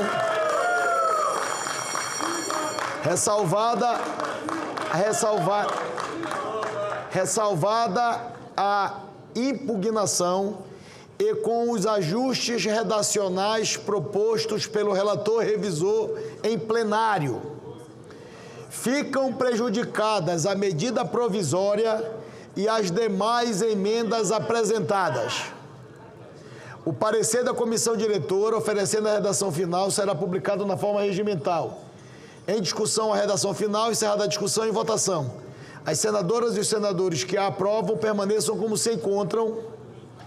Aprovado a redação final, a matéria vai à sanção presidencial e será feita a devida comunicação à Câmara dos Deputados. Proposta de emenda constitucional número 14 de 2021, do deputado Leonardo e outros deputados, que altera os artigos 40, 198 e 201 da Constituição Federal para estabelecer o direito à aposentadoria diferenciada aos agentes comunitários de saúde e aos agentes de combate às endemias, bem como para determinar a regularização do vínculo funcional desses agentes e da outras providências. Parecer 44 de 2026, da Comissão de Constituição, Justiça e Cidadania, o relator da matéria foi o senador Irajá, foi favorável à proposta de emenda constitucional número 2 e contrário à emenda número 2, perdão. A emenda número 1 foi retirada pelo autor. poderão ser oferecidas emendas até o encerramento da discussão em primeiro turno. Passa-se a quinta e última sessão de discussão da proposta em primeiro turno. Passamos a lista de oradores inscritos para discutir. Não temos senadores inscritos para discutir. Não havendo quem queira discutir, está encerrada a discussão em primeiro turno. Passamos à apreciação da matéria. Informo aos senadores e senadoras que esta proposta em primeiro turno será deliberada nos termos do parecer. Informo também a vossas excelências que a matéria depende, para a sua aprovação, do voto favorável de 3/5 da composição da Casa, ou seja, pelo menos 49 votos sim. Solicito à Secretaria-Geral da Mesa que abra o painel para o início da deliberação. A votação está aberta. As senadoras e os senadores já podem votar. Para orientar as lideranças, concedo a palavra aos líderes por 1 minuto. Como orienta o PL? As senadoras e os senadores já podem votar. Me permitam, vossas excelências, nós estamos iniciando a votação da proposta de emenda constitucional número 14, senador Irajá. Peço a vossa excelência que mantenha o contato com os nossos colegas senadores e todos os senadores e senadoras, todas as lideranças partidárias. Nós estamos com o quórum de 77 senadores presentes e esta matéria trata de uma emenda constitucional. Nós temos um calendário especial para deliberarmos após a votação em primeiro turno e eu vou submeter, dependendo do resultado do calendário especial que será submetido à votação, a matéria em deliberação no dia de hoje em segundo turno. Foi o compromisso que eu assumi com vossas excelências. Peço a vossas excelências que avisem os senadores e as senadoras, porque nós estamos iniciando a votação, senador Cleitinho, desta PEC, e nós ainda teremos algumas votações que carecem da presença de vossas excelências. Para orientar o Partido Liberal, senador Jaime, a orientação do PL, algum senador gostaria de orientar? Como orienta o PSD, senador Nelsinho Trade? Senhor presidente, o PSD orienta favorável. O relator foi o senador Irajá Abreu, o senador que nunca votou contra os trabalhadores, sensível a essa causa. Os agentes comunitários de saúde trabalham de sol a sol, é o que faz a atenção primária na ponta. Toda a percepção de uma saúde boa passa pela atenção primária quando ela funciona. E os agentes comunitários estão esperando isso, e os agentes de endemia também, há mais de 30 anos. PEC 14 já, a favor. Consulto se do MDB algum senador deseja orientar a votação pela liderança do MDB. Senador, consulto o PT se deseja orientar a votação. Consulto o Progressistas, senador doutor Irã, para orientar a votação em nome do Progressistas. Presidente, como presidente da Frente Parlamentar da Medicina do Congresso Nacional, faço aqui um reconhecimento, primeiramente ao trabalho do nosso relator da matéria, senador Irajá, que reconhece a importância dos agentes comunitários de saúde e agentes de endemias, principalmente no que tange ao combate de endemias que fazem sofrer muito o povo brasileiro, como malária, dengue, febre amarela, e que estão nos mais distantes de encontro desse país, como os nossos estados, presidente. E essa PEC, ela fixa requisitos diferenciados de aposentadoria para agentes comunitários de saúde e agentes de combate a endemias no regime próprio da Previdência e no regime geral da Previdência Social, com idade mínima de 57 anos para mulheres e 60 anos para homens, condicionados a 25 anos de contribuição e de efetivo exercício da atividade. Prevê ainda benefício extraordinário a ser custeado pela União para aposentados vinculados ao regime geral da Previdência Social e determina assistência financeira complementar da União aos entes subnacionais para compensar aumento de despesas decorrentes de aposentadorias concedidas. Uma PEC fundamental e histórica de reconhecimento ao trabalho desses profissionais em todo o nosso país. Parabéns a todos e parabéns ao Senado que vai apresentar, que vai aprovar, eu tenho certeza, com uma ampla maioria, se não por unanimidade aqui hoje, presidente. O PP, o progressista encaminha sim.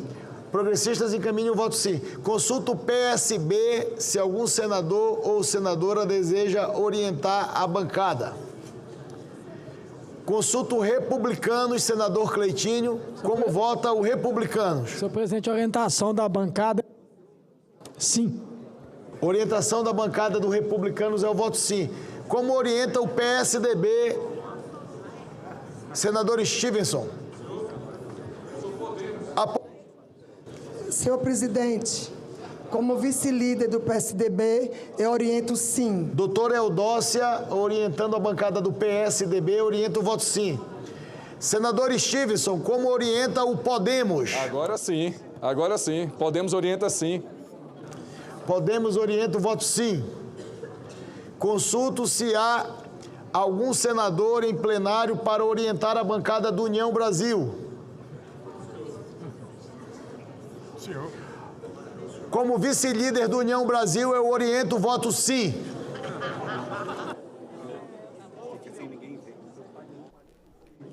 Como orienta o PDT? Algum parlamentar para orientar em nome do PDT? Como orienta o Novo? Como orienta o Avante?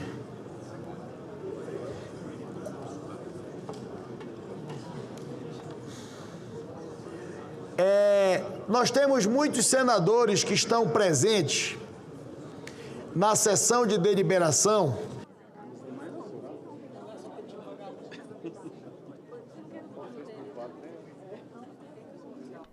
Boa noite, em Brasília, 6h18. Você acompanha pela transmissão conjunta da Rádio TV Senado a sessão desta terça-feira, 14 de julho. Os nomes dos senadores, porque os senadores solicitaram à presidência que nós pudéssemos ter a participação, se possível, de todos os 80 senadores. A presidência não vota só em caso de empate. Eu vou chamar o nome dos senadores e eu gostaria que a assessoria informasse esses senadores que eu chamar para que eles possam votar, porque essa matéria é uma matéria muito relevante e essa matéria se criou um clima em relação à deliberação deste assunto. E eu pautei esta matéria porque a unanimidade dos senadores estavam cobrando que nós deliberássemos esse assunto. Então eu queria pedir a Vossas Excelências, se for possível, que informe os senadores e a Secretaria-Geral da Mesa para avisar para votarem, porque nós vamos ter a deliberação de um requerimento de quebra de interstício de deliberação e nós vamos votar em segundo turno ainda.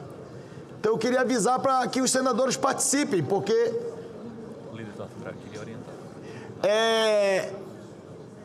Acessou agora o sistema remoto, Sua Excelência, o líder, peço atenção de Vossas Excelências, o senador líder Eduardo Braga. O senador Eduardo Braga solicitou à mesa que orientasse em nome da bancada do MDB como líder. Como vota o MDB, líder Eduardo Braga? Senhor presidente, presidente, o senhor me escuta? Presidente, o senhor me escuta? Perfeitamente, líder Eduardo, pode falar. Bem, presidente, em primeiro lugar eu quero agradecer a Vossa Excelência pela oportunidade, cumprimentando a todos os colegas senadores e senadoras e dizer da importância da votação desta PEC no dia de hoje, a PEC que faz justiça aos agentes comunitários de saúde e os agentes comunitários de endemias. Dizer, portanto, que o MDB vota sim e o MDB está apoiando esta PEC por entender de justiça àqueles que estão na linha de frente no atendimento nas regiões mais difíceis, na região amazônica, onde Vossa Excelência, no Amapá, conhece muito bem, e nós aqui no Amazonas conhecemos as nossas dificuldades, a importância dos agentes comunitários de saúde e dos agentes comunitários de endemia, especialmente na pandemia, quando eles tiveram um papel fundamental para evitar que muitos dos nossos pudessem vir a falecer. Portanto, o MDB apoia esta PEC e vota sim, senhor presidente, agradecendo a Vossa Excelência pela oportunidade de poder me manifestar remotamente sobre o tema. Parabéns, líder Eduardo Braga. Me permita fazer referência a Vossa Excelência quando, efetivamente, também na condição de líder, solicitou à presidência que nós pudéssemos pautar esta matéria, fazer o registro, como estou fazendo, de todos os colegas que se envolveram diretamente neste assunto, e Vossa Excelência foi um deles. Parabéns pela determinação e pelo apoio a essa proposta. Eu vou chamar, e eu vou até pedir ajuda do líder Eduardo Braga, eu vou fazer o chamamento de colegas senadores e senadoras que ainda não votaram. E eu vou iniciar pelo senador Renan Calheiros, que ainda não votou. Se a liderança do MDB puder comunicar ao senador Renan Calheiros que nós estamos em processo de deliberação e precisamos do voto de Sua Excelência. Senador Randolfo Rodrigues ainda não votou. Senador Marcos Duval ainda não votou. Senador Everton ainda não votou. Senador Wellington Fagundes ainda não votou. Senadora Tereza Leitão ainda não votou. Senador Confúcio Moura ainda não votou. Senador Marcos Rogério ainda não votou. Nós estamos presentes 78 senadores. Já votaram 71. Já votaram 71. Peço que as lideranças e a assessoria da mesa possa informar os senadores que nós estamos em processo de votação e ainda teremos 2 votações hoje nominais. Concedo a palavra pela liderança do governo à excelentíssima senhora senadora Tereza Leitão, para orientar a sua bancada. Obrigada, senador. Antes de orientar a bancada, eu quero fazer algumas considerações sobre o reconhecimento do governo, que é de valorização do papel estratégico dos agentes comunitários de saúde e dos agentes de combate às endemias. Grande parte desse reconhecimento é praticado por medidas, por ações, por projetos de lei.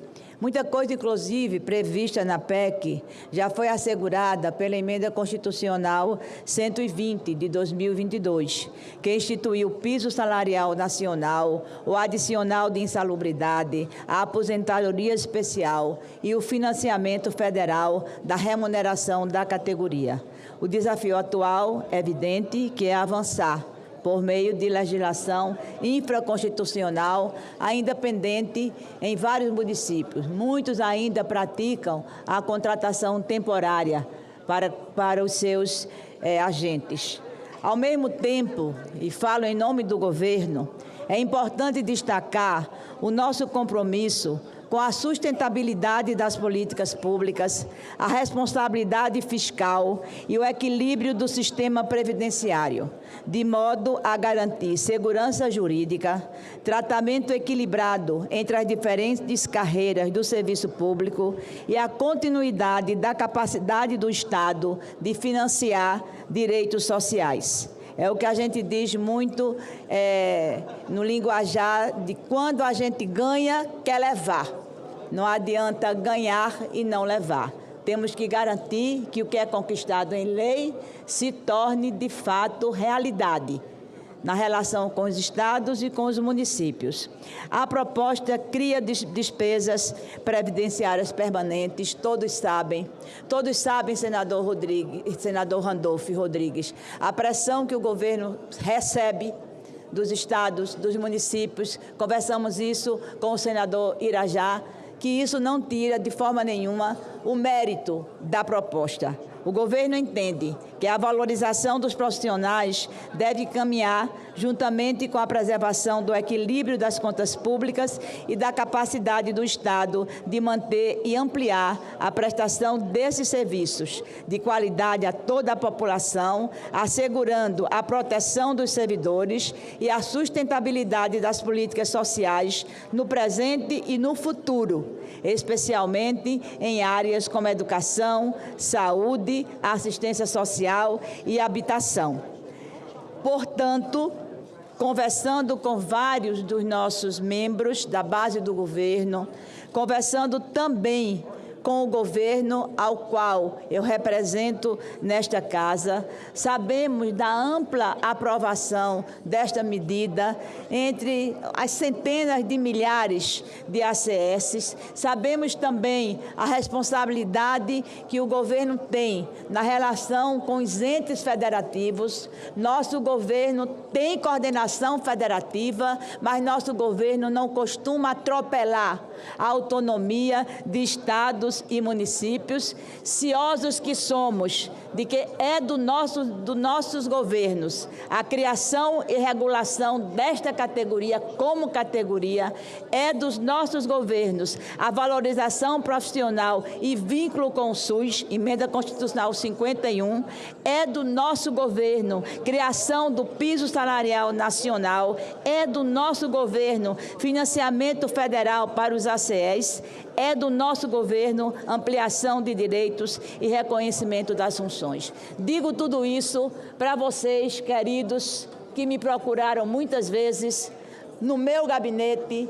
Digo tudo isso para vocês não se espantarem com a posição do governo. Não é a posição do presidente Lula, amigo dos trabalhadores, não é a posição da senadora Tereza Leitão, egressa dos trabalhadores e amiga dos trabalhadores. É uma posição de governo, porque ela não se encerra apenas nessas coisas que eu disse, que são muitas, mas que têm injunções que se relacionam com outras.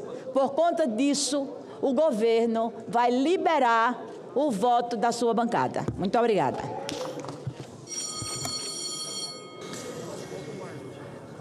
Consulto senadores e senadoras se ainda desejam votar.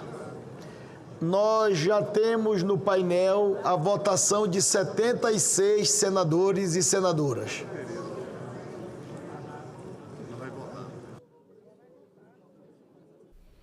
Em Brasília, 6h29.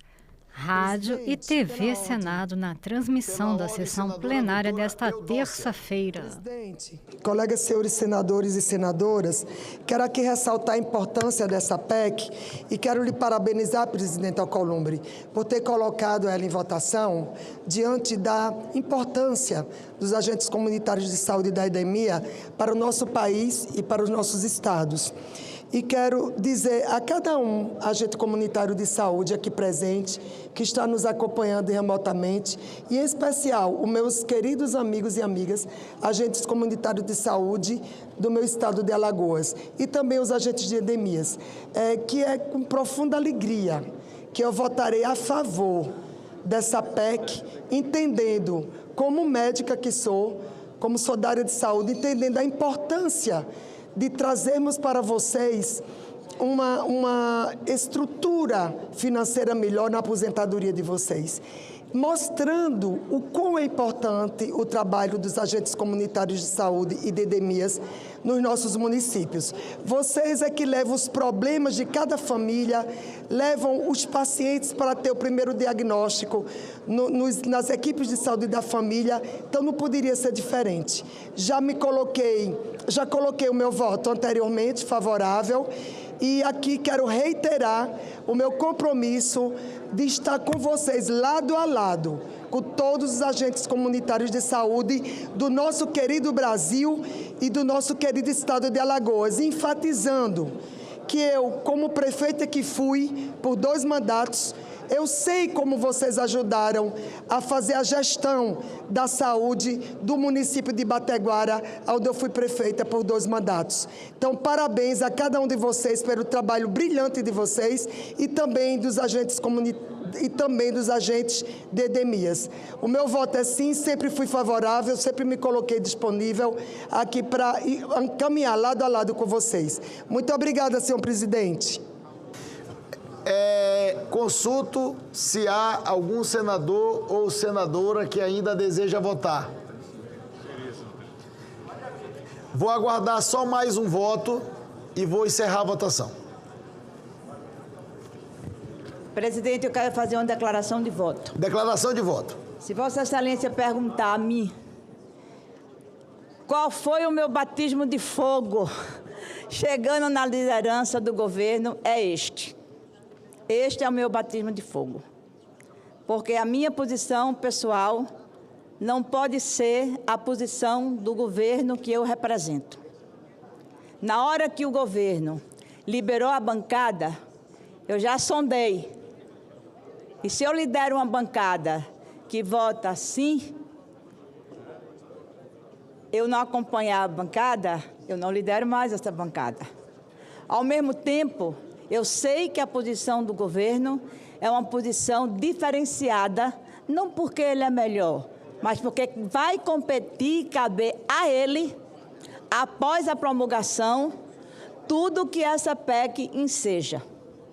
Eu espero que esta seja a primeira e a última vez que eu não vou votar. Eu não voto em abstenção, nunca votei. Estou lhe pedindo essa declaração de voto para explicar que não posso votar contra o que vem depois, porque é o governo que eu represento nesta casa que vai encaminhar. Sei que o meu voto contra pode talvez ser o único, não é isso que me mete medo.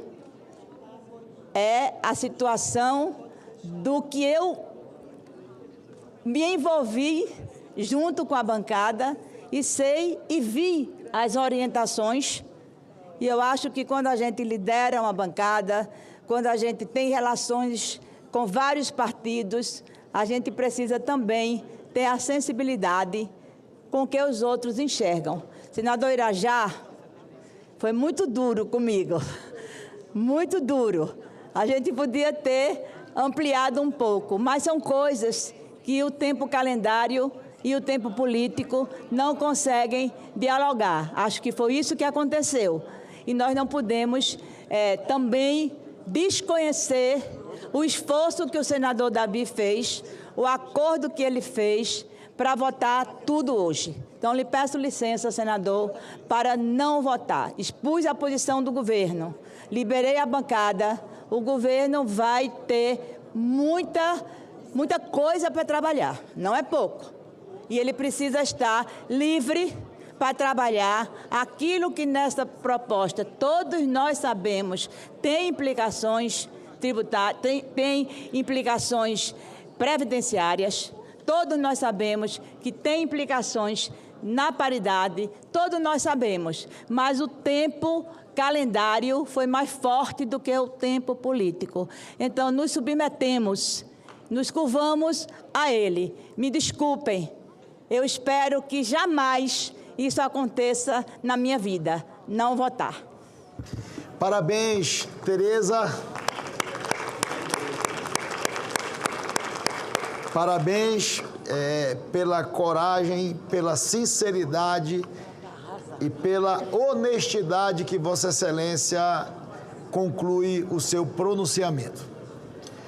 Nós não temos mais senador. Senador Nelsinho? Para encerrar. Quando eu concluir a votação, eu abro outra votação e abro outra votação e eu dou a palavra a Vossa Excelência. Perfeitamente. Me desculpe. Está encerrada a votação em primeiro turno. Determino a Secretaria-Geral da Mesa que mostre no painel o resultado.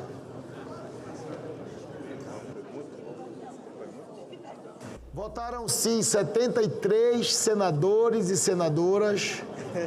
Não, um senador. Está aprovada a proposta em primeiro turno. Foi apresentado o requerimento 454 de 2026 dos líderes partidários, que solicita calendário especial para a proposta. Submeto à votação o requerimento de calendário especial. As senadoras e os senadores que o aprovam permaneçam como se encontram. Está aprovado o requerimento. Fica dispensado o interstício regimental entre o primeiro e o segundo turno. Passa-se a discussão da proposta em segundo turno nos termos do calendário especial aprovado. Não temos senadores, para discutir, concedo a palavra ao senador Nelsinho Trade. Presidente, muito obrigado por essa oportunidade. Queria aqui cumprimentar a todos que foram protagonistas desse momento histórico. Nós estamos tendo hoje, assim como a Câmara teve, através da relatoria do deputado Antônio Brito e aqui do senador Irajá, a oportunidade de reconhecer no texto da Constituição uma realidade que a população brasileira já conhece há muitos anos. Os agentes comunitários de saúde e os agentes de endemias são profissionais indispensáveis ao funcionamento do SUS. São eles que conhecem as famílias pelo nome, acompanham gestantes, idosos, crianças e pessoas com doenças crônicas. Verificam a situação vacinal, identificam situações de vulnerabilidade e orientam a população sobre a prevenção das doenças. Senhor presidente, eu fui prefeito de Campo Grande e teve uma ocasião em que a gente enfrentou uma epidemia de dengue na capital. O secretário de saúde era o secretário Mandetta. E eu me lembrei muito bem de uma passagem em que a gente reuniu todos os profissionais da secretaria, todos os funcionários da prefeitura e todos os agentes comunitários de endemia para fazer um enfrentamento. E combinamos uma modalidade de ação. E eu me lembro muito bem que não fosse o empenho e a dedicação dos agentes comunitários de saúde, os agentes de endemias, a gente não teria vencido. Mas teve um momento, senador Irajá, que me marcou profundamente. Eu estava num bairro visitando uma das casas que estava lá com a marca de uma daquelas casas que tinham problemas, e eu vi um agente comunitário de saúde, uma senhora, chorando, sentada no meio-fio dessa casa. E eu perguntei para ela, senador Randolph, o que aconteceu que a senhora está chorando desse jeito? Ela falou, aquela senhorinha que morava aqui dentro faleceu ontem, vítima de dengue hemorrágica. E eu não estou tendo condições mais de dar as minhas orientações. Eu estou precisando chorar. O senhor me permite fazer isso? Eu sentei do lado dela e acompanhei ela nesse momento de emoção. Por que eu estou falando isso para vossas excelências? Porque o agente comunitário de saúde é aquele que tem a maior identidade na ponta com o cidadão que está esperando o atendimento público. São vocês que estão lá na ponta, que conhecem o remédio que o cara toma, que sabe quem agrediu quem, que sabe quem que está com problema psicológico, que sabe a situação de vulnerabilidade da família. Então, o que nós estamos fazendo hoje, para quem trabalha de sol a sol, muitas das vezes andando a pé, agora saiu esse negócio de bicicleta, que pedem emenda para toda hora, a bicicleta, para vocês poderem ajudar o atendimento, são os agentes comunitários de saúde e os agentes de endemia. Portanto, não estamos criando privilégio, estamos sim corrigindo uma injustiça histórica e estabelecendo um marco de proteção social compatível com a relevância, com o desgaste e com os riscos inerentes a essas atividades. Confesso que poucas das vezes eu me emocionei nessa tribuna. E essa, senadora Tereza Leitão, é uma das vezes que eu estou emocionado. Me sinto privilegiado de participar desse momento e dar, como líder do PSD, que estou orientando, acompanhando o senador Irajá, dar a orientação favorável nesse segundo turno. Vamos já virar essa página, porque eles merecem, eles fazem a saúde pública do Brasil funcionar melhor.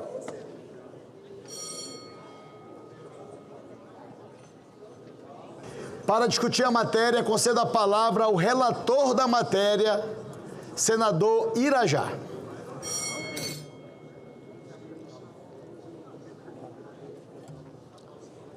Senhor presidente, senhoras e senhores senadoras, senadores, aos tocantinenses que nos acompanham pela rádio e também pela TV do Senado Federal, hoje, senhor presidente Davi, é um dia histórico nessa casa.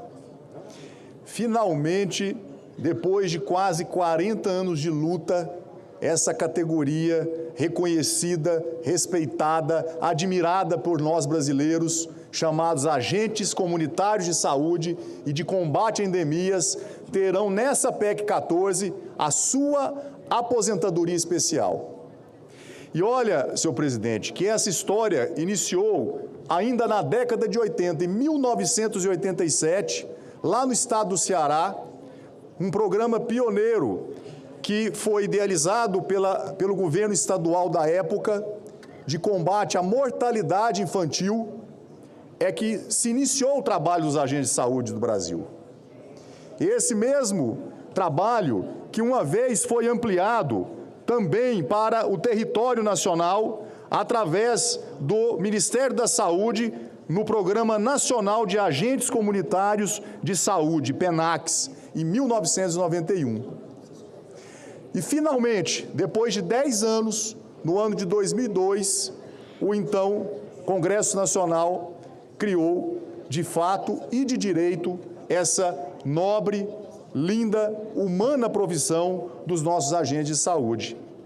De lá para cá, se passaram, senhor presidente, 24 anos essa luta. Uma luta que iniciou lá na Câmara dos Deputados. E aqui eu quero fazer as minhas homenagens ao deputado Antônio Brito, deputado baiano, um deputado competente, um defensor dessa categoria, dessa bandeira, que fez um trabalho primoroso, um trabalho extraordinário, articulando com o governo federal, mobilizando os congressistas na Câmara dos Deputados, dialogando com os prefeitos do Brasil, para que nós pudéssemos chegar a um texto de consenso. E aquela casa aprovou, quase que por maioria absoluta, a aprovação da PEC 14. Ali nós conseguimos vencer essa primeira grande batalha, esse primeiro grande sonho, esse grande objetivo dos agentes de saúde.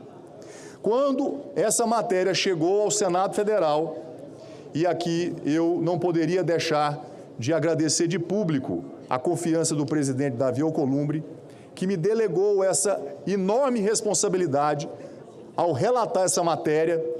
Eu confesso que depois de 15 anos já de convivência no Congresso Nacional, de muitas relatorias importantes que eu tive a oportunidade de estar à frente, de projetos que eu também apresentei como autor, de medidas provisórias também que eu tive a oportunidade de relatar, essa foi sem sombra de dúvidas, um dos maiores desafios que eu tive na minha vida pública durante esses 15 anos que estou no Congresso, na Câmara dos Deputados e aqui no Senado Federal. E eu fiquei impressionado com a capacidade de mobilização, de articulação dos nossos agentes de saúde em todo o território nacional, em especial no meu estado do Tocantins. Sem desmérito a nenhuma outra categoria, porque nós temos categorias que são extremamente organizadas, como os nossos professores, como também os nossos policiais, civis, militares, mas os agentes de saúde, a gente tem que tirar o chapéu. Eles são realmente competentes e são dedicados, são aplicados, e essa PEC 14 foi uma demonstração clara do quanto obstinados foram os agentes do Brasil e também do estado do meu Tocantins.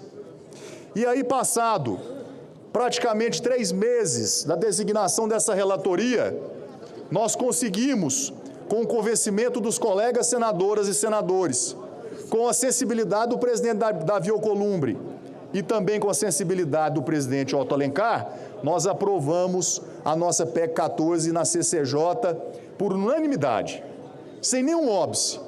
Nenhum parlamentar se opôs à sua tramitação na Comissão de Constituição e Justiça dessa Casa. Uma outra vitória dos agentes de saúde do Brasil. E agora, quis o destino, justamente no dia 14, votarmos no plenário do Senado Federal a PEC 14. Olha que linda coincidência. Numa luta de mais de 24 anos, de mais de 370 mil pais e mães de famílias, que representam os nossos agentes de saúde e de combate a endemias de todo o Brasil, que fazem um trabalho que nos orgulha como brasileiros, que são, de verdade, o nosso SUS de carne e osso, que cuidam da atenção básica da saúde pública, que faz a saúde preventiva, que visita os lares mais distantes do país, nos distritos, nos bairros das cidades, nos rincões do Brasil, nos assentamentos, na zona rural, nas cidades mais distantes do interior do país, estão presentes os nossos agentes de saúde, visitando diariamente as famílias brasileiras, cuidando da saúde de crianças, de jovens, de adultos, dos mais idosos, fazendo um trabalho primoroso. E que nos momentos mais difíceis que nós tivemos de enfrentamento, como aconteceu no passado recente, como tivemos no enfrentamento da pandemia do coronavírus, se não fosse a atuação brava dos nossos agentes de saúde, nós não teríamos perdido, infelizmente, 700 irmãos e irmãs brasileiras naquela pandemia. Mas o desastre teria sido muito maior. Nós teríamos passado da casa de milhões de vidas perdidas. E nós devemos isso ao trabalho dos agentes comunitários de saúde e de combate a endemias do Brasil. Como também nós já testemunhamos na história recente a epidemias do cólera, ou também, como foi dito aqui pelo senador Nelsinho Trade, no seu testemunho como prefeito de Campo Grande, no enfrentamento também de endemias, como também da dengue. Então, são vários os exemplos, os grandes e bons exemplos da atuação brava e resiliente dos nossos agentes de saúde de todo o Brasil.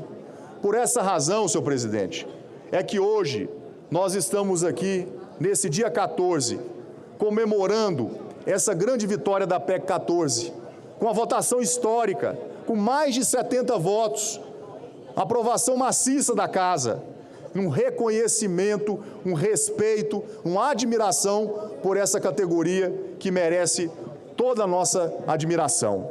Por isso, eu queria, por fim, senhor presidente, agradecer a confiança dos nossos agentes de saúde, que ao longo desses últimos meses, de forma muitas vezes apreensiva, eles muito ansiosos, numa expectativa, numa mobilização, voltavam a Brasília, visitando os gabinetes, visitando os senadores, as senadoras, o presidente Davi Alcolumbre, diariamente no nosso gabinete, e a gente vivenciando toda aquela ansiedade para que a gente pudesse finalmente chegar nesse dia tão especial e a gente pudesse estar comemorando essa vitória.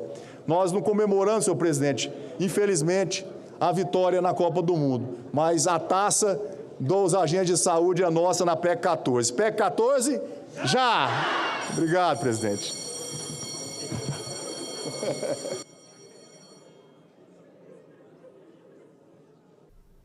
Em Brasília, 6 horas e 50 minutos. Não havendo mais quem queira discutir a matéria em segundo turno, está encerrada a discussão. Passamos imediatamente à deliberação da proposta de emenda constitucional número 14 em segundo turno. Votação da proposta em segundo turno. A matéria depende, para a sua aprovação, do voto favorável de 3/5 da composição da Casa, ou seja, pelo menos 49 votos sim. Solicito à Secretaria-Geral da Mesa que abra o painel para o início da deliberação. A votação está aberta. As senadoras e os senadores já podem votar. E eu solicito à Secretaria-Geral da Mesa que coloque no painel as mesmas orientações das lideranças quando da votação da proposta em primeiro turno. Peço a atenção de Vossas Excelências, peço a atenção dos senadores e das senadoras que estão no modo semipresencial. Nós iniciamos imediatamente a deliberação da proposta em segundo turno, a partir de um requerimento de quebra de interstício apresentado pelos senadores. Votamos em primeiro turno e agora estamos votando em segundo turno. É preciso, é necessário a participação de todos aqueles senadores e senadoras que votaram ainda no primeiro turno. Se não me falha a memória, em 77 votos, se não me engano.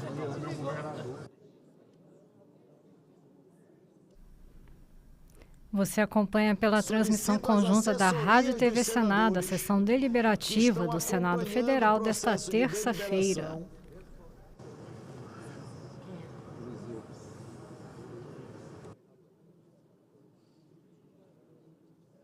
Senadores votam em segundo turno a PEC 14 de 2021. A proposta de emenda à Constituição que estabelece a aposentadoria especial para agentes comunitários de saúde e agentes de combate às endemias. Processo de deliberação em segundo turno da PEC, que informe Suas Excelências que nós estamos aguardando o voto para concluirmos a votação desta proposta em segundo turno na noite de hoje. Informo a Vossas Excelências que quando nós concluirmos essa votação, nós ainda temos deliberação de 2 itens na pauta. Tem apenas um item, me permita eu adiantar, senador Marcos Rogério. Tem o item, senadora Tereza. O item 2 da pauta, PLP 124,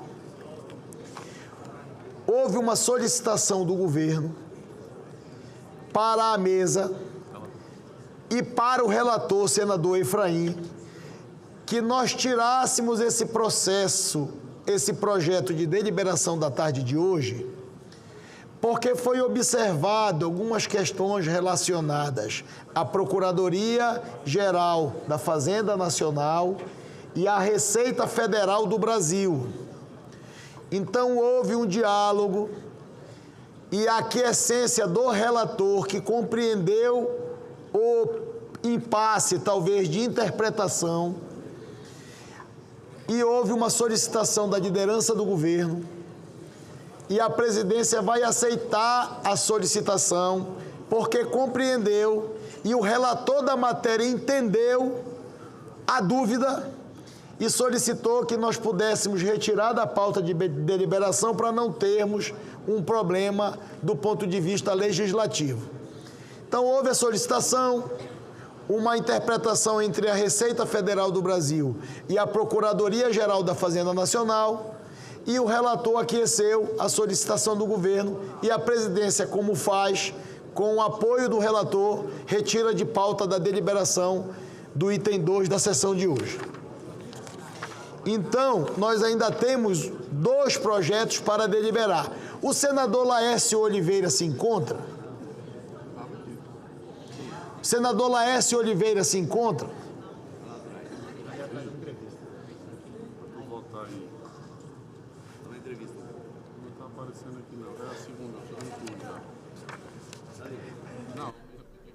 Excelência, eu peço desculpas a Vossa Excelência. Vossa Excelência estava dando uma entrevista e eu fui informado à mesa que era para chamar a Vossa Excelência logo em seguida e eu quis realmente atrapalhar a entrevista de Vossa Excelência. Senador Laércio, uma consulta a Vossa Excelência. Vossa Excelência está inscrito na lista de oradores inscritos para um pronunciamento em relação a um projeto da deliberação da pauta de hoje. Vossa Excelência vai continuar no plenário para fazer o seu pronunciamento. Eu vou aguardar o pronunciamento de Vossa Excelência para tomar uma decisão em relação à deliberação deste assunto. Eu quero comunicar a Vossa Excelência que nós fizemos um acordo na última reunião e da parte da presidência nós gostaríamos muito de colocar em deliberação. Mas eu vou aguardar a manifestação de Vossa Excelência diante dos últimos entendimentos construídos com os nossos colegas. Inclusive, o deputado Arnaldo Jardim está presente no plenário. Ele é parte também deste projeto, porque como relator na Câmara dos Deputados, ele ajudou a construir este texto, esse substitutivo que vem da Câmara, e eu sei que Vossas Excelências estão conversando com o governo para, no entendimento mais amplo do que apenas uma votação, nós conseguimos fazer este projeto de lei virar realidade na vida das pessoas que desejam que o nosso país tenha fortalecido a indústria dos fertilizantes no Brasil. Então, eu vou aguardar para entender o ambiente, mas ainda está na pauta até o pronunciamento de Vossa Excelência. E informo também a Vossas Excelências que o PL 2475, a relatora está aguardando, senadora professora Dorinha, e nós vamos deliberar após a decisão do senador Laércio. Então, nós vamos deliberar ainda hoje o item 4 da pauta. Nós votamos 77 senadores em primeiro turno. Nós temos apenas 66 senadores votantes. Senador Otto Alencar, nosso querido presidente. Petecão. Senador Sérgio Petecão. Senador Isalci Lucas. Senadora Elisiane Gama. Senadora Ana Paula Lobato. Senador Eovisto Guimarães. Senador Humberto Costa. Senador Efraim Filho. Senador Jordano. Vossas Excelências ainda não votaram a PEC em segundo turno. Eu vou aguardar um pouco mais, porque é bom aguardar as senadoras e os senadores deliberarem e votarem a PEC pelo significado desta proposta. Eu vou aguardar um pouco mais pelas cobranças dos nossos colegas senadores e, naturalmente, senador, muitas das vezes não é nem o número, meu querido irmão, amigo Marcos Rogério. É que o senador quer votar em primeiro e segundo turno. Então, eu acho que tem que esperar. Presidente, pela ordem. Tem o quê, Nelsinho? Não, pela ordem, presidente. Concedo a palavra.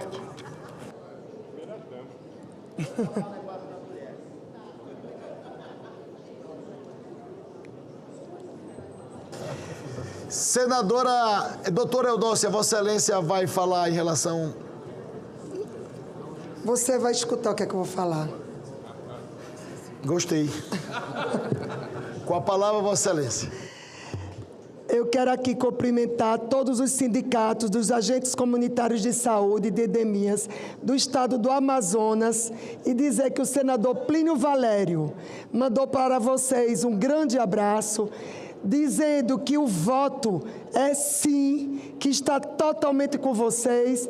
Ele não está aqui presente na casa, mas ele já votou sim no primeiro turno, vai votar sim de novo. E quero parabenizá-los por ter um brilhante senador representando o estado do Amazonas aqui no Senado Federal. Era isso que eu queria colocar, que o senador Plínio me pediu com muito carinho para que eu colocasse isso para vocês. Um grande abraço para cada um de vocês, o abraço do senador Plínio e também da senadora doutora Eudócia. Obrigada, senhor presidente.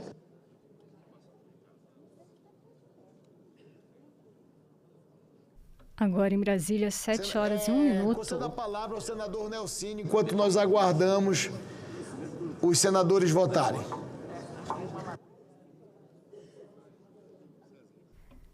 Rádio e TV Senado na transmissão da sessão plenária desta terça-feira. Pedir aos assessores dos senadores Sérgio Petecão, Otto Alencar, Isalci Lucas, Efraim Filho, Humberto Costa, que informe os senadores que nós estamos votando a PEC em segundo turno. Com a palavra o senador Nelsinho Trade.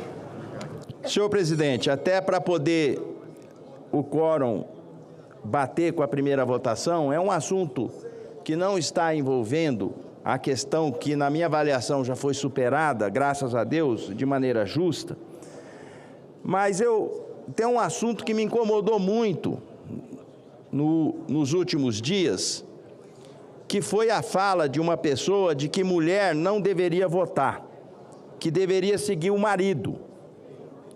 Olha, eu sou médico, eu já passei anos trabalhando em pronto-socorro, eu vi mulheres chegando com crianças no colo doente, tomando decisões sozinhas, na madrugada, que homem nenhum teria coragem de fazer no lugar dela.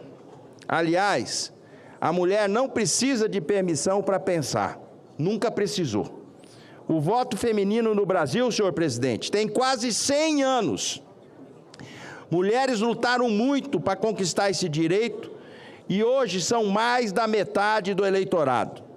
Não porque alguém deixou, mas porque é justo e é de direito e não tem volta. Quem coloca isso em dúvida não é um conservador, é um atrasado.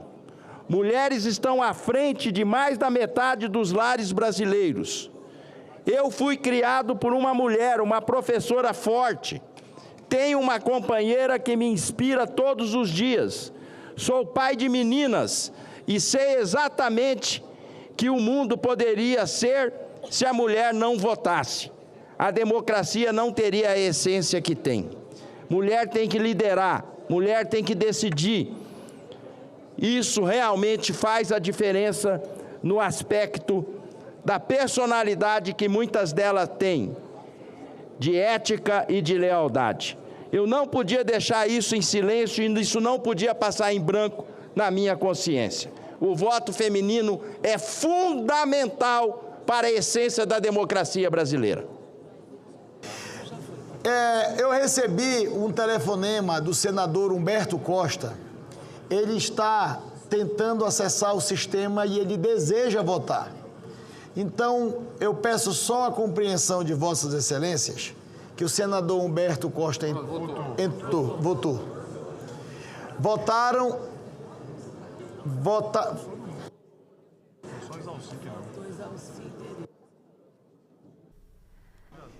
Está encerrada a votação em segundo turno. Determina a Secretaria-Geral da Mesa que mostre no painel o resultado. Votaram sim 73 senadores, não um. Está aprovada a proposta de emenda constitucional número 14 em segundo turno.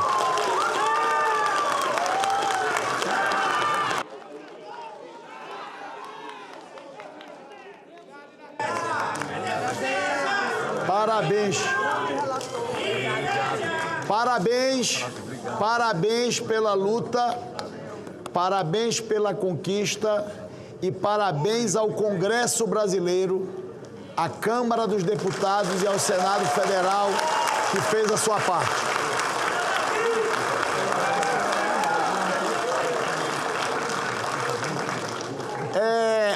foi retirado, como disse o item 2. Eu gostaria de passar a presidência ao senador Camilo Santana.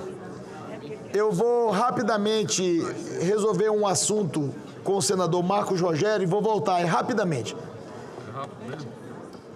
Concedo a palavra, item 3 da pauta, substitutivo à Câmara dos Deputados ao projeto de lei 699 de 2023, de autoria do senador Laércio Oliveira, que institui o Programa de Desenvolvimento da Indústria de Fertilizantes, cria o Fundo de Estímulo à Produção Nacional de Fertilizantes, estabelece crédito fiscal para a produção de fertilizantes e dá outras providências. A matéria tramita em regime de urgência nos termos do requerimento 507 de 2026, aprovado na sessão deliberativa de 7 de julho. Concedo a palavra ao senador Laércio Oliveira.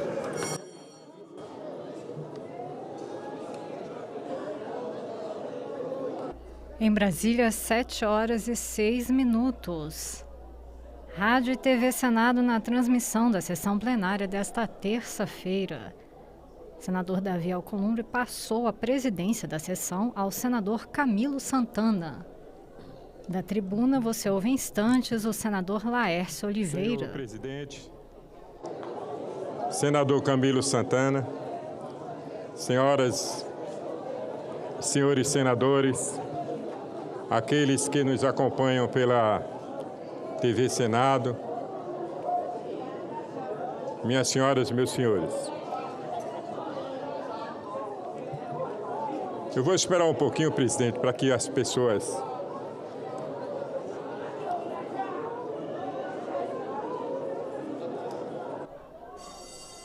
Boa noite, em Brasília, 7h07. Pela Rádio e TV Senado, você acompanha a transmissão da sessão deliberativa do Senado Federal desta terça-feira. Eu quero começar o meu discurso trazendo para conhecimento das senhoras e dos senhores uma fala proferida pelo presidente da República, presidente Lula, em um evento que aconteceu no mês de junho. Esse evento tratava da retomada do funcionamento de fábricas de fertilizantes no país, as fábricas da Petrobras. E essas fábricas estão situadas nos estados da Bahia, no estado de Sergipe, o meu estado, e um projeto no Mato Grosso do Sul. A fala do presidente Lula é a seguinte, abre aspas, muita gente queria fechar a fábrica de fertilizantes. Era mais barato importar, parecia mais fácil, mas um país do tamanho do Brasil não pode abrir mão de produzir aquilo que é estratégico para o seu próprio povo. Fecha aspas. O projeto de lei 699 de 2023, que institui o Programa de Desenvolvimento da Indústria de Fertilizantes, PROFERT, não é apenas um projeto para um setor econômico. É um projeto para a soberania nacional, para a segurança alimentar, para a competitividade do agronegócio e para o futuro da indústria brasileira. O Brasil é uma potência agrícola. Alimentamos mais de 1 bilhão de pessoas no mundo. Somos líderes na produção de soja, milho, café, açúcar, carnes e tantas outras commodities que sustentam a nossa balança comercial. Mas existe uma enorme contradição. Uma delas é a fala do presidente que eu li aqui para os senhores.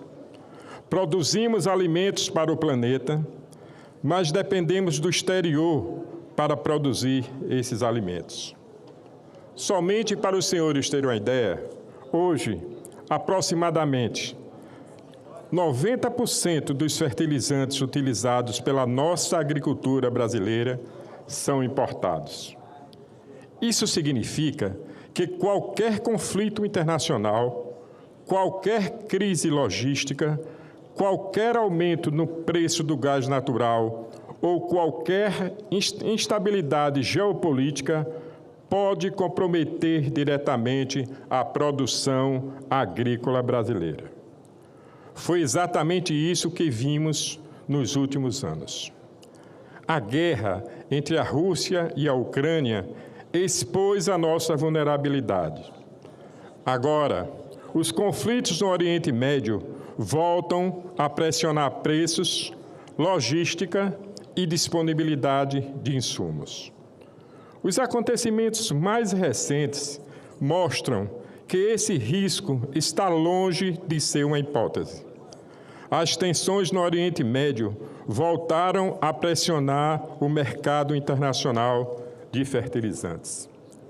Segundo informações divulgadas nos últimos dias, alguns insumos registraram, paz, meus senhores, aumento de até 200% nos preços internacionais, refletindo a instabilidade geopolítica e os riscos à logística global. Quero trazer uma informação aqui para os senhores, senhor presidente, que o que o campo gastou, os produtores gastaram, na safra do ano passado, esse ano, ela custa simplesmente 50% mais caro por causa dos fertilizantes.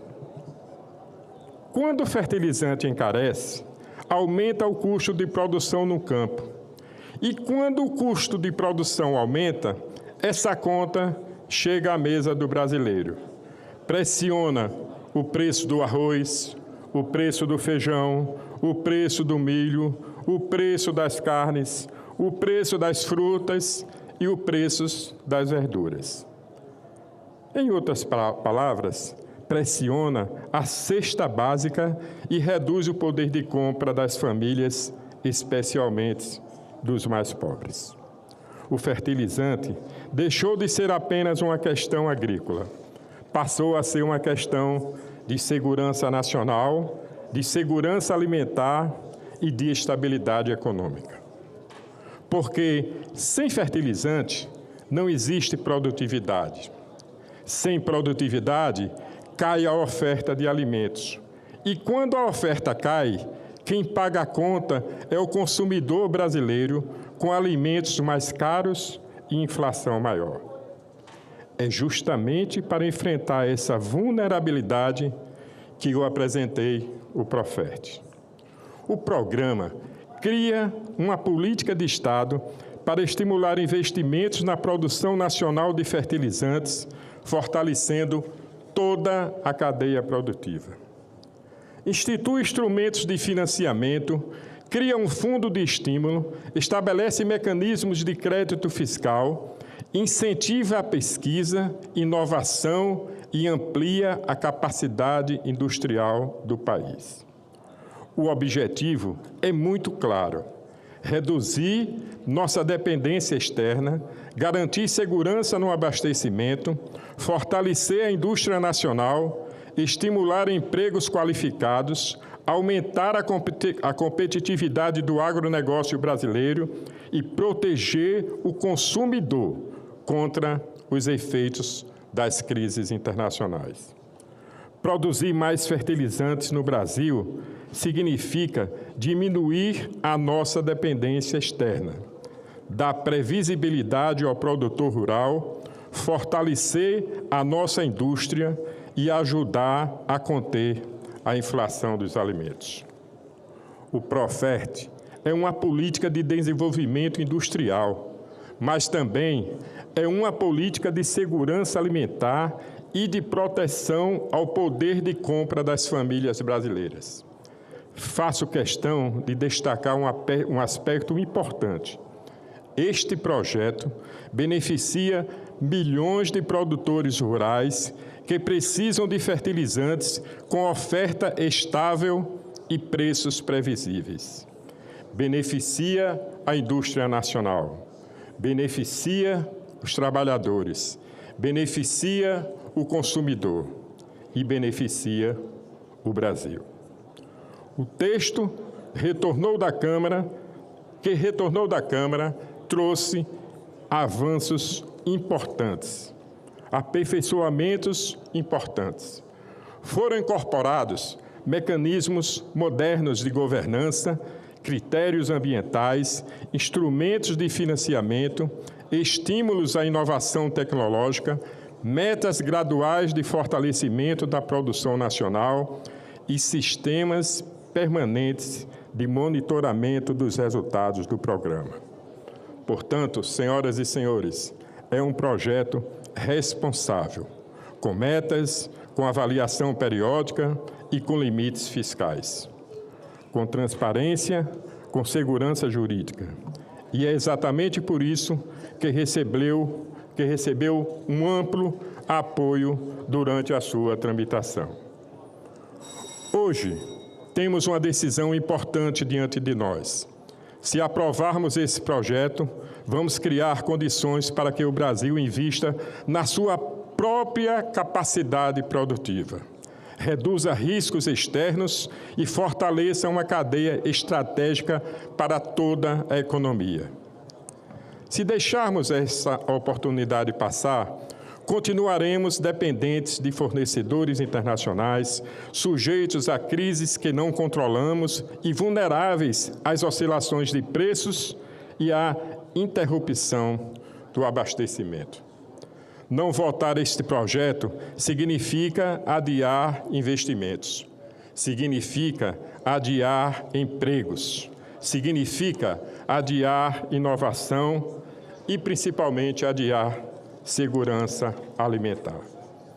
Não podemos aceitar que um país com tantas reservas minerais, enorme potencial industrial e líder mundial na produção de alimentos continue dependente do exterior para um insumo tão estratégico.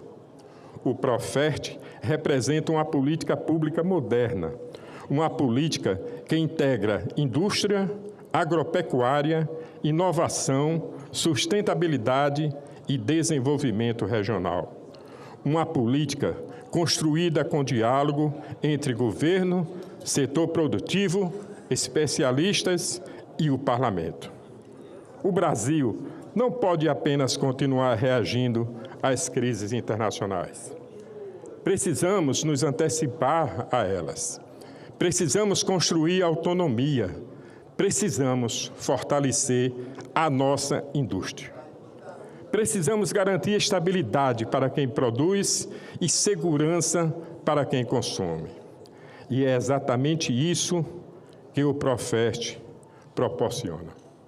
Senhor Presidente Davi Alcolumbre, no último dia 8 de julho, nós fizemos esse projeto, nós aprovamos um requerimento de urgência e esse projeto chegou ao plenário para a votação. Naquele momento, nós, juntamente com a relatora, senadora Tereza Cristina, aqui presente, nós fomos abordados pela líder do governo, senadora Tereza Leitão, que primeiramente me procurou pedindo para que a gente deixasse para votar esse projeto no dia de hoje. Depois, eu disse a ela que eu preferia votar o projeto naquele dia. Em seguida, a senadora Tereza Leitão, e eu lamento ela não estar aqui presente, a senadora procurou Vossa Excelência e Vossa Excelência me procurou, juntamente com a senadora relatora Tereza Cristina, e nós viemos aqui à mesa diretora, e o senhor propôs um pacto, que fizéssemos um pacto. Naquele momento, a gente suspendia a votação e faríamos esse encontro, votaríamos esse projeto uma semana seguinte. Porque naquele momento, a senadora Tereza Leitão entendia que era importante uma audiência com o ministro do Planejamento, e naquele momento a senadora Tereza Leitão faria esse agendamento para o dia seguinte. E no outro dia, com a agenda marcada, eu fui, juntamente com a senadora Tereza Leitão, líder do governo, eu fui para o Ministério do Planejamento e, diante do ministro Bruno Moretti, nós e sua equipe, e a minha equipe que eu levei, nós fizemos uma conversa e começamos a discutir o assunto. E a cada colocação feita ou pelo ministro ou pela equipe, a gente trazia os argumentos necessários para o não adiamento da discussão, que seria no dia de hoje. Infelizmente, na vida a gente precisa enfrentar alguns momentos que são desagradáveis. O desrespeito às pessoas, seja ela qual for, presidente, não é digno de ninguém. Independente de classe social, as pessoas precisam ser respeitadas, como seres humanos ou então na liturgia do cargo. Um senador da República, e aqui nós somos 81, não merece de um ministro um comportamento incompatível com o cargo que ele ocupa. Um senador da República, e estou falando só do senador que foi o caso que aconteceu, não merece, de repente, o ministro abandonar a reunião, simplesmente levantar da cadeira dele por não concordar e deixar 2 senadores, a mim e a líder do governo dele, a senadora Tereza Leitão. O episódio estava instalado e simplesmente eu me levantei, mas diferente dele, cumprimentei a equipe dele e pedi à minha equipe que retirasse. Beijei a cabeça da senadora Tereza Leitão e me retirei. Então, presidente, hoje nós estamos aqui outra vez. E a minha disposição é de votar o projeto hoje. Durante esses dias, nós fizemos algumas conversas com pessoas comprometidas. Com tudo isso que eu li aqui, eu fiz questão de ler pausadamente para que houvesse o entendimento de todos da importância desse projeto. Trouxe para o conhecimento de todos que estão aqui presentes uma fala do presidente da República que é compatível com o que eu acabei de ler aqui. E nós conversamos durante toda essa semana na disposição de votar o projeto hoje. A gente tem aqui a presença de um grande brasileiro, de um grande parlamentar, que é o deputado federal Arnaldo Jardim. Um dos arquitetos de toda essa construção, citado até naquela reunião. Hoje eu conversei bastante com a senadora Tereza Cristina, que tem se desdobrado, tem a experiência dela nesse meio, que foi ministra da Agricultura, enfrentou, inclusive, e é importante que o Brasil saiba quem é a senadora hoje, Tereza Cristina. Na condição de ministra da Agricultura, ela viajou pelo mundo para tentar destravar a importação de fertilizantes nitrogenados para o Brasil, sob pena de não termos a safra agrícola plenamente atingida naquele ano. Então, a senadora Tereza Cristina é conhecedora profunda do assunto e sabe da importância desse projeto. Mas, senhor presidente, essa é uma casa de construção. Essa é uma casa que constrói pontes, porque, como o senhor disse nesse instante, na altivez do seu cargo e na grandeza do seu comportamento, essa é uma casa onde a gente precisa entender os momentos, conversar com as pessoas e enxergar os brasileiros. As pessoas que só nos assistem agora pela TV Senado, como estão fazendo. E a nossa missão aqui, e nesse Senado conduzida por Vossa Excelência, é fazer com que aqueles que nos assistem pela TV Senado não percam a esperança do Brasil que a gente acredita e que Vossa Excelência defende com tanta força e com tanta bravura aqui dentro.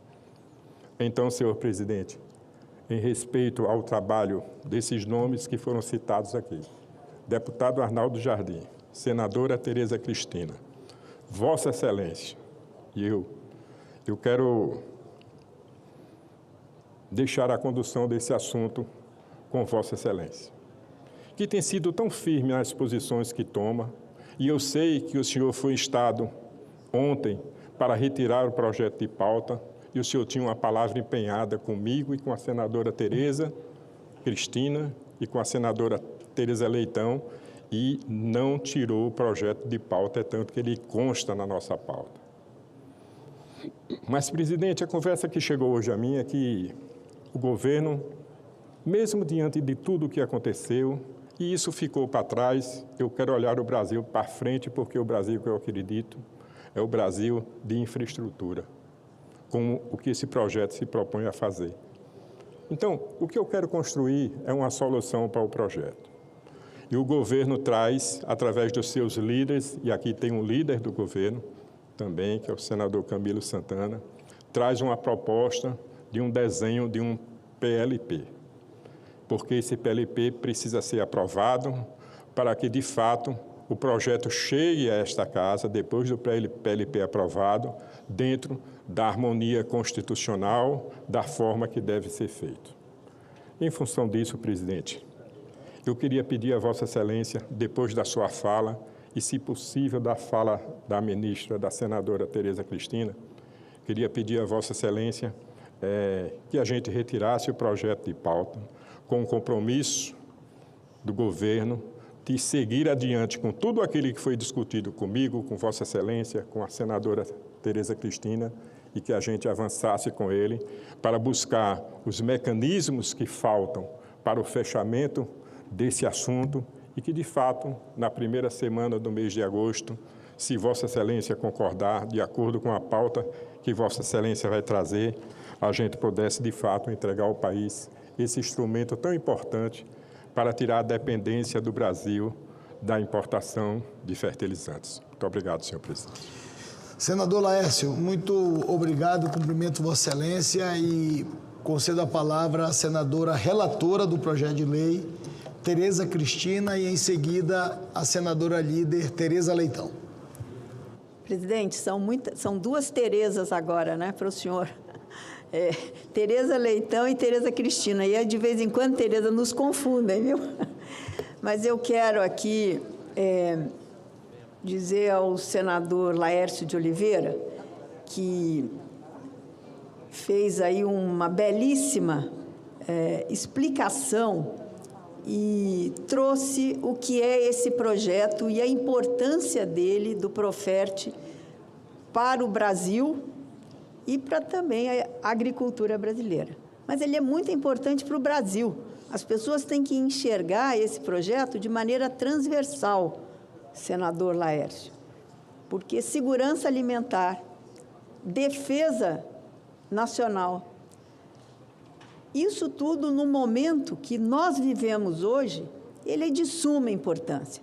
Eu estou aqui do lado do deputado Arnaldo Jardim, que fez a construção e trouxe muitas melhorias para que esse projeto voltasse aqui ao Senado Federal, o projeto de sua autoria, senador Laércio, para que o Brasil possa ter uma segurança em termos de fertilizantes, que são fundamentais para a nossa agricultura. Sem fertilizantes, a agricultura, eu canso de dizer isso como engenheira agrônoma que sou, já não sou mais, mas que fui, né?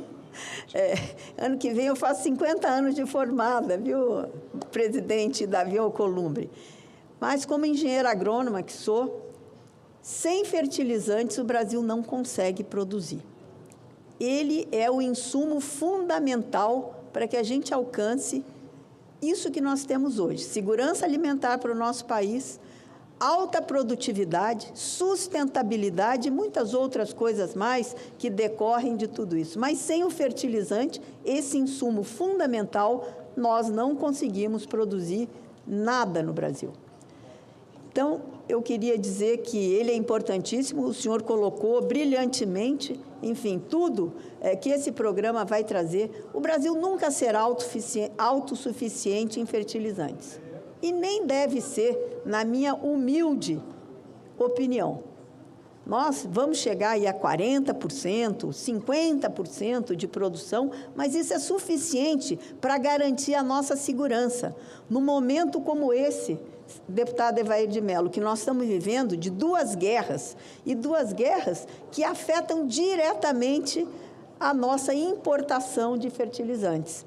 A guerra, primeiramente na Rússia, na Bielorrússia, onde começou e que eu estive lá, eu estive no Irã também, buscando fertilizantes, era um país sancionado, ainda é, e nós não podíamos trazer essa matéria-prima de lá, e eu estive lá e conseguimos, na FAO, na ONU, fazer com que o Brasil pudesse trazer fertilizantes. Olha o tamanho do problema que é não ter essa reserva, vamos dizer assim, mínima, autonomia para a gente fazer pelo menos uma safra ou duas safras. Então, eu acho que é inegável a importância e eu tenho certeza que a senadora Tereza Leitão está empenhada em fazermos os ajustes e esse acordo para que possamos votar na primeira semana de agosto esse projeto tão importante para o nosso país. E o PLP é importantíssimo, ele terá que vir junto com o projeto para que a gente possa caminhar. Então, eu, conversando com a senadora Tereza Leitão, conversando com o senador Laércio e com o senador Davi, ontem à noite, fizemos esse acordo e hoje, senador Davi, falamos também com o presidente Hugo, né, da importância desse projeto prosperar e caminhar, mas caminhar junto com esse PLP. E que eu espero que esse PLP, deputado Arnaldo Jardim, seja encaminhado pelo Executivo, né, para que ele possa chegar aqui alinhado com o projeto e que aí não se tenha mais desculpas para não se votar esse projeto. Exatamente. Então, a minha solidariedade a você, Laércio, pelo acontecimento, que eu espero que tenha sido um mau momento, mas que isso possa caminhar para que a gente trabalhe a favor do Brasil, a favor dos brasileiros, a favor da agricultura brasileira. Muito obrigado pela sua compreensão. Senador Davi é o avalista de todo esse entendimento para que a gente possa, na primeira semana de agosto, depois que voltarmos do recesso, possamos encaminhar esse projeto tão importante, tão meritório para o Brasil. Muito obrigada. Obrigado, senadora Tereza Cristina, líder do Progressistas. Concedo a palavra à senadora Tereza Leitão, líder do governo no Senado Federal. Obrigada, senhor presidente, mais uma vez, contribuindo com a nossa articulação. Quero saudar o deputado Laércio, saudar o senador Arnaldo Jardim. Vossa Excelência foi muito citado no processo de negociação, a senadora Tereza Cristina, né? Eu mandei um zap hoje para o senador Laércio, ele sabe. Eu vou dizer o que eu disse, porque não é segredo. Eu disse assim a ele: salve o seu projeto.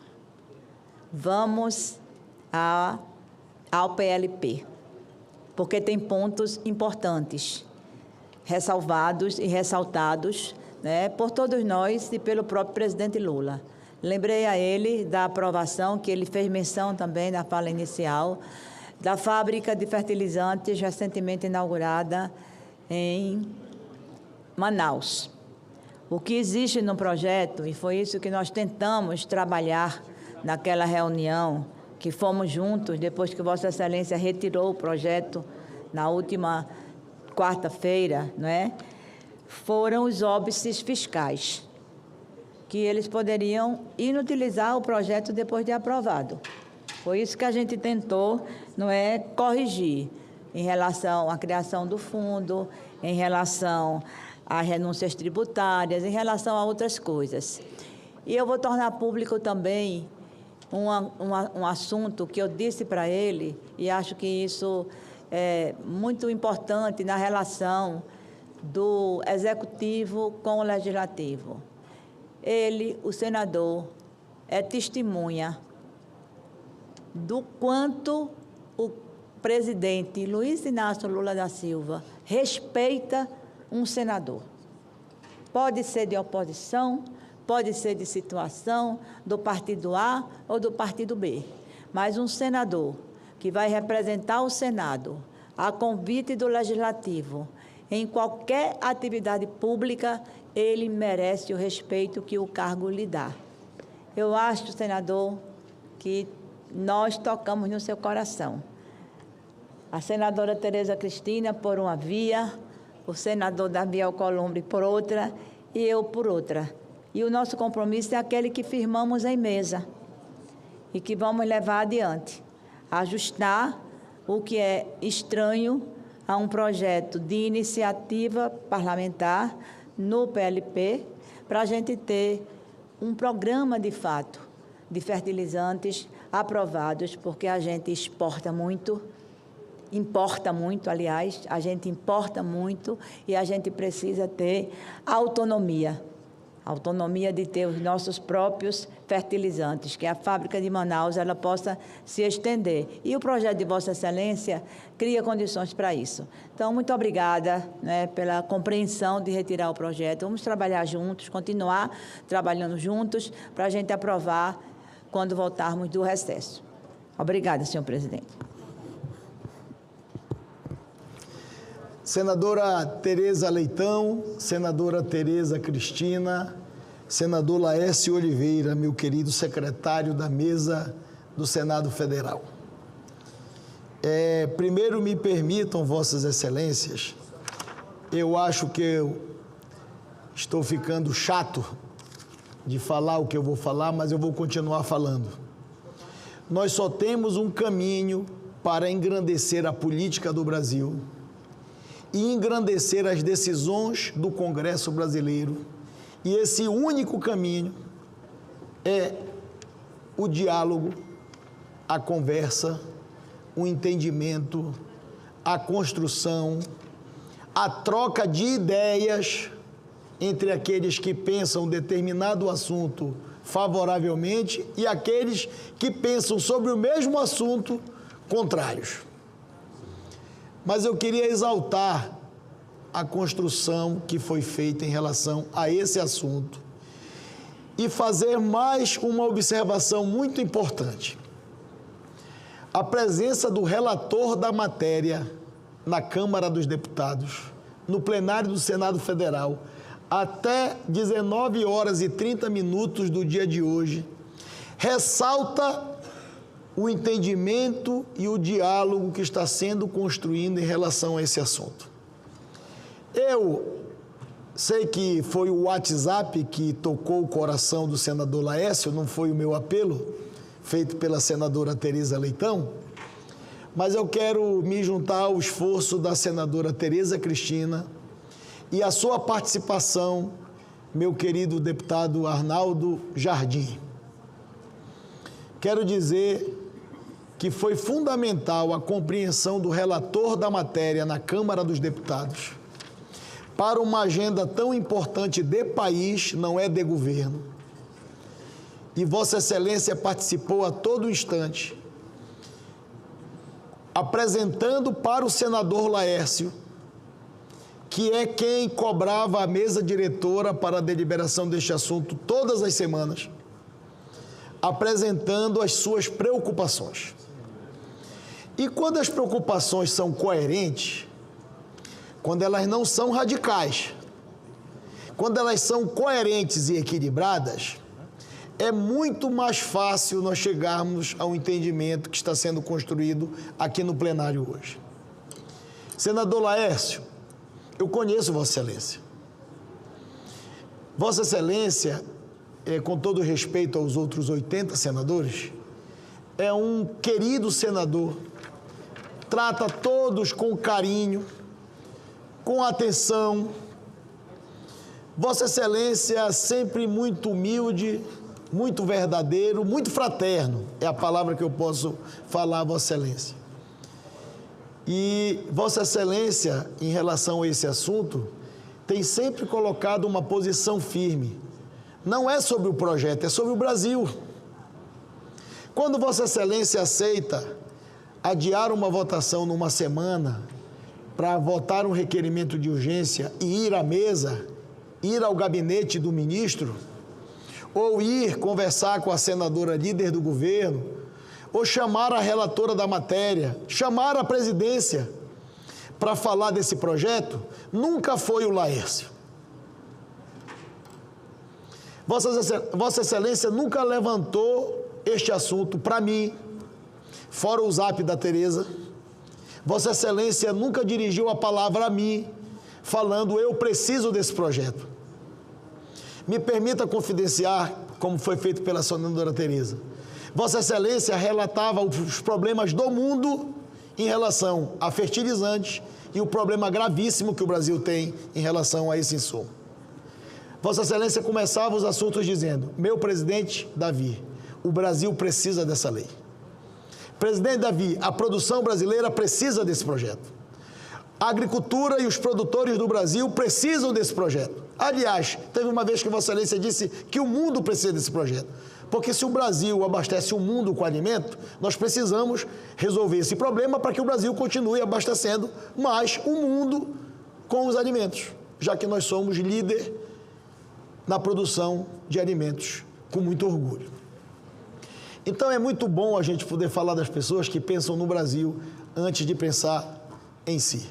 Então estou dando esse testemunho e Vossa Excelência, a senadora Tereza Leitão, eu participei de todas as discussões e esse projeto ficou na pauta porque nós tínhamos feito um compromisso com Vossa Excelência e com o Brasil, ou melhor, com o Brasil e com Vossa Excelência. Deputado Arnaldo, volto para o início da minha fala, líder Camilo. Queria lhe agradecer porque Vossa Excelência tem participado de debates importantes com maturidade, como líder do PT, falando o que é o correto dos assuntos e participando na construção para resolvermos os impasses e não para criarmos os impasses. Nós estamos precisando de mais atores com essa envergadura na política nacional. O diálogo foi tão franco que eu ouvi a líder do governo, em nome do governo, dizer para mim, junto com o Camilo, líder Camilo, senador Camilo, governador Camilo, ministro Camilo, nós queremos o Estado brasileiro, o Brasil precisa dessa lei. Foi ou não foi? Então, se o governo diz que o Brasil precisa dessa lei e apoia a lei, se Vossa Excelência me disse que o Brasil precisa dessa lei e apoia a lei, a relatora me disse que o Brasil precisa dessa lei e relata a lei, o relator da Câmara diz que o Brasil precisa da lei, que votou a lei e que entendeu a sensibilidade do ponto de vista jurídico, do ponto de vista legislativo, não do mérito do assunto. E eu perguntei, então Vossas Excelências estão todos de acordo com o projeto? Estamos todos de acordo com o projeto. Não é governo e oposição, é Brasil. Simples assim. E Vossas Excelências conseguiram, com diálogo, fazer com que o governo fizesse um compromisso de fazer um projeto de lei complementar para fazer essa lei virar realidade. Isso é construção de país. Isso é construção necessária para um Estado, para uma democracia, para uma sociedade. É atrás disso que eu estou todos os dias, na condição de presidente do Senado e presidente do Congresso Nacional. Laércio, conte com a presidência, conte com o seu colega senador, que nesta condição eu tenho certeza absoluta que essa é a melhor construção para termos efetividade e clareza em uma votação que vai se transformar em lei.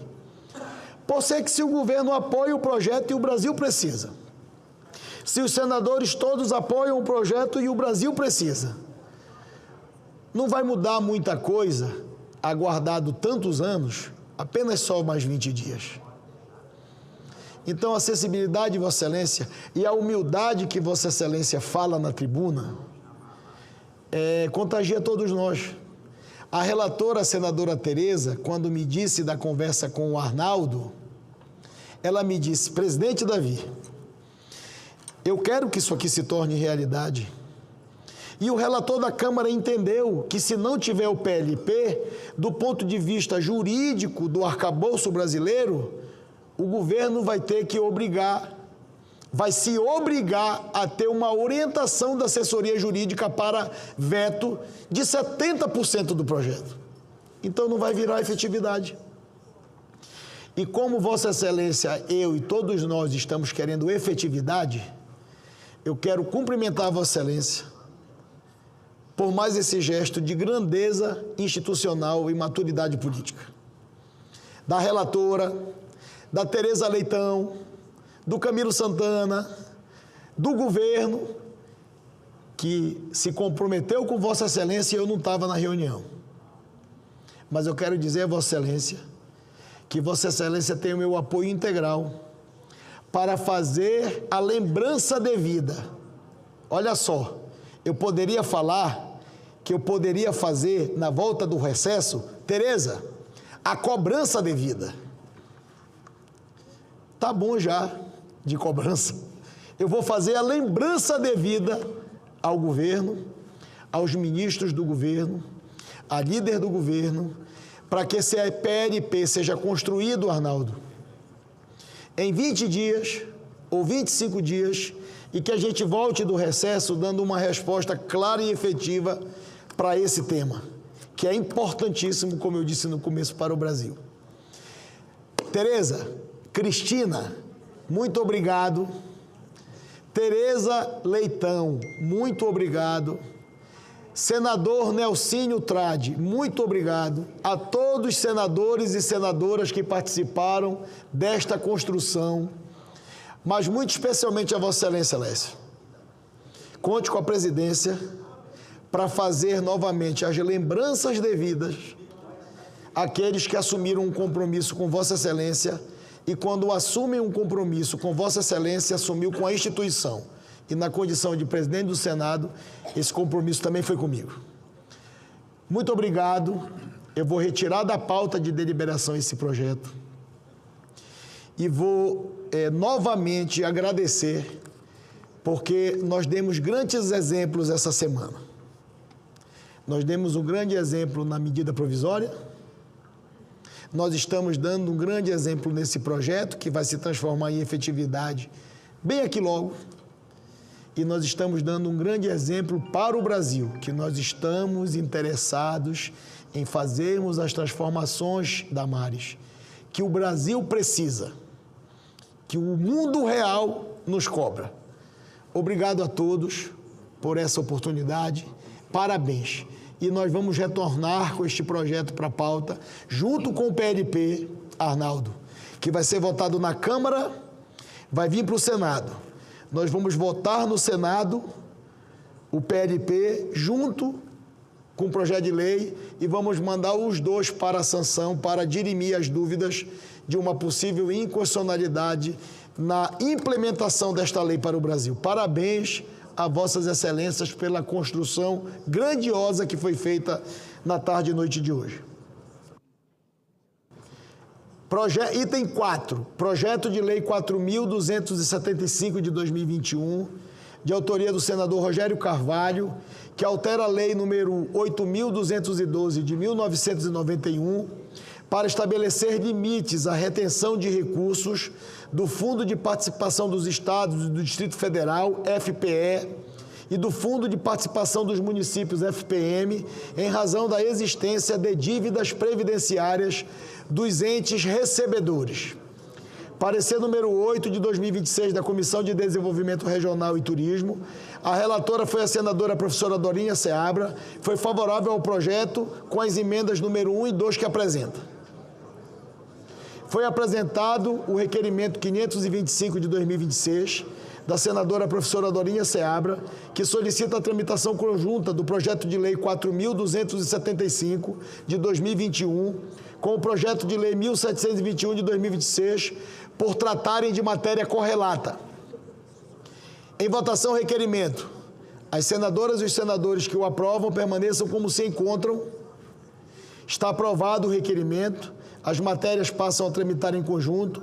O projeto de lei número 4.275 de 2021 perde o caráter terminativo.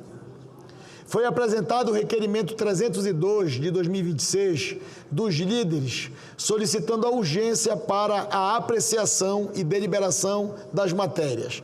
Submeto à votação o requerimento. As senadoras e os senadores que aprovam permaneçam como se encontram. Está aprovado o requerimento. Boa noite em Brasília, 7h50.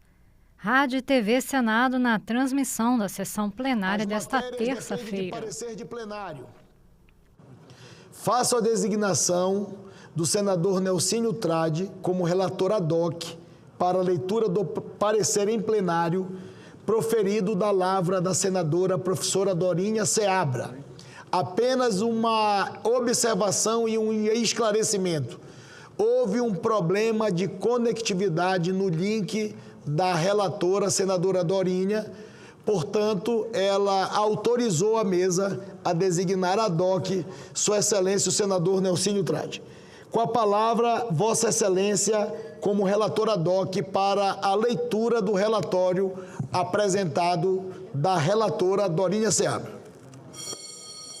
Senhor presidente, peço licença para Vossa Excelência para ir direto à análise.